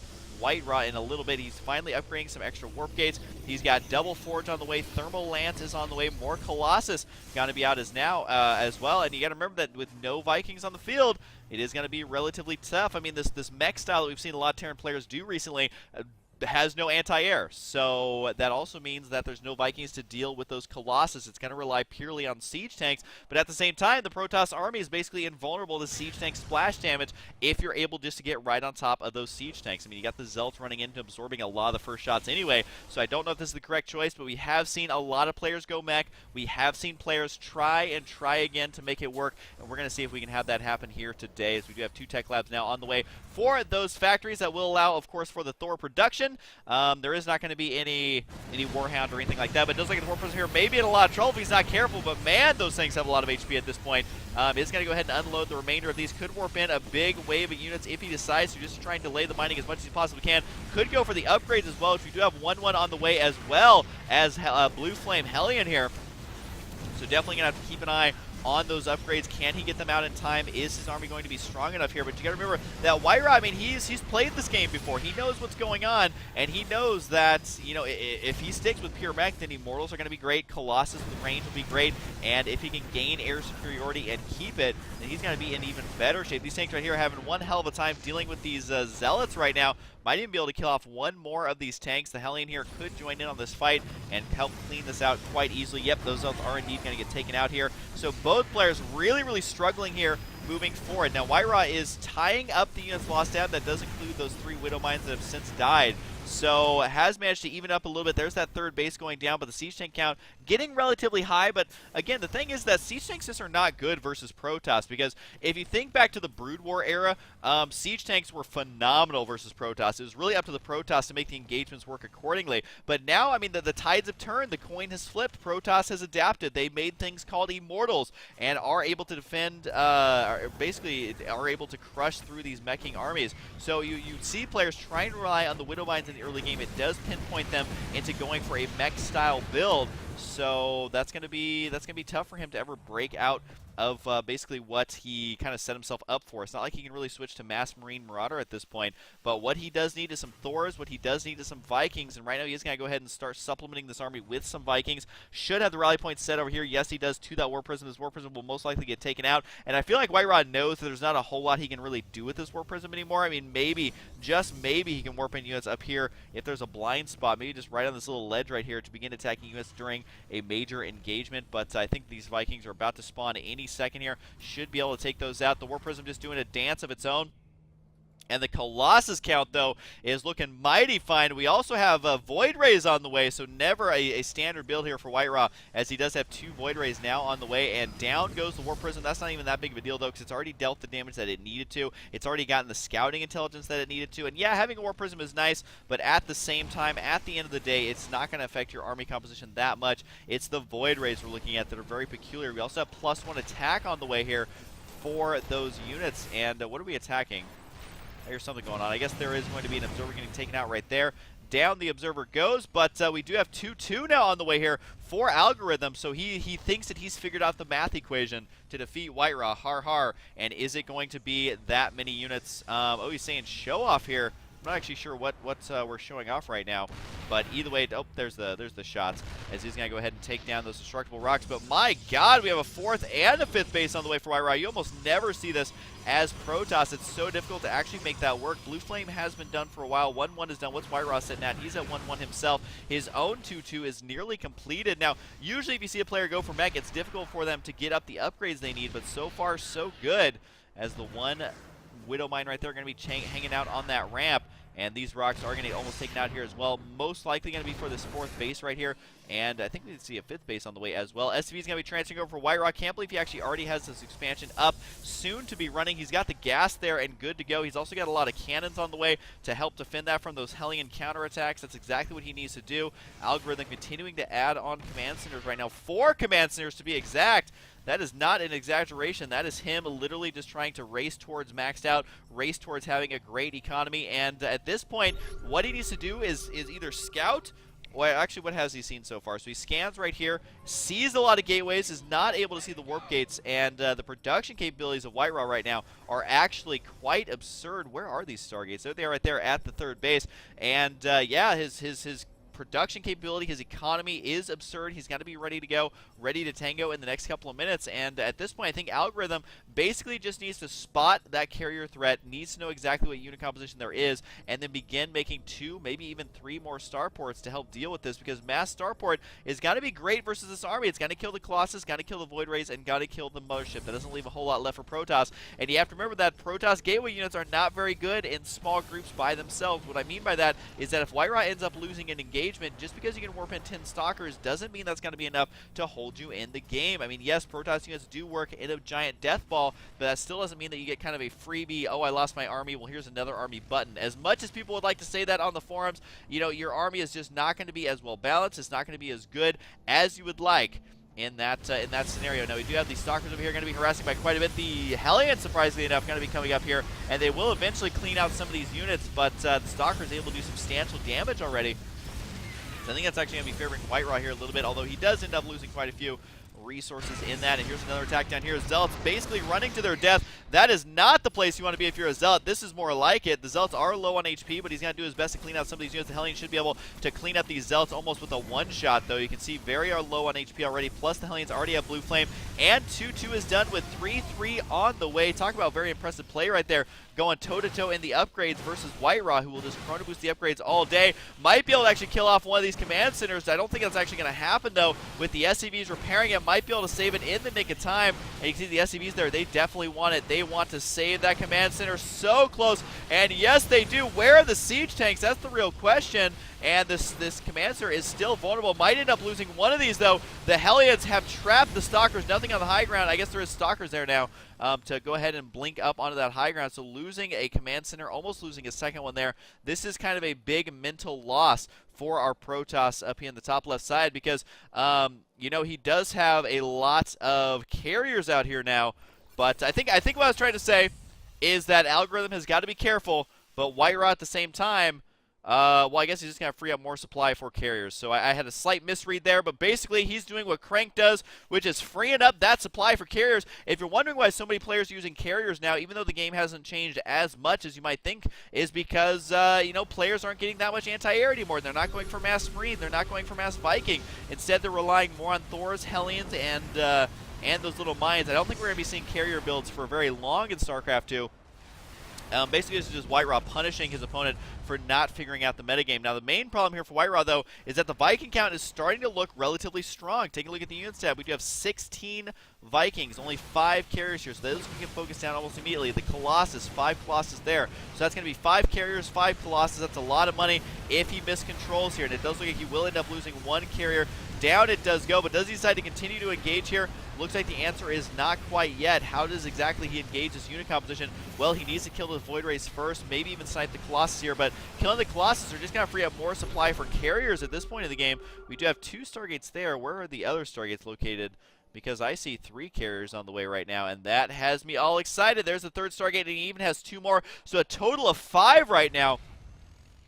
So he could be going for continued carry production if he decides to do that. He's got Stalkers to help defend the carriers. At this point, though, he actually needs to sacrifice some of these Colossus. They're not really doing him any good. Getting out of Tempest, that's a good choice. But I feel like these Colossus are just dead weight right now, as he needs a lot of supply for his Tempest. He needs a lot of supply for his carriers if he decides to continue doing that. Even if he doesn't, he's going to need some sort of high Templar tech or some sort of Archon to deal with this big Viking cloud, because you do not want to give up full air superiority at any cost, really. Especially as Protoss, because then that means not only are your air units, your drops vulnerable, but also your Colossus as well can be sniped before they even get into the battle. What are the upgrades on the ships? Looks like 0-0 for now. This is something that's very tough for a Terran, because you have to do infantry armor and shields, then you have to do mech armor and shields, and you also have to do air armor and shields. So to get all the upgrades, it definitely takes quite some time, whereas the other races may only have 2 different ways of going about it. Now, it does look at the Vikings right here. They are a little bit pissed, and they're good versus everything they see right here. Not so much on the Stalker front, but the Vikings are going to be doing lots and lots of damage. That poor little Interceptor, never to be loved again, will easily be replaced by a super cheap thing. But at this point, the Siege Tanks are moving way forward. He's going to go ahead and try and deny this expansion. Might be able to pull it off here as well. There's the cancel, so super easy victory for him. As long as Algorithm backs out here, he should be just fine. The Mothership way in the wrong position. Can he dodge the Vortex? No, he kills the Mothership almost immediately before a Vortex can even come out, and that means the Mothership core has to be on the way right away. That's exactly what we're going to be seeing right now. But this is not going to be a good spot here for WhiteRa. If he allows these Siege Tanks to move out all the way across the map like this, he is going to lose a couple of barracks here. Not that they're really doing anything at this point in the game, but everything he kills is less and less money WhiteRa has, although WhiteRa has a lot of money saved up. Let's not deny that. He definitely can just warp in unlimited units if he manages to get out the money and the production facilities. He's already got the money quite easily. Siege Tanks here, got to try and hold on as long as he can. Does manage to kill off several of these Stalkers, almost all the Stalkers. Actually, it was all the Stalkers there before the carriers finally arrived. Does manage to get an interception here, but the Colossus is going to be doing a little bit of damage before going down. That's actually a huge victory for WhiteRa. Yes, he lost them without doing insane damage, but at the same time, the Vikings just didn't get a bunch of free kills in the center of the map, although very well might be able to do something like that in the near future, because he's able to kill a lot of these high-tech units. You can see WhiteRa here is bleeding out money right now, but he does have a lot of money bankrolled, and what exactly does he decide to go for? Because I don't know if carriers are the correct choice. He just lost a ridiculous amount of carriers to these very cost-effective Vikings. Siege Tanks finally going to get taken out. These units could even blink to deny them from retreating, but that is definitely not going to happen regardless, as it does look like all those Siege Tanks do get taken out. More units trying to stream up here. The Vikings even taken out quite heavily here, somehow actually falling way behind in the supply. But I guess when you're making 4 carriers at a time with that +2 shields, you're going to get maxed out here relatively soon. Mothership core turning into a Mothership right now, so that's helping his opponent get caught back up in supply. As far as, WhiteRa may be supply blocked here relatively soon without a whole lot to show it, so that is going to give Algorithm some time. But how much time does he really have? +3 attack Tempest, +2 shields on all of his air units as well, which is a huge victory for him, although this is a lot of Vikings, and he does now have 1-1. No 2-2 is on the way, but at least he is able to do lots of substantial damage here at any time that he wants. The main problem is that the income right now for WhiteRa, I mean, it's definitely doing pretty good. We do see much better out of our Terran player. Must be that he has mules on the field here. And yes, he did have about 7 to 8 mules there for a little bit. That's going to help keep him in this game. This is kind of how Terran works, where it's very difficult to end the game, but you can definitely get yourself a little bit ahead. The Tempest going to try and attack here, attacking from afar. You got to remember that they did get rid of the range upgrades. The range is currently 15. And so that's going to play a huge role in this upcoming battle, because, the Tempest isn't really that great without its range. So how can they actually use them? Do they use them to snipe the Ghost? What is the role that Tempest now fills? We are about to find out. As it does look at the Siege Tanks, though, sitting way back. Going to be killing off a lot of the units that try and stream down here. This is an insane siege tank line that we have going on right now. So exactly what is it that WhiteRa can do at this point? I mean, it's going to be tough with just pure carrier to end up winning. We saw how difficult that is to use those carriers in basically every Protoss game I've been casting lately, and you can see why. I mean, Vikings just basically obliterate them, almost able to two-shot this carrier. I think that was a two-shot, actually, and he is going to be losing a lot of these Vikings here, but at the same time, the siege tanks are doing substantial damage. He could almost just attack with these tanks right away to try and knock out this expansion, because past that, he's going to have to retreat here. The Tempests have arrived, and they are not very happy with the state of the game, as we do have more and more Vikings on the way. I think we have 4 Stargates finally, but does not have the add-ons required, nor does he really have the money to make the units that he needs, but has managed to kill off this expansion here, and that's going to be making both players hurt for money a little bit. But at the same time, WhiteRa, you know, it's one of those things where it's like you lose $120 on the street, and then you find $1,000 in your pocket, because he's got a lot of money to spend right now, so losing units here or there is not going to be that big of a deal. Charge lots are going to be a big deal, though. Should be able to clean out these tanks quite easily. Now the upgrade pendulum has swinged back into Protoss' favor with 3 attack, 2 shields, and 3 armor. That's going to be making WhiteRa feel relatively comfortable here. He is also ahead in supply. Now the main problem is going to be that Viking count, because if he gains air superiority, he makes a Banshee, he kills all the tanks, all of a sudden he is back in this game. That's what we've seen happen in the past, where a single Banshee can end up winning a game that you most likely should have indeed lost. I forget which game I was casting, but there was a Zerg with a lot of Hive units, and he ended up losing just to 1 Banshee because he had no way of dealing with it, even though he was ahead by like 60 supply. It was a pretty whacktacular game, which sounds like another word for masturbate, but that's fine, as the army is going to be moving out here. Lots of siege tanks. 3-3 is now done. And what's happening over here, I think this is the same Widow Mine from before, but regardless, could help intercept any units that could possibly pass down there. And goodbye, Stalker. It doesn't manage to actually kill it off, though. Looks like it did more of the splash damage. The siege tanks are going to go ahead and seal the deal on that one, though. They're like, I don't see what the big deal is, stupid Widow Mines. You don't need to replace us. We already do lots of splash damage to almost every single unit in the game. But it does look like the carrier is going to be moving out now, and he is going to be expanding down to the bottom left side. Easily could take the bottom center side, which is dangerously close to his opponent. But let's take a look at the US tab right now. It is 80 probes to 45 SCVs, so both players kind of timid on making more workers at this point. I don't think WhiteRa is really going to need any anytime soon. As long as he's keeping his army spread out very well, then he should be A-okay. But for now, I don't know if that's the case, as we do have the siege tanks going to be moving out here. The Viking count is looking pretty darn good, as he does have quite a few out on the field. Taking a look at the unit tab here again, he is at 17 Vikings, 19 tanks, and 12 Hellions there just to absorb some of the damage, as he is running very, very low on gas. And so that's something that he's got to keep in mind here, is if he cannot be cost effective with these units, that is going to be it for him. Now, WhiteRa has ended up losing more units, but he's been expanding much, much more. And here's a cannon right here, that awkward moment when you're flying these orbital commands into a bunch of cannons. And the cannons might actually take this out here if he doesn't react in time, because there are going to be 3 cannons here. Yes, he will. He's actually going to kill this off with just cannons. Not to see that happen very often. I don't know if it's going to burn down or what, but the cannon count right there at 3 makes it very difficult. And you can see just how immobile the army is. When a carrier fleet is more mobile than your army, you know that you're playing Mechas Terran. And down those Widow Mines go. The expansion down here does stand, but only for a moment. If he doesn't get a unit over here, it is going to get taken out here. For 35 HP, down to 20. Does he begin repairing it, or is he focused on something else? It looks like it is going to burn down here, keeping an eye on it. No, he saves it with only 10 HP remaining. Got to go ahead and repair that up. The Stalker here going to try and focus it down, but looks like the mules were way too much there, and are able to save that expansion. Now we do have Widow Mine over here, not going to be able to do that much versus carriers. Even the Mothership will be able to kind of just brush this one off, and the timer hadn't run out just yet. Anyways, more Widow Mines are indeed going to be on the way, 3 on the field, and we do have 2 ship armor and 3 shields. Not an upgrade you see very often, especially in the 3s, but that's what it looks like on the minimap when you are working towards getting the level 3 shields. But at this point, not a whole lot has really happened here. It does look like the Hellions going to be in a world of hurt here. This Hellions versus Tempest carrier, that is going to be painful to watch. I don't think they really killed a single unit, maybe a Zealot here or there, but they are going to manage to kill off this command center. Does Algorithm decide to engage? Does he have enough air superiority? I think with only 1-1 upgrades, that answer is going to be a resounding no. I don't really know how you're supposed to engage this army directly, but he is going to attempt to try. Does WhiteRa save these Stalkers? Yes, he does, but the Vikings decide to run up on in here. And can he focus down any of the crucial units? He does manage to get 1, no 2 of the capital starships here, and is working on killing off a 3rd as well. He gets it right there. And taking a look at the units lost here, you can see WhiteRa is still behind about 4,000. Taking a look at the spending tab, he's also about 4,000 ahead in the spending regard. So that means it's definitely going to equate out. And while he may have lost more, he has a lot more to lose. as a carrier count right here is looking pretty good. Needs to make sure to focus down these carriers as best as he possibly can.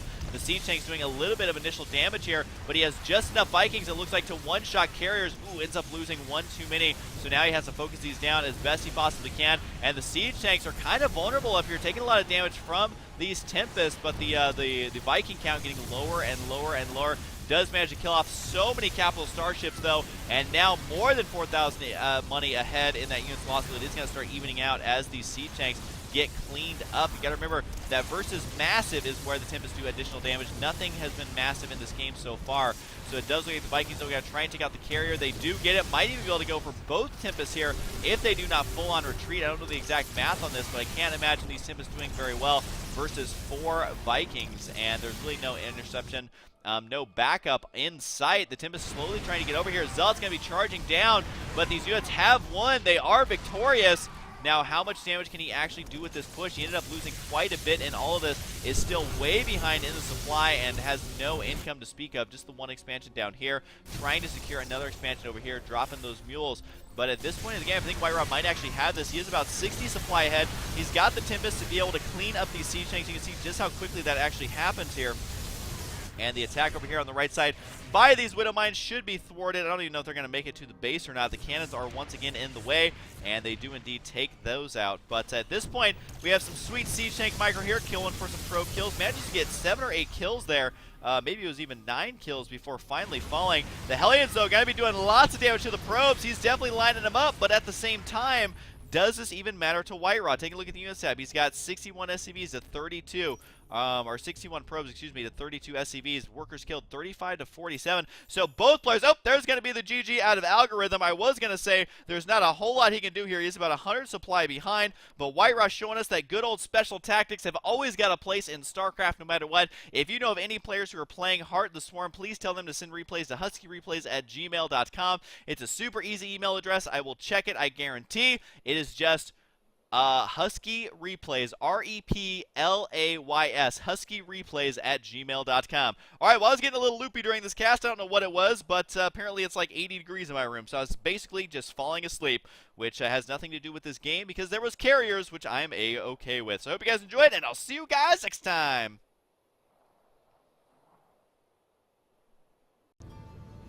Hello everyone, this is HuskyStarcraft here, back with some more Heart of the Swarm action. This time it's going to be between WhiteRa in the bottom right side, and his Grandmaster opponent up at the top left side is going to be NSH Golem, or Golem, depending on which part of the world you're from, or which English dialect you prefer to use. Either way, it is going to be Golem versus WhiteRa. Now, I want to talk about some stuff here really, really quickly. Number one, I just woke up and I really wanted to cast some StarCraft, so my voice is a little bit raspy. But hey, what can I say? I am a complete StarCraft addict. And number two, this is going to be the first game on the newest patch for Heart of the Swarm that I have cast. And you may say, Husky, there wasn't a ridiculous amount of balance changes or anything like that in that patch.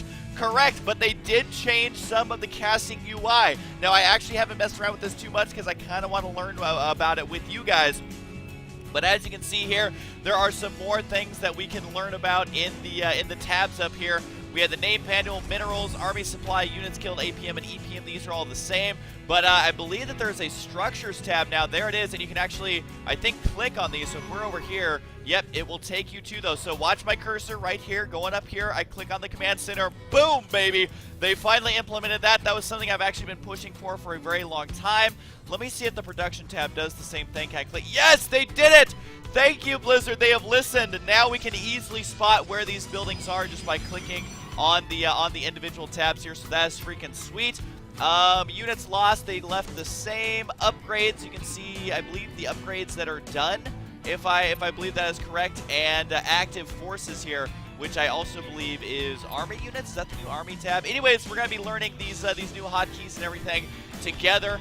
And APM tab, everyone loves a good old APM tab. So anyways, I kind of like the structures tab. You can see exactly what they have. Now keep in mind, this is not the production tab. This is how many of each structure they have. So now we have 2 pylons. We can cycle through them quite easily, which I don't know. I think that's pretty cool. Try and see if there's anything else that they've really changed in here. But overall, pretty darn awesome. So, hey, whoa, look on the minimap, this little guy is blinking. Is that something they added as well? When a unit is under attack, it now blinks? Yes, it does. So so that makes spectating a little bit easier, and you guys can also easily make fun of me if I miss something now, because you guys will see it, and sometimes I will not, because I kind of get so into the game that unfortunately I cannot just stare at the little mini-map. But apparently that's another thing they've added. The timer, I think, also looks a little bit different, if I'm not mistaken here. It looks kind of more out in the open, and it looks like this is different a little bit down here. Did they change anything else? I don't really think so. Were those there before? I think so. I don't know. Every time they change a lot of stuff, I'm like, oh look, they changed how the cybernetics core looks. Wow, that looks really great. And everyone's like, Husky, they didn't change the cybernetics core. What are you doing? Why are you tripping so hard? Now we do have a factory on the way here for Golem, getting it after 2 barracks, which is kind of an interesting choice. We do have an expansion on the way for WhiteRa, also the mothership core, and here's these much larger. If you guys didn't watch my my last video, you can see that the decals on the ground are much larger. So if you unlock those, they look a lot cooler. Apparently for Terran, they only come out of the doorway, but for Protoss, man, we're showing off. We got the blink party going on, as it does show it 4 times there. Plus, of course, it is on the side of the building as well. So definitely some of the minor changes there, cosmetic changes. And here we go, unbuildable plates. This is something they also added. Basically, Blizzard is responding to criticism that their maps did not have basically supply depots down here to prevent building, and Blizzard added their own. So now there are unbuildable plates at the bottom of the ramp. So good changes across the board so far from Blizzard. And a lot of people are still saying, hey, it is not enough. They need to be doing it quicker. I, for one, am quite excited that they are at least listening to the feedback and trying as quickly as they can to make those changes. Now we do have the Stalker. There is Broader Slow here, so that Stalker is going to go down. Does manage to get the Reaper there, though, so I almost want to say that was worth it. Yes, WhiteRa ended up losing more, but killing out that first Reaper is amazing, because now it's not going to be scouting the base, it's not going to be jumping up and down, it's not going to be combat regenerating its health, so definitely a victory there, I would say, for the Protoss, but at the same time, not a huge loss for Golem. He does have another Reaper on the way here. So, yeah. What are you doing, Probes? It's time to get back to work. Maybe they are too stressed out the fact that there is indeed going to be a couple of Marines and Marauders heading on back over here. These workers should definitely get to work, though, as having that many idle probes is not going to be a good spot for WhiteRa to be in, although he needs to focus on these Stalkers. Notice how he's focusing down the Marines because he wants to kill everything else with his mothership core if possible, though he is going to end up losing another Stalker there. And the Widowmine is going to be pushing down here pretty soon. Still some idle workers happening, but we do see the Widowmine going to be burrowing. Is it going to be able to detonate? Yes, it does. Doesn't kill the mothership core, though. WhiteRa quickly doing the math in his head, realizing that there is not going to be enough Widowmines there to kill off that mothership core. Does take the damage. Notice how he used Envision here, though. So this is allowing the mothership core to detect burrowed and cloaked units. I believe it's yeah, detect cloaked, burrowed, and hallucinating units. One of the new abilities it got, so it does work as an early observer, which is pretty awesome because it makes those Widowmine rushes not nearly as effective. It kind of balances it out. One of those things we saw before with the Warhounds in the early game is that they were so overpowered. Blizzard took them out. Then Widowmines were super overpowered in the early game, so Blizzard made it so Protoss can detect it there. So we'll see if Widowmines are going to be a consistent option here for our Blue Terran Golem, as he does have 2 Widowmines on the ground, even put ones on the high ground, which is kind of cool. You can see that this one right here, it reaches about halfway through the entrance. If you happen to walk through this way, you will get attacked from the high ground. Pretty cool stuff there. Starport going to be on the way. Multiple barracks on the way as well. We actually have a Stargate on the way here for Mr. WhiteRa. What is the plan with this Stargate? Keep in mind that Protoss used to have to open up with Robo because that was the only detection that Protoss had, but all of a sudden Mothership Core can be a detector if used correctly, and you don't blow all that energy or anything like that. So we shall see what this Stargate is having in store here for WhiteRa. I'm actually confused because he's getting Blink as well, so he's going to have the most mobile Protoss army I think we've ever seen. Still can't get over these unbuildable plates. I'm really excited about that, because you can still kill them off if you want to end up building there, but really no reason to, I would say, for either player to end up killing those. We do have, look at this, using the detection ability. Once again, it does last for 30 seconds. Basically, he's looking for Widowmines is what he's doing. Is he's kind of minesweeping through the center of the map and playing a new version of Minesweeper, man. And it doesn't say the range. I'm assuming it's as far as the Mothership Core can see itself is my guess on exactly how that works. But new abilities, we'll learn a little bit more about it as time goes on. We do have a Robo on the way. I mean, you eventually still have to get out an Observer. You can't rely on manually detecting everything, especially in the late game. I mean, in the early and mid game, you can probably get away with it, but you definitely have to be careful, because if you lose that Mothership Core, then you're going to be in a lot of trouble. The little blinking thing on the minimap is something I'm still going to have to get used to. as there is the Observer going to be on the way right now. As the awesome Terran music starts to kick in, we're having Battle Hellions, SCVs on the way, and we have Infantry Weapons level 1 and Vehicle Plating level 1. Don't think I've ever seen those two upgrades going at the same exact time, so definitely an interesting choice here. And we do have, Oracle on the way. And remember, Oracles have changed many times over the, it's almost tempted to say years, but I guess a couple of weeks is years in StarCraft time, because Blizzard has been making a ton of changes. Although, I believe it was Dustin Browder who made a post recently saying they're pretty content with where units are sitting at now, and that doesn't mean they aren't going to make a lot of big changes, but what it means is that they want to see how are these games playing out over the next couple of weeks. So we're not going to be seeing 2 patches every single week like we were seeing before. Instead, they're going to slow down a little bit, take a step back, and see if they like where these units are kind of settling. And if they don't like it, then they can still always remove or add units. I would not put it past Blizzard at all to do something like that. We do have Storm now on the way, +1 attack on the way. Definitely an interesting choice by both these players. Mech Bio, I guess it sounds cooler if you say Biomech for Golem, and we have Storm with plus attacks on the way for WhiteRa. So I'm not quite sure what to expect. Both these players are on 2 bases, and we are going to see a move out here. He's just going to have to blink away, as WhiteRa, realizing he cannot take that on, did force a stim on a couple of those units, but Medivacs are en route to go ahead and heal those up. And remember, Widowmines can be absolutely devastating, but one thing I like so far, at least, about the beta is that players are kind of going with a crazy unit composition as far as Terran are concerned. You start to see Battle Hellions, you start to see more Reapers, you start to see Widowmines mixed in.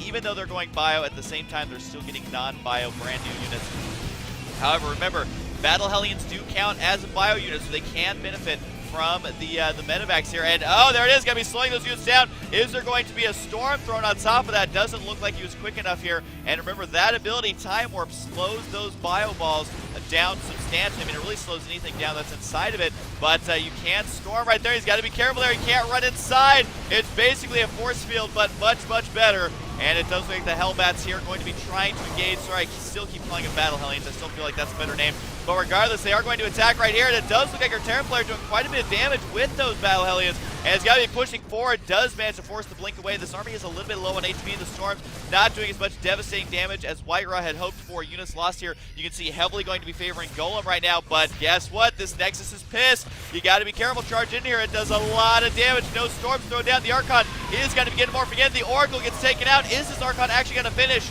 Nope, it gets taken out. But at the same time, this Fireball did back itself into a corner. This Nexus up to 1 kill already. Cleaning up some of these weakened units, though, and you better watch out for Nexuses, because with the Mothership Core, they can become mighty terrifying. 3 Marauders, though, with +1 attack. You got to go straight to town on these Stalkers, especially the Medevac backup here. The Widowmine going to be checking it out right here, and does take out 1 Zealot. But other than that, he's got to be careful, because those Blink Stalkers are pissed. They're going to be pushing up with more Zealots here. Now, is the macro of both these players where it needs to be? WhiteRa's macro is actually slipping here quite a bit, as he is focused on this battle in the center of the map. Can't say that I blame him, because he's barely hanging on, but at the same time, he's got to warp in more reinforcements. There's 5 Zealots right there. What's his production looking like, though? He does have quite a few gateways and is not supply blocked, so he can easily spend all this money here. Maybe he's waiting to see what his opponent has. Maybe he's waiting to try and secure this expansion, building 3 probes at a time. But he definitely needs to start cutting in to that money bank that he has. And the Hellbats here, I think they even changed how their flame looks, but I could be tripping as per usual. But either way, the Mothership Core here, there's no anti-air left, only a single Marine, so Mothership Core is never looking so scary, as the army is now forced to retreat right now. But more reinforcements are going to be streaming in here. Stalkers, Mothership Core is what WhiteRa has to offer, but he also has a lot of money to spend. He does have an Immortal on the way. A non-stop battle for the center of the map, and somehow these Hellbats pushing this army to its limits here, as the Marauder in the back just getting in tons of kills, will eventually get taken out, and WhiteRa will be the victor in this battle, intercepting those reinforcements. WhiteRa still, though, a little bit behind, and here's more of a battle. It's going to go straight for the Medevacs. Does end up losing a Stalker, though, during that, and quite an even exchange here, but WhiteRa able to recover his losses by securing an earlier third. Do we have a command center on the way for Golem? No, it looks like he wants to go for a little bit more. Oh, you can even click on upgrades. That is so cool. And is it U? Is that the, oh wait, what's the upgrades tab? We got to learn this together. G is the upgrade tab, so you can see every single upgrade they have in the game. Blink, Storm, Warp Gate, and +1. We have the 1 attack, 1 armor done for our Terran player, Combat Shields, Marauder Slow, and Stim Pack. Back to the production tab, though, you can see that the 4th base is on the way for WhiteRa. If WhiteRa can secure this 4th base, he is going to secure this win. If he can hold on to this 3rd base, he's going to be a little bit ahead, but still does not have probes in this gas, even though he would definitely like to be doing that just so we can get more and more Archons, more and more Storms out on the field. We do have Zell Lake's going to be researched. Nothing left at the Templar Archives because it's only got 1 upgrade in StarCraft 2. But we do have a Forge on the way. There's Storms right there. Are we going to see more Oracles? That's kind of what I'm wondering here. With the Time Warp Psy-Storm combo, that is going to be absolutely devastating. Even SCVs are mixed in here. I think that Golem realizes he's got to go all in. He's got to try and punish the fact that WhiteRa doesn't have charge. He's got to punish the fact that WhiteRa has double expanded here. And does he have an army advantage? Yes, he does. 79 to 58. He is way behind in workers, though, as it is 74 to 39. So right now, this is his only chance to win. He's got to swing in and do all the damage right now. He's got to kill out this army. This will be the deciding battle. Can he actually do it? So far, off to a good start, killing that 1 Archon there. He may need to go to the natural, though, because this Nexus will sit back and do lots of damage. So far, the control's been pretty good. Dodging those storms. No EMPs, though, in sight. So he's got to watch out for more and more storms. Do these have enough energy? Yes, they do. With one of the storms, though, has managed to retain the majority of his army. Taking a look at the army supply, 83 to 62. WhiteRa's just got to buy time for 1 or 2 more Warpins. There's the charge forward. Takes out a High Templar. Does lose a couple of units in the process, but no more Storm in sight. I think only 1 High Templar remains. And here he goes. Got to swing out through. Zell Lake's not quite done yet, as the Hellbat's able to kill off a lot of these Zealots. Can WhiteRa actually hold here? Keeping an eye on the army supply. It is a huge favoring towards the Terran, but he is running out of units here quickly, and I think it's quickly swinging back into WhiteRa's favor here. He will end up losing some more units, but you got to remember, all WhiteRa has to do here is buy more time. Time is on his side as long as he can keep warping in units here, because with the Nexus here, able to hold it up, WhiteRa using almost every single new unit in this game, and at least for Protoss here, just the only thing we haven't seen is the Tempest, and it does look like WhiteRa will hold, which means he may be able to take out this game because, well, he's got a lot of bases here, and hopefully I didn't miss anything as I did hide the UI. This expansion up here, yep, it is ready to go. Has not begun mining there, but he can safely fall back on that expansion. No, he does have a Tempest on the way, so I think he's officially used every single new unit here. The only thing he hasn't really done is use the Sentry's Hallucinate ability, which is now doesn't cost anything to research. What is this probe doing? It's got the worst gas mining path ever. There it goes. Finally falls back in line. WhiteRa able to hold on.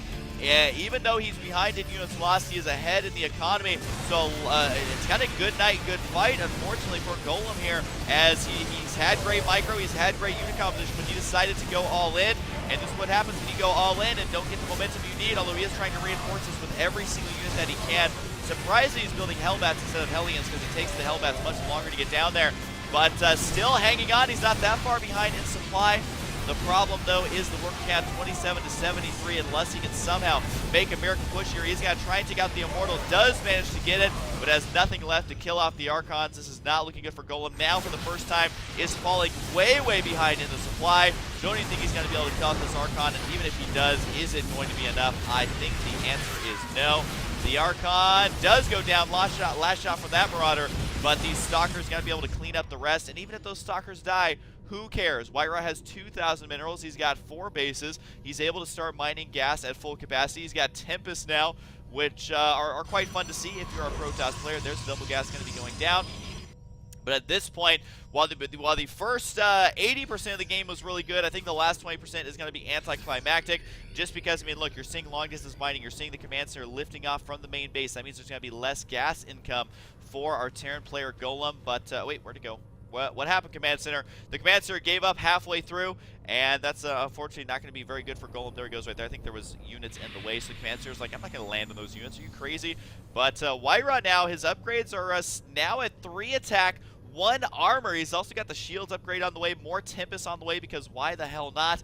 When you're this far ahead and you're WhiteRa, you can pull out all the special tactics that you want. But I do have to hand it to Golem. That was quite a good game. Unfortunately for him, he wasn't able to seal out the deal. I do like how WhiteRa was able to get up the Nexus ability, using that quite a bit, using Time Warp. I think he only used that ability once, but he also used his Mothership Core to great effect. But at the same time, maybe Golem can force this into a late game, get the counter to the Tempest, and actually find himself back in this game, because now his income's not going to be that bad. I mean, yeah, it is still behind here, but he is mustering up quite the army. He is going to be scanning somewhere on the map, trying to spot his army. wasn't able to see all of it there, but WhiteRa has his army quite well split. And Golem, I mean, you can see he's still playing furiously. He's got about 200 APM. Is going to kill off a single Zealot here, but that Zealot is going to alert WhiteRa that, hey, there's some units going to be attacking this route, and I think this is not a good idea from Golem, especially since that Zealot was able to spot it. Because remember, Zealots have cell phones, man. They all have their the new iPhone. They have the iPhone 36, man, so they're going to be calling up their buddies down here and say, hey, there's a lot of units on the way, so watch out for potential counterattack. However, I kind of like this from Golem. Yes, he's behind, but he's still trying to secure an expansion, still trying to get himself back in this game, and basically just trying to get maxed out as quickly as he can, even though WhiteRa is growing to a massive-sized, basically Protoss death ball at this point. But at least he's going to go out with a fight. He's not going to let WhiteRa take this easily, but still, WhiteRa has so much stuff that maybe it will end up being easy here. But we do have a couple more upgrades on the way for our Terran player here, Golem. But I mean, let's be honest, things are looking pretty darn grim, especially for that one Marine right there, as he's now dead. So definitely looking grim over there. Now, can our Terran player actually secure another base? That would be huge for him, because that's going to give him enough money to go ahead and get maxed out. But I don't think he has the money to even expand here, so he is still going to just rely on this. What's the army supply looking like? 130 to 114. Once again, WhiteRa, while he does have a probe count lead in this battle, it could still favor Golem, so we are about to find out. Remember, it all comes down to the army supply in the final battle, but the main problem is that WhiteRa, his production is out of control. Oh my god, that is so many gateways. He can even afford to throw down some more here. He is working on shield upgrades now, working on that +2. Here we go. This could be the last battle in the game, and I think it's going to be Storms, Tempest, Archons, Zealots, Immortals, just gonna chew on through this army. Oh god, the humanity of that army is not looking good. They are all going to die. WhiteRa crushes through. There's the GG. WhiteRa making special tactics look easy, and also for those of you who don't know, WhiteRa tends to stay in a game a little bit longer just to see exactly what his opponent has. I think that's actually what he's doing here, is he likes to see exactly what he had, what the timing of the expansion was. So he clicked on the minerals, clicked on the SCV, because during the game he's got a pretty good read on what's going on, but he still likes to check for sure just to see. Oh man, Archons look kind of sweet when they aren't glowing bright white. Wait, which one? Which? There we go. That's what I'm looking for. God, I'm so bad at tilting the camera. Looks pretty darn awesome, but we got to see a lot of the new units used. I think we saw all the new units for Terran used as well. The buffed Reaper, the Battle Hellion / Hellbat, and the Widowmine, and we saw every single unit for Protoss. So that's what I'm talking about, man. Let me know what you think about the new UI changes. Did I actually forget anything about the new UI changes? Because I do forward good feedback directly to Blizzard. So guys, still stay mature, stay awesome. You guys are the best. And of course, I'll see you guys next time.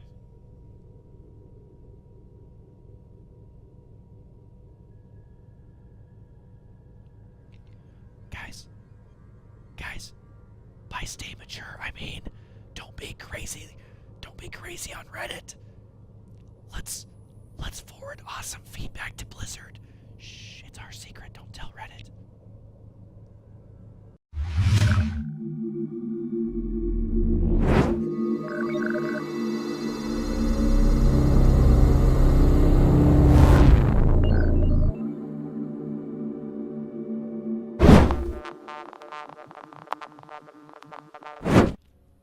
Hello everyone, this is Husky here. I'm going to be casting Week 5 once again of the GSPA. If you guys haven't been watching the GSPA, it's proven to be an extremely fun tournament. I love the format that we launched this tournament with. This is going to be the last week of the qualifying round, so I wanted to cover as much of it as possible. Usually we're covering about 4 different series, but I'm going to try and squeeze in a couple more here because there's a lot of players on the line on if they're going to advance or not. One of those players is going to be WhiteRa, spawning down in the bottom right side, and if you're saying Husky, his name is DuckloadRa. It is not WhiteRa.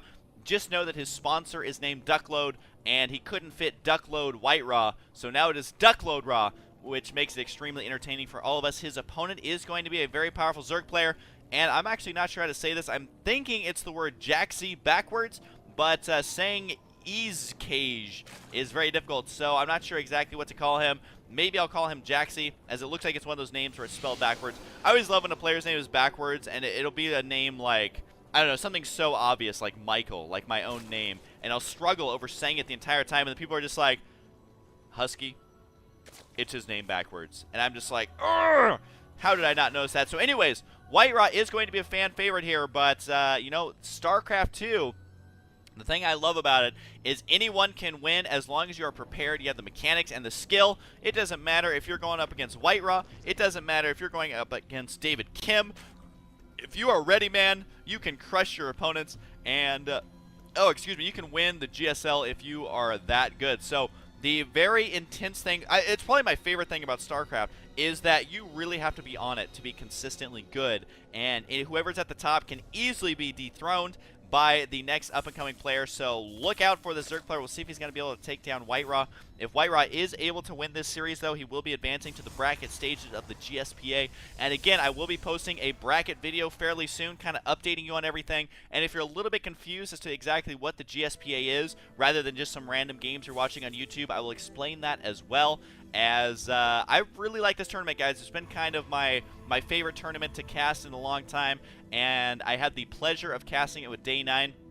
For those of you who don't know, we were actually casting those games together in person for the most part. I mean, I have been traveling and things like that, but the plan is to cast as much in person together, and he cracks me up, man. He is so funny. And usually, I mean, you guys know me, my humor is just like really awkward jokes that you kind of give sympathy laughs to. But usually in a dual casting scenario, one player makes a lot of jokes, or one caster makes a lot of jokes, the other one does not. Now, when me and Sean are casting, I'm not used to casting with someone who makes a ton of jokes, and so I just laugh like a little schoolgirl the entire time. So hopefully, once we start getting into the good games, I can contain myself. But just know, casting with Sean is extremely fun. I love that guy, and there will be lots more of him in the near future. There's a lot of people who are posting comments that are like, stop casting with him, but there will be things like right now where I'm casting by myself, but also a lot of stuff where I'm casting with him. So nah. There we go. I try and please everyone, but I have learned that no matter what you do, you cannot please everyone. Anyways, the map is going to be Shakura's Plateau. We have seen that WhiteRa has opted to go for his early expand. He did get his forge, his gateways on the way. He did get a cannon before the gateway, so that is going to delay his cybernetics core, which delays his warp gates, which delays how many units he has throughout the rest of the game. So that is a very crucial thing. You may see this and just be like, well, that's not a huge deal. But at the highest level of play, that is a big deal. But WhiteRa found it necessary to place that down there to prevent any sort of early roach break or anything like that. Now, he does have a pylon on the high ground. The thing I like about this is if there is a roach rush, this is actually really brilliant by WhiteRa. If there is a roach rush to try and get up here, he can warp in some zealots to get us around, possibly some sentries to force field the roaches up against the cannon, something like that. So I really like that pylon placement. That's something I just want to say as a Protoss player, that's something that I've started to do in most all my games. Just place pylons, at least one, you could even put one down here, where you can warp in units not only to counterattack, but also to get a surround on your defense. And you'll be surprised how effective it can be. The one thing you have to watch out for is that they can get sniped. So if there's an Overlord here, roaches on the ground, they can snipe it, and you don't want to lose those units. This drone, still kicking it in WhiteRa's base, as WhiteRa has not had any units to get rid of it. You can see he is making a stalker right now, and will attempt to clean out this drone. This drone has a 0% chance of making it home, but he has scouted everything there is to scout, and he even has his Overlords in perfect position to scout out in a little bit. So unfortunately for WhiteRa, you can see he's banking on a lot of money here, and that's just because this drone is taking so long. So I got to hand it to our Zerg player. He has forced WhiteRa to delay everything that he had planned. So he was forced to use some of his money on an upgrade, which he probably meant to do that anyways, but he's also delaying whatever tech. So right now, WhiteRa is going to be going for a potential 6th gateway push, which, I mean, at this point, he would already want these gateways not nearly completed, but I'd say about a 4th or so done. And he's just now able to drop those. So it is going to be delayed, and he does have another gateway on the way. Now, this is a risky play from a Protoss player in that it basically forces you to rely on those gateway units for an extremely long time. You're not going to have much as far as observers go. Did he just trap this poor little stalker? I feel like the stalker was trying to get out of here. WhiteRa's like, no, go to your room. I'm locking the door. And that probe man, a total monster. Now, we do have a lair on the way for our Zerg player. He also has an Evo chamber here. He does have static defense. He will most likely need to get a little bit more, but he should be okay because he's only on 2 base right now. He has not expanded, and I don't know if he's looking to expand. He does have enough money to do so, but the thing is, if he catches wind of what's going on, if he just defends perfectly, then WhiteRa is going to be in a world of hurt. Now, did he add on a robotics? Yes, he did. So the observer will be on the field. That's why you don't see the additional gateway. usually you will see 6 or 7 gateways. And no, he does have a nice little entrance here for his units to funnel out of there. So WhiteRa did not lock his stalker in his room. I'm sorry. He is not a bad parent at all. And it looks like, well, maybe he is locked in there because that stalker's stuck. I don't even know if these units are stuck or not. We will find out as this game progresses. But it does look like WhiteRa is going to be expanding off of this, which this is an interesting play because he has a lot of units that he can potentially attack his opponent with. But he is going to indeed expand off it. He is going to allow the Zergling to spot this. And the response from our Zerg player, well, he did make a bunch of attacking units. Look at this. He has Zerglings on the way. I believe I saw Hydralisk. Unless he canceled it. He may have canceled that Hydralisk in to make a Roach Warren instead. But, yeah, this is the response from our Zerg player. WhiteRa did force a lot of units, and look at this. He is now forcing a lot of Zerglings as well. +1 attack is on the way for our Zerg player, so he's going to try and delay the push of WhiteRa as long as possible, because if he can have +1 attack on Zerglings, that is extremely good. I mean, the Protoss player will already have his +1 attack, but usually this amount of Zerglings does not have +1 attack that early. So he's just trying to buy time. The Observer is going to spot that there's upgrades on the way. He's seeing everything that's going on. He did not see the Roach Warren, which that I would say is not a huge deal. What he really wants to spot is this Infestation Pit, which where is that Infestation Pit hiding out? I see him that he has one. But, yeah, he wants to try and spot that. There it is down here. It has been spotted, but that's amazing placement on that Infestation Pit, by the way, trying to hide that tech. Because Infestors, sick good against gateway units, especially at this stage. If we can get out a couple Infestors and get that fungal growth going, the Zerglings with a +1 attack, a couple of Roaches mixed in, which is what we're seeing, that would lock this down. Now, WhiteRa, has he lost his chance here? Or is he just buying time? Right now you can see he's delaying the creep spread of the Zerg opponent, trying not to lose his army. He did grab that tower, saw a lot of Zerglings running by, and these Zerglings are going to attempt to get us around. Will he be able to do enough damage here, though? It does look like these Stalkers will get taken out. 1, 2, or 3 Stalkers will get sniped. Nice force fields, though. They're going to trap that. Even the Stalker pretending he's a force field. Units lost here, though, is going to favor WhiteRa after that. Good force fields able to finish off those Zerglings. And WhiteRa has held. He is able to get this base up safely. He did do a lot of damage there. And now the supply is 108 to 115, which is not a comfortable spot for a Zerg player. He does have 9 Infestors on the way, though. You can see 4 on the field with a bunch more on the way. So there's going to be about 10 Infestors, it looks like, here fairly soon. And do they have enough energy for fungal growth yet?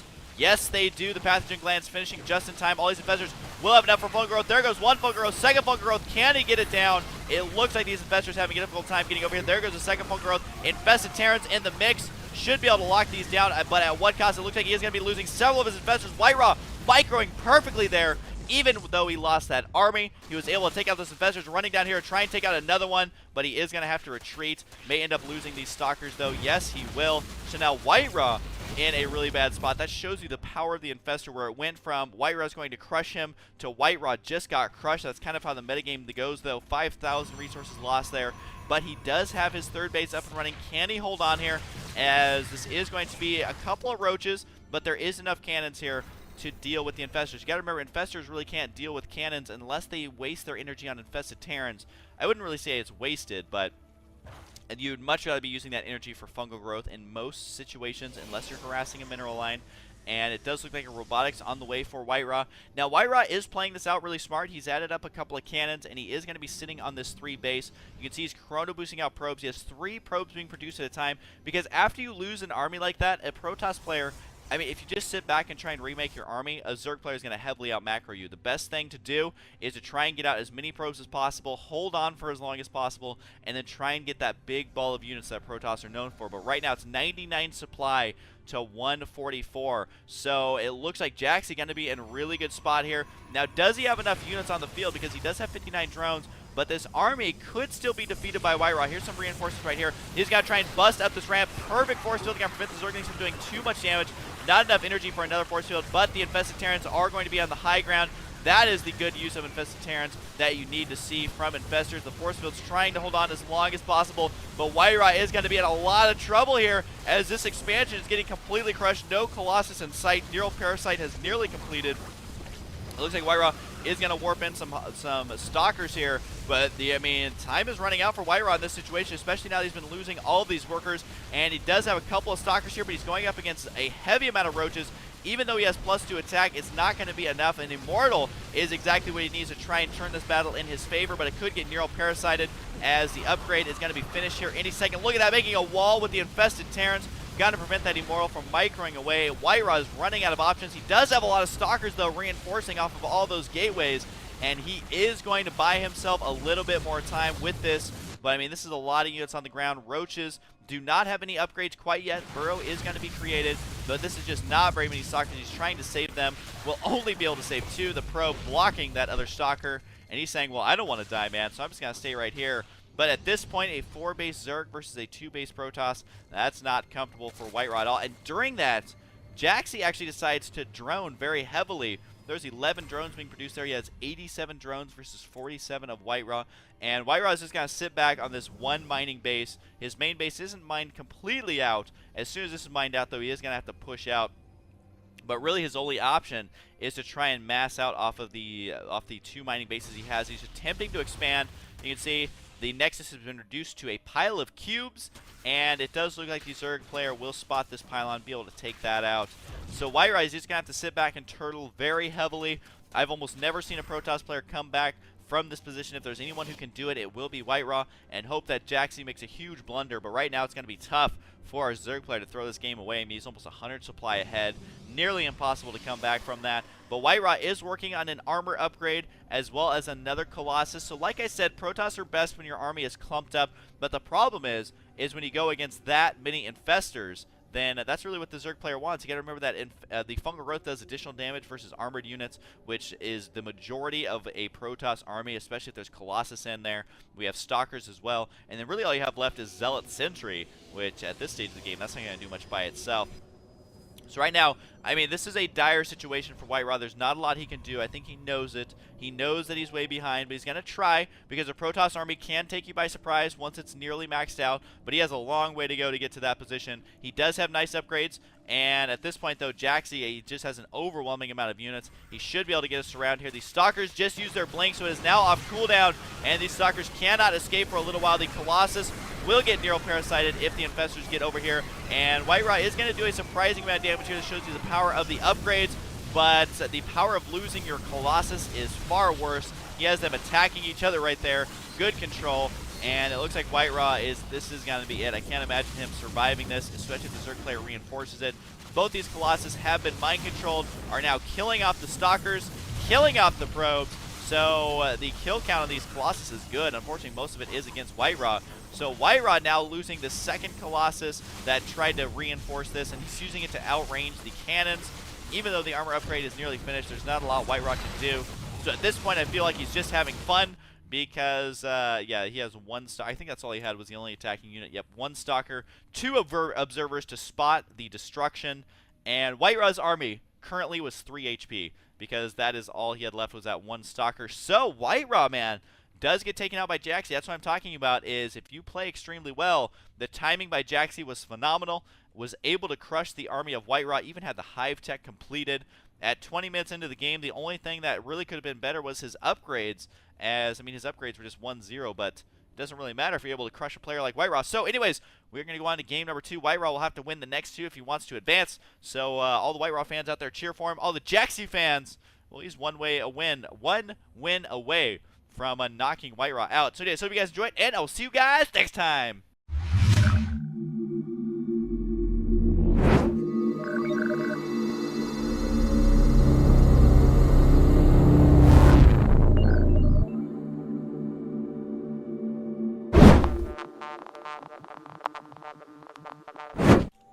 Hello everyone, this is Husky here, and this game is about 15 seconds in just because for some reason the beginning of the replay was all buggy for me. So I just skipped a little bit, but I promise you haven't missed any of the action. This is going to be game number 2 between Jaxi spawning down in the bottom right side. He is going to be the red Zerg. He is up 1-0 versus his very well-known and mannered player Duckload our blue Protoss. The map is going to be Tal'Darim Altar. I can never figure out if it's Tal'Darim Altar or Tal'Darim Altar, which sounds kind of like a sort of like coffee you would get from Starbucks or something like that. But anyways, looks like WhiteRa is going to be expanding here.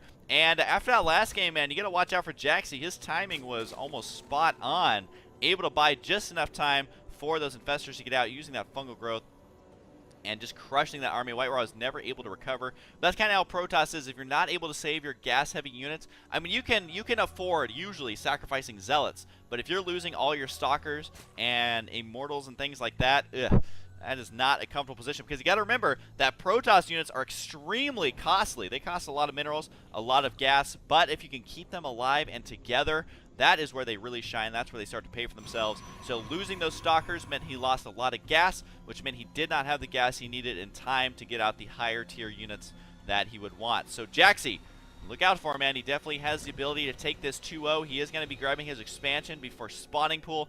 I really, really like this out of him, just because on this map, very likely for a Protoss to fast expand. He did force the Forge first, just based on scouting patterns alone. That's how StarCraft has always been, though. StarCraft 1, if you scouted the wrong way, you had to get that Forge out first, just because, I mean, if you got 6-pooled or something, you need to try and be prepared for it.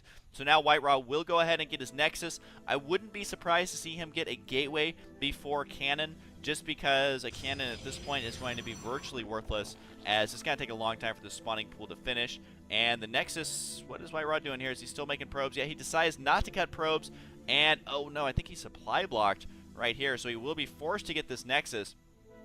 And the pylon, yeah, the timing of this just seems a little bit weird. Where is this pylon? Oh, it's down here.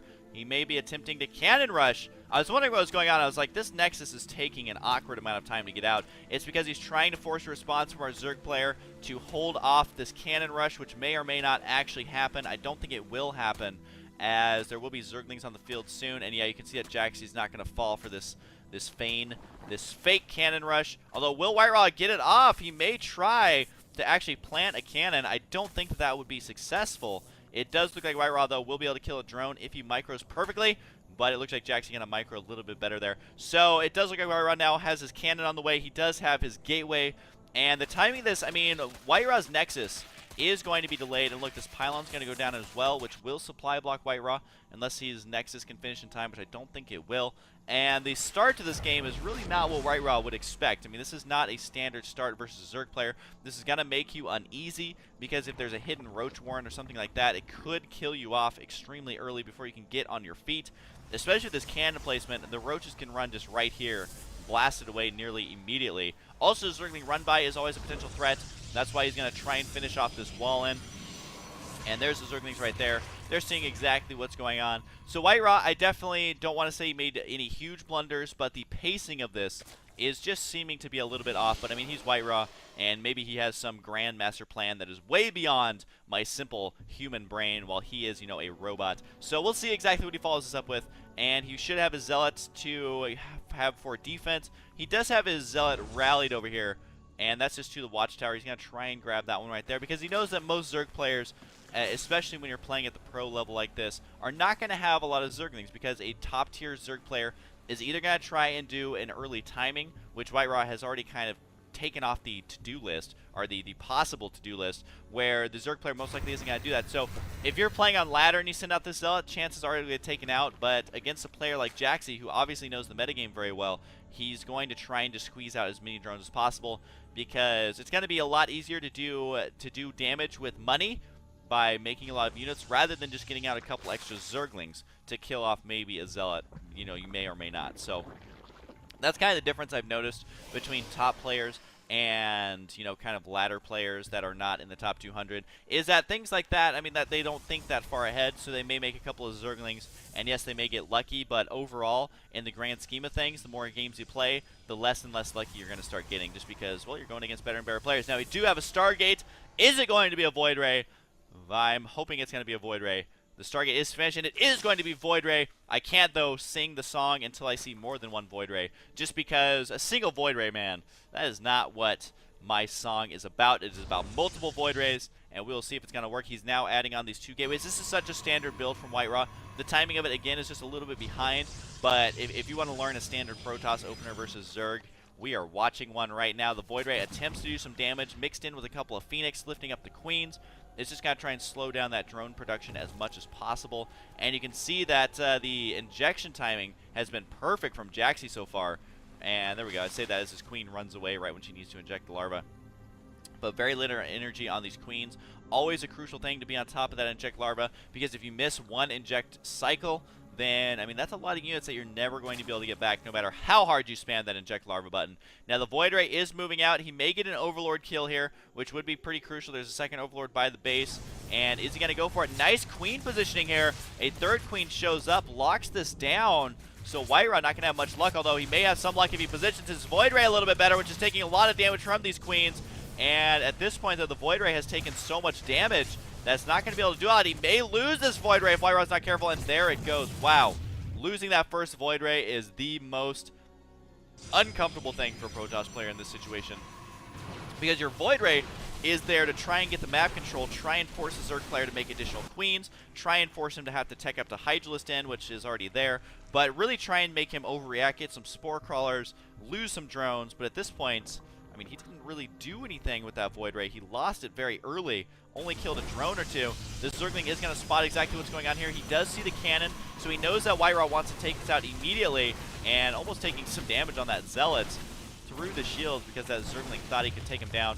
WhiteRa will be able to expand off of this right now if he wants to, which it's going to be tough. Oh, another Void Ray, but it's still a singular Void Ray, and he is going to go Overlord hunting here, which if he can kill this Overlord, this one, and this one, if he has his map hacks turned on, that will start to get extremely annoying, which right now I believe this Overlord has been spotted. WhiteRa decides to let it live, but killing Overlords is exactly what is strong about this airplay, is that, I mean, it supply blocks the Zerg, it's more larvae used for Overlords, and it's so frustrating to deal with. Although a Zerg player, it's kind of built into his build where he is expecting to lose some Overlords. So WhiteRa right now is mostly using these, it seems, to lock down creep tumors, but pretty soon he is going to be going up against a lot of Hydras. There is only one Phoenix on the field used for scouting, and this Void Ray, if he's not watching himself, which he currently is, going to be able to get away.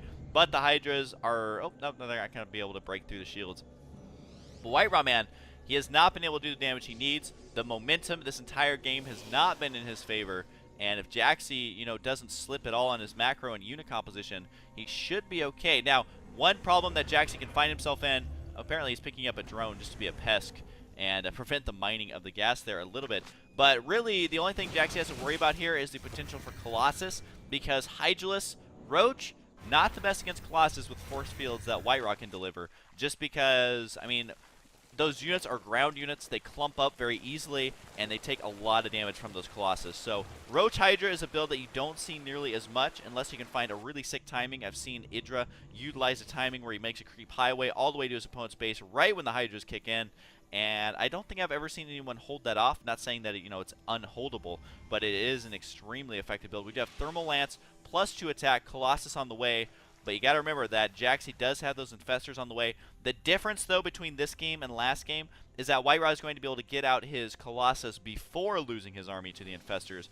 And if you can get the Colossus out... Oh, there goes the Void Ray. Goodbye, Void Ray. Those are something you really want to keep alive if possible. Because, especially if they counterattack with Zerglings or something, you can just leave them back there for defense. Really good against Roaches as well. And supplies are 116 to 156. How much of that is Roach, though? Not as much as you might think, 71 drones to 74 probes. So WhiteRa has been extremely heavy on the production front as far as his economy goes. And so the longer this game goes on, he's actually going to be in a much better spot than the supply counts may show. As, again, Hydra's not the best. They do have +1 attack. We do have the Tunneling Claws on the way for the Roaches. And, yep, 14 more Roaches on the way. So our Zerg player will be maxed out fairly soon. But he's going at unit composition I honestly feel is not the best against what WhiteRa has. Now, it will come down to the fungal growth. It will come down to the Neuroparasite. And this is several Infestors. There's more Infestors on the way. But Jaxi is going to have to attack pretty soon. He's at 198 supply. He's literally just giving WhiteRa more and more time to make up this army. WhiteRa, once again, makes a Void Ray, rather than making multiple Void Rays, depriving me of the enjoyment of singing my song from Nerd Alert. Now, we do have +2 attack just finishing. High Templar morphing in right now. But Jaxi, every second that goes by, he's just allowing WhiteRa's army to get more and more powerful. So he is going to have to do something here. In the meantime, he is going to have to tech up towards Hive as well, or at least work on upgrades. He does have +2 attack on the way, and you can see he is going to move out right when he's maxed out. Can he cause some pain here? I'm not sure if he's going to be able to lock down this entrance, because this is a nice tight wall in, and this is what I'm talking about. Colossus pretty good at the positioning is there, and at this point, Jaxi is either going to have to Nidus, drop, or attack this when there's no force fields that are an imminent threat. But WhiteRa, I mean, he's playing this out very smart. It would be unwise for him to move out until he gets out a couple more units. That's exactly what he did. I know the way I worded that was silly, but he was waiting for that Colossus and another wave of Stalkers before moving out. And he is going to pick out some of the units here. He does catch the Infestors completely out of position. Fungal Growth has been used, but Feedback has been used quicker. But this is a lot of Roaches marching directly into this army. WhiteRa crumbling under the pressure.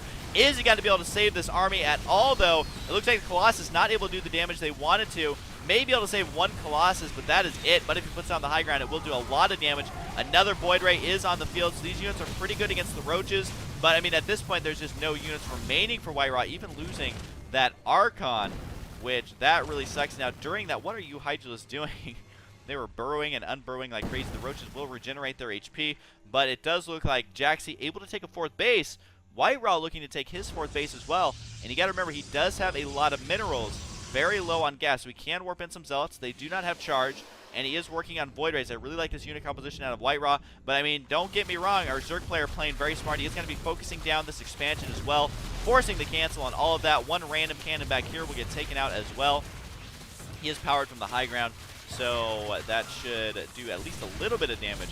But WhiteRa does have to sacrifice that positioning as well as that expansion. And do we have Hive Tech? Yes, we do. We have a Greater Spire just now beginning. Infestation Pit has done all of its upgrades, so these Infestors about as terrifying as they get. And +2 attack nearly done, but +3 for WhiteRa is nearly done. That's something he's been very effective at so far in these games, is getting out those attack upgrades, which make your Colossus so good. Instead of doing 19 times 2, it is going to do much more, because you got to remember it multiplies it by 2. So if you have Colossus, especially splash damage with Archons, look at that, 43 damage versus biological. Oh my god, that's terrifying. Especially against Zerg, you want to get attack upgrades if possible, and that's exactly what he's doing. The 3rd upgrade just now finishing, so WhiteRa is going to be at the 21 times 2 damage per shot. Yikes. But his supply is still way behind, but you got to remember this is all Roach for the most part, so if WhiteRa can hold this somehow, then he will be okay. Can the Sentry get the force fields down? He does! The Roaches can still stream in here, though, albeit barely, and it looks like this may be a knockout punch if he can do the damage he needs to, but the Zealots with the +3 attack holding on and killing off all of these Roaches. WhiteRa's Colossus positioning was sick good. 23 kills on that Colossus and 11 on the other one, and now he has these Void Rays in here. Does he have multiple Void Rays? No, he still only has one. Oh no, he does have 2, so Void Rays, gotta mess up his Void Rays. And unfortunately for Jaxi, he may have thrown away way too many units in that engagement. So WhiteRa at this point can either take a 4th base, or he can try to win, which he may be doing a little bit of both right here. I really like this from Jaxi, though. I believe every expansion, except for the one with the rocks, has an Overlord spewing creep, and that's really good for good on him. I really got to hand it to him, as a lot of Zerg players forget to do that because a Protoss hidden expansion can be easily locked down. Now, we do have the Corruptors on the field. Now, you may be looking at this amount of Corruptors being like, whoa, that's a lot of Corruptors, but he does have a Greater Spire, and that does mean Broodlords, as well as the there's a surprising amount of air stuff. Oh, did we just kill? Was that a Zergling? I hope that was a Zergling, rather than part of his own army. Does look like the Zergling's going to peek in here, see exactly what's going on. +3 attack, so powerful, and that it does allow him to start that +1 armor.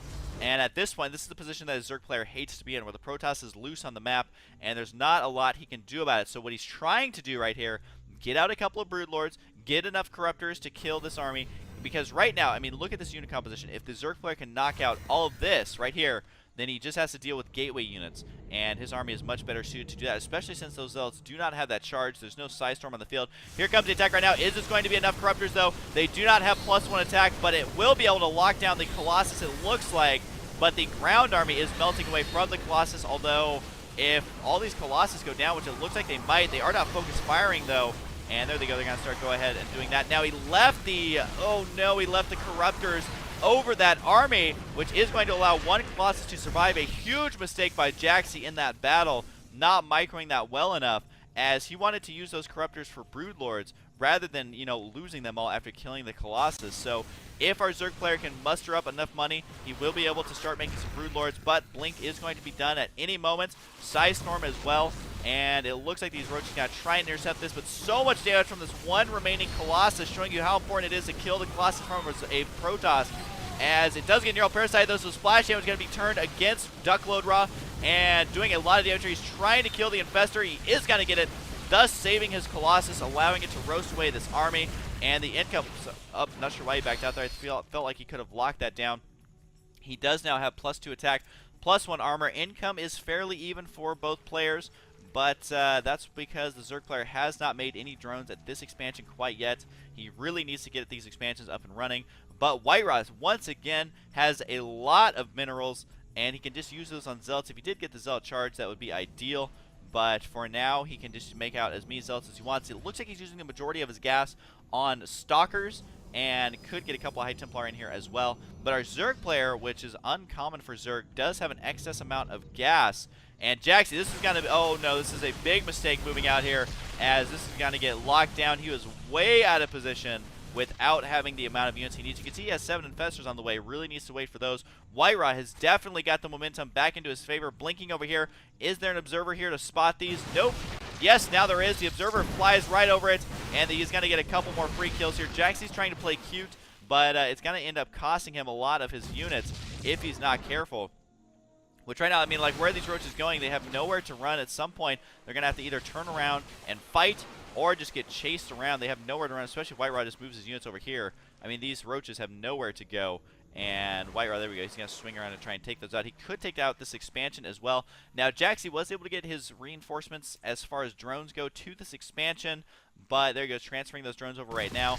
But, I mean, this still is anyone's game. But when you're going up against 3 attack, 1 armor WhiteRa with Blink Micro, yeah, that's not going to be a good spot. Now, it could potentially counterattack here by our Zerg player. This would be huge, but he will be going up against a Colossus, as well as more Void Rays on the field to defend. And it looks like the expansion over here is what WhiteRa wants to take out. Look at what WhiteRa is doing, though. He has his army completely split up in multiple directions. He has some for defense in his main base, his expansion, as well as attacking here. So if this attack by our Zerg player is not enough to do at least lock down this expansion, then this is going to be it for the Zerg player. It does look like a lot of roaches are here, though. Could fungal growth on the drones as well. And there's no anti-hero air to kill this Void Ray, which is just roasting away, blasting, lightsabering down these infestors. Does finally get it taken out there. And it does look like this expansion will go down. But at the same time, the WhiteRa has now pushed down. He's taken out the 2 right side expansions, forcing the drones to transfer away. But there's really nowhere for them to even mine right now. Look at this. No mineral patches remaining. WhiteRa is going to be losing this expansion, but you can see desperation Zerglings being made by our Zerg player as he is quickly losing all of his production capability. And the WhiteRa is going to be knocking at his front door.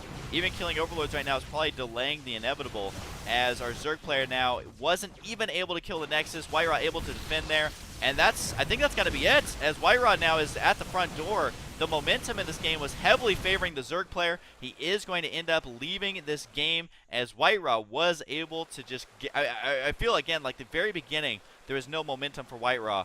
But once he started holding off perfectly, I mean, I feel like Jaxie knows exactly what his problems were. When he was attacking here, he was just throwing that Roach Hydra into a Protoss ball, which has been proven time and time again to not be effective unless there's perfect Corruptor support and you're able to get surround. But when you're running into a choke like this, it's not good. What you really have to do is start either Night Swarming or dropping, doing multi-pronged attacks, because, I mean, in this situation, WhiteRa forced his opponent to have to attack right here.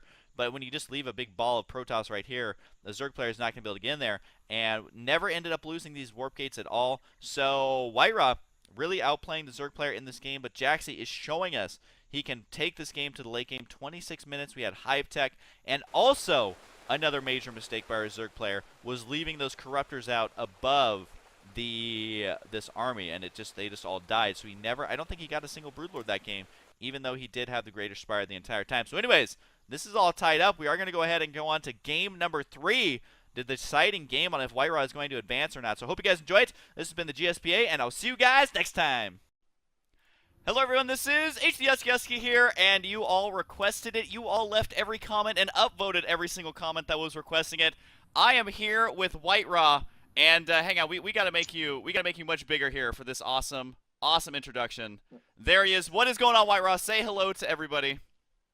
Hello everyone, welcome on our show. I hope you enjoy HD quality this video, and of course Husky make amazing job for community, and I very happy to join his project. Oh, WhiteRa, you are the best, and I just gotta say right away, if there's ever anything I don't understand WhiteRa, what he's saying, just know it's probably the most smart thing you've ever heard. So I just want to get that out there, just right out the gate. But WhiteRa, thank you so much for doing this. For those of you who don't know, WhiteRa is a Protoss player. He travels around a lot, and he is probably the most loved Protoss player on my channel. I mean, it's WhiteRa, man. He won the HDH Invitational back when the game wasn't even publicly accessible. So he's been around for a long time, and he's also played a lot of Brood War as well. So how long have you played StarCraft, WhiteRa? How long would you say? Oh, starting from 1998, it's like more than 20 years ago. I starting playing StarCraft, Brood War, and keep going with job before coming StarCraft 2. All right, and Take so part in a lot of international events. It's be very hard way, but still in game. And I'm 31 years old, but StarCraft 1, StarCraft 2 in my heart. all right, cool, man. So in this game, it is going to be, a lot of people were requesting this, it is going to be a PvZ, and WhiteRa, basically what we usually do is just explain the very simple idea of what the replay is going to be, because it's a tutorial video, it's not like it's a big surprise what build you're going to go. So what's kind of the basic overview of this replay, just before we get started, so if a Protoss player is watching this, they know about what to expect? I won't say what problem Protest last time we play with Zerg, because Zerg it's like bugs way making a lot of units, a lot of workers, a lot of hatchery, a lot of buildings very quickly, and it's very hard play with good Zerg, good macro Zerg, because with race it's can production very fast, a lot of units, big army, and Protoss have two way. Make some timing push, attack Zerg before he get many units, or second way, try play macro with Zerg, building many base, transition on high-tech units, or building big defense line with many cannons, and try to hold Zerg push any attacks. But I prepare more making any timing push and kill Zerg before he get some tech units, or massing many roaches or Zerlings, because I not like play with Zerg macro game. Zerg always ahead, and I not like these unit combinations like Broodlords and Infestors, because it's very strong combo for all Protoss. Okay, cool. So in this replay, he's going to basically be showing you a fancy 2-base timing that a lot of players have been using, and Zerg, you better watch out, because if the Protoss have access to this, you're going to have to deal with it. So I'm going to go ahead and make sure my replay is working right. There we go. So let's go ahead. I'm going to start the replay right now. And so, of course, spawning up in the top right side is going to be WhiteRa. His opponent is going to be Nagrim down in the bottom left side. And so, basically, WhiteRa, I just am going to have your vision. We're not going to be seeing what your opponent sees. So we're just going to be seeing what you see. And essentially, what Protoss are doing a lot is Forge Fast Expanding. Do you want to just kind of explain why Protoss have started Forge Fast Expanding as opposed to just using, one base against Zerg? Yeah, of course. It's very easy to explain.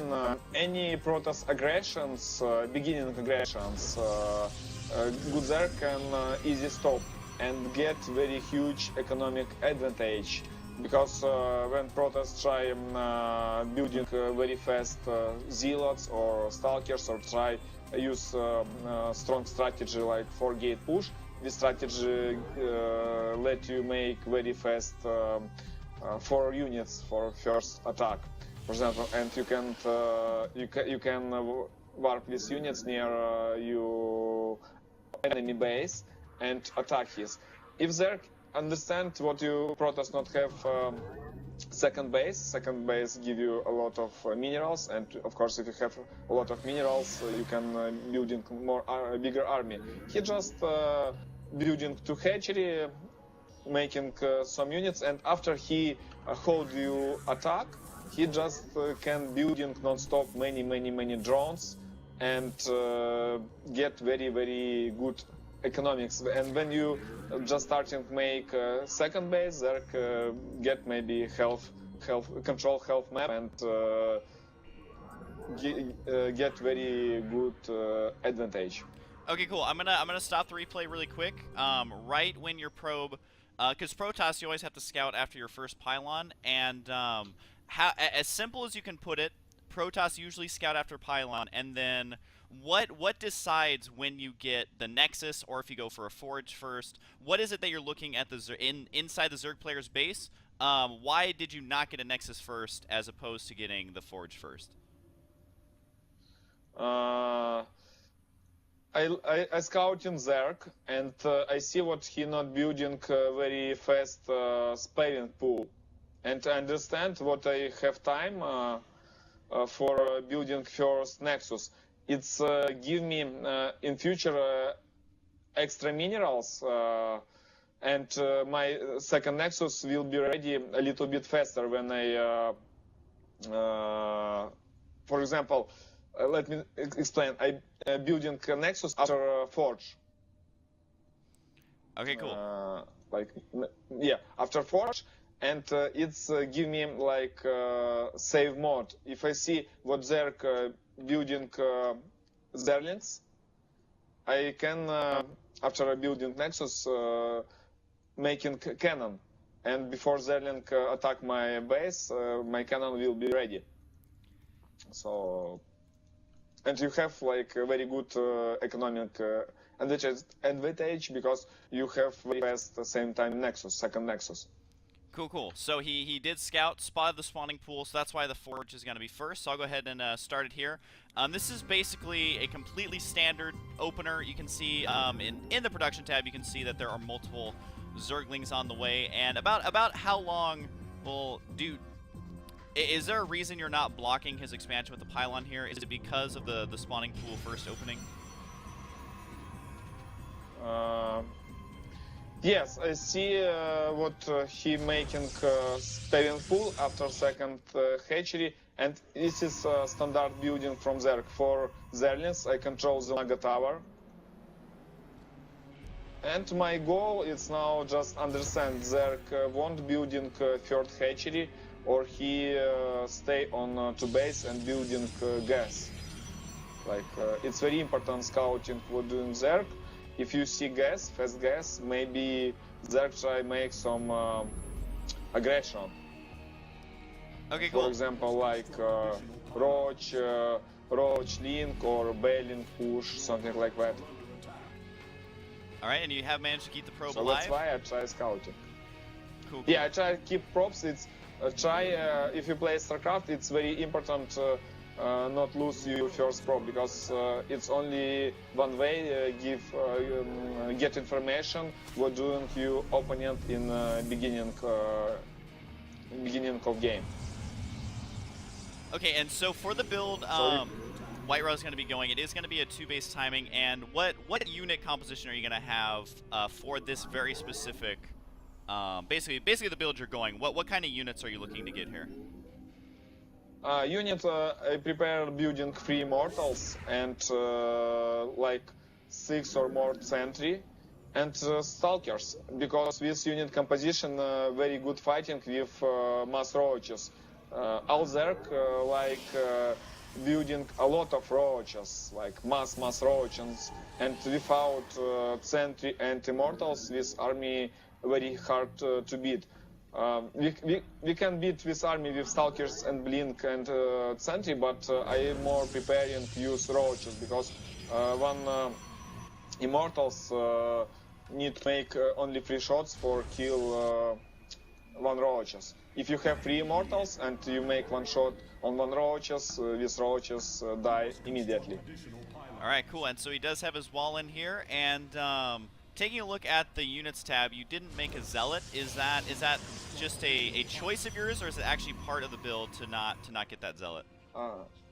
No, I not make Zealots. I want keep extra 100 minerals for making faster third and fourth gates. At the same time, my Stalkers, when I building my Stalkers, I use Chrono Boost for control the Naga tower, make sure what Zerg not making a lot of Zerlings or not prepare some Alin, and I check out what Zerg have third hatchery. It's not so fast hatchery, but anyway, I see like what he have free base, and it's like all standard, all going like standard from Zerg side. Okay, I'm From my side, I just building sentry. Cool. I'm going to pause the replay really quick. So the forge you have now, it's very common for for Protoss to get forge this early for the forge expand. But are you going to be doing any upgrades for this build? Because there have been a lot of +1 timing attacks coming out of Protoss. Are you looking to get any upgrades out of the forge that you have outside your natural? Yeah, I starting learning +1 upgrade only when I get almost the first immortal, because I no need so fast +1.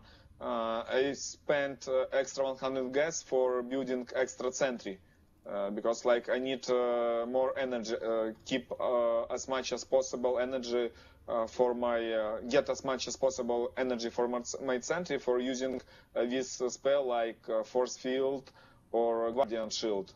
Okay, cool. And also warp gate research, is this something that you need to get right away, or are you spending your chronos on things like probes and immortals? Because usually Protoss just wants to get it out very quickly, but what are you using your chrono boosts on while warp gate is researching?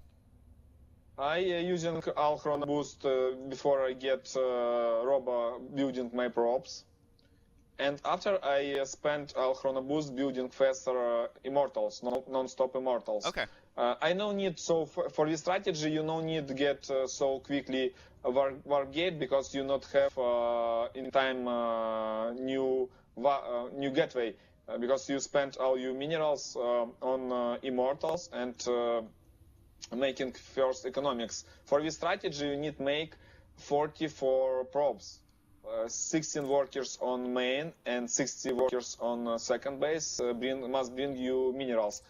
Each minute you get 600 minerals if 16 workers working on one base. If you have two base, you get every minute 1200 minerals. And plus 12 workers on gas, like 6 workers on my main and 6 workers on my expand. It's give you around more than 500 gas in each minutes. Cool, and I'll start the replay in just a second, but about what timing do you get the 2 gas at your expansion? Is it a specific like time in the game, or do you just feel how the game's going? When do you get the 2 additional gas at your natural? I starting building 2 additional gas around 6 minutes after starting, maybe 6 minutes 10 seconds, for example. It's all depends about scouting. If I not see any aggressions, I building gas around 6 minutes after game starting. Okay, cool. So I'm going to go ahead and start the game once again so we can just continue to see that. Right now you can see the first immortal. Is this a normal timing for it to pop out? It looks like it's popping out right at around the 7:40 minute mark. Is that when you want to have your first immortal? Yes, and when I get first immortal, I immediately starting making second immortals and try not let Zerg scouting my base. It's very important not show you strategy for Zerg. But with Overlord on this map, it's very easy to control my units when I try attack. But you can see what I building Robo Bay, and Zerg can't see my Robo Bay and Immortals in this moment. Okay, cool. The +1 has started. You can see that one on the way. And are you still at this point just using non-stop chronos on Immortals? You're not chronoing out your upgrades, you're not chronoing out any workers at this point, or anything is just straight on Immortals? Yeah, and I starting... Yeah, and I stopped building workers, like I say, and spent all my minerals for building more gateway, because I understand what I need to go attack my opponent right now, and before I coming closer to his base, I need to get all these gateways. Okay, so I'm gonna pause it right. I'm gonna pause it right here because programs. cool. Yeah, I'm gonna pause it because this timing is looking good. So In your main base, right at the 9.5-minute mark, we see all the warp gates going to be thrown down and completing up right there. And it looks like right when that third immortal is done, you also made an observer. Is the observer to deal with creep, or what is the point of the observer? Observer give you information. Yeah, it's two way. You can kill creep, and it give you information about position Zerg units. Zerg in this time not have if Zerg play macro, he not have overseer near third base. Zerg preparing many Zerg preparing building overseer when get layer closer to your base and scouting your base. So they not see you observer near third base, and you get a lot of information where is Zerg units. And if you have this information, you can be ready for any Zerg's attack. And your goal not let Zerlings and Roaches coming closer to your army and make you trap. Okay, cool. And yeah, I like the pylon you have that completed your wall in. So at this point, since you locked your base, you kind of closed the doors. Are you done making immortals and you're just warping in off of these gateways? Or yeah, I no need 3 immortals. Yeah, I no need more than 3 immortals, because all immortals you need keep your door open. If there get speed Zerlings, he can come on your base and say hi you workers. And after Zerlings say hi workers, you lose maybe a lot of your props. Okay, so cool. Zerlings very angry Zerlings. And I make a second cannon near my cybernetics core. You see, like I find good position, because Zerg without vision can't kill this cannon. Oh yeah, I actually just see it going down. Yeah, right there. That's cool. That's gonna protect him there. And then basically at this point, guys, you can see he has the probe brought off with the army here, and he's gonna be dropping down that pylon. That pylon will be ready right around when all these gateways are kicking in. You can see them turning into warp gates. So this is going to be a very, very powerful attack. So when you're moving forward, how important are force fields, and how are you looking to use the force fields when you engage what is usually a roach army? For example, when you use this strategy, it's for Protoss it's very micro, need very good micro, because all depends how you use your force field. If you use very good force field, it's be a very easy win for you. If you miss one, for example, only one force field, there can hold you attack, and it's be very hard later may come back in this game, because if you not make any damage to Zerg, you just lose a lot of army, like all Sentry, all Immortals, and transition to an overtouch. It's almost impossible. Zerg can kill you very fast, or just transition on infestors or broodlords, and you can do anything. So that's why very important use very perfect force field in this strategy. Okay, cool. So I'm going to go ahead and start it again. We can see the Zerg player is just starting to get some of the roach upgrades. He is working on the +1 armor, and why don't you just kind of walk us through what's going to be happening here? It looks like your replay is perfectly synced, but just kind of explain what your idea is in the next minute or so here. My idea is just waiting when pylon building, not split my army, and like you say, building Warp Prism. Warp Prism need for warp units on their creep, because when Zerg have creep, you can't building pylons on creep. But if you use Warp Prism, you immediately can warping reinforcement, and very important not let kill reinforcements to Zerling. You see, like I protect 2 Stalkers and 2 Immortal and 2 Sentry and continue attack Zerg. Now it's very important to find very good position and move ahead 3 Immortals for killing spawn crawlers if Zerg have spawn crawlers, and use force field plus Guardian Shield, and it will be very easy to split Zerg army and just kill first part Zerg army after second part, and not lose a lot of units. Here I lose 1 immortal, but several units, but I kill Zerg all his army and just continue attack his base. Okay, cool. And just looking at the unit composition here, you can see that he does finally have more stalkers, but you can see why it's really, really important to get the sentries first, just so you have a lot of energy there. And at this point, the production shows just a huge swell of Zerglings. So really, correct me if I'm wrong, but really the only thing you can lose to at this point is if he gets either a counterattack, which you've already dealt with, or if he manages to get a big surround. But it looks like you've retained a lot of your units here. During the attack, are you mostly warping in Stalker Zealot at this point, or do you still need more sentries? You see, I win a big battle, and I understand it's already my game because I kill Zerk all his army and kill her base. He try surround my units, but I have just a lot of Stalkers, Immortals, Zealots. It's good try with Zerlin, but Zerk lose a lot of army, and every 40 seconds I warp just 7 units and continue my aggression, and it's already my game. Alright, so yeah, at this point you can see he's already got Zealots in the main base using the Warp Prism to harass basically everywhere. And this is basically why this 2-base timing is so strong. We've seen a lot of Protoss players not only use this on ladder, but also use it in tournament play as well. And yeah, you can see slicing down the drone. So that's going to pretty much be it for this game. It may be kind of a weird question because this is basically a 2-base timing where you're hoping it does damage. Is there any transition out of this?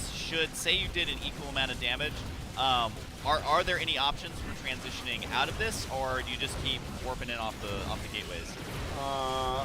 If something going wrong, better try move back and take third base. And after transition on Stalkers and Blink, making +2 upgrade on attack, because +2 help very well kill Stalkers, kill Roaches and any units, for example Mutalis, Zerlins or Hydralisk.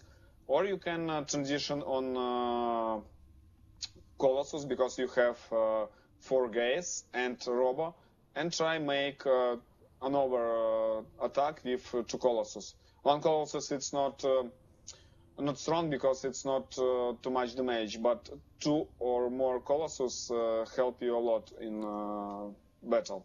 Okay, and as a Protoss player, if you're using this build on ladder, what kind of things do you have to watch out for that the Zerg can do against this build? So what's kind of your biggest threat?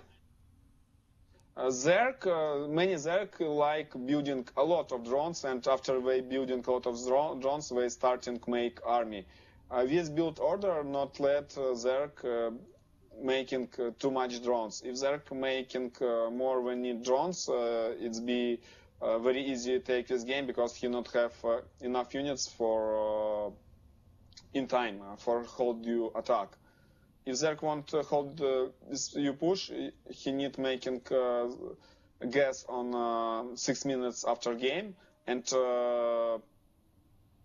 try split army. For example, attack Road Zerling in front, your army, and behind attacking, maybe use 20 Zerlings, try surround your army and kill sentry. Main goal Zergs for hold this push, it's kill as much as possible Protoss sentry, because without Protoss sentry, Protoss without sentry can't use force field, and Zerg very easy can focus in Immortals or any units. Okay, and is this a build that works on most any map on ladder? Because you know, there's between like 8 and 10 maps that people will be playing when they're playing on ladder. Is this a build that's good for 4-player maps, or is it mostly just kind of a 2-player map? You can use this build for any map, but better maps for this building, it's Cloud Kingdom, Ahana, Daybreak. Very you can attack third base your opponent, like you first base your opponent closer to you, for example, and yeah, you can use on map for 4 players map this strategy, but it depends how far starting play your opponent. For example, when your opponent more far away from you, it's give Zerg more time for building more units. It's not good for Protoss. Okay, cool. And is the warp prism, is that some special tactics, or would you highly recommend using the warp prism in this Yeah, push? warp prism. It's of course you need when you have 3 mortals and observer. Make 1 warp prism because you have a lot of minerals and enough for making warping 7 units every 40 or 50 seconds, and Zerg can kill all your pylons. For example, if you go to very fast attack and some hiding Zerg army, maybe several roaches and Zerlings can very fast kill your pylons, and you can't warp units near these pylons. But when you have warpism, Zerg can't kill your prism if he won't use like Zerlings and roaches. He need queens, but queens it's be not easy kill your prism because you warping units almost near your army, and queens you can focus in queen or use force field, just not let queen kill your prism. Okay, cool. And so basically, guys, this video was to show you the 2-base timing that you may have seen a lot. I mean, in GSL, at MLG, I've seen it in a lot of tournaments. And so it's just basically kind of the 2-base timing where you get 3 immortals, a bunch of warp gates, and you move out. Do you have any other last things to say about this build, or do you think that you covered it pretty well? Yeah, it's like many modification with build. You can building first zealots after stalker. You can building 2 immortals, war prism, and 6 gateway end attack, maybe a little bit faster your opponent. But I preparing like 3 immortals because I say why. 1 shot, 3 immortals immediately kill 1 roaches. Like if you immortals very close, you can just focus in 1 roaches, 1 and like very easy sniping a lot of roaches. Same time use force field and guardian shield. It's not let Zerg making a lot of damage to you units. All right, cool. So make sure, guys, to go follow Mr. WhiteRa. If you liked it, let us know what other builds you'd like to see. If you didn't like it, let us know why. But thank you, WhiteRa, so much for sharing the knowledge, dropping the knowledge bombs there.